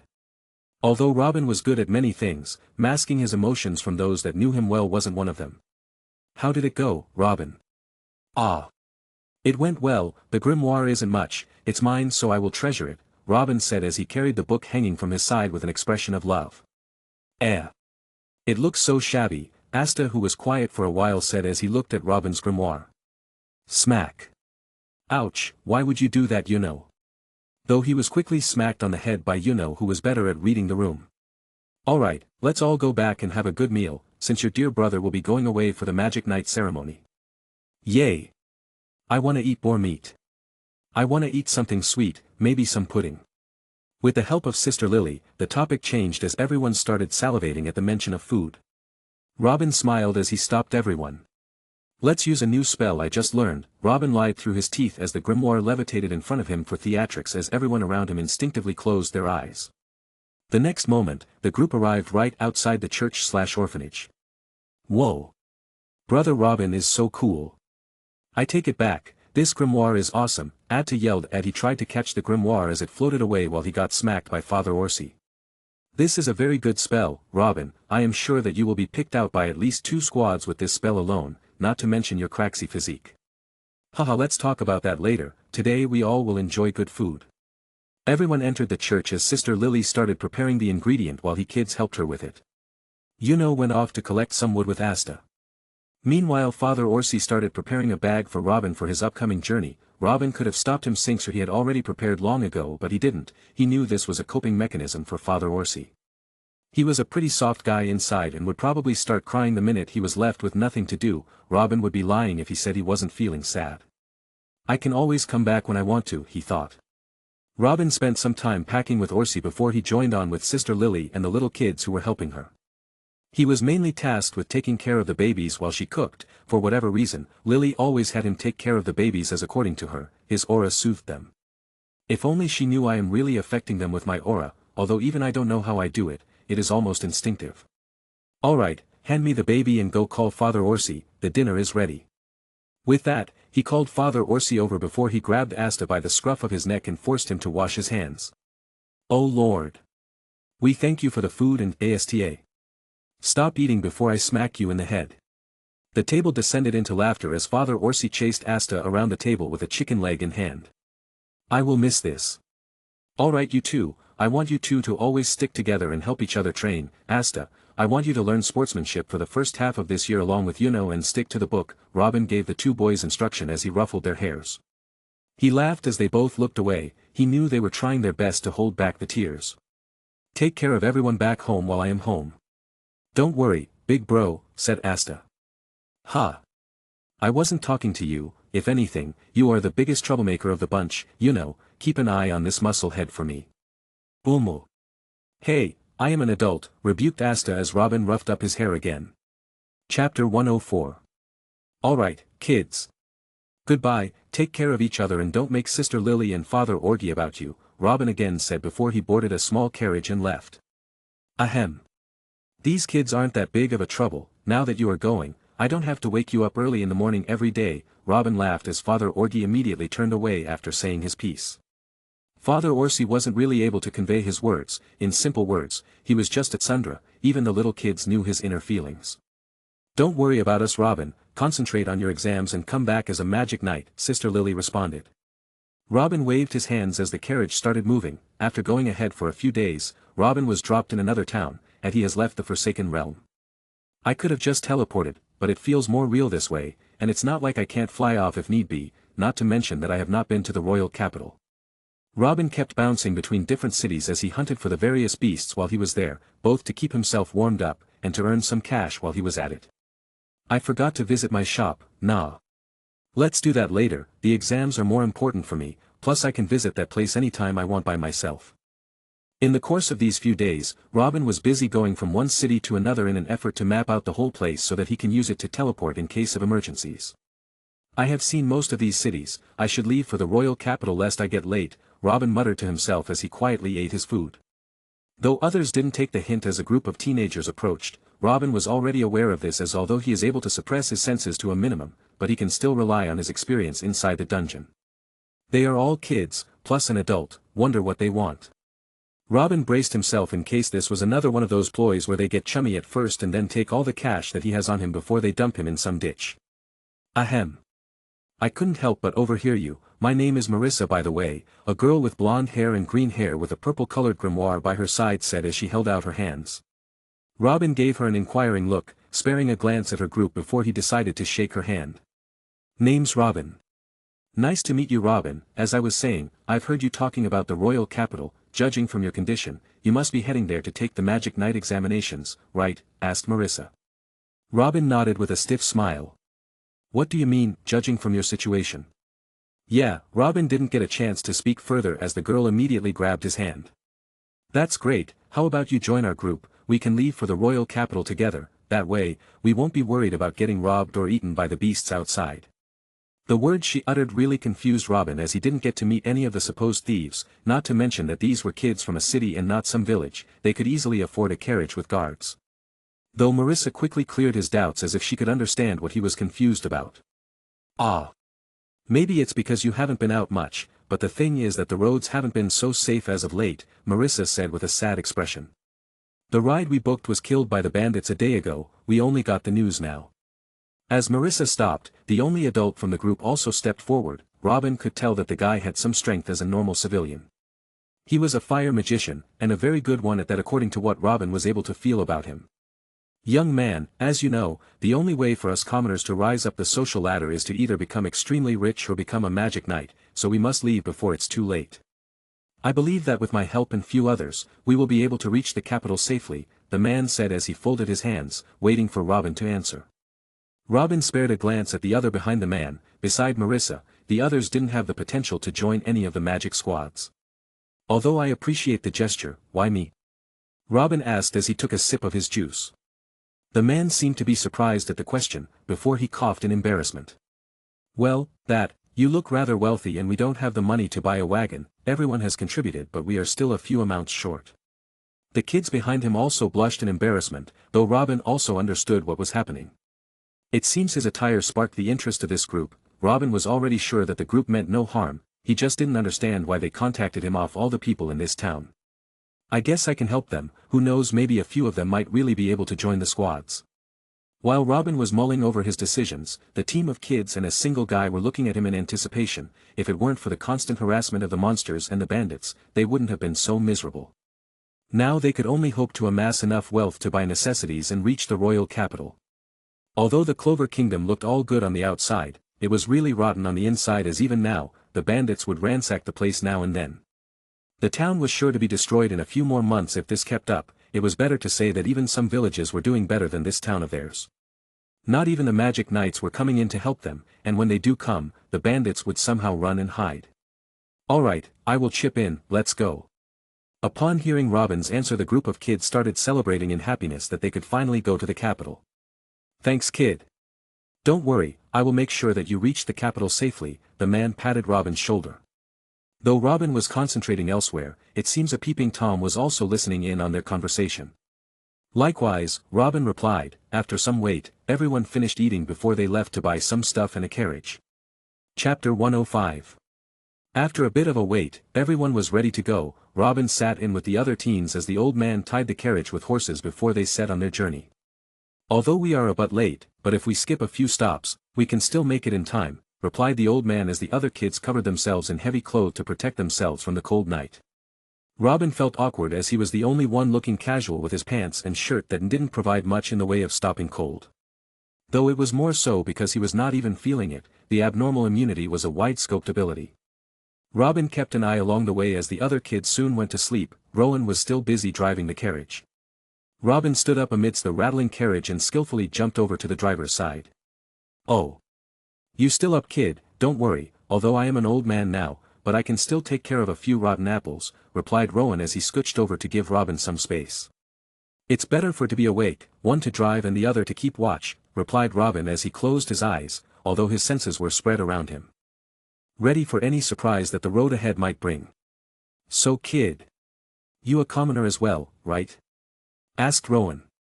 You don't see me carrying any guards with me, Robin mocked, taking out a small black plate from his storage, using soul force as it suddenly lit up. Phoo. That's good, kid, a portable heater, and it doesn't get affected by the wind. You definitely ain't a commoner, remarked Rowan as he grinned. What's with that shit-eating grin? He isn't a thief or something, doesn't feel like it or anything, Robin thought as he kept his eyes open. The journey kept going smoothly for a while and the group didn't come across anything they couldn't deal with. Rowan simply took care of any small monster that came across with simple ease. Although Robin knew the old guy was strong, seeing was believing. Must have been a guard for some merchant or something. Creak. Why we stop? Robin asked, you confused as he saw the hesitation on Rowan's face. They had come across a split. Nothing, I just thought about taking a shortcut, this will cut our distance by half. I sense there is a but coming, spoke Robin as he rolled his eye at the fearful expression on Rowan's face. Gulp, but that path is very dangerous, rumor is that half those that go in end up dead for some reason, Rowan finished, some say it's thieves, others say it's beasts, I also heard a guy rambling that the place is full of ghosts. He looked at the still sleeping kids with a look of care before he sighed, forget it, it's to a dash. It's too late, Robin suddenly cut in. Huh? What do you mean? They have been following us, we can't stay in the open, I see the forest path you spoke of, dive in before it's too late, Robin warned as conjured a barrier over the carriage. Figures of thieves were visible in the sky. Oh shit. Kids, wake up, defend yourselves, Rowan immediately woke up the kid when he looked above. In the starry sky, a dozen of flying figures were visible. Rowan struck his leash as the horses neighed wildly in rage, the carriage picked up speed as the sleepy kids came to realize the severity of the situation. There are so many of them. Hurry up, Miles, you have metal magic, hurry up and make a shield, Trish, conjure some wind spears and use them as a distraction. Marissa, who was now awake, immediately assumed the role of the leader as she started chanted. It could be seen that the kids knew each other well enough not to bicker like idiots, or they may just be scared shitless. Robin kept an eye on the myriads of spells that descended from the sky. Nothing that can break the barrier, maybe I should let these kids fight a little bit, maybe then they might have a chance at winning the exams. Thinking so, Robin quietly withdrew his soul force and the invisible barrier disappeared, allowing the metallic giant shield hanging in the air to take the full brunt of the attacks before it started cracking. "Hold on, guys. We will get through this." Marissa spoke as she threw a few fireballs at the assailants. Chapter 106. Captain. "They are heading for the forest, do we follow?" one of the thieves asked as he looked at the thief's captain. "Humph. So what, let me see who can stop me today." The lackey could only gulp in fear as he looked at the forest. His fears weren't false, as that place belonged to another more powerful thief. With no way out, everyone rushed in after no carriage, as according to their source, there was a very wealthy person on the carriage and would fetch a good price. Robin, who was on the ground, made sure that none of the kids would die by taking care of most of the lethal blows coming their way. "Hold on, kids. We will be able to loose them soon enough," spoke Rowan as he also used his grimoire to cast a couple of spells. Marissa was also busy with distracting the enemies while the other kids made sure that the carriage doesn't get damaged by the fight. No one remembered to ask Robin for anything in this whole ordeal, though that didn't mean Robin was idle. He had already sensed a few powerful beasts headed their way and was making quick work of them using his skills. He also commanded the lesser intelligent beasts to ambush the flying thieves to create some distance and hopefully escape. Finally, after some time, the group of kids were able to loose the thieves in the world-dense forest as they all took a rest. "Sigh, I think we lost them. Let's rest for a few minutes and then go," spoke Marissa as she surveyed the surroundings. It didn't look like she was scared. Unlike the others, they were too scared to even speak as they finally came to terms with what was happening. "No. We must leave now." At this time, Robin, who was quite all along, spoke. Rowan and Marissa both looked at him in surprise. They thought he was too stunned to speak due to everything that happened, but that didn't seem to be the case. "Ha! Kid, I think it's best to let them get their bearings before we move again. Plus, the thieves are still busy looking for us," spoke Rowan as he looked above. The starry sky didn't seem to be that beautiful to them anymore. "Yeah, I don't know about you all, but I am tired from all that fighting," spoke Marissa. Soon followed by the echoes of the whole group of kids, Robin's suggestion was soon forgotten as everyone huddled together and laid down. A kid with plant-based magic used plants to camouflage the group. "Forget it. If I tell them we are surrounded in this forest by thieves and monsters alike, they might freak out. I will move out at night and take care of this." Today's chase was enough stimuli for them. Thinking so, Robin also laid down for a quick rest. He had a lot of work to do tonight. Robin opened his eyes as he looked around him. Everyone except Rowan was fast asleep. "So you aren't an idiot, good to know." Robin smirked as he used spatial motion to teleport safe from the group. He was sleeping away from everyone so no one would know he was gone. After gaining some distance, Robin used his senses to determine where the higher number of thieves was located. He also searched for the strongest aura among them. It didn't take him long to pinpoint the location before he set off on his little mission. It didn't take long to reach the stronghold of the thieves, and even easier was to enter it. With his extraordinary art, it felt like a cakewalk as he easily traversed the terrain and entered. It didn't take him long to find out where the leader was, though once he entered, he was met with another scene. The thieves or bandits that had chased his group into the forest were being beaten up by the bandits while the leader was busy taking a puff. "Puff, so Emmanuel. Tell me, how did you find it in yourself to barge into my territory without my explicit permission?" I am sorry, Bozak," the bloodied and bruised bandit yelled at the top of his lungs. His previous ferocity was nowhere to be seen. The bloodied man, named Emmanuel, continued. "We entered the forest chasing our prey," he answered. This interested the leader, who eyed the bloodied guy. "Is that so? Then it means now it's my prey," said the man as he gave a signal to his lackeys. "Though I still don't understand why you would risk crossing me for this," he continued. I was paid by the nobles to make it so that most commoners don't get a chance to arrive at the Magic Night ceremony. They say the commoners are always buzzing around the capital like flies and they don't want that," finished Emmanuel as he looked at Bozak. Alright, guys, get rid of him and search for this party. I want them burrow before me at all cost." Bozak threw away his smoke as he left, not paying attention to his lackey's laughter and the bandit's screams as he begged for mercy. Robin didn't mind it one bit as he simply followed the bandit into his room, though Robin was surprised when the bandit was able to feel his presence once or twice. It has to be known that one should have a high instinct for danger, and only then can one dodge a haze user. Bozak, who was feeling a looming sense of danger, finally arrived at his personal room before he closed the room, putting on all the locks as he heaved a sigh of relief. "What is this weird feeling I get? No matter, I only need to make sure no one enters the mountain caves and my work will be done. I wonder how long I need to do it." Robin heard every word the bandit leader spoke and couldn't help but become confused. It seems even this guy has someone above him. Chapter 107. Robin sensed the bandits moving closer to the kids, so he decided to make his move. With a single move, the unsuspecting leader of the bandits died with a stab wound on his head, though his dead eyes seemed to show terror, showing that Bozak was able to perceive the danger, just that his body wasn't able to react in time to the threat on his life. You deal with them and come back. Robin used his absorbed demon spirit as the visage of a black phoenix materialized above the small stronghold. It issued a sharp cry as it hovered in the air. Come back once you are done. The visage nodded before it attacked those present in the stronghold, while Robin left towards the searching party that was sent out by Bozak. It didn't take him long to spot them. The old man Rowan was the only one fight the group, and somehow was still alive, while the carriage and the kids were nowhere to be seen. Come on, you cowards. Let's see what you are made of. Rowan yelled at the top of his lungs, a severed head in his hand. Gur, kill this bastard, one of the bandits spoke as the hers made way. Clearly angered by the provocation, Robin understood that the man had no way of escaping and was only trying to make way for the kids to escape. Why is this guy so stubborn? Robin sighed as he punched out. A bandit's head exploded as the force of his punch tore through his body and affected the one next to him, sending him flying. Ha! Kid, you didn't leave, don't tell me you slept through all that, spoke Rowan as he blasted a bandit away. The bandits were too stunned to speak. There were only 3 of them left by now. Robin didn't bother hiding his strength as he lashed out. His aura itself was suffocating from them, as they weren't accustomed to this thing. Robin took care of the thugs. Meanwhile, Rowan was gobsmacked by what happened. Even if only for a moment, Rowan felt it. He was gonna die, a deep sense of death. Hey! Robin's shout brought Rowan out of his thoughts. What? I said, let's go, we don't have much time and it's not good to let the kids go off alone. Robin slowly flew up. Do you have a broom? Asked Robin, to which Rowan could only shamelessly shake his head, and the next moment, he felt something wrap around him as they flew away in the direction of the kids. The chaotic Thunderblaze Phoenix was also done before it vanished and returned to its owner. Fortunately, Rowan didn't see it, or he might have a heart attack. Robin chuckled as they soared through the sky. It took them some time before they caught up. Rowan. Uncle. Old man Rowan. To say that the kids were excited to see the old man alive was an understatement. Ha!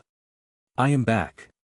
Rowan answered as he lovingly caressed Marissa's hair. Robin felt that the two might be much closer than he thought. They both have fire magic as well. Robin muttered.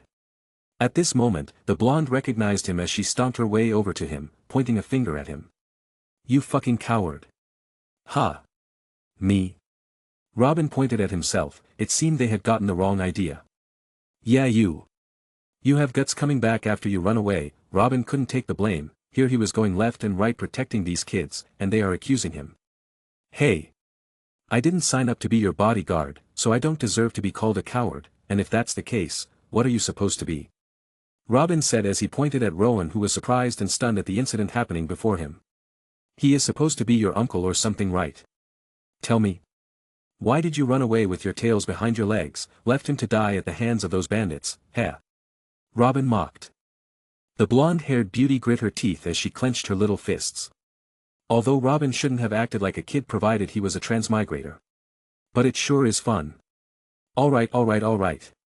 Everyone calm down, and you need to apologize to Sir Robin. At this time Rowan intervened to calm down the situation.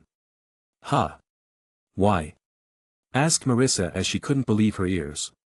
How do you think I came back? It was only with the help of Sir Robin that I escaped death, replied Rowan as he dropped another bomb on the group. Chapter 108.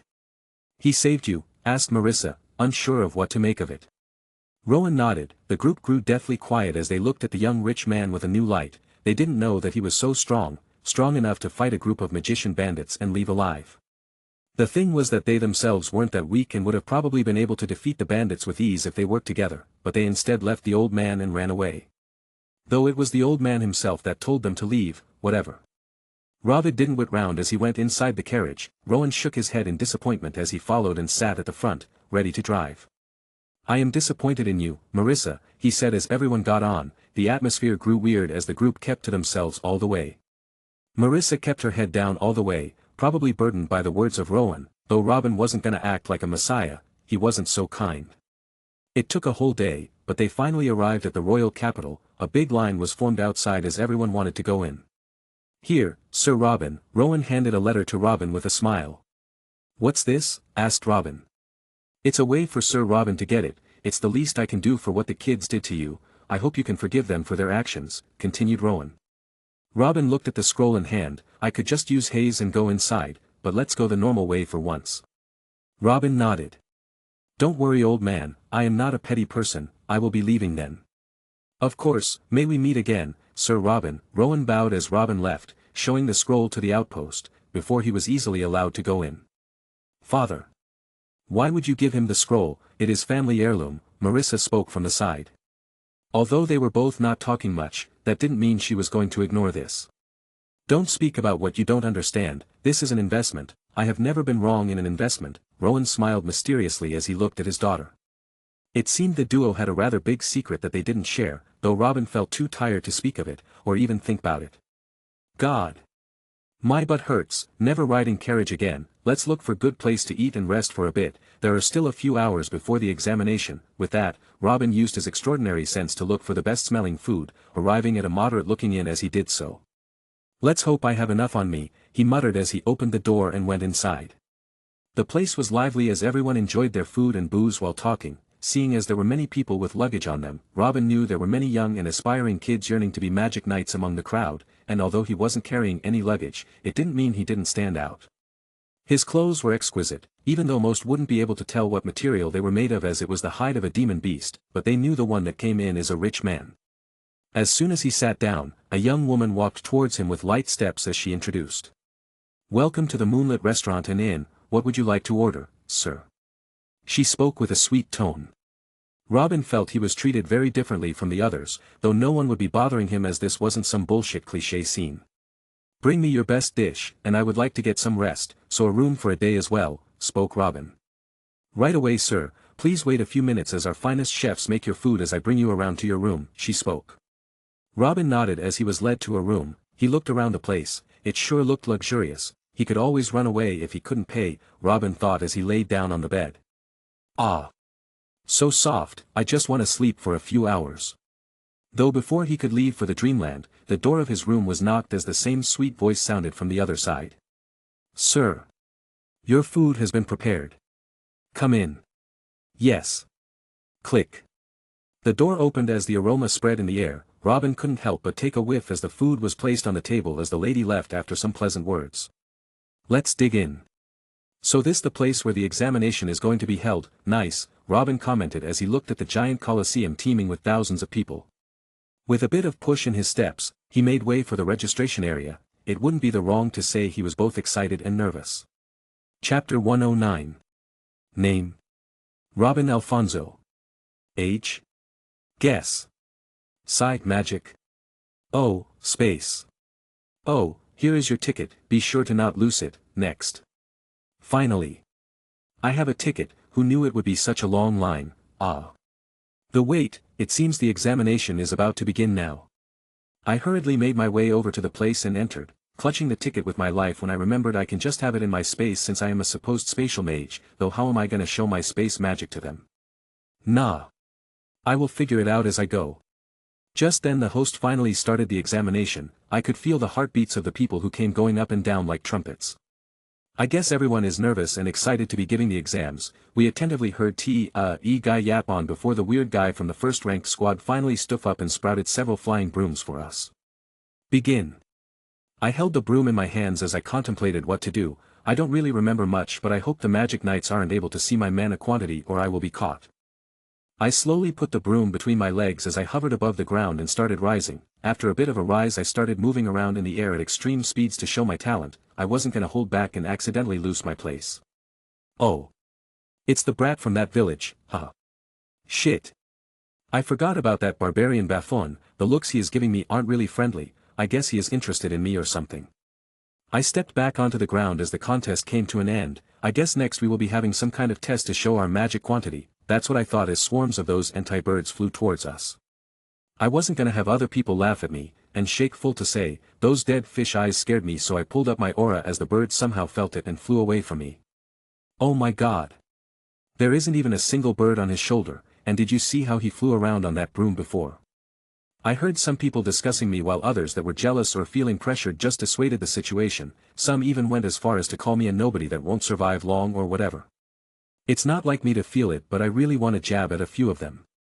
The exam continued and slowly everyone started to understand their own situations, then came the target practice and we were asked to show our magic.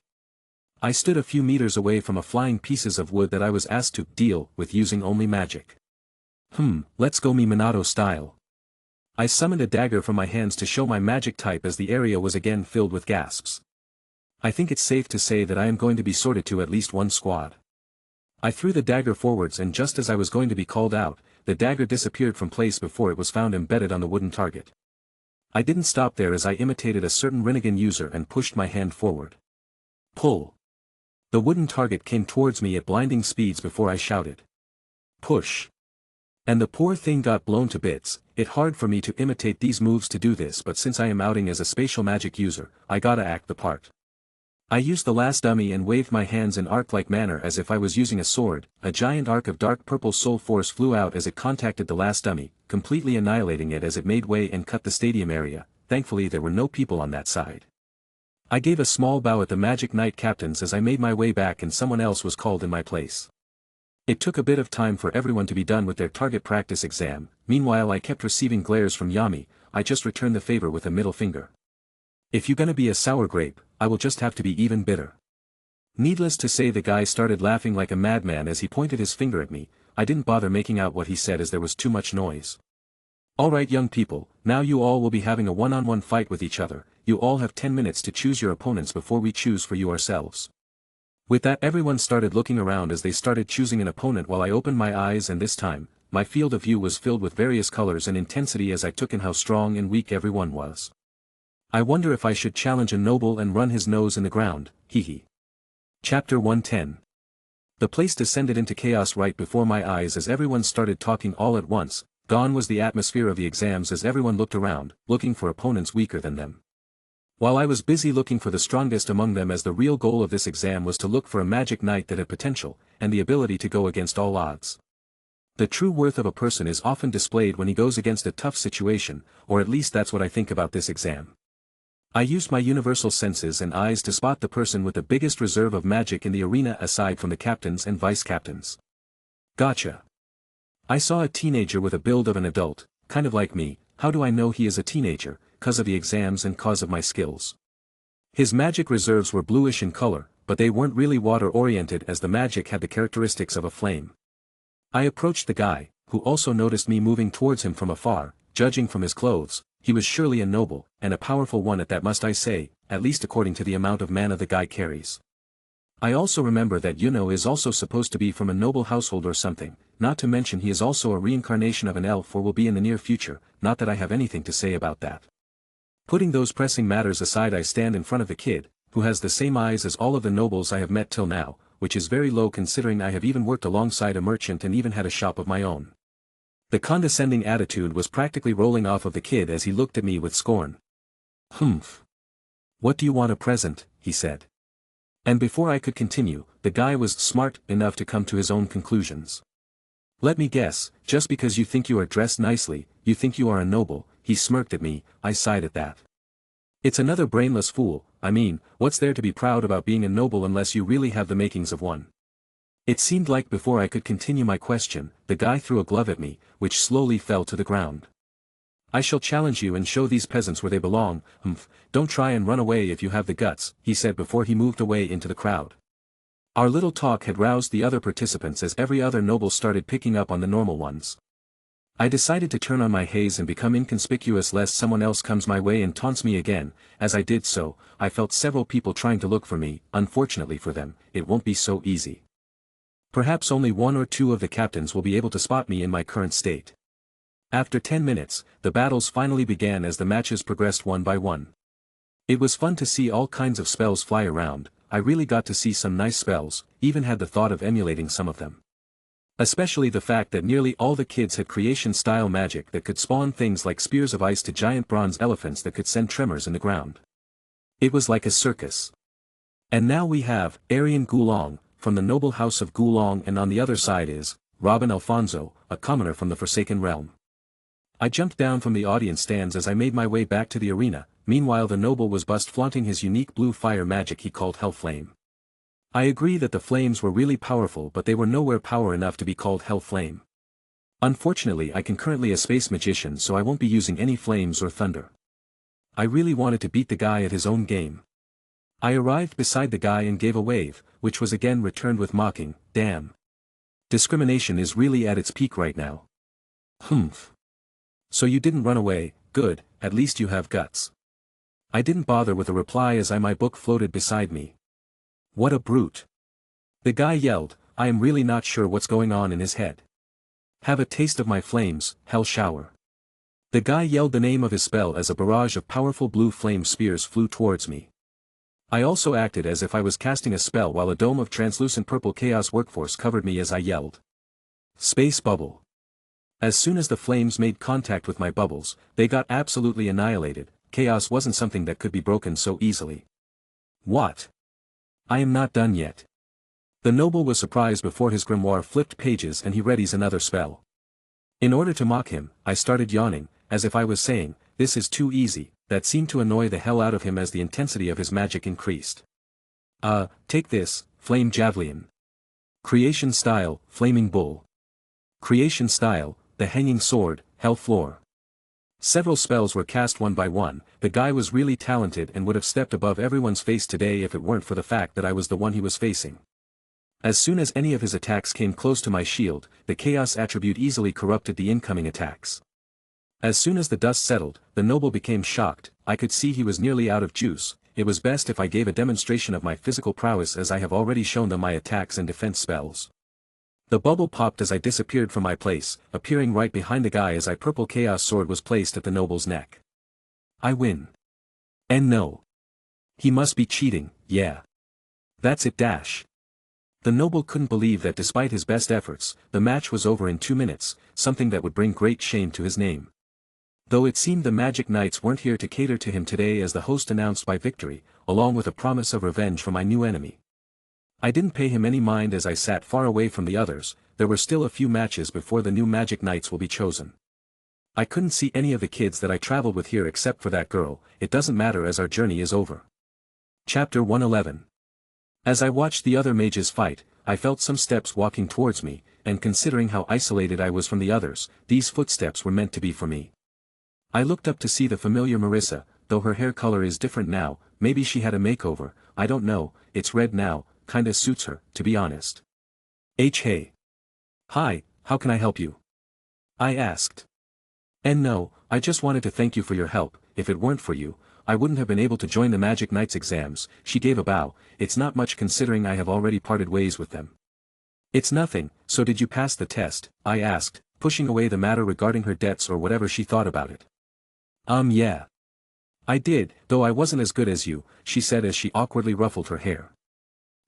Where are the other kids? I don't see them anywhere, I asked. I had an impression of some of them, and although they weren't good enough, they shouldn't have left. Sigh, about that, after the little hell they went through in the forest and on the way here, they have decided it's best they stay in town and look for a job, she answered sadly. She sounded really depressed. I guess that's a given since she was with them all her life. Seeing them give up must have put a dent in her will as well, no matter how small. I have a request, she asked as I was mulling over the matter, bringing me back to the present. Yeah. I asked as I drew circles on the ground. I don't have much to do for now except for the trials to end. Can you teach me to be strong? The girl again bowed, and this one was a full 90 degrees now. Fortunately, there was no cliché scene of a wardrobe malfunction, so I wasn't flustered in the least. In the forest, when I couldn't save Rowan, my father, I realized that I was so weak. How can I be a magic knight if I don't even have the guts to go against a few magic knights? She continued as she closed her eyes, afraid she might let a few tears spill as she closed her trembling fists.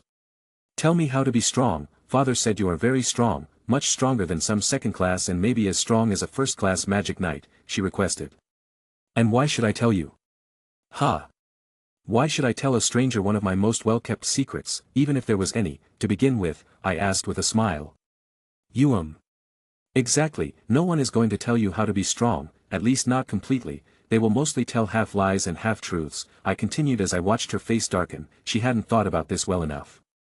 It's better to forge your own path, or to stay a weakling forever. Only the unique ones become recognized, while the commoners become stepping stones for those of a noble lineage. I told her as I pointed towards the battlefield, where a certain cliché noble was busy dealing with a backwater country bumpkin. No matter what it takes, you have to believe in what you do, that you will give your all to become strong, I told her.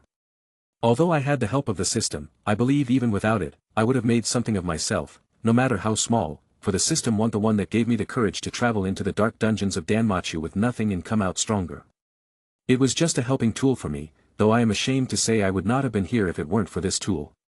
Only then will you have taken the first step, I replied as I stood up. I don't have much to say, as I was in no position to teach someone right now. I feel like I still haven't become stronger enough to face those reincarnated bastards that want to take over my dear brother's body. What's your half-truth? As I was walking away, Marissa asked me. Mine is, experience danger, go through despair, learn to accept it, and then take care of it. That's it. I didn't wait for her to say anything else as I disappeared. The battles are about to end anyways.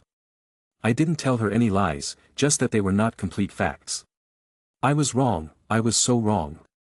It took ages for the matches to be over, it was about to be evening and I was really hungry, so I took out some food, and guess what, the little squeak found me again.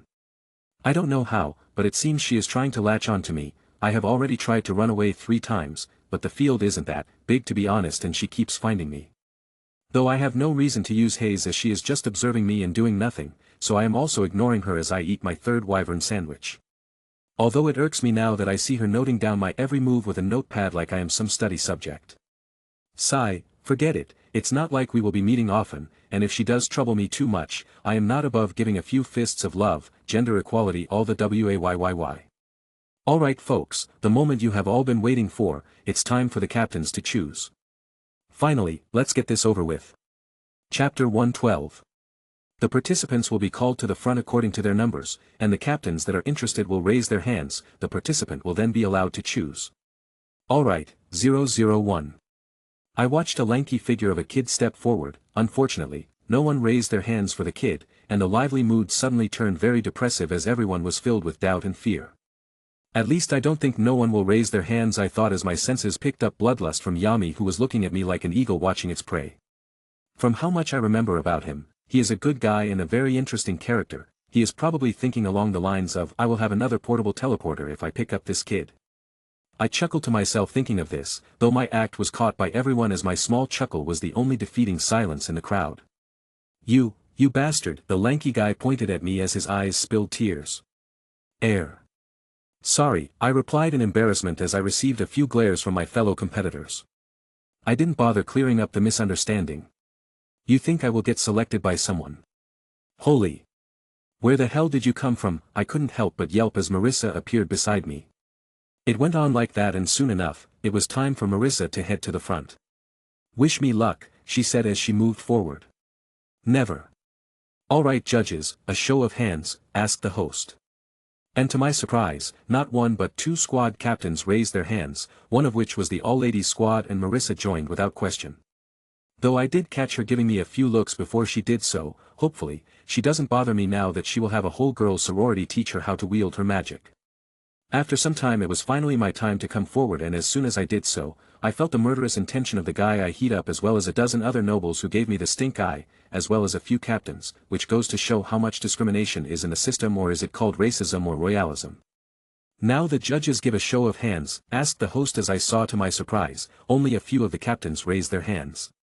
One was obviously Yami, the dark mage from abroad, the other was the guy from Purple Orca, whom I am not familiar with. Actually, I am not familiar with any magic knight, only Yami is the exception. The last one to raise its hands is Jack the Ripper, who is looking menacingly at Yami. Oi! You already have a chauffeur, leave this one for me, Jack, the captain of the Green Mantis shouted. I remember from what I have researched, that the Green Mantis is a squad that is full of commoners. Plus I have heard they are full of crazy people as well. I still remember those guys from the past, so I am definitely not going to the Green Mantis. Now the participant, please choose the squad you want to join. The host brought me out of my thoughts. I gave a sigh. It seems I understand the reason no other squad is willing to raise their hands is rather obvious. They can't sense any magic in me, which is true, but me showing them my magic should have been enough, I thought. But that wasn't all. I was also a commoner, as well as someone that clashes with a noble and humiliated him. Whatever. I choose the Black Bulls. The rest was pretty anticlimactic as everyone kept coming forward, though suddenly Yami stood up before he yawned with his big mouth and started walking away. Aren't you going to wait for the others? Asked William. I have already got what I came for, hey kid. Come meet me outside, Yamo replied before he points towards me and runs off. The host seems confused with what to do. With a sigh, Williams motions for the host to continue. Seems like I don't need to wait any longer, I think, before I also teleport outside. Though I did feel someone come near me, must have been that girl. I believe she has some weird kind of magic for me to always lose her from my sense. As soon as I appeared outside the arena or whatever it's called in here, I was greeted by a very familiar figure. Oh. It's you, so you came to the entrance exams as well, good for you I guess. Which squad did you join, he asks me. As I was about to reply, I felt a very familiar presence move towards me, so I sidestep as Finral gets hit on the head and flies away. Ha! You are a very stubborn little thing, aren't you? Standing before me is Yami Sukahiro, who is swinging his arm as if he's going to punch out again. I guess I am. Nice to meet you, my name is Robin Alfonso, I replied. He is going to be my captain, so it's good if I greet him nicely, as according to what I heard, he is the one responsible for my salary and could cut it. I searched all over for you and couldn't find you anywhere. In which pit were you hiding, you squid? He asked me with a snort. Me, as far as I remember, I have been living in my hometown ever since I was born, I replied, wondering what he meant. I saw the approaching Finral flinch as Yami slowly turned around to stare at him. Ahaha. You see, Captain, as I was looking for this kid, I kinda had to help out a few ladies who seemed to be in dash. Bam. Chapter 113. Don't waste any more of my time. Open a gate, Yami yelled as Finral quickly opened up a gate. Yami raised his hands probably to push me through, but I didn't wait for him and directly walked through, followed by Yami and Finral. I came across a giant ominous building that looked like weird abstract art with its weird arrangement. So this is the base that moves. I remember hearing about the bad name of the Black Bulls, the worst squad in the whole kingdom.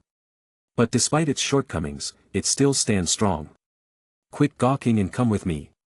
Yami yells as he and Finral walk in front of me.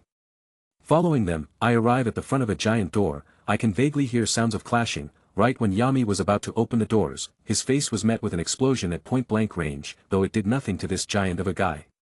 You are as strong as a bull, Captain, a tiny blonde-haired bastard said as he flew towards Yami. Fight me. Get lost, squid. Yami replied with a punch that sent the blonde kid flying, earning a chuckle from Robin, who was observing all of this. It lively, isn't it? Asked Finral. I nodded as I watched the little guy get thrashed around by Yami, though that didn't stand for long as he suddenly threw him toward me.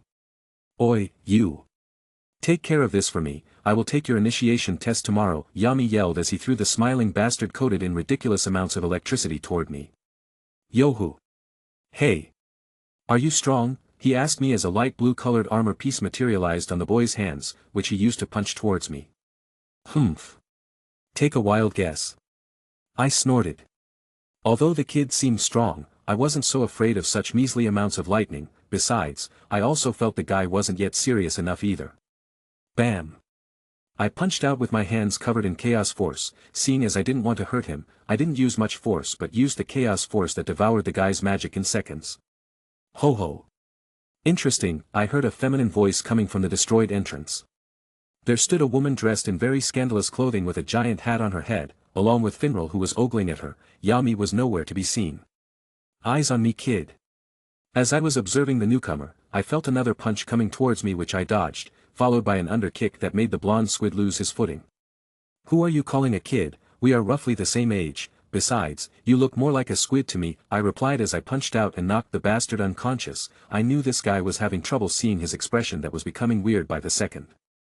I don't want to deal with a psychopath on my first day here, sigh. As I was busy sighing about the days to come, the other members came forward. Alright, let's introduce each other, guys, Finral yelled as everyone walked over. I am Finral, the squad's very own special magic knight, though considering your brand of magic, that won't be for long. However, you have a lot to cover in the beauty department. Robin could only stare awkwardly at the self-promoting playboy.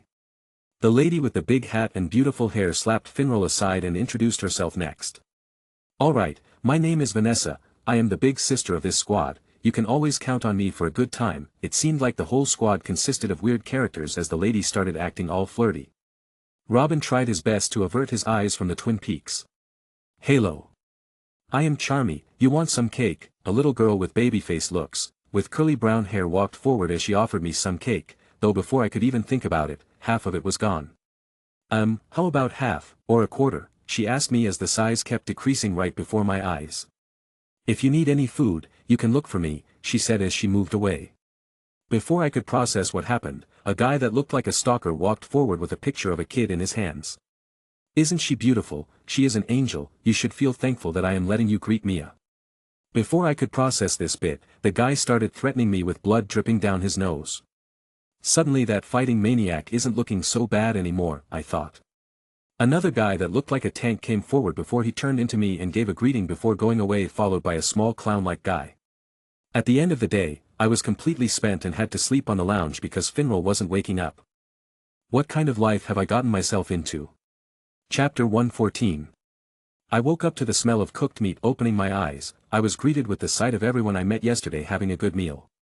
Wait, wasn't I sleeping on the couch? I thought hard as I rubbed my eyes. Good morning, Robin-san. The first voice I heard was the sweet voice of Charmy, who was stuffing her face with giant boar legs that she must have cooked up by herself using her magic. Good morning. I then looked at my cat, spotting a drowsy-looking Vanessa who was busy rubbing her head as well. Mana! I told you not to drink so much. Here, have some lemons, it will heal you up, Charmy reprimanded as she shoved a glass of lemonade down her throat. I also sat down properly and took a glass, taking in big gulps as I ate it all. It's almost on the level of Soma's cooking. I have only received a reward from Shokuchiki no Soma once since the lottery function. I heard vague footsteps and we were soon joined by the other members, including Finral and the crazy blonde who was looking at me with stars in his eyes. Fight me, he said as he summoned a lightning-charged fist, though Finral pushed him through the portal before he could make a move at me. Go and cool off for a bit, you idiot, he finished. Though in the next moment, he was also thrown away by a pissed-off Yami who was rubbing his temple. Ah! Don't ruin my morning routine, you idiots. Poor guy. I couldn't help but salute the poor guy for his continued efforts. Maybe I can set him up with some woman from my village. Yami sat down as everyone greeted him. He didn't even bother to look at me or anyone else for that matter and kept his eyes shut, ate a hearty meal before he blabbered about breaking his limits and shot off. Though he did ask me to be in the training area an hour later for the initiation ceremony. Don't worry, Captain Yami is just messing with you. He will probably hit you a bit before he gives you this, Vanessa said as she used her magic and made a black bull's cape, or is it called a cowl? I am not really worried, but whatever, I replied as I shrugged, wiping her hands off my body. You do know I am underage, right? I asked just to be sure. What's wrong with that? She replied as she winked at me. I made some distance from her. I had nothing much to do, so I followed the group outside once they were finished with the food. Final and that crazy midget were also present, including that weird clown guy and the giant guy that can turn into me. It's been a while since we saw Captain Yami fight. Let's see what the new guy is capable of. Finral did some commentary as I stretched my muscles, remembering how strong the captain was. I was also curious to know how much of a resistance my chaos force gives me against dark magic that Yami holds. I haven't had the proper time to train with my bounded spiritual demon beast as well. I heard Yami's yawn. So let's get this fight started. I remember our previous bout was left unfinished because you ran away, Yami smirked as he looked at me. I couldn't help but smirk back as I could see his fighting spirit and aura soar into the skies. He wasn't even using his magic right now and I could still feel the power. I just didn't want to deal with someone as bothersome as you, old man, I replied. Who you calling old? Brat, Yami pushed against the ground as he appeared right before me with the pitch-black blade inches before my eyes. I didn't wait idly and summoned Everblack, my trusted blade, to parry the blade of Yami, who grinned as he looked at me. Nice, so you are a swordman as well. He turned the blade and used my own force to slide it downwards while his legs were raised, coming in to deal damage to my solar plexus. I didn't block and simply rolled to the side. Nice reflexes, but I see you are not giving it your all. I guess I will have to go harder on you, Yami said as he took out the toothpick from his mouth and flicked it at me. With my eyes I clearly saw him use an energy besides the magic he is capable of. This energy was easily similar to my aura ability from before. I smirked out as I coated my hands in chaos force and caught the extremely dangerous wooden toothpick and flick it back at him. It made a streak of purple light as it struck Yami, who was able to bear the full brunt of my mock attack easily. With a minor scratch on his body even though I used the chaos force on him. I see you are more than just a space mage, so, what are you? That attack you used in the arena the other day clearly resembles my own attacks, he asked as his sword began turning eerily black. I also raised my sword as my whole arm was coated in black color, which earned a look of surprise from Yami and gasps from the audience. The black blade became even more darker as the light from the sun seemed to be devoured by it. I never said I was just a space mage, but what makes you think I will tell you? I slashed out at the same time as Yami. Two giant arcs, one black and one white, met in the air as they clashed against each other, destroying the surroundings as the audience were swept off their feet. Soon the dust cleared as Robin and Yami appeared unscathed. Yami had a shit-eating grin on his face and a light in his eyes that clearly said he needed more fight. Kid. That energy you just used, it feels just like my key sense, but more refined. I never thought I would see someone outside of my own hometown use this to such an advanced state. Yami laughed like a maniac as he misunderstood Robin's ability to sense aura and his enhanced senses for an advanced version of ki. Not to mention Robin's hockey slash. Captain. Can you guys not fight? The headquarter will be destroyed at this rate. Just as Robin was about to make his move, Finral called out, causing Yami to become frustrated, resulting in him sending Finral flying through the air. Surpass your limits, yelled Yami as he threw Finral away. Turning back to Robin, Yamo called out his grimoire as black magic started erupting from his body. I will be getting real serious now, Yami said. Just get on with it, Robin replied as he felt he could still take on Yami. Chapter 115. Robin would soon come to regret his decision, although he was now a stronger person, but the level of Yami wasn't something that could be breached so easily. The chaotic god tactics cultivation technique provided many benefits, which included resistance to all elements and the chaos key, which provided the ability to block most elemental attack and strengthen the body of the cultivator, plus Robin's own advanced stats made him a force to be reckoned with. Along with his gear that provided an edge, but the next moment, he finally understood the power behind Yami's words as the ground beneath him cracked and he appeared beside Robin, who narrowly dodged the attack, only to be met with the blade of Yami's sword. Clink. The armor's effect came into being as Robin evaded the damage, but the force behind the slash sent him flying. Yami didn't stop or even worry about the lethality of his attacks as he follows up with a few slashes towards Robin, who erupted with chaos force and tore apart the dark magic appendages with ease and used instantaneous as movement to evade the attacks.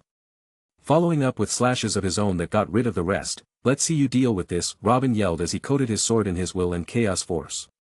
The surroundings started to distort due to the sheer power in the blade as Robin swung it. The arc traveled in an extremely fast speed towards Yami, who could have dodged it, but instead he stood proudly with his katana in a sheathing position. You underestimate me, brat. Dark IAI slash. Yami erupted with immense pressure as he claimed against the arc passing through it. The attacks clashed against each other and cancelled each other out. Yami looked at his hands. The katana was in a bad condition after suffering from Robin's attacks. I can't believe it, that energy he uses, it not even remotely close to magic, it's something else, he made me bleed, plus I am feeling heavy for some weird reason. Yami couldn't help but curse his own actions. It would have been better to evade, but the headquarter behind him would have turned to nothing if he hadn't blocked it. Robin didn't wait a single second as he flew towards Yami, who smirked as he raised his sword. As Robin was a meter away from Yami, he suddenly froze in place. What is this spell? Robin saw a small black hole that was sucking in his chaos force in stride. This is a spell that absorbs my opponent's attack and paralyzes them. Looks like I win, so, do you accept your defeat, brat? Yami laughed as he asked, putting his sword near Robin's neck. What Yami didn't expect came next. His black hole spell cracked as Robin summoned a ball of chaos force in his hand and threw it at Yami, who was standing too close to him to miss even if he had reinforcement magic. I hope you survive this spell, Yami, Robin said in slight pity as he threw the rapidly spinning chaos Rasengan at Yami. Shit, Yami hurriedly covered himself in a black ball as the fast approaching ball made contact with him. A giant explosion took place that even sent Robin hurling back a few meters due to how close he was. He still hadn't gotten full control over this new spell of his. The chaos force was too uncontrollable for his own good sometimes. Standing up, Robin got rid of all the dust on his clothes that looked more like rags now. Can't believe he still had time to send a slash at me even in such a situations, Robin sighed in relief as he saw the gash wound on his stomach slowly closing. His time spent in Huko Mundo and his demon spirit wouldn't allow such a wound to stay for long, plus the negative effects of the dark magic were nullified by chaos force and the extreme vitality provided by the demon spirit. The dust cleared up and one could see a black egg-like structure, though it had a giant spot on it that looked broken. Soon enough the whole cocoon broke apart as Yami came out while coughing blood. Cough cough. What kind of a weird spell is that, and why can't I sense any magic energy on you? My magic sensing skills are wasted on you. You see to have a key-based sensing ability as well. You are an enigma in a world of mages. You are interesting. Welcome to the squad, you brat. Haha. Yami gave his verdict as he swiped the blood of his mouth and roughly smacked Robin on the back. Damn you old man, don't go around smacking people so hard, Robin yelled as he smacked away Yami's hands only to get smacked again. This quickly accelerated into a full-blown fight between a captain and his rookie knight once again. Meanwhile the onlookers could only sigh as they didn't have the guts to confront the two. Damn. I have never seen Captain fight someone like that, Finral commented. Yeah, I almost thought Captain might kill him, but the kid has some real firepower. Plus we can't sense his magic power, so reading his spells becomes very hard, Vanessa thought as he looked at the young knight in interest. Ah! I am so hungry, let's go in and eat some meat, Charmy yelled as she simply walked back in. Fight! I wanna fight too, yelled Luck as he decided to charge in only to receive a united fist of love from both the fighters which sent him flying. Or. Mia is the best girl, Ghosh said in his low voice, clearly not interested anymore as he admired the picture of his sister. With that, the day finally came to an end as Robin officially became one with the Black Bulls. Chapter 116. The previous day ended with Robin receiving a cape that went all the way to his knees for his Black Bull welcoming insignia. Upon asking why his was so different, the only answer he got from Vanessa was, "It looks good on you," she said before they all dispersed with Finral leading Robin to his room. Along the way they came to an intersection. Finral warned him clearly not to venture to the other side as the girls' side of the rooms was heavily guarded with various security measures that might hurt even the captain. Although Robin wasn't much of a battle maniac, but hearing such accusations had him itching to take a look. Forget it, I wanna sleep in for now, Robin thought as he followed Finral. After a few turns, Finral and Robin arrived across 3 different rooms. Take any you wish, Finral said. Jack took the room directly adjacent to the stairs. Inside were a few pieces of furniture, a bed, a couple of chairs, a desk and a wardrobe. It even had a personal toilet, so Robin was pleased with it. Glad you like it, you can make yourself comfortable for now. Be sure to come down after the sun sets as Captain has a few things for you to do, Finral mentioned before he closed the door on his way out. Robin waited until Finral was out the door before he erupted with Chaos Key, which ended up clearing the room of any dust and mold, turning it clean. After that he proceeded to vaporize the poor furniture before taking out his own comfy bed along with a desk and chair that he made by himself. After he was done, Robin puffed his cheeses as he looked at the room that had a makeover. It was already looking beautiful and only needed a few more modifications like new wall paint and a carpet for the floor to make it perfect. Also need to install new locks for the door. Maybe I can use some inscription or enchantments, thought Robin as he started coming up with some inscription and blueprints for the door lock. Although my blacksmith master skill is mainly for armors and weapons and some accessories, ever since I have learned inscription and its various types, I have started combining the two profession. I usually make a weapon or two to not lose my edge. I began working on the door frame and before I knew it, I had set up inscription and some contraptions on the whole room. Although it took a lot more time than I expected, it was fine since I felt content. Ding! HS in effect, skilled blacksmith master and inscriptionist is being combined to make enchanted blacksmith. I hope it's better. Oh wait. It's much better. I couldn't help but feel surprised. It's been some time since I last received a notification. The last time I did so was when I left TDG. Robin Alfonso. Rank, 6, 3 stats need to be above 500 to advance, all stats need to be above 250. Job, Demon Spiritualist, Black Gold 1 stars. Stat points 0. Strength, 440. Agility, 430. Endurance, 470. Soul Force, 100,000, need 100,000 to advance to 2-star Black Gold rank. Mana, not available. Wisdom, 205. Skill points, 3. Skills, Grand Predator, 8, Universal Senses, 9, Awakened Grandmaster, 4, Nature Body, 1, Heaven's Sun, 7, Soul Force Manipulation, Suppressor, 9, Last Stand, 1, Enchanted Blacksmith, 10, Abnormal Immunity, 8, Headhunter, 8, High Speed Recovery, 5. Demon Spirit, 1 star Silver Lightning Falcon.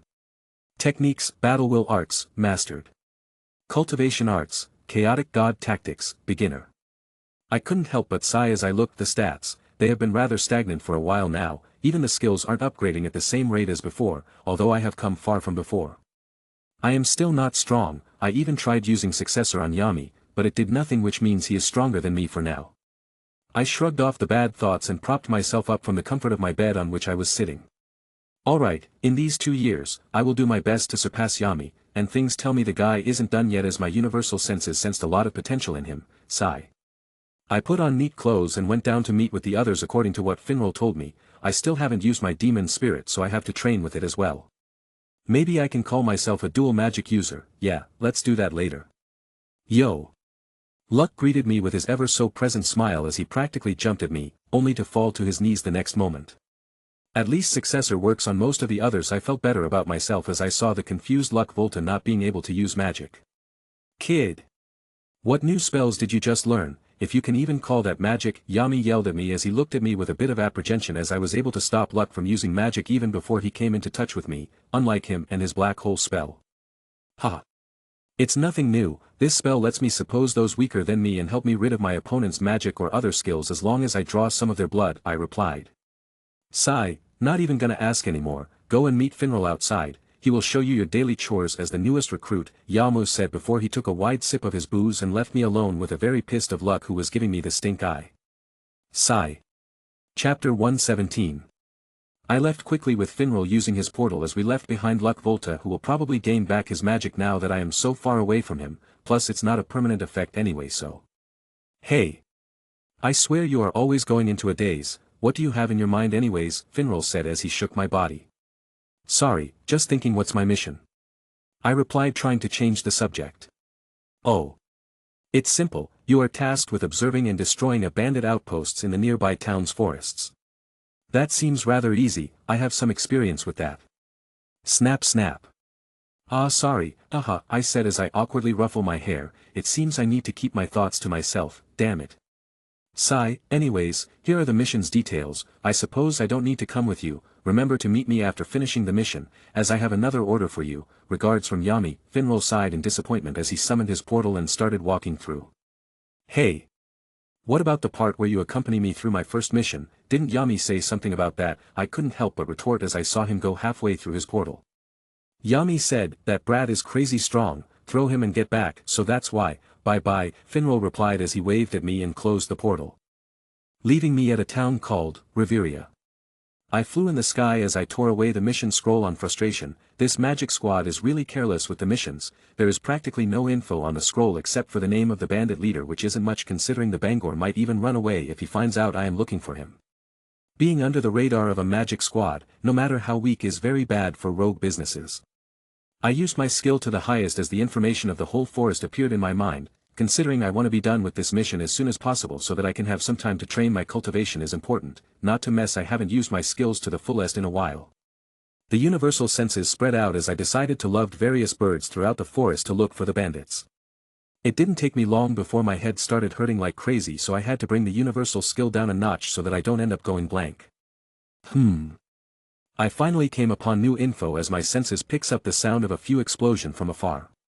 Ha! Seems like this is going to be easy.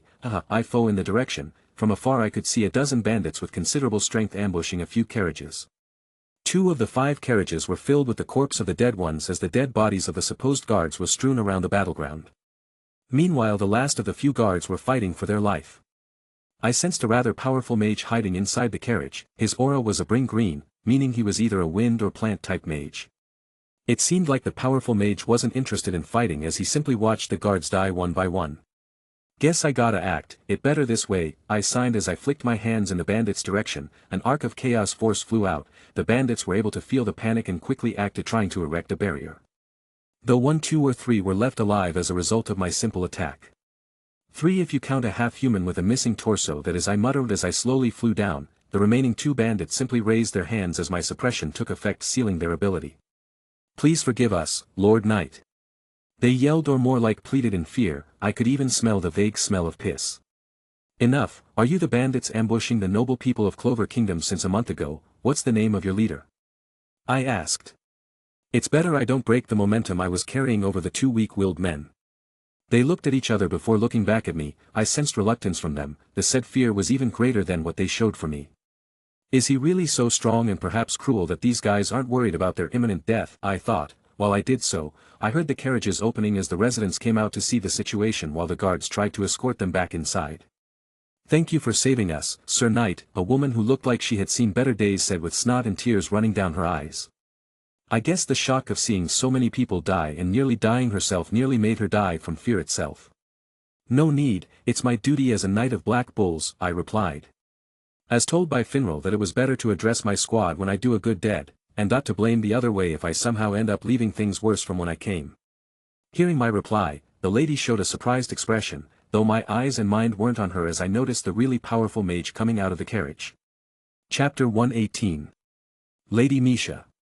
Please go back inside carriage, the mage said as he held the lady's hands, breaking her out of her thoughts. And you, how could you be so careless? What if you had accidentally hurt the noble lady? Is this what we pay you magic knights for? The said mage shouted in disdain as he pointed at Robin, who was watching the mage with nothing but anger. I clearly just saved your asses while you were busy doing whatever it is you were doing in the carriage. Robin screamed in his head at the double standards while the noble lady was escorted by the mage back inside the carriage. Thanks for saving us. The other guards gave their thanks before they also left, followed by the carriages after they picked up their fallen men. Robin watched in awkward silence as the powerful mage along with the guards rolled past him. Can't they just fly through the air with a flying carriage if she is really that important? Robin muttered in confusion. And where are the two of you think you are going? You do realize you can't use your magic, right? Robin asked as he put his thoughts away for later. Yes, sir. Please forgive us, we will never commit such crimes again. Please. We beg you, we have a family. Isn't that hypocritical of you? How many families have you killed so far? Robin couldn't help but ask as he simply raised his hands in the air in a grabby motion. One of the bandits flew into his hands. The throat of the bandit was comfortably in his hands. Robin ignited the body with chaos force before nothing was left of the bandit. Seeing this, the last one simply fell to the ground, seeing the way his comrade just died. Tell me all about your hideout and where it is located, as well as any other ambush party that's outside right now, Robin asked, and I will consider letting you go back to your family. Robin's carrot and stick strategy proved very effective as the bandit started blabbering like an idiot. Maybe I should go to Harry Potterverse and get myself some of that Veritraserum, Robin mumbled as he simply threw a dark phoenix flame in the bandit's direction, turning him into ashes. Robin was currently high up in the air looking down at the bandit camp. Is this a bandit camp or some kind of army base? I can see several mages that could give even senior magic knights a run for their money. Do I just go back and report it or kill them? Robin mumbled as he looked at the bandit camp that was intricately built into the caves of the mountain. This reminds me of the bandits that kidnapped me, Robin muttered as he waited for his little spy to come back. Chirp chirp. Oh. Is that so? Are you sure you saw it with your own eyes? Robin asked the small bird that was dancing around him. All right. Here is your share, go on then. Robin smiled as he gave the bird some feed. The bird chirped happily as it left Robin behind. Things got a lot more interesting. I will just quickly go in and out, find evidence and leave to report. Robin found out from the small bird that the bandit camp was in fact funded by the neighboring kingdom, or might be a disguised troop of the neighboring country. Making up his mind, Jack used haze as he flew down to the entrance. The guard stationed outside didn't even notice him as he made his way inside slowly. They are too organized to be a simple bandit outpost. Why would they risk getting found out by the kingdom by conducting raids? Robin thought as he made his way through rows and rows of soldiers disguised as bandits. It took him some time before he finally found some clues inside the main cave room. A few scrolls that had proof of the bandits dealing with a few nobles from the Clover kingdom. Yummy is going go like this very much. Robin quickly put away the evidence, though as he was about to leave unnoticed, he noticed a group of people being imprisoned. This stopped him for a while before Robin deemed it important that her get this info to the captain. The hostages didn't seem to be in any kind of danger anyway. As soon as Robin moved out of the encampment, he used spatial ability to arrive at Yami's side. Though Yami wasn't at the headquarters of Black Bulls, so Robin used the mark he had left on Yami during their spar from his headhunter skull. As soon as Robin appeared, he was received by a strong punch to his face that he avoided skillfully. It's you, what are you going here, brat? I thought I told you to. Here, take a look. Robin didn't let him continue before he smacked Yami with the scroll containing proof. Damn it, this is so troublesome, Yami muttered as he took a heavy puff of his smoke. Robin also realized they seemed to be in some kind of bar/casino. Opposite him was an old man. Oh. Are you the new recruit Yami keeps talking shit about? The old man asked. Come on brat, we have got work to do. Robin didn't get enough time to register before he was grabbed by Yami, who blasted the walls of the bar and ran. Sigh, why did I have to join this squad? Chapter 119. Open the portal to the hideout, we need to get rid of them, Yami said to me, them being the disguised knights of the neighboring country. I didn't bother explaining as I grabbed the guy and used spatial motion to move through. We arrived high up in the air and to my surprise, Yami was floating beside me even though I wanted him to drop dead like a fly. Is that it? Asked Yami as he took a puff. Yeah, I really recently saved a cargo moving through the forest, though what's weird is dash. Enough with the chit-chat, just write me a report later, follow me, Yami grunted as he summoned a sword, dropping down toward the hide pit like a fly. Dark, slash. Yami yelled as the whole mountain got razed to the ground, though I wasn't worried about that, I knew Yami was that powerful from our recent battle. What worried me were the trapped people inside that I had promised to myself I would save. Seeing the broken mountain, I gave him a glare that promised some pain before I rushed in through the rubble, burning it into lava and flowing out. Kid, wait. There are people inside we need to save. I yelled as I didn't stop to wait for him, that I could feel him force his way through with sheer strength as he chased after me. After searching around the debris and collapsed caves, I finally arrived at the location. I already knew where they were from my senses, it was difficult finding a way through. Most of them were found dead, but a few were still alive. I gritted my teeth as I quickly picked up the few left alive, a pair of kids.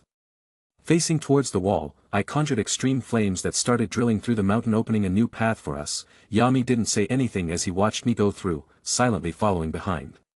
Once we were outside and I made sure that they were all right, I heaved a sigh of relief. You realize they are not from Clover, right? Asked Yami. So what, doesn't mean they are evil. No, it means you are helping the enemy, and these kids aren't as innocent as you might think them to be, Yami said to me. So you want me to leave them to die? Yami didn't say anything more as he sighed in frustration. I don't get him, why is he alright with killing kids? I am going ahead to make sure everyone else is dead, you stay here and don't let them get to you. Fuck off, I flipped him as he left. Seeing that he was out of sight, I sighed once again, realizing that this isn't me playing a hero, I am a soldier of Clover Kingdom, not some hero trying to save everyone. But that doesn't mean I can just wait and do nothing, I said to myself, as I conjured the blue flames. I haven't been able to do this for a while, but I feel like I can do that now. The flames made contact with the kids, and contrary to expectation they weren't burned to death but enveloped in a gentle blue flame that seemed to reinvigorate them. Now that I had time, I took a look at them and noticed the weird movement of their auras that seemed to thrash around like snakes. Or a raging lion in a cage. This isn't normal, I sighed. Yami POV. TCH. That brat is too soft, though what else did I expect from a member of my squad? Yami couldn't help but be happy and frustrated at the same time. I will need to keep an eye on those kids, see if they are a part of that project from the other kingdom, Yami thought as he slit the throat of another mage. He vaguely remembered of a report in the last meeting about how the Diamond Kingdom was experimenting on kids and turning them into highly volatile bombs that could get rid of cities in one fell swoop among other projects. Although Yami was angry at Robin, he was also proud in a sense to have a strong member, plus one with a good heart. He remembered how he was treated when he first arrived at the Clover Kingdom, the amount of discrimination he received. Yami thought as he stomped another mage's head. Let's look for the leader and report to the HQ before this blows up any further, Yami muttered to himself as he dragged a few mages together and cleaved them in half. Chapter 120. The matter about the mages in disguise blew up later on, as the magic squads began working overtime to deal with any and all mobs in the kingdom, which gave the commoners some room to breathe around, though even then, the forsaken areas were left to their own devices to a degree, so those bandits that managed to escape began rampaging around in the Forsaken Realm. I hope those bandits don't put their eyes on my village or else. I couldn't help but punch the damn beast that wasn't letting go of my hands and walked away after feeding the rest of them. I don't get why Yami is keeping these guys here, not like he can tame them, though I can tame most of them if I want, I wondered. It's been nearly a month since that day. As for the child, he is being taken care of. Yami promised me that he isn't in any kind of trouble, so I am fine for now. It wasn't those kids' fault that some bad people decided they weren't worth anything being alive. I am guessing the Magic Knights have some way to make sure that the two kids don't go kaboom, although I tried keeping them with me but Yami convinced me otherwise. I have been resting all this time besides doing the labors that Yami asks of me. Aside from that, I have been traveling to various places with Finral so that I can go there when needed. This was the thing Yami wanted me to do from the start, so that's good. I also check up on the village from time to time and make sure no one is looking at it with evil eyes. Though I didn't give up on cultivation as it always calms me down, plus the way I gain soul force to increase my power. It will likely take me 2 or 3 years before I will be able to cross the Black Gold rank and enter the Legend rank, not to mention the fact that I also need to enhance the cultivation of my beast spirit. I don't even have much points for the lucky draws either, so no spirit stones for me as well. Though I am pretty strong for now, so I am probably safe, and the fact that nobody can restrain my powers using their spell as I am not using magic. Hey! Can you drop me off to the market? I hear the sultry voice of Vanessa as she comes over to my side. I am too busy washing my hands to get rid of that monster's saliva to care about her. Go off on your own, I don't have time for such things, I replied. But Yami told us to ask for you whenever we want to travel and Finral is not around, she replied while whining, trying to act cute and all, though it's not gonna work. Pretty please, she says sounding all cute, I would actually consider if she was being genuine. Sighing as I really have no other thing to do, I take her hand and we arrive at the market. There, happy now? Hee hee, thanks. I was about to go back when she yanked me along with her, not giving me time as she led me through. From below her robe emerged Charm, where the hell did she hide her robe? Come on, let's have a look at the black market. Vanessa's next words made me a little curious as I haven't been to the black market, not the one inside the royal city yet. Seeing as I was moving along just fine now, she let me go from her hold. I did feel a bit empty seeing the hand slip away but didn't show it in any way. After going through narrow curves and an illusionary magic curtain we finally saw what could only be described as a crowd of people with stalls on the road selling some magical artifacts. It helped that I had my beautiful eyes that helped me spot the sale items so that I don't get duped by these shady oversellers, plus my experience as a previous magic store owner really helped me here. I walked around and looked at a few items with Vanessa who was bish trying out some goofy magic artifacts with charms. I wonder how she manages to act as cute as that and as flirtatious and sultry as before. I looked through the corner of my eyes as something got my attention. Chapter 121. Hello, old lady. What are you selling? Robin asked with an amused expression as he saw through the old lady. In the guise of an old lady was the strongest wizard in the Clover Kingdom, looking around as he observed everyone. Luckily my senses and eyes allow me to see through most illusions, I haven't met any that could prove otherwise. Robin thought as he concentrated on the old lady with a hunched back and a black scarf over her head. If anyone looked at her, they would get the idea that she was someone with a foot in the grave. She gave me a look before she, or the man behind her smirked with a glint in his eyes as he threw a weird stone my way. I looked it over a few times, and the conclusion I came to was that this thing was. Old lady, this is just an ordinary stone, I answered in confusion, not expecting this cliché to be so wrong. Isn't this guy supposed to give me some kind of powerful equipment or something? This heirloom passed down in my family for generations, how can it be a mere stone? How about you give it a few squeezes to see, she replied. At this moment, I already knew that this was a trap but I still wanted to see what this was all about. Looking at the Wizard King who had a grin on his face, I couldn't help but give the stone a gentle squeeze and see if maybe I was really wrong and this was something unique. By this time even Vanessa and Charm were done as they came over to my side and looked at the magic items placed on the table with a frown. These are all duds, she said. Crack. Ah. You broke my family heirloom, the price of our family, woohoo. Ha. This is clearly just a plain old some you old hag. Vanessa saw the stone in my hands and retorted. A crowd formed soon enough and I knew where this was going. Let's get out of here, I calmed her down. Though how could this shrewd bastard let us go so easily? I practically saw his eyes shine through the illusion as he quickly stood in front of us. The illusion of the old lady crying was enough to sway the crowd in her favor. TSK. We didn't do anything, it was just some normal stone, Vanessa yelled. Charm was busy eating a boar leg she got from God knows where. The black market merchants weren't blind to what was going on, but that didn't mean they would come forward and help, rather it was better for them to go fishing in the troubled water. Seeing the aggressive people rounding up on them, Robin couldn't help but give a stink eye to the supposed Wizard King before he grabbed both his colleagues, disappearing for good. What no one noticed was the old granny disappearing as well. Interesting, were the final words spoken by the Wizard King Julius Navacrono of the Clover Kingdom. That was so intense, Charmy admitted as she continued eating her food, though her expressions betrayed her. I am going back for a nap, Robin replied as he sighed. The incident in the market sapped his mental strength due to its ridiculous nature. Flopping down on his bed, Robin drifted off to sleep, since he decided to not train like a maniac so it would be nice to sleep like a normal person once in a while. Wizard King. A human with no magic power, but that power inside him, it seems almost identical to magic yet so foreign, it feels like a raging tide coaching against the sands of a beach. I wonder how far he can reach with that power. From the report Yami gave me, he has the ability to teleport, the ability to use those purple-colored arcs of energy that can inflict harmful effects like some debuff or curse magic plus that ability to suppress those weaker than him and that fire ability of his. Unknowing the Wizard King entered in his usual self of being an obsessed magic scientist as he started coming up with various reasons for why this was possible. Chapter 122. Robin's next few months were spent doing simple missions that consisted of taking care of common thugs and wannabe gangsters, which wasn't much of a challenge for him, though that didn't mean he wasn't making any progress. Mainly his only cashback was the amount of lottery points he was making, along with training points that he needed for his adventure to another world, though knowing his HS skill, he didn't want to risk by being thrown into the multiverse with no knowledge of where he was. The points weren't enough to travel anyway, and he didn't want to go to the DANMACHI world right now, not because he didn't miss the Hestia Familia or anything like that. It was because he knew nothing would happen to them, plus he was having his fun with his new squad. The Black Bull squad was fun to be around. It was a band of misfits put together to serve the country. The results were hilarious as there was more destruction than protection on that part. Speaking of that, Robin ended up earning 5 stars in the span of these months, 12 months to be exact. Only a year or so left until my little bros will be coming over, Robin thought in excitement as he blasted the head of his enemies, splattering the brain matter in all directions, nearly causing the children around to be scared to half-death. Oi!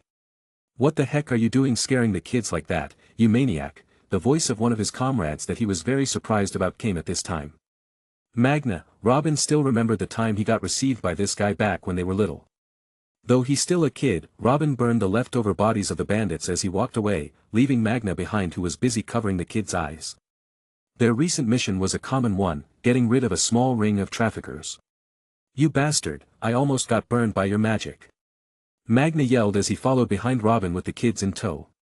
Anyways, what are we doing with them? We can't keep them with us now, can we? Magna asked as he was still rather new to this whole thing.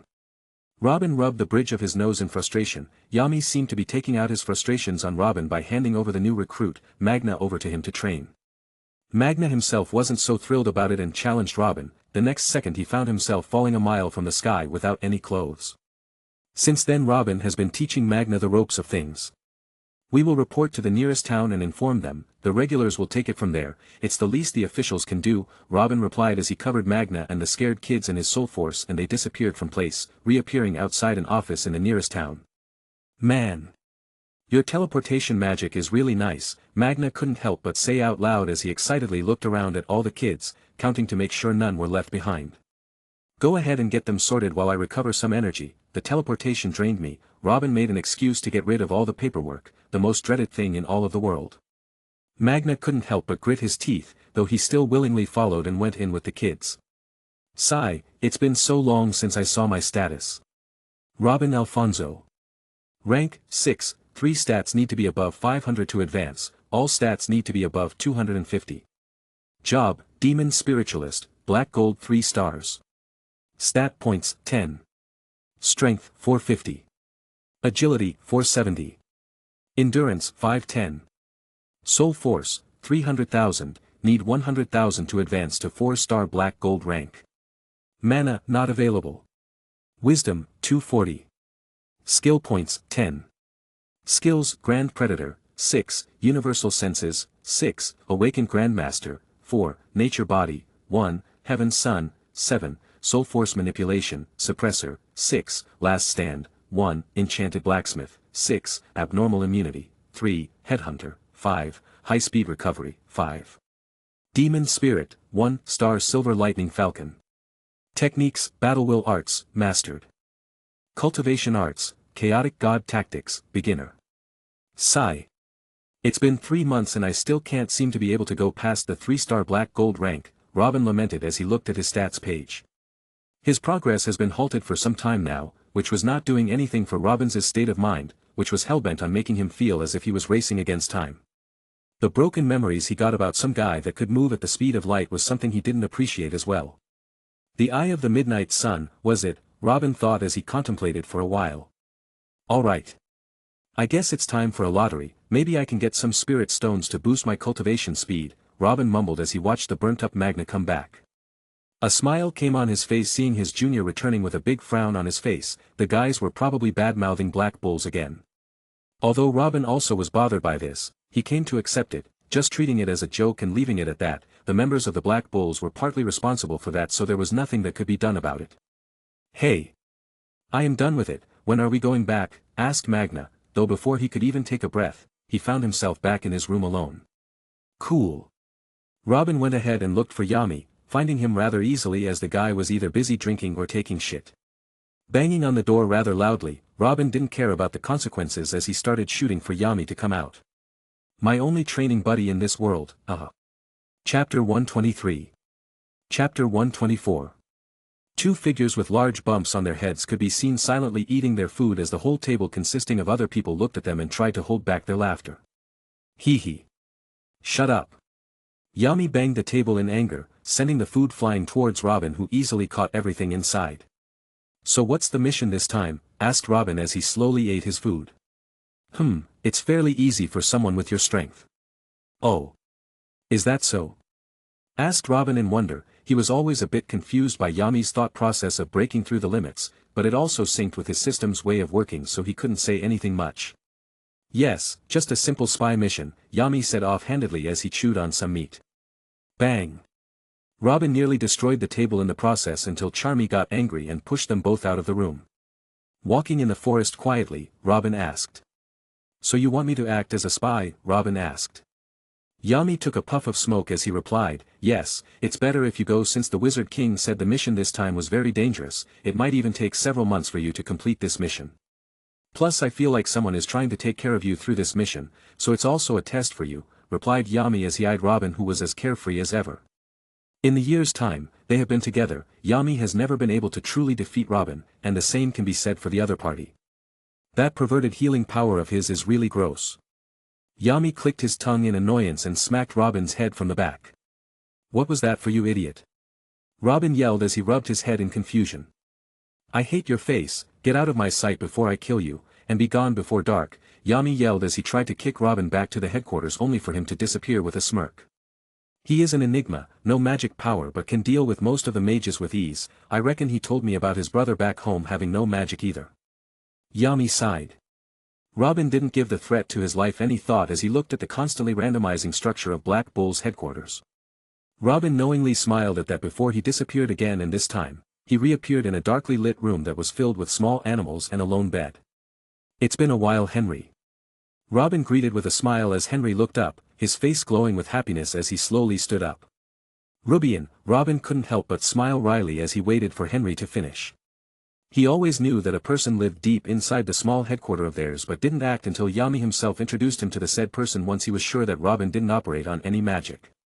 Henry was a nobleman's son that had a weird curse that allowed him to harness other people's magic, and due to this, he couldn't walk among the normal people in fear of killing them or being hunted or such. When he was on his deathbed in the common realm, Yami found him and he joined the Black Bulls. When Robin met him for the first time, the guy literally wept as he clung to Robin, who could only stand still at the loss of his new shirt being riddled with snot and tears. I am going on a mission, so I thought I should tell you, Robin said as he found a seat for himself. Henry had a downcast expression as he heard this. Robin couldn't help but feel sad as well, since it meant Henry would be left all alone, and Yami was busy with his usual stuff, so he wasn't always available to welcome Henry, unlike Robin. Sig, come back soon. Sure. And I will bring you back some stuff as souvenirs as well. Deal. Chapter 125. I left behind a rather bored Henry and started packing everything I would need for my travels. It wasn't anything much, just the tools I have left in my room that I needed for my enchantments, and blacksmithing tools were scattered around the bedroom. As he did, he saw a letter by the side of his bed. Upon opening it, Robin saw the details of his mission inside. Is this supposed to be an easy mission? Sometimes I don't get how Yami's brain works. Robin couldn't help but mutter as he packed up his stuff and left the room, making his way downstairs.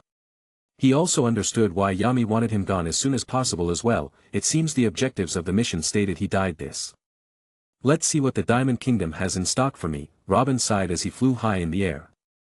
The first step of infiltrating the border will be very easy for someone like him, but he wouldn't dare underestimate the power of magic. In his time in Bulk Clover, he has seen some very weird things and doesn't want to regret it. With a jump in his power, Robin flew directly towards the general direction of Diamond Kingdom, since he didn't have the coordinates for space travel and flying was the only way. Or maybe I can go in as a normal guy, but what's the fun in that? Robin mused as his figure shot through the sky while he went through the contents of the letter to better understand the mission he had been given. According to the letter he got, he needs to infiltrate deep into the heart of the kingdom and get the info on the secret project that they have been conducting. Although doing so should take several years as the Diamond Kingdom is no pushover, but I guess with my unusual abilities I will be lucky enough to get done with it in at least a year. I must do it in a year as my beautiful brothers will be of age by then. Can't wait to see them, Robin thought with a smile on his face as he used her several spatial motions to shorten the distance, already itching to just barge in and deal with the project in the old-fashioned way. Though he pushed that thought aside as the Black Bull's squad was already riddled with so many negative stars that he didn't want to ruin the recently upgoing reputation by doing something like that. The only thing he could hope for was that Magna would stay under control and not mess up anything. God knows what will happen if he and Luck go out on missions together. They will probably end up destroying a whole village if they ever get sent on some small errand, Robin chuckled. It took Robin some time before he finally crossed over the Forsaken Realm and entered the skirmish lines. The best option for him was to try and go through the battlefield or go over the Grand Magic Zones, and knowing the extreme weather and extreme anomalies that occur in said zones had Robin going for the first option. Floating above the no man's land between the three kingdoms, Robin went over his plan. There was no doubt that there were many kinds of detection magic styles in this world and he didn't want to risk being seen as a hostile, which will make his mission a lot harder. Let's go with one problem at a time for now. There is enough time. Robin didn't wait long as he ventured toward the general direction of the diamond. It didn't take Robin long before he noticed a huge crowd of people passing through what could be called a medieval time security check. He quickly used haze and started walking alongside the other pedestrians to walk into the Diamond Kingdom. He half expected the situation to go wrong but nothing of that sort happened. Now I need to contact my contact. Robin made some use of puns as he talked to himself in wonder. Chapter 126. It didn't take long for me to come to terms with my new life as I slowly found a foothold for myself. The letter led me to a source inside the Clover Kingdoms that helped me set myself up and get official here. He helped me set up a persona as well, also giving me more info on my target or mission in this case. It seems the Clover Kingdom wants me to do more than one mission in the kingdom. This consists of me taking care of a few targets and assassinating them, killing off some deserters as well as getting confidential info on the project being carried out by the Diamond Kingdom. After snooping around for a few weeks I learned it was better to either become a magic scholar or a magic general, which is the equivalent of a magic squad captain, to really get some info. It will also help me get the confidential info when the king starts trusting me more and more. After working on a way to join the army for a while I was finally able to do so after a month. It was a bit hard given I didn't bother hiding my strength in front of them. The spy from the Clover Kingdom was a huge help in avoiding any problems, due to which I easily joined under the banner of one of the magic generals who is also one of my assassination targets. If I can get some time alone with him, maybe I can get rid of him and complete one of the goals of coming here, I wondered as I walked across the giant manor-like building that belonged to the magic warrior squad I was assigned under. During my time in this kingdom, I have clearly sensed the extremely despairing attitude everyone has towards life due to the poor living conditions and the constantly diminishing resources. These problems constantly keep gnawing at the hearts of the people, though I have also noticed these guys are much more sturdy as compared to the magic knights of my own kingdom, which makes me sad. I will be sure to relay this info to Yamina through the spatial motion. I couldn't help but feel amused at the thought of Yami making everyone train 10 times more than normal. Alpha. What are you standing there giggling like an idiot for? As I was busy thinking about some plausible ways I could take down one of the big powerhouses in a way that no one noticed or even get some info from him regarding my main mission, I was called out by one of my fellow mage warriors as he strolled towards me with an apple in his hands. Alpha is my Diamond Kingdom fake name. Oh. I was just busy thinking about what to get you for your birthday. I smiled back as I hugged the guy. This guy's name is Jerry. He is a rather opportunistic dude and less bloodthirsty as compared to the others around the place. Haha. Just buy me some booze from Llama Ale after we are done with our patrol and I will consider it a gift, he replied back as he shrugged off the topic of his birthday, perhaps out of everyone I have met until now in this kingdom. You know, one of the guys bought me a trucking sword, Jerry continued as he put his arm over Robin's shoulder and started moving toward the general's room. I mean, what am I going to do with it? I am a mage, for God's sake. Jerry said dramatically. Robin could only bitterly nod at the old man's words as they both arrived in front of the room of the magic general they served. Their days consisted of walking into the office and asking if the magic general they served needed any missions to be done. The whole life of magic warriors revolves around this. Though today was a different day as the magic general finally gave them a task that interested the two of them. More so for Robin than others because it was in line with his main quest. I want you both to look after magic scholar Dr. Alaska as he goes through the beetle wasteland. Remember to protect him with everything you have or else. Yes, sir. The two looked at each other as they heard the commands and slowly retreated with their heads bowed. Man. I can't believe they are asking us to look after a magic scholar, Jerry spoke as he excitedly waved his hands around. Yeah. Didn't you say magic scholars are usually busy and seldom go out? even going as far as to say they have been recently working on something super secret, Robin, who was known as Alpha, asked. Yeah. I know that, maybe there is something in the wasteland needed by that guy or something. After a few more small talks, the both of them arrived at the renowned llama ale as Robin, known as Alpha, fulfilled his promise, his mind still planning on getting some info from the supposed magic scholar. Chapter 127.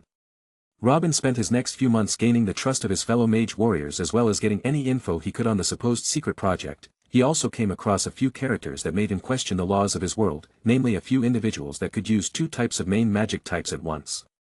Though he later found them to be a part of another magic done by some magic scholar who was close to the king, probably for coming up with such a terrific ability to give people the ability to use two types of magics without being born with them. It took him a whole damn year and he damn near ended up missing his brother's ceremonies before he was successful in finding the info the Clover Kingdom wanted, as well as taking care of two instead of one general, which ended up giving him a huge bonus for his already risky mission. As soon as he got the stuff, Robin teleported out of the damned Diamond Kingdom. He thought about taking the old man Jerry with him but decided against it just in case. Besides, the man was a Diamond Lord through and through. It's time I go and meet my cute little bros. Robin smiled as he disappeared from the Diamond Kingdom and appeared near the grand magic zones that separate the two kingdoms. One thing Robin learned was that his skills seemed to go haywire in case of a grand magic zone messes with his spatial skills plus a few others, so he had no choice but to go straight into the zone to lessen his time. I can't wait to meet them. Robin muttered as he sailed through the weird sky of the zone. It consisted of random weathers that seemed to change every few minutes among other stuff, but Robin mostly got through unharmed using his soul force as a form of strengthening magic, and a small covering of purple appeared on his body, covered again by a black, almost color-devouring black of the will, or more commonly known as hockey. His skills also underwent some upgrades and he was also about to break through, but that is a story for another time. It took him half the time as he tore through the grand magic zone and appeared on the forsaken realms associated with the Clover Kingdom. Sigh. Feels good to be home. Robin stretched his sore muscles as he flew on towards the royal capital. If he was lucky, he will be able to see his brothers get sorted. He had no doubt that his brothers will be able to easily pass, and no such thing was strong enough to change the fate of his brothers, except for when they need to be saved from their fates, then he will swoop in and save them against all odds. Robin still had a few nightmares as he remembered the fragmented memories of his brother's apparent demise under the soul of a reincarnated elf. If someone dares to hurt them, I don't mind breaking their souls' realms and breaking them down into dumb people. Robin sped up as he rushed towards the royal capital. The faint sounds of the people celebrating could be heard from afar. The famous Colosseum was filled with countless aspiring young men who wanted to join the Magic Knights, though the mood was now full of dread as well as anticipation as the judges judged each individual and would decide if they wanted him or not. Among these countless people stood two contrasting figures. One was a young man with a four-leaf clover and the other was a man with unkempt black hair stood with a bird constantly drilling his head. Those around him seemed to be giving him the ugly looks. You know. Walk forward and let the judges decide your fate. The host yelled as Yuno quickly but gracefully walked to the center that was devoid of people. Immediately everyone raised their hands, clearly wanting him to join their squads. Even William's Vengeance, a guy whose squad consisted of nobles, didn't shy and raised his hands. Whoa! Am I seeing this right? Did all the captains just raise their hands for a mere commoner? Fool! If you have a four-leaf clover, everyone will be willing to give you face. It's not just that, we clearly saw his expert use of magic against a noble. It's only obvious he get recruited like this. Several young people started talking amongst each other, though most were against the idea of a mere commoner getting such importance. Even some noble women were more than willing to pass on good words in response to Yuno and his beautiful features. Truly, beauty is not a curse.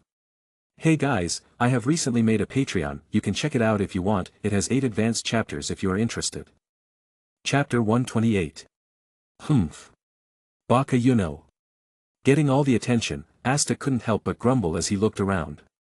One thing that both the brothers were more worried about right now was one man, their big brother, who was supposed to be here for them. Looks like Captain William will be getting another capable magic knight in his ranks after this day. The announcement by the host brought Asta out of his thoughts as he waited for his turn. It didn't take long before it was finally his turn. Oh. It's the brute with incredible physical strength, Asta. Asta yelled at the host for making fun of him as he stiffly walked out of the crowd and onto the center with bated breaths as he awaited for the captains to raise their hands.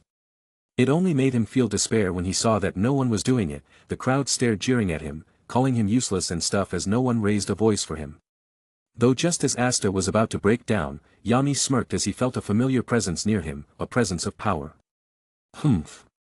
You are back to see your brother, Yami spoke, as even he didn't know Robin would be done with his mission so soon. Yeah. While the two were having a nice chat, the surrounding people, who included the magic squad captains, were white with fear as they looked at Yami's right and noticed Robin, who looked like some average Joe, but exuded the feeling of someone stronger. The people on stage couldn't even move in fear, while those that were laughing just moments ago were foaming at the mouth as Robin addressed everyone. So who here thinks my brother is worthless? Come and have a taste of my presence. Robin's words were enough to make the nobles foam with anger, as they could hardly stand with the support of their magic power, which further intensified the pressure on them, making them kneel as he flew towards Asta and gave him a bear hug. Ha!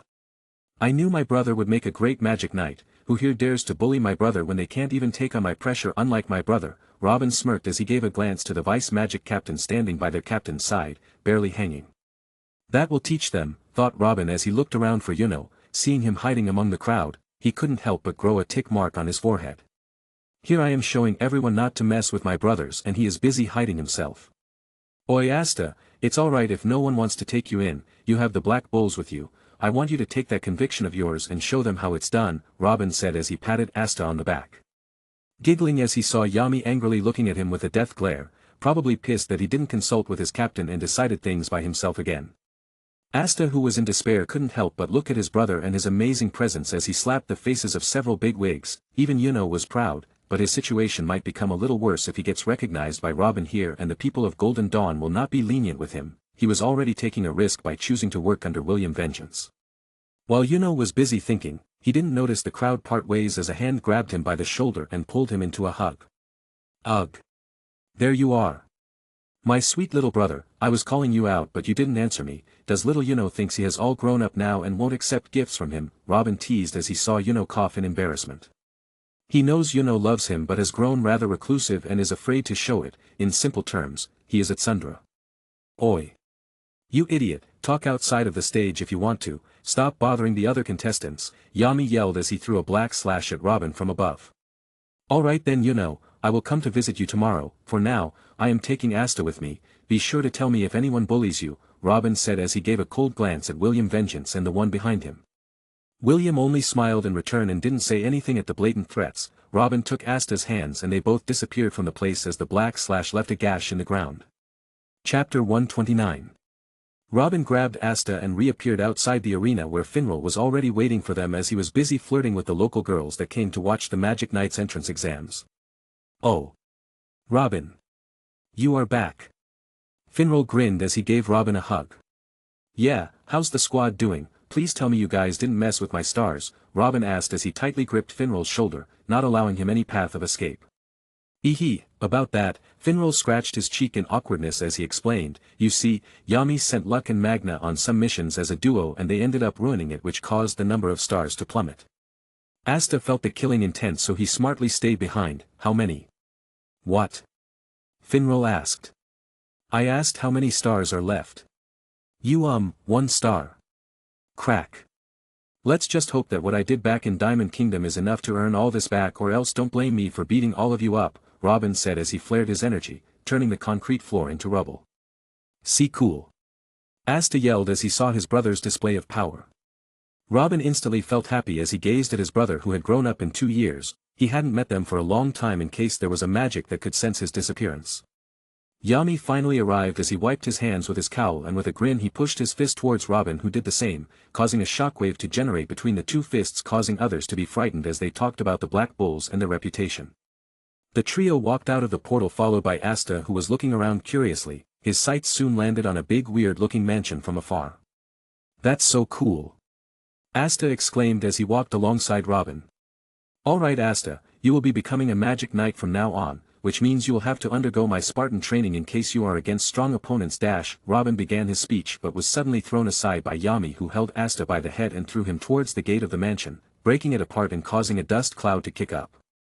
What was that for? Asta spoke as he dusted off his clothes, unhurt by the throw. He truly is Robin's brother, not even a scratch after all that, Finral muttered as he looked at Robin, who was fuming with literal flames covering his body as he was locked in a brawl with Yami, while Asta suddenly ducked to the side as a ball of flame blew past him. Oi! Who dares destroy our squad's house? Magna walked out all gangsta but was instead knocked by the aftermath of Yami and Robin's punches. Are you not gonna pick him up? Asta asked. Ash pointed at the upside-down Magna. Finral shrugged his head as he said. Nah. Let him cool down for a bit, though now that Magna is out, luck will have to test you I guess. Finral smiled as he kicked the sleeping Magna a few times. Who is this? Are you the new rookie? At this time, Charmy also appeared and offered Asta a piece of cake which disappeared into her mouth before Asta could accept it. The whole place was chaotic as Yami was fighting with Robin. Charmy was doodling on Magna's face while Vanessa was trying to seduce Asta. Finral could only watch with a wry smile as he felt that this wasn't so bad. Henry also heard the ruckus from the distance as he spoke. Welcome, back. After a few minutes, everyone calmed down enough and Magna woke up. It turned out that Luck wasn't at home for now, so Magna again took the lead in taking the test. Everything went as usual except this time Asta wasn't thinking on the spot like some protagonists. He had trained with Robin day and night and take Magna a run for his money. While all of this was happening, Robin was talking with Yami as they both rubbed their sore bodies.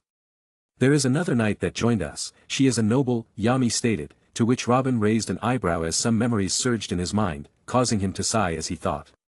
Another Tsundra is going to join the squad, what a waste. Chapter 130. Regarding the situation of the noble that joined, Robin wasn't against her joining them and was actually supportive of her and admitted her for trying to become a knight despite her obvious problems. But the rude attitude towards her seniors wasn't something he would ever support, especially to himself, so when Yami mentioned that Noelle Silva or whatever her name was, had joined them and was already inside, Robin didn't wait for anything and grabbed Asta with him to get him accustomed to the place. He was also excited about Asta meeting Henry as he knew for sure that Asta wouldn't fear someone like Henry for his special institution and the two might even become best friends. Though as soon as he entered, he noticed a girl standing in the hallway looking at them both with a condescending attitude, and although he wasn't going to make things hard for her as he felt from his memories that her and Asta had something between them. But the way she looked at him bugged him, he nonetheless decided not to judge someone based on this and introduced. Asta, this is Noelle Silva, from the noble family of Silva or whatever. She is also new like you, so it's possible you will be sent on joint missions with her. It's best you get along with her, Robin introduced with a smile. In his time as a knight, a merchant and a carrier, he had learned the basic etiquette and had ingrained them into Asta, but the guy was bound to be a brute as he directly put his hands forward for a handshake. Slap. Humph. Who FO you think you are to talk with me on equal grounds? Don't dare talk to me as if we are equals, peasant. She mocked as she then looked at Robin, ready to make a snarky comment. Robin remembered feeling her ill intent on him from the exams, though he didn't act on it at that time. And you? How could someone like you, a brute, be allowed to join a magic squad? You should be executed for your treacherous acts. Though before Noelle could bother explaining HIW he was a barbarian for ruining the exams, she felt a pressure descend on her very being as he was forced to kneel. Robin looked at Noelle coldly. Listen here, I don't care if you are the daughter of a noble or even the wizard king, you are not my superior and don't have the authority to lecture me. Robin further pressurized her as she felt her heart palpitate with fear, while Asta also felt the pressure as he wasn't dealing with magic, but the soul itself. Even Liba who was hiding couldn't help but grit his teeth in pain. Brother is scary, but so cool. What monster is this? It's like those devils back home. Goo. Am I going to die? I don't want to die. Robin took back his aura seeing that Noelle was about to pass out. You both are new people, treat your seniors with respect and they will treat you with respect as well, Robin advised as he pointed at both. Asta nodded his head with vigor while Noelle was sweating profusely, though she didn't nod and looked at Robin with slight anger and a whole lot of fear.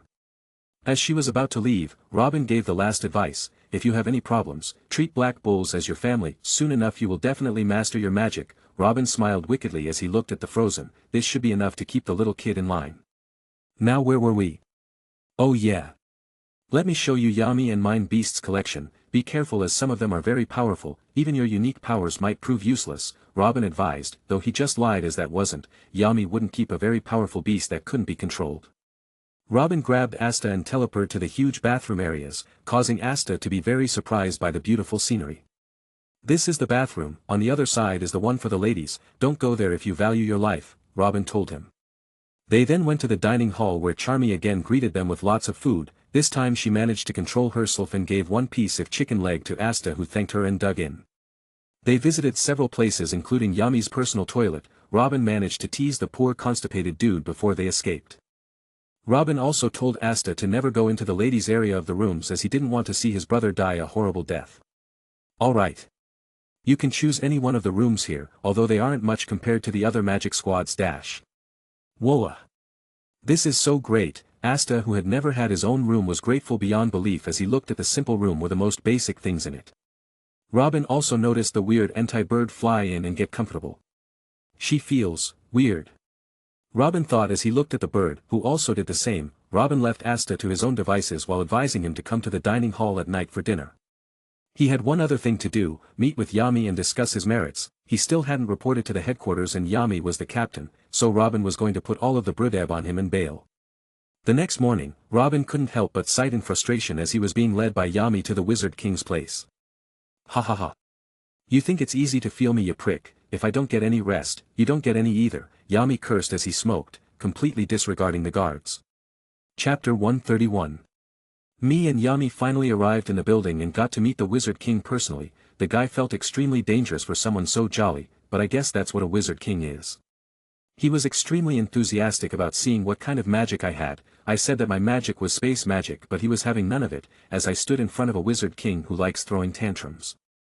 Wah! I wanna see it, I wanna see it. He yelled again and again. It was getting kinda annoying for me as he kept trying to stop me. Yami was having the fun of his life as he saw me having to deal with him.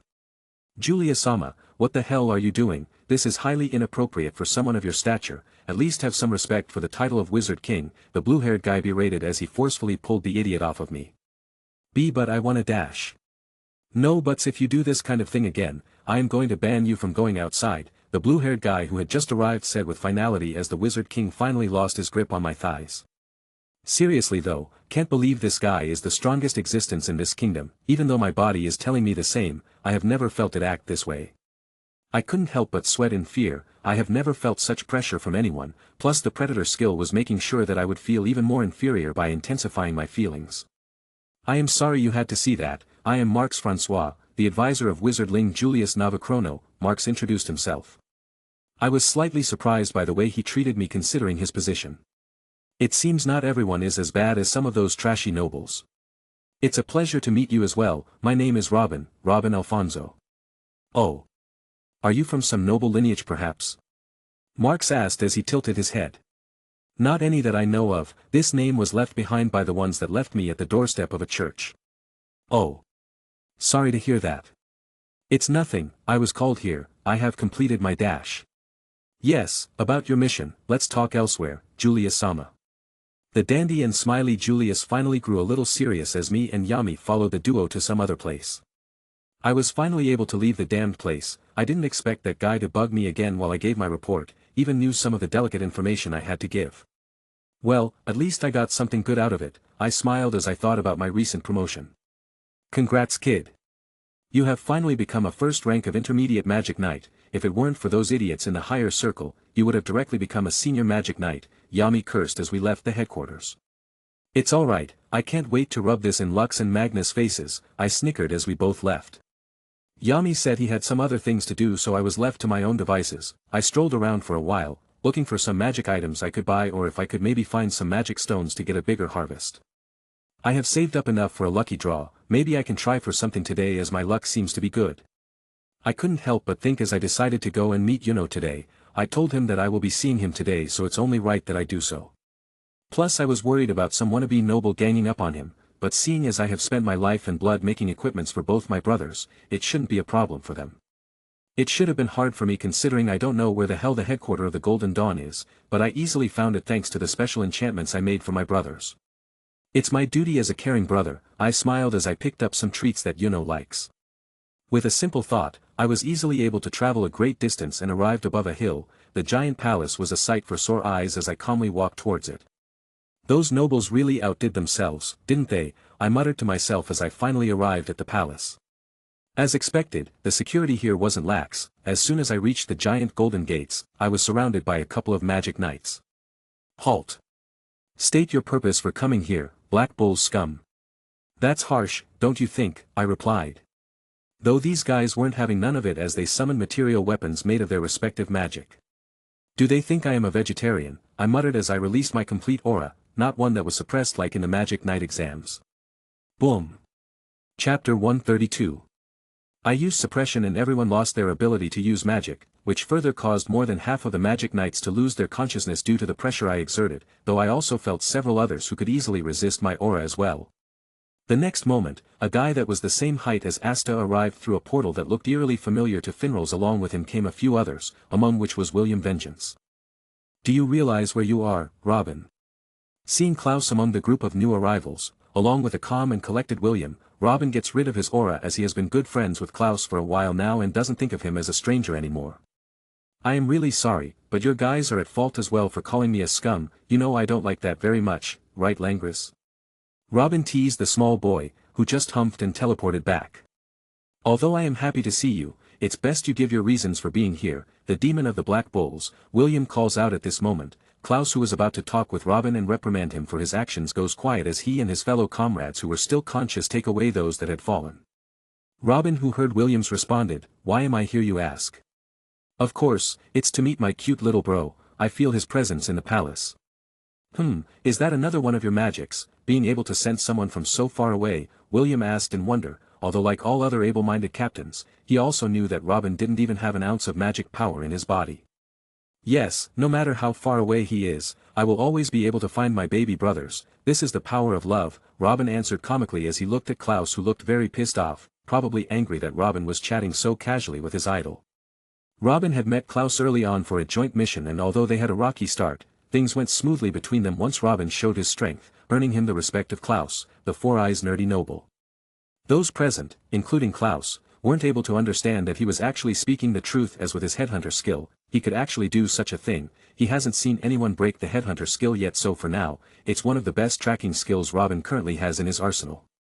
The words spoken by Robin were thus dismissed rather easily. At this time, Yuno, who hadn't felt an ounce of Robin's aura, came out to see what the commotion was about. Seeing Yuno, the stalemate between Robin and the Golden Dawn Magic Knights was broken, as Robin didn't pay any mind to the small fishes, as only Langus or William could put up a fight against him.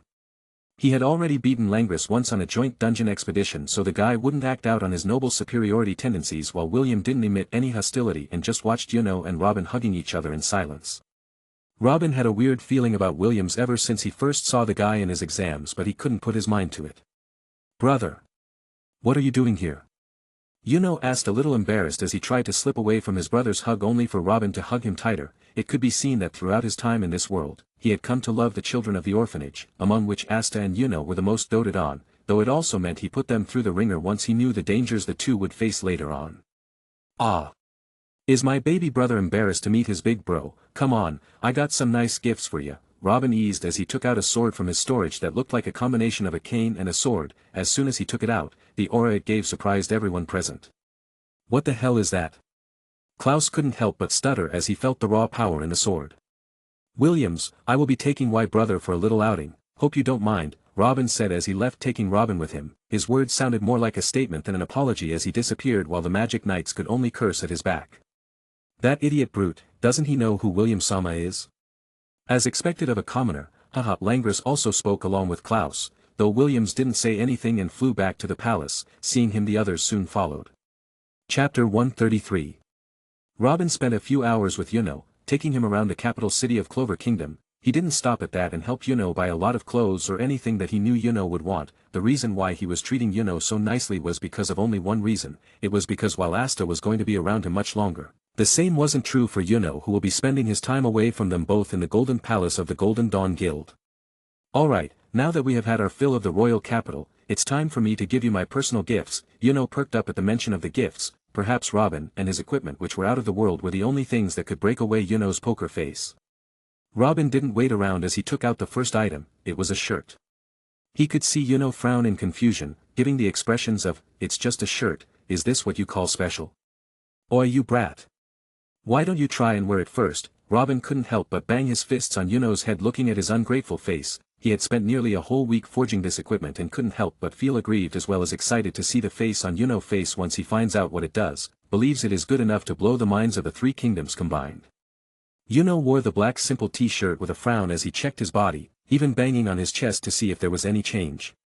"I introduce to you the SYLPH shirt. This baby can increase your affinity to wine-based magic by at least 2 times and can even take on 3 life-saving hits. The best thing of all is, like my own armor, this thing is bound to your soul and only you can use it, which makes it worthless in the hands of other." Robin introduced the shirt as he struck at Yuno with lightning speed, delivering a stunning blow that would have normally killed a magic knight, but Yuno only felt an itch as he saw 1/3 of the shirt. Change to a red color. The best thing is that it can regenerate this effect after a 2-day rest. Robin further elaborated, but it wasn't needed as the item was itself able to send messages to Yuno so that he was able to instinctively know what was the status of his shirt. Thanks. Yuno presented a rare smile that filled Robin's heart with happiness. It was only a few times that Yuno was able to express his feelings more openly. Yuno also started rummaging through his stuff, which reminded him to give Yuno a storage ring as well. In fact, I should have given one to everyone in Black Bulls. It's not too late, I can do it once I go back. Here. Yuno said as he put a small box in Robin's palm which had a ring in it. What's this? Robin asked as he eyed the small box. Open it when you go back, Yuno replied. Alright, I guess, Robin replied a bit stiffly since it was the first time he had been given a serious gift by his brother. He still remembers how Asta used to gift him all kinds of rocks just because he used to practice with boulders. Here, take it. Robin gave Yuno the ring as he explained its use and how it works. Robin had learned everything there was to about what magic was, so it wasn't hard for him to work on magic-based things. Robin left Yuno once he noticed the sunset, as he knew that the boy still had to get an official starting mission with the Golden Dawn, and that him hogging Yuno all the time might get him expelled from the squad, as not many members were pleased with how Williams had recruited a peasant from the Forsaken Realms. Robin went back to the Black Bulls squad and distributed a ring to each of the members, and the ladies were especially happy to get one so they could do more shopping and take more clothes with them for missions. Robin noticed that Noelle had opened up with the other members and was much more approachable, so he gave one to her as well, though a problem did arise once he remembered that Asta couldn't use magic for that matter and won't be able to use a ring. This caused Magna to make fun of him and the two started fighting, which prompted Yami to deploy his fist of love, and the rest was history. Robin couldn't help but laugh as he saw the two shorties passed out while Luck annoyed Yami to fight him. Robin couldn't help but think, I guess I have another family now. Though that didn't mean the thought of his forgotten memories didn't haunt him, as all he could remember about his past life was anime and movies. Chapter 134. It's been a few days since Robin made trouble for Yami by banging on Golden Dawn's doors, which caused a lot of crybaby nobles with small egos to lose their cool and demand Robin's exile from the Magic Knight squads, but what they didn't know was that Robin had played an important role in keeping the Clover Kingdom informed of the actions that have been ongoing in their neighbor's kingdom, and thus is an invaluable asset in the eyes of many sensible nobles and the Wizard King himself. Robin also heard from Yami about this and just laughed it off, as he kept training Asta for a week since the boy had a mission which might endanger him. Although I will be going with him instead of Magna, it's still better to train the hell out of him, and with Lily not being here to stop me, I can go all out. Robin couldn't help but mutter as he used a simple bat to beat the shit out of Asta until the boy passed out, which prompted Robin to heal him and restart the process once again. I will make sure to turn you, Asta, into the strongest. Come at me. Asta yelled as he charged at Robin again, swinging and slashing with his sword in hand. Noelle, who was the next in line followed by the others, couldn't help but shiver as they looked at the two brothers who were fighting like they wanted to tear each other apart. Are you guys crazy? How can you even call it training? I am definitely not. Wah. Noelle tried to leave but was grabbed by Yami as he threw her into the two-people fight. Break through your limits and become stronger, you idiots. Yami was clearly enjoying himself. The fights, or as what Robin liked to call them, the Spartan training, would continue until the evening before Robin would give everyone some final healing and let them go. This continued for a while as the time for their first mission grew closer. Robin wasn't idle either, as he kept training his soul realm and was closer to another breakthrough due to the humongous amounts of spirit stones in his hands as well as the heavenly medicine pills that the system gave him. The heavenly medicine pills were the real perpetrators behind Robin's growth. He also gained some new things about his chaos soul force, and its powers were on the verge of a breakthrough. Finally, Robin received a new mission from Yami after knocking poor Magna out of the way. It was the same mission from his fragmented memories in which Asta saved a small town. Help the old man with the wild boar that are threatening the village routes. Do it fast, Yami said as he stood in broad daylight buck naked. Robin could only sigh at his disappointing captain as he left Yami alone in the streets to make sure he got as much ridicule as he could. Appearing in the Black Bull's headquarters, Robin went for Asta's room, which was right beside his own, and kicked it open, pouring a bucket of water over his muscle head of a brother. Robin woke him up. Meet me at the front along with Noelle in a few minutes, we are going on a mission, Robin stated as the previously sleepy Asta instantly perked up, even scaring the small antibird that was calmly sleeping on the windows. Finally. I am finally going on a real mission for once, and it's not something made up. Robin couldn't help but smile wryly as it was exactly that, a made-up mission given by Yami to clear his debt. Sighing, Robin reminded Asta as he left to meet Henry. Robin was currently busy making a device that would make Henry and his life of solitude a little easier. Henry, I am going out on a mission, make sure to protect the home while I am gone. Got it. The two did a fist bump as Robin teleported away. After waiting a while, the two rookies once again arrived at the headquarters entrance. Robin saw them bickering like an old married couple as Robin couldn't help but remark. Surely the protagonist is more experienced in poaching women. So, what is this about? Don't tell me it's another one of your useless exercises, Noelle humped as she looked away. Only she herself and Robin knew how much she had learned by training with Robin, as her speed and reaction time along with her physical body were at peak condition now, though no matter what he did, Robin didn't seem to be able to fix her magic issue. As I said, we are going on a mission. It's been given by Captain Yami himself, so how could it be fake? Really, you aren't lying, are you? Noelle questioned suspiciously as she got closer to Robin, who felt amused and poked the shorty's head roughly. No, I am not lying to you. Now let's go. Chapter 135. Come on, let's hope on. Tom smiled as he floated above the ground, surprising Noelle, though others were already used to it. Aren't we going to use the space magic to travel directly? Noelle asked, a little confused with everything. We would have, but that would defeat the purpose of your first mission. I am supposed to make sure you guys know what to expect when out on missions, Robin replied as he summoned a broom and handed it over to the noble girl. Sorry, I forgot you are trash at controlling your magic, Robin teased again. He had come to like teasing the poor girl who gritted her teeth in anger. Meanwhile, Asta, who was a squib, took out a giant sword that looked more like a platform from his pocket. This was one of the gifts Robin had given Asta, as he knew Asta didn't have any magic. A simple flying gadget that can also serve as a sword if needed. It can fly continuously for a day at fast speeds without stopping, and only needs 6 hours to charge back to full. Noelle curiously looked at Asta, who put the sword on the ground and stepped on it, a mocking expression apparent on her face, as she also knew Asta had little to no magic power. Though the next moment, the sword on the ground started floating before Asta flew into the skies. Yoo-hoo! Hope on! Robin called out to the dumbfounded Noelle with a smirk as she looked at Asta, who was playing around high in the air. A dark aura covered Noelle as she felt her body become weightless. Asta, who was high up in the sky, was also grabbed in a similar fashion as his sword turned darker, more faster as he flew behind Robin. They were on their way for their first mission. The three didn't talk much during the journey, unless Robin had some tips to give them, such as what to do if they somehow get stranded in a jungle without magic, but it just flew over the two rookies' heads. After 40 minutes, they finally arrive at the Sashi village because Robin ended up going a bit faster. Although he wanted the two to gain experience, that didn't mean he was going to let some old man die. He knew from his memories that something bad is supposed to happen on Asta's first mission, though Asta isn't the Asta of the canon. He is Robin's brother. He has trained much harder than before, learned to fight using the sword and whatnot. I am afraid the fight might even end before it even begins. Let's just hope that those punks can give my little brother a challenge. Robin saw the village covered in a dense fog and smiled. Is that? Yes, someone has cast an illusion spell, Robin replied before Noelle could complete. An illusion spell? You mean the village is under attack? Asta asked, as he looked at the village below. What else could he mean, you idiot? Noelle mocked as they slowly descended. Asta tried touching the fog only to see his hands disappear. Oh. This is so weird. Alright guys, stand back and follow me. Asta didn't need to think twice as he started cutting through the mist while Noelle followed behind. Meanwhile, Robin already disappeared from place and appeared at the main attractions.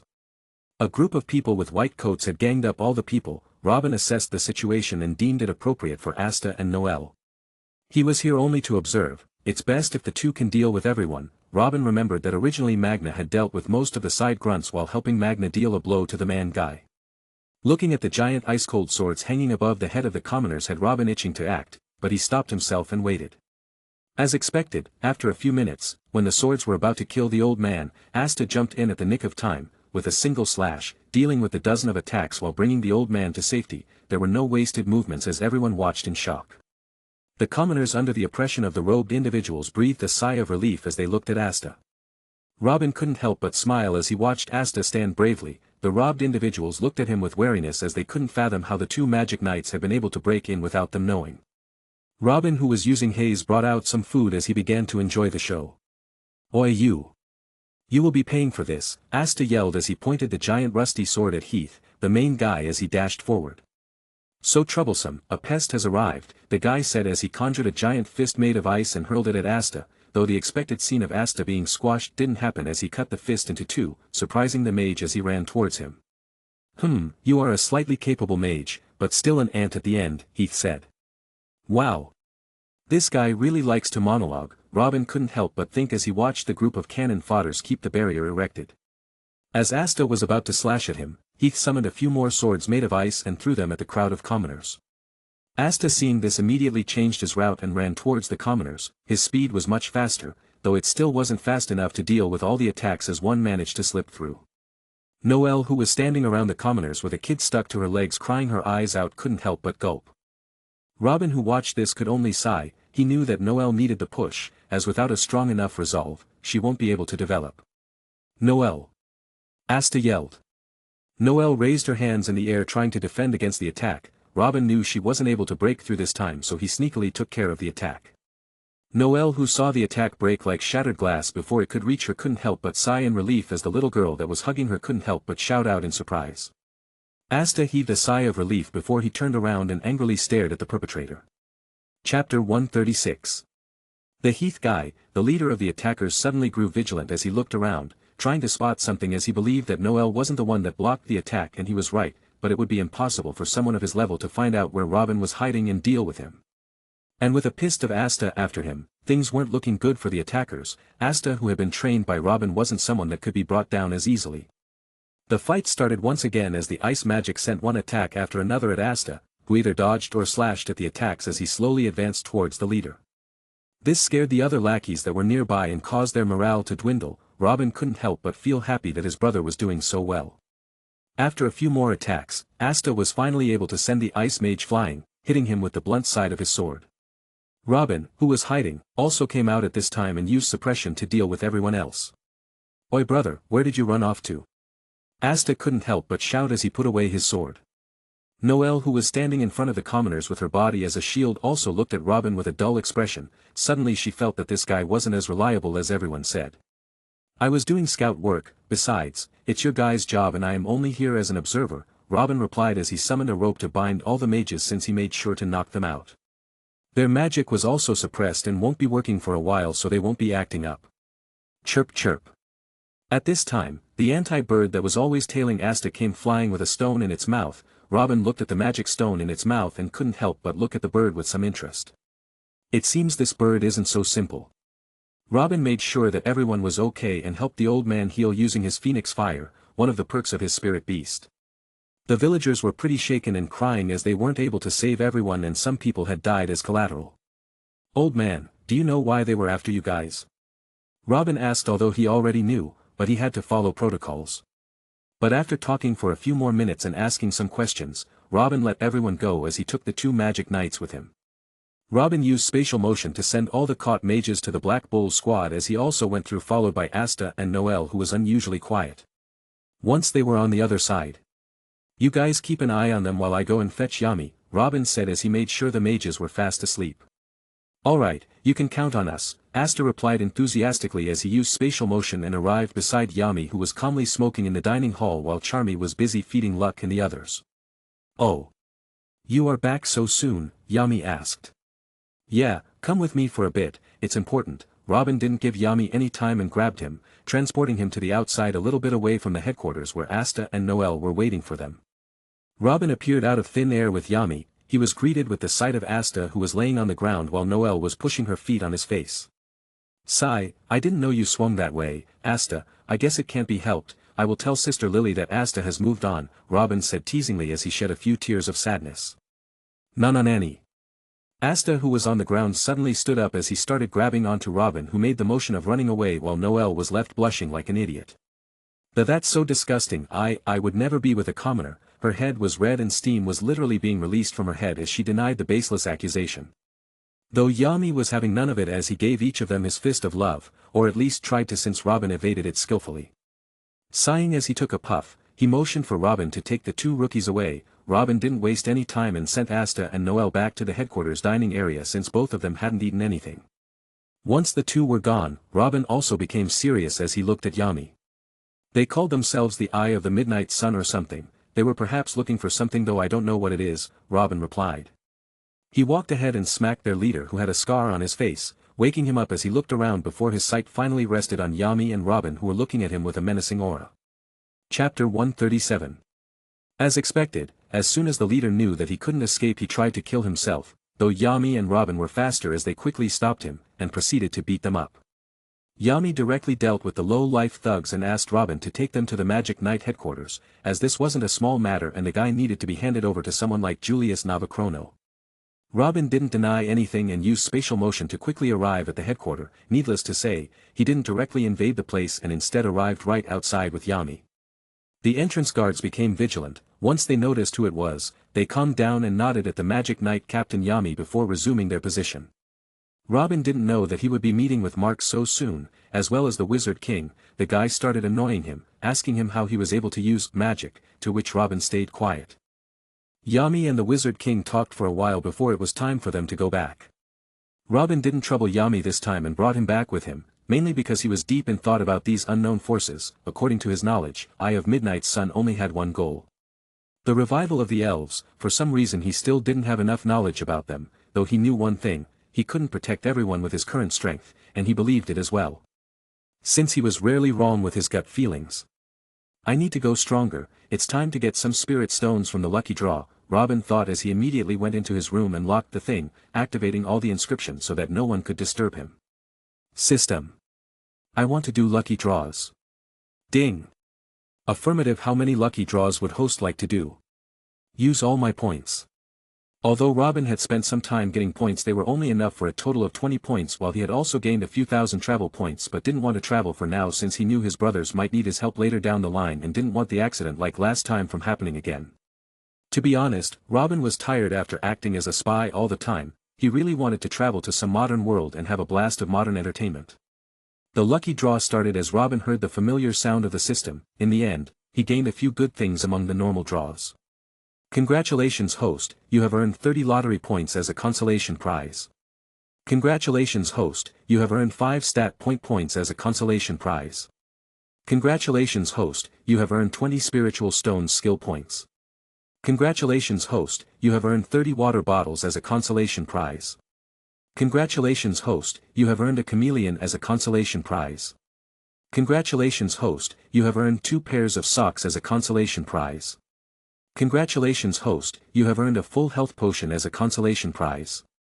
Congratulations host, you have earned 1000 soul force as a consolation prize. Congratulations host, you have earned 20,000 soul force as a prize.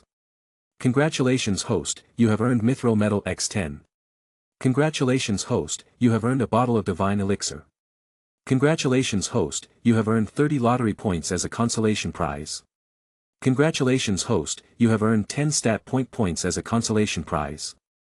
Congratulations host, you have earned 50 spiritual stones skill points. Congratulations host, you have earned 30 water bottles as a consolation prize. Congratulations host, you have earned 5 stat points as a consolation prize.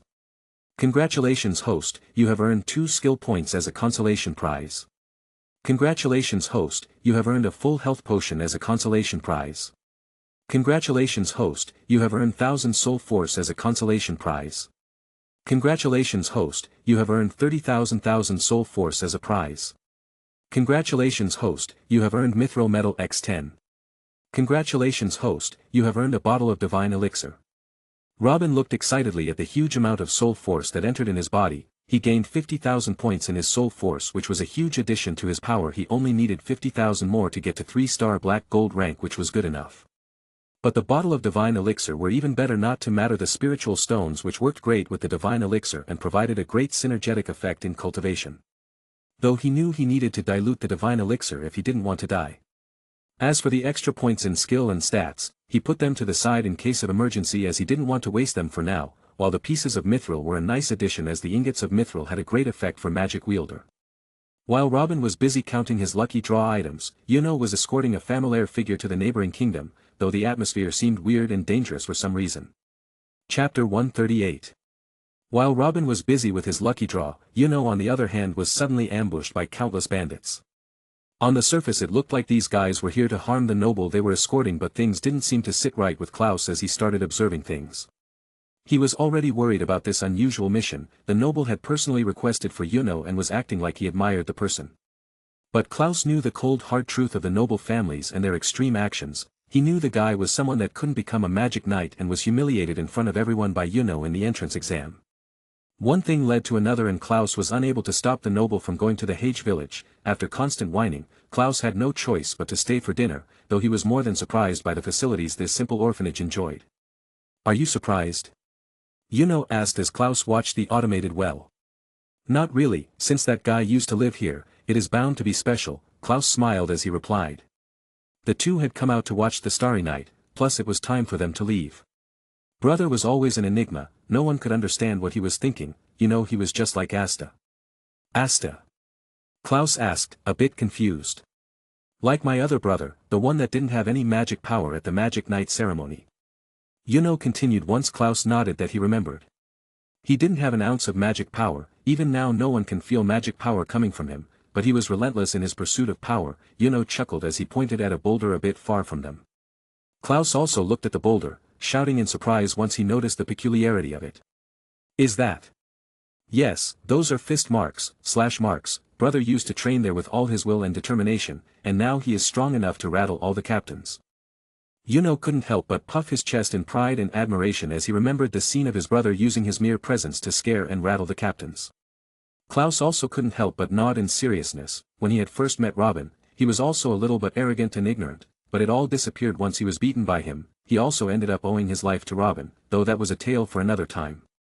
While the two were getting ready to embark on their journey, suddenly father came running towards them with his face covered in sweat. His eyes portraying the feelings of anger and grief. "It's Lily, some guys in black cloaks came and took her with them." And the others were shocked, including Klaus since he had a good impression of this small family that was bonded by not blood, but compassion and sacrifice. The smaller children started crying while Klaus contemplated, his whole being told him to leave these things aside, they are only supposed to carry out the mission. But he didn't have it in him to tell to not run after the bandits at this moment, not because he had forgotten his duty as he was cleared about them. "I don't want to get beaten by that guy," Klaus couldn't help but lament in frustration, his whole being still remembered the day when Robin had once looked at him, his soul felt as if it was about to be ripped apart. Seeing using his wind magic to fly towards the giant demon skull, Klaus also summoned his carriage as he instructed Momo to use her magic to scan for enemies. Though as he was about to leave, he pulled the noble who was acting like he had no idea what was happening, and put him in the carriage as well. Robin, who was calmly absorbing the spirit stones and was about to reach the third stage of black gold rank, was suddenly interrupted. He took out a black small talisman which quickly turned to smoke. This was another one of things Robin had been able to make using his inscription and blacksmith talents after they had combined together. "Lily is in danger." Robin felt his heart go cold as he immediately arrived high above the Hage village and scanned. Quickly he was able to find out Sister Lily's location. He then remembered what was happening. Sister Lily was supposed to be kidnapped and then saved by Klaus and Tunno along with another girl who he recognized as a new Golden Dawn member something. Using his senses, it was easy for him to see and understand what was going on even without the help. Salim Hapshas, a nobleman. He could easily see what was happening. Deciding it was not worth it to risk Sister Lily's life so easily, he started flying towards the bandit at breakneck speed. Using his fingers, he shoots a concentrated slash that sends the bandit's head rolling as he falls to the ground. Seeing this, Lily also immediately moves aside, while the other bandits don't have the time to understand what was happening as they turn to ashes under the intense flames. Robin couldn't help but feel a bit nauseous for a while, as if something was happening that he couldn't stop, not for now at least. He spreads his senses once again. One managed to escape, it seems. Julius Navachrono. Ha! I didn't expect the new seeds to be so strong, and how crazy is this guy, able to sense me even when I am using a time stasis spell, truly an enigma in this world. Julius thought. Chapter 139. Robin understood the whole situation from Klaus, who was as serious as ever. He thanked the man for protecting Sister Lily as he hadn't remembered this segment of memories. Though there was something else on his mind, once he killed all the bandits, Robin felt like he was going to vomit, not because he killed bandits or such as he was accustomed to this by now, but because his chaos soul force was acting up for a moment as it calmed down. However, it didn't end there as he was able to gain a new set of memories, or more precisely, knowledge. He couldn't help but look at Sister Lily, who was busy beating up Salim using water magic while Klaus could only watch and sigh. Who is this Lucius, a demon or something? Robin couldn't help but feel worried for Lily as he recounted the knowledge he received. According to the knowledge, Sister Lily will have her soul altered by someone named Lucius, who is able to control time magic, gravity magic and soul magic as well. Robin couldn't help but feel a sense of dread for Lily. He also felt that the reason Chaos Soul Force in his body was acting up was because of someone using time magic. This can't be, the only one I know of that can use time magic is Julius Navachrono. Robin couldn't help but feel more and more dread. Though his thoughts were broken by Yuno, who was calling out to him. "Are you alright?" Yuno asked as he looked at his brother's pale face. "Ha! I should be the one asking you that." Robin quickly put up a front and dispelled the atmosphere. It wasn't Yuno's responsibility, plus he was the big brother here, so how could he let them one-up him? "Now do you understand? Never underestimate anyone ever again, even a small ant can bite an elephant to death," Robin advised as he rubbed Yuno's hair. Klaus watched from afar along with the other rookie, who was very surprised by Robin's show of strength, seeing him easily take care of those wizards without the use of spells, like a hero from fairy tales. Unknowingly, a red hue was forming on her cheeks. Everyone returned once the business was done. Klaus took his rookies along with the trembling Selim with him after Robin tore away his grimoire, against Klaus' begging of course. He was going to make sure no one dared to hurt his family like that ever again. "Looks like I need to visit the Hapshas household and have a word with their seniors." Robin now had a goal in his mind. He discovered that while he was only barely ready to fight the elves that will be coming in the future, another much stronger threat was on the way. Should I keep an eye on Julius as well? Robin thought, as he didn't feel like Julius would do something like that. The real problem was how. Robin wasn't strong enough to go unnoticed by someone of his level. He had a hunch that even if he used haze, Julius might be able to see him. Robin also returned to the Black Bulls once he was done meeting with the other children. Nash was crying like chicken, so Robin had to stay a while and returned late at night. Plopping down onto the bed, he started using the divine elixir after diluting it, since he knew he might die if he didn't, and started absorbing the spiritual stones like a crazy madman. He was also thinking it was time to train once again. He had been slow in his progress, so much that it was starting to bug him. A few days later, Robin finally broke through and became a 5-star black gold rank demon spiritualist. Moreover, he was already closer to a breakthrough and only needed a few days to increase his power again. However, the problem being that this world had no spiritual stones nor any spiritual power in the air, and he was out of resources. "I feel stronger now. I reckon I might be even stronger than Yami, and if I go all out, maybe I can go easily beat up several elves." Robin felt the strength flowing through his body and stood up. He had made many things in his past time, and now was a good time to harvest them to get more resources from the system, since he couldn't leave this world and go train somewhere else knowing something might happen. "After this, I shall go to either the witch forest or maybe a dungeon to farm some beasts," Robin muttered as he spoke to the system. "System. I want to sacrifice all the equipments I have built for the harvest," Robin called out as he saw the inventory being emptied real-time. Chapter 140.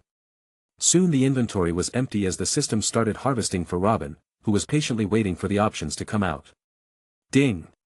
Harvesting has begun. Ding! Please wait patiently for the harvest. Ding! Harvest successful. Host has earned 2,000 travel points. Ding! Host has earned 1,000 lottery points. Ding! Host has earned 50 stat points. Ding! Host has earned 20 skill points. Ding! Host has earned plus 10 in all stats. Ding! Choose 2 out of the following. Choose. Chaos Body, Unique Skill, Physique. Regeneration, Awakened Skill. Law Comprehension, Opportunity. Stat Points Upgrade, 50. Bending, Unique Skill. Robin was excited merely by the name of the skills given to him for choosing, but it didn't mean he was going to make a hasty decision. Another thing he noticed was that his Heaven's Chosen didn't make any actions this time for some reason, but it didn't bother him much. Chaos Body, Unique Skill. Description: User gains the Chaos Body, a physique that helps the user cultivate the chaotic god tactics at a faster rate. User automatically gains cultivation without cultivating actively and gains immunity and resistance to many basic and complex elements of the universe. Regeneration, Awakened. Description: User gains the ability to regenerate from any wound using energy, cannot regenerate heart and brain. Law Comprehension. Description: User has the chance to comprehend a law and obtain a law spark. Bending, Unique. Description: User has the ability to learn bending skills of various elements. This skill is from the Avatar universe. Robin couldn't help but take a sharp breath as he looked at the beautiful and powerful skills that were presented before him. Although he really wanted to get the bending skill and master the 4 elements, then gain the ability to become the Avatar, he felt that it was a good waste of time to start from scratch, and although the speed of his training might be fast, he didn't want it. Robin then took a look at the chaos body and immediately selected it. There was nothing else to say. The fact that he might not need to use spiritual stones to cultivate if he had this physique was high, plus his resistance and immunity would increase. Now he had one more to gain. After much thinking, Robin chose law comprehension. Although it wasn't a skill or a physique, this thing was supposed to be overpowered from what little he remembered from TDG. Ding! Physique has been incorporated. Ding! Law comprehension shard has been deposited in inventory. Ding! Heavens chosen in effect, natural body, abnormal immunity, high speed recovery has been absorbed using 10 skill points as sacrifice. Chaos body, physique. Description: cultivate chaotic god tactics at 10 times the normal speed, resistance to elements of the universe, absorb energy from the environment to cultivate without active cultivation, regeneration of health and soul force increased by 10-fold. As soon as the massage rang in Robin's ear, he felt the changes in his body as he felt the chaos force, as he liked to call it, started moving in his body on his own. It was moving like a raging wave, yet not damaging him compared to before. Robin felt several times more powerful. Robin was very happy with this new physique, plus the most awesome thing of all happened. Robin could feel the effects of auto-cultivation. Somehow he was able to cultivate the chaos soul force in his body unlike before. At the current rate, he was sure he could break through in 2 months and a month if he cultivated actively. This is awesome. I don't need to go to the TDG world for now. I guess I haven't even tried the law comprehension thingy yet. I am already so powerful. I bet I can whoop Yami's ass with this. Duh. Robin laughed out loud as he checked his status. Robin Alfonso. Rank, 6, 3 stats need to be above 500 to advance, all stats need to be above 250. Job, Demon Spiritualist, 4-star black gold. Stat points, 60. Strength, 460. Agility, 480. Endurance, 520. Soul Force, 480,000, need 20,000 to advance to 5-star black gold rank. Mana, not available. Wisdom, 250. Skill points, 20. Skills, Grand Predator, 6, Universal Senses, 6, Awakened Grandmaster, 4, Heaven's Son, 7, Soul Force Manipulation, Suppressor, 6, Last Stand, 1, Enchanted Blacksmith, 6, Headhunter, 5, Demon Spirit, Thunderblaze Phoenix. Techniques, Battle Will Arts, Mastered. Cultivation Arts, Chaotic God Tactics, Beginner. I already have enough stat points to advance by a rank and might even unlock a new system function, but let's just take it slow for now. I want to get to Legend rank first before I advance my rank. I will probably get a boost in my stats once I reach Legend rank, and once I update my system rank, I will get another boost. Robin happily sat down on his bed as he started cultivating. Amazed by the brand new power in his body, he was going through a sort of adrenaline rush, but this one didn't seem to stop at all. Chapter 141. Boom. The whole of Black Bull's squad headquarters trembled as Robin couldn't hold in the power that burst forth from his body. Ha! I have finally broken through. The combination of divine elixir, spirit stones, and the chaos body is incredible. Robin couldn't help but laugh out as he summoned the chaos force on his body. Unlike before, the process was almost instinctual and much faster. Surprise attacks weren't going to cut it anymore. Robin, who was fired up to fight directly, went to Yami and the two of them started fighting like maniacs. Though both Yami and Robin didn't get serious enough, or the whole place might get trashed badly. You have grown stronger, was that your doing? Yami asked, pointing to the previous tremors that had occurred in the mansion. Yup, I have grown much stronger than you. I guess only the Wizard King might be a match for me now. Robin laughed mockingly, causing Yami to get angry. Don't get carried away, you can take on half the captains at this point, but the Wizard King is a monster in his own regard. Yami warned Robin not to get too conceited as he gazed at Robin, who was covered from head to toe in purple markings. Is that a new technique of yours? Yami asked. Yeah. I call it the Chaos Body. I am resistant to most of the elements in this world. Even your dark magic is no match for my power. Robin didn't let go of any chance to tease. Though Yami was seriously contemplating if he should really just beat up this kid for once, lest the winds get to his head. Though he shook his head after a while of thinking as they both returned to the headquarters. I guess after a month of training, it's possible for you to get stronger, Yami said offhandedly. Though Robin wasn't the same as he stopped dead in his tracks. Say what? What? I was training for a month, asked Robin. Yes, you didn't know, haha. Seeing the look on Robin's face, Yami couldn't help but laugh. Shit. I guess I will have to be careful from now on. Robin muttered to himself as he turned off the active enhancement of Chaos Body and walked ahead of Yami into the main area. "How's everything going? Is there any problem?" Robin asked. He needed to keep an eye on the things happening in the world if he wanted to get rid of the elves. "Nothing much, your brother is always either training like his life depends on it, he is sure to break through his limits soon," Yami said in respect. He always admired and respected those that worked hard, and Asta and Robin were exactly that. "Have any missions for me?" Robin asked, looking forward to testing out his strength on the battlefield where life and death were real. Not for now, though Asta is out on a mission right now and Luck is with them, so everything should be fine for now." "Which mission?" "The Wizard King found a new dungeon and sent someone from the Golden Dawn, and I picked Asta and Noel from Black Bulls. Luck also went as a superior," Yami answered, feeling a little weird about Robin's question. Meanwhile, Robin was going through his memories and understood what was happening. "So I guess Asta will be stronger after he comes back from the dungeon, though I hope he is wearing the armor I gave him, or else he will have a hole blasted through his stomach," Robin thought. After deciding it was better for the two brothers of his to fare against this enemy by themselves, he decided it was better he cultivated some more and broke through the legend rank. After that he will advance his stage and earn double the rewards. The Chaos Body had done wonders for his cultivation speed. System. I want to do some lucky draws. Ding. Lucky draws are in progress. Ding. Host has earned Vibranium X10. Ding. Host has earned Adamantium X10. Ding. Host has earned a book on blacksmithing. Ding. Host has earned a book on blacksmithing. Ding. Host has earned 1,000 high-grade spiritual stones. Ding. Host has earned URU Metal X30. Host has earned 100 supreme grade spiritual stones. Host has earned +3 in all stats. Ding. Host has earned a broken grotto world. Ha. The rewards this time seem a lot more beautiful than before. Can't wait to try out all these metals, especially URU, it should help me make some much needed swords. Robin thought as he looked at his blade that seemed to have cracks all over its body. It was always nicking and cracking at every use. Robin had already lost count of how many times his equipment broke down due to overexertion. Maybe I can make a stormbreaker. The thought of wielding an axe like Thor's or Cardo's really fired him up. Chapter 142. Robin put aside all the metals and his eyes fell on the broken grotto world given by the system. What's this supposed to do? Broken grotto world. Description: a small world of its own that can be used as a safe haven for the user. Host is in control of the grotto world.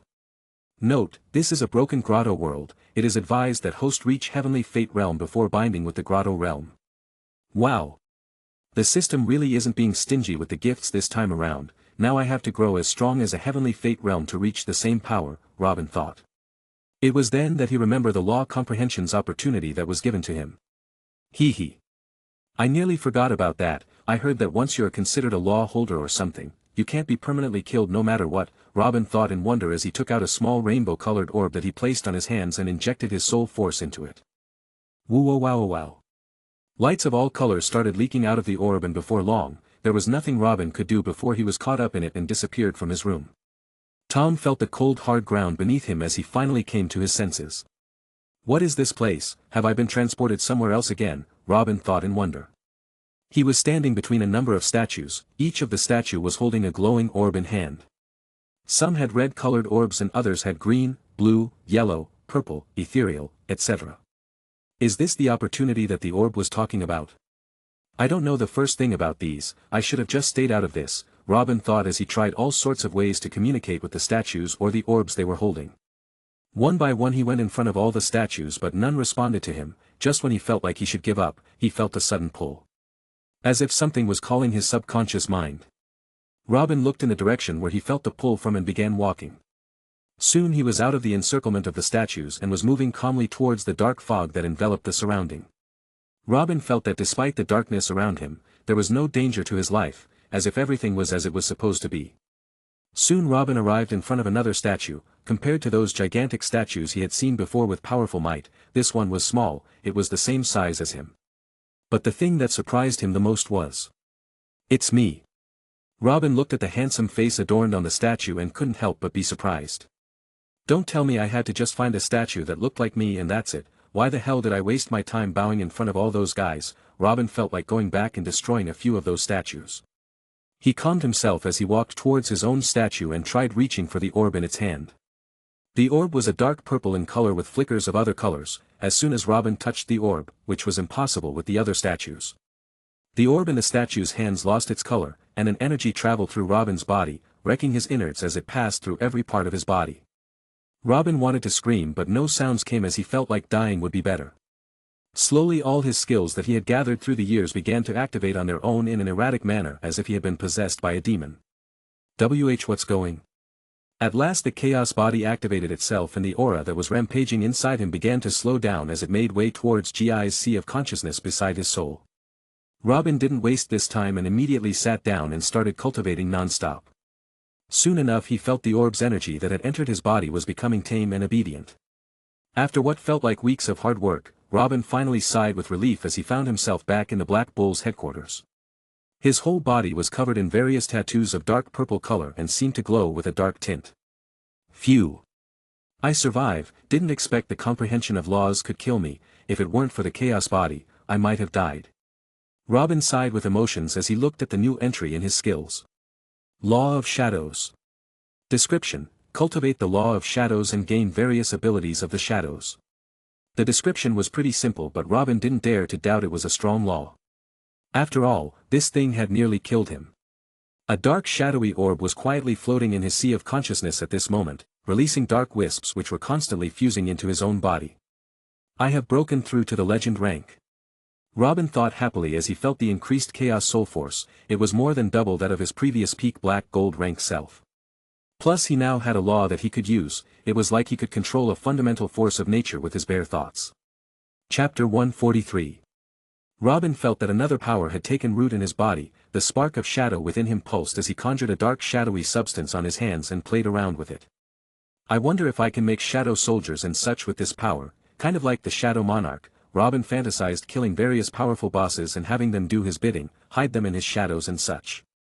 Robin called out his status once again. Robin Alfonso. Rank, 6, 3 stats need to be above 500 to advance, all stats need to be above 250. Job, Demon Spiritualist, 4-star black gold. Stat points 0. Strength, 530. Agility, 510. Endurance, 540. Soul Force, 1 million, need 1 million to advance to 2-star legend rank. Mana, not available. Wisdom, 300. Skill points, 20. Skills, Grand Predator, 6, Universal Senses, 6, Awakened Grandmaster, 4, Heaven's Son, 7, Soul Force Manipulation, Suppressor, 6, Last Stand, 1, Enchanted Blacksmith, 6, Headhunter, 5, Law of Shadows, Shadow Manipulation. Demon Spirit, Thunderblaze Phoenix. Techniques, Battle Will Arts, Mastered. Cultivation Arts, Chaotic God Tactics, Intermediate. Ho! Even my cultivation arts has become an intermediate one, I wonder what is the difference, guess I will have to find out later. Robin muttered as he got up from his bed and washed his body, unknowingly a lot of time had passed since he came out and the others were starting to worry when they saw that Robin wasn't actually in his room. Everyone, including Asta, were happy to see him again, though they also noticed the peculiar aura that surrounded him. As if he was a faraway cloud, but out of their reach, even Asta who was usually clueless could feel the change in Robin. Brother! You won't believe it, we fought this very powerful guy, his name was Maris or something, I would have died if not for your armor, Asta discussed happily despite what he felt from Robin. Asta was a simple being in this regard as to him, things moved in a simple manner, Robin was his brother, and nothing would change that. Soon enough everyone joined in on the discussion, while Luck was resting as he was the most battered this time. Robin took pity on him and decided to treat the poor boy, he also saw Luck had grown a lot this time so everything was good. While everyone was busy listening to this, Yami stood beside Robin and gave him a glance. You have become stronger? He asked. Robin nodded as he looked at Asta and Noel. How much? Yami asked.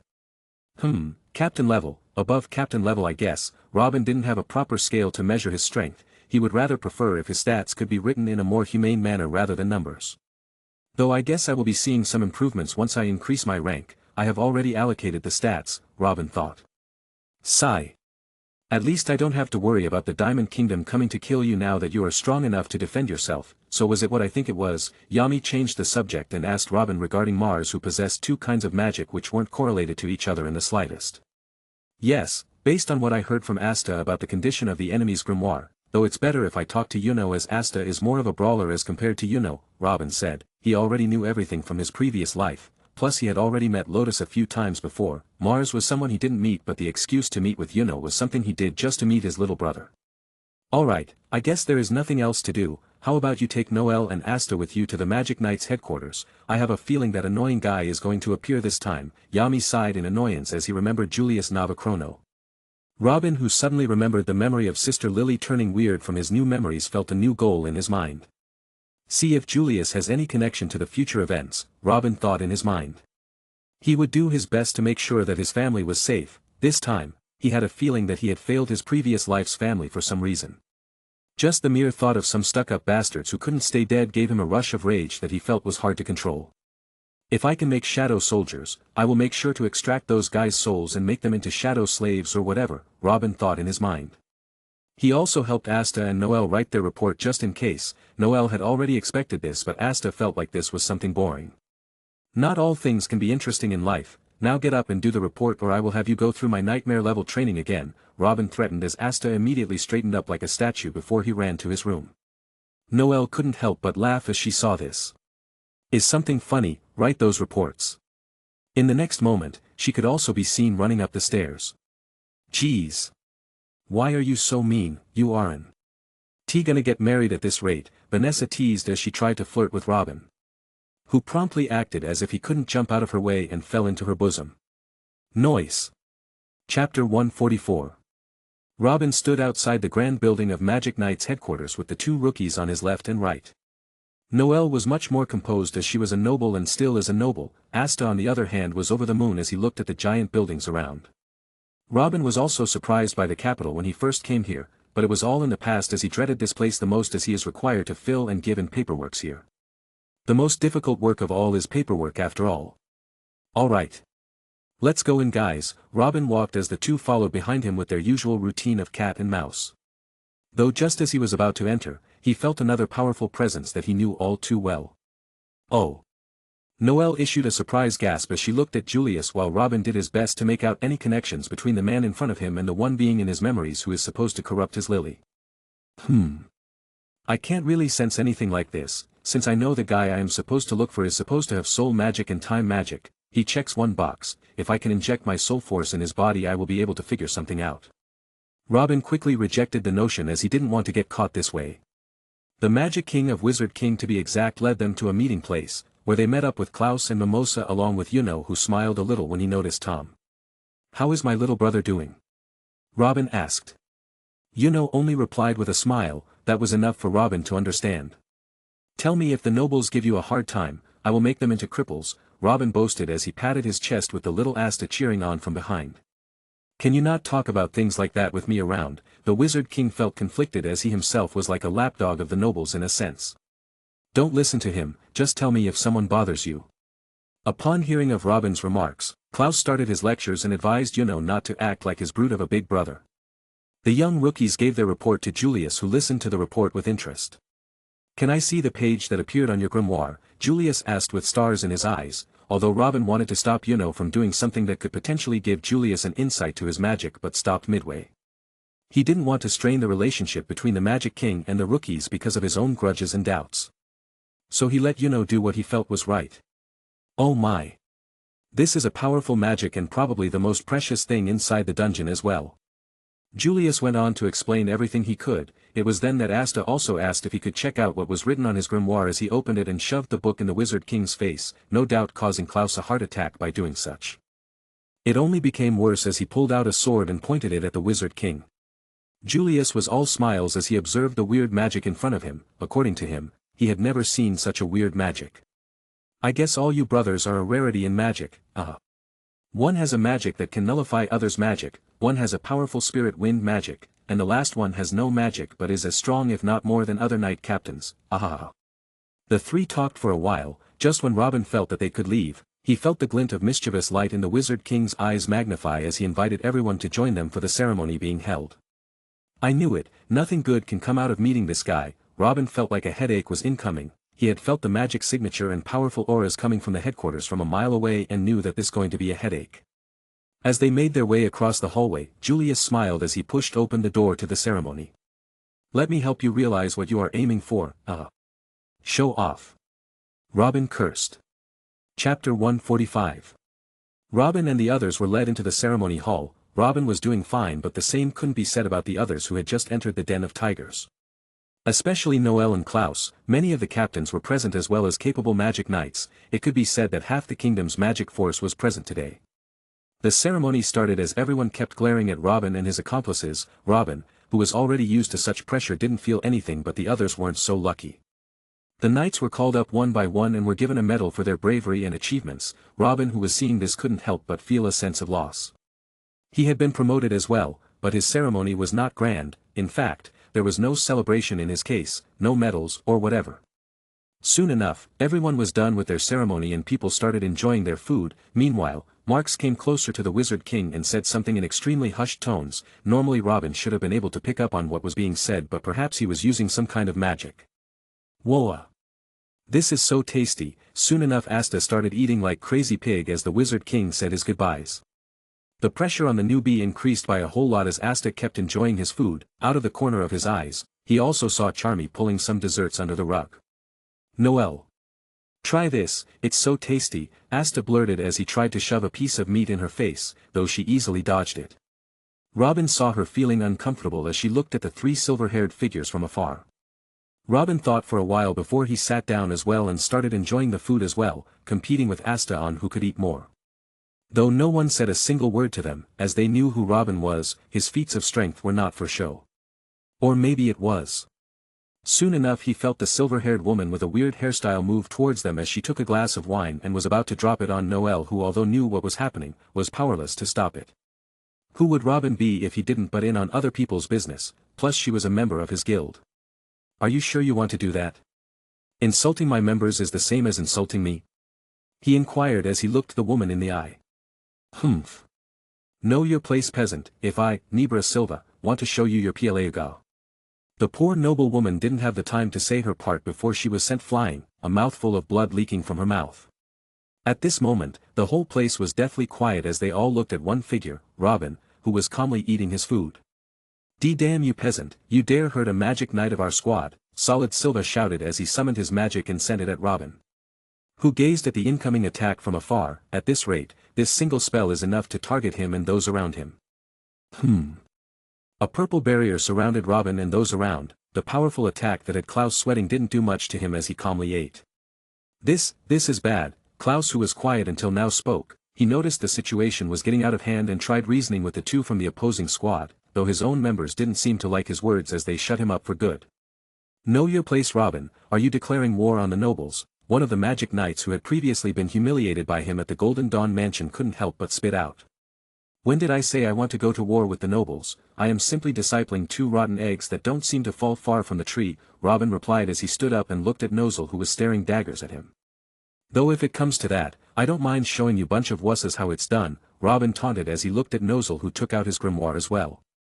At this point, Robin was only messing with these people and could easily take out most of the magic knights barring the captains.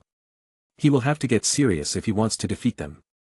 Nozel slowly started walking forward as he berated his own members before he increased his magic pressure, trying to scare off Robin. Robin, who felt the pressure, didn't bat an eye. To him, the guy was not as strong as Yami, so he could be dealt with. Though he said that, he couldn't help but glance at the two magic knight captains around him. If they joined in, things would be difficult. Whoosh! Two intense auras clashed in the air. A giant eagle emerged from Nozel as it glared at Robin, who also summoned the peak black gold rank Thunderblaze Phoenix at this moment. Lightning and flames danced in the air as the pressure from the spiritual beast started bearing down on the others who were weaker. So much so that some of them even fainted. Only the captains and members of Black Bulls were having it easy. This power, and from a commoner no less, it seems that the Magic Emperor has an eye for talent. Fungolian looked at Robin and then at the others from Black Bulls. Asta was also standing his ground on his own, even dealing with the members of Golden Dawn with ease. Robin had also noticed the bastards from Golden Dawn, but he didn't care about them as Asta can easily take care of those trash. Boom! Suddenly the sound of an explosion shook the place, followed by a guard barging into the hall. Nozzle stopped the little confrontation show as he put his attention on the knight who barged in. Speak. Meanwhile, Robin so ready his senses throughout the place and saw the destruction. Zombies. Chapter 146. The fight ended with the news of the attack on the capital. Everyone gathered together to come up with a plan. I didn't bother with them as I left for the assist. Every second, a civilian was dying by the hands of these zombies or whatever. I also saw Asta and another kid who I believe is from the Vermilion household chasing after me. I didn't pay them any mind as I started destroying rows upon rows of zombies. These guys were a bit annoying to kill as they can just get back up if I don't blow up their heads. What followed was a shower of magic bullets from the sky as I took care of one district after another. This simple spell was enough to deal with the small fries. I stopped the massacre once I saw the other captains finally coming to the battlefield. I have a rough understanding of who I need to deal with. Once I was sure that the situation was going to be handled, I ran in the direction of my brother. Asta was fighting a very strong enemy right now. At least the guy's magic energy was off the charts. Comparable to a specialist magic knight, or a vice captain I guess. Raid Spirito POV. Damn this little squirrel. Trying to ruin my plans, ehehe, who the hell does he think he is, just a useless no magic knight. Jimmy. Take care of him, I command my corpse as it uses its curse magic to fight against the kid. Though the kid is still being a pain in this ass, taking on the attacks like it's nothing, and those attacks. You useless bastards. Why are the attacks not having any effect on your body? I yelled in frustration, why the heck do I have to be humiliated by this bastard? Jimmy. Go after the girl, I command as Jimmy's magic bullets fly towards the small girl. Ahahahaha. This is what you get for trying to mess with me. Damn you. The squirt screams as he lunges in the way of Jimmy and gets sent flying towards a distance. Finish her. The large corpse raised its hands as it throws a ball of curse magic, to kill the kid, but before I could understand what happened, a thunder struck me. Gah. I roll on the ground as I look around me in fear, for some reason I am still alive. Alfred. Come out, I summoned the other corpse as well. The body of Jimmy was lit in flames as he slowly turned to ashes and died, sending a chill down my spine. The enemy was strong, very very strong, but I couldn't sense any magic. This is not Fungolian. Damn it, Raids shouted as I hurriedly stood up. Before Raids could give out his orders, he heard the sound of thunder as a man landed in front of him and punched out. Though Alfred moved at the speed of lightning as he did his best to repel the opponent, but the next moment the body of the corpse was torn apart as Robin went right through him. Who the fuck are you? Shut up and die, Robin yelled back as he used suppression. The punch sent the man flying as his magic was suppressed. As soon as this happened, the various corpses in the whole city were easily dealt with as they suddenly stopped moving. Just as the magic knight captains and the other knights were about to heave a sigh of relief. They felt something off. Huge magic circles appeared below the feet of every magic knight as they were teleported. The second phase of the invasion had begun. Charlotte sat atop her broom as she looked at the sight of the scared civilians with glee. Seeing a rather beautiful woman, she immediately flew down towards her, seeing the fast-approaching woman who had nothing but ill intentions. The lady tried to run away but a wall made of ashes appeared in front of her. Fufufu. Where do you think you are going, young lady?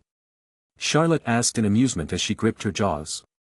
The lady groaned in pain, though soon enough she started to change. Feeling like as if her very life was being sucked out of her body. Not only her but all the innocents in the vicinity were going through this change. No. Shoo, it will be over soon, ha ha ha dash. Charlotte dodged in the nick of time as a blade made of air rushed at her.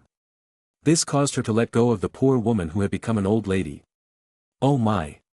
What a handsome man, Charlotte praised as she looked at Yuno with a look that said many things. Chapter 147. The two magic users engaged in a heated fight as spells flew around. Yuno did his best to not affect the civilians with his fight while Charlotte was without any guilt. She did her best to use Yuno's kindness against him. Ha! Let's see how many more you can save, she smiled wickedly as she sent a few ash spears towards a group of civilians who were too shaken to move. Although Yuno was an accomplished mage, it didn't mean he could keep count of everything that was happening. Charlotte was no pushover as she bombarded him with her cursed magic while using her ash magic. If it weren't for the better equipment being worn by Yuno, he would have been hurt by now. Charlotte also used the civilians for this precise reason. For her, was hard to beat because of the weirdness of his clothes that seemed to tank a lot of damage. She had never seen such a weird piece of magic item such as this, so much so that she even asked him where he got it. None of your business. Shouted back as he used another one of his spells, summoning a giant cyclone that swept up her ash magic, and was headed for her. Charlotte smiled wickedly as her magic power grew once again while all the civilians started screaming as they fell to the ground in pain. Their skin, which was normal a few moments ago, began turning a pale color as their sockets started drying up, eyes in pain. Grew serious as he saw this. I need to stop this, Sylvie. Grimoire opened up as the pages flipped with the sounds of the wind picking up. Charlotte, who had the smile of victory on her face, showed a frown as she got ready to face whatever was about to throw at her. You shouldn't have done that. Now pay for it, Sylvie. A small fairy-like being materialized on front of him. The turbid wind picked up once again and turned horrendous as the tree swayed. Charlotte couldn't stabilize herself. Before she could even comprehend what was happening, she was sent flying as Yuno's spell hit her. Sending her flying far away, the civilians who had been struggling to live finally sighed in relief. Nice job. Who heaved a sigh of relief, suddenly turned around, finding Robin, who was smiling at him. Sigh, where is Asta? Asked. He is safe. Get these guys to safety and then follow up with Asta. I will deal with anyone that's left, Robin ordered as he left towards the direction where Charlotte flew off to.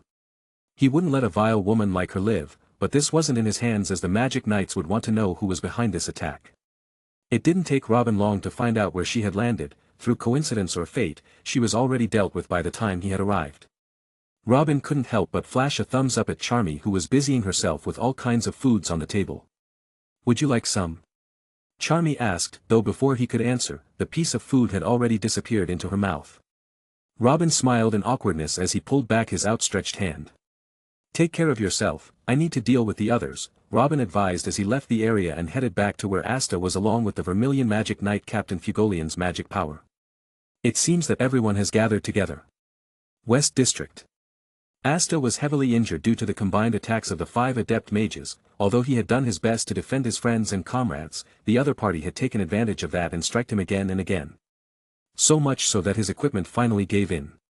Huff, huff, I am not done yet. Asta yelled.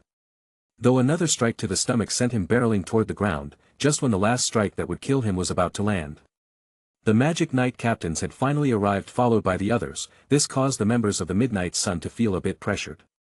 Voltas, it's time we retreat, we can't fight all of them, one of them advised. Just as Nozzle used his magic to attack, a giant frog manifested in the air, before it turned purple once the weirdly enthusiastic member of Midnight Sun injected something into it. It attacked Klaus, who was guarding Asta, and swept him away towards the group. All right. We have captured him, the girl yelled in excitement. What do you intend to do with him? Klaus shouted in panic. He had a debt that he owed Asta for saving him. Had also arrived, but he was in no condition to fight and would only serve to burden the group. Just as Valtos, a member of the Midnight Sun, was about to use the teleportation ability to retreat along with Asta. And everyone could only watch as the perpetrators of the attack on Capital were about to run away. Robin arrived as the air around them trembled. Valtos, who was smiling victoriously along with the others, couldn't help but vomit a mouthful of blood. The giant vanished into thin air and Asta was released as well. Robin, who had arrived, had used pure pressure and his suppression ability to suppress Valtos and his group's magic, rendering them useless. The other Magic Knights acted quickly. They didn't want to let go of such a situation. Once the group was captured, everyone turned to look at Robin, who had an angry expression on his face as he looked at Asta's pale face and the various injuries on his body. He used the flames to heal Asta as fast he could. His eyes were filled with grief as he looked on. Damn it! Robin shouted. He laid down Asta next to who was also sleeping calmly. With heavy steps he approached the tied-up member of the Midnight Sun. Before the other knights could react, he took out his sword and slashed it at Raids. Raids couldn't understand what was going on as he felt his vision spin before he died pathetically. Once he was dead, Robin eyed the other members with murder in his eyes, though before he could proceed, he felt someone grab him as his body was covered in a silvery liquid. That's enough. Nozzle yelled as he stopped Robin. Go to hell. Boom. Chapter 148. The restriction spell broke apart in a wild explosion as Robin's fist made contact with Nozzle's face, sending him flying as he rushed toward Valtos, who was wide-eyed. His expression was that of fear as he tried to wriggle away from Robin, who looked like a demon from hell. His body was covered in strange purple marking as that pulsed like they were alive.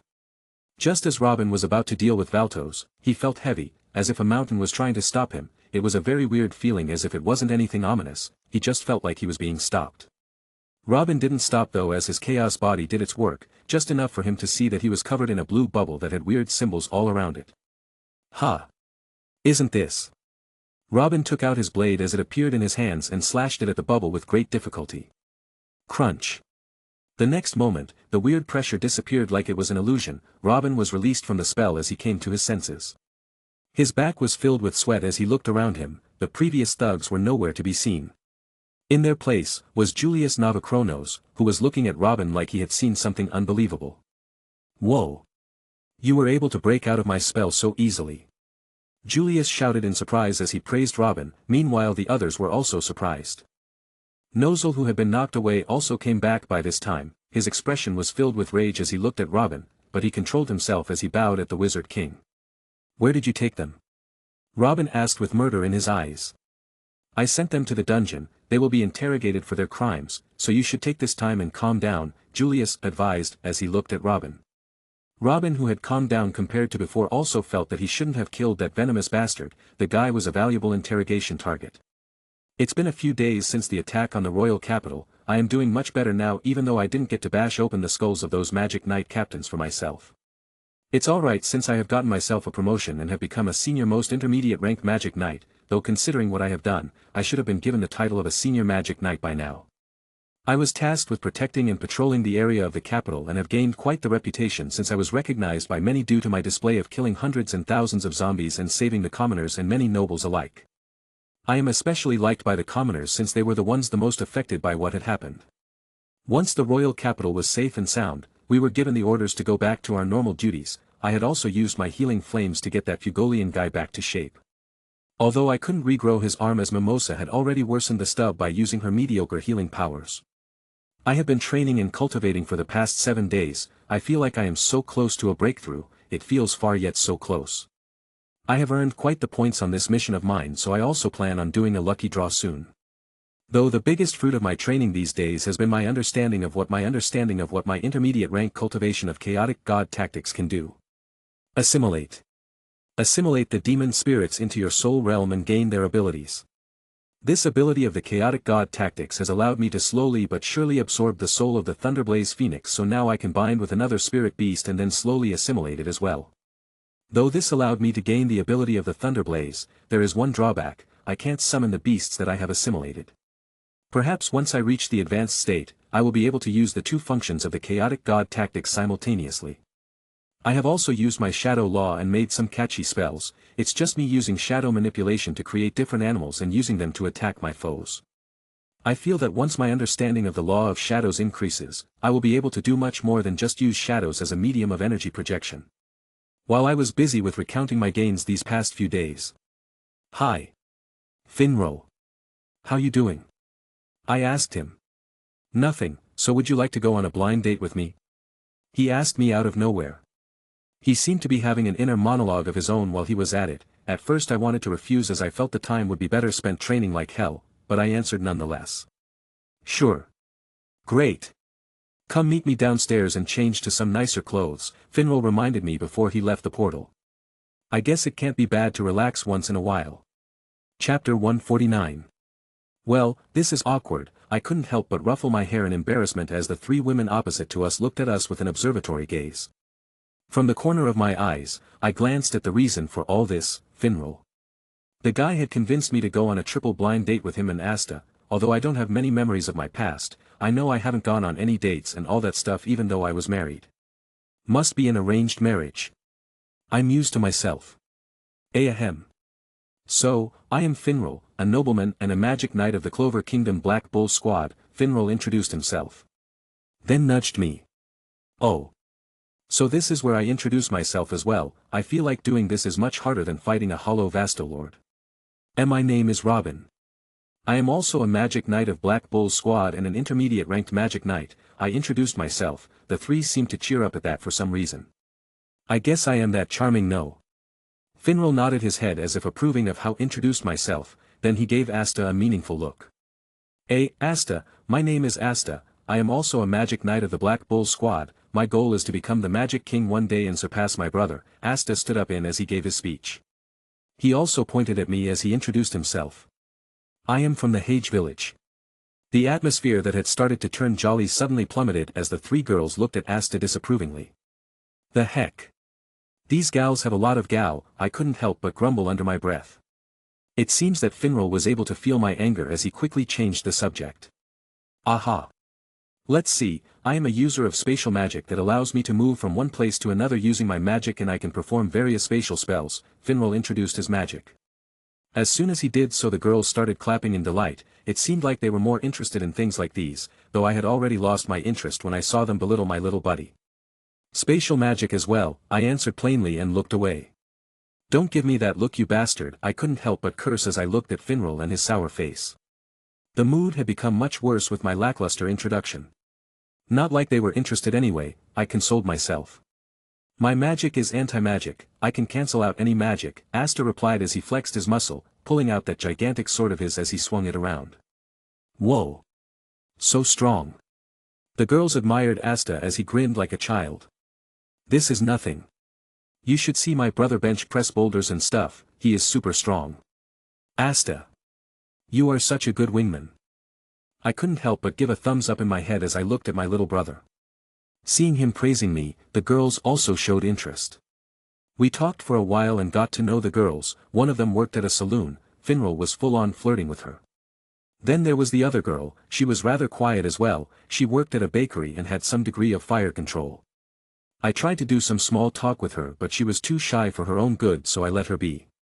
Soon enough, Finral left with his date. I also looked at the girl in front of me, although she couldn't be considered a world-toppling beauty or anything of the sort. Although she wasn't a beauty or anything, but she wasn't too bad either. Just as Tom was about to give up, seeing that the girl was not interested. Would you like to go for a walk? The girl asked me as I was about to stand up to leave. Why yeah. Guess I am really handsome, ha ha ha. I left my brother after giving him a thumbs up. Chapter 150. A week passed since the blind date, although Finral didn't manage to get the girl even with his status as nobility. It didn't mean that others were as miserable as him. Robin and Asta both got someone they could talk to now. The salt on the wounds being that Asta would ask Finral to send him to Nairn rather than asking Robin. The reason he did so was because he was asked to do so by Robin. Robin couldn't help but laugh whenever he saw the sour look on Finral's face. Robin had met his date a few more times after their blind date, but dropped the matter once the girl became starstruck with him after knowing his actions as the supposed hero that single-handedly took care of the royal capital invasion, which wasn't far from the truth either. Robin would spend his time familiarizing himself with his shadow law and his cultivation, as he had already broken through before and was now at the peak of 2-star legend rank demon spiritualist rank. The biggest boon he achieved was definitely the shadow law's new power, which as he had expected was the power from solo leveling. Robin raised his head as he felt his connections to one of his shadow pets, a simple parrot that was dark black in color, knocking on the window. Kiki, you are back. Robin opened the window and let the little creature in, although he knew it could have just as easily have assimilated into his shadow.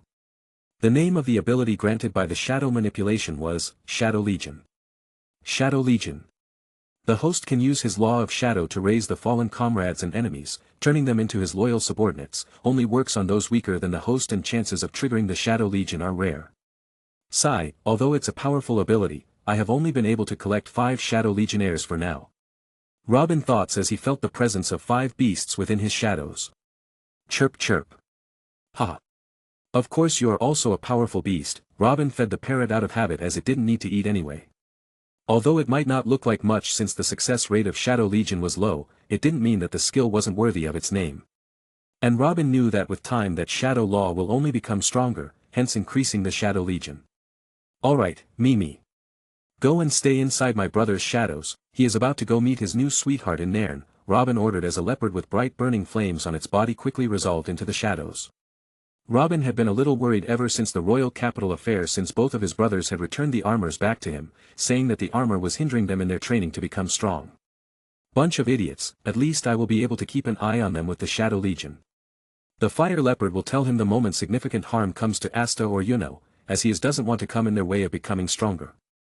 Robin had already received his salary, and considering his rank, the amount was very ridiculous. Robin didn't waste any time and sent the money over to the orphanage before he left for his next mission, which was close to the city of Nairn coincidentally. A simple task of getting rid of any evil that surrounds the city, a work that everyone Magic Knight was familiar with. Didn't take long for Robin to deal with the local bandits that robbed the people on the streets that led to the city. It was quite the easy task. After that, Robin spent his time looking for any magical beast or wyvern to add to his Shadow Legion, hoping to gain monsters for his little army. While Robin was busy with his work, he didn't know that his brother was in another trouble, this time with another one of his squad mates. Ghosh stood beside Asta's bed as he raised the magic mirror and shot a ray of white light at Asta, who dodged it due to luck. Though the commotion woke him up, and before he knew it, he was being chased around by an angry Sister Khan who didn't know what was best for him. The fire leopard couldn't help but feel slight anger that someone had dared to hurt the brother of their lord. Just as it was about to notify its master, a shout rang out. Asta! My siblings are missing, the red-haired lady came crying as she looked at Asta. Hiatus, dropped.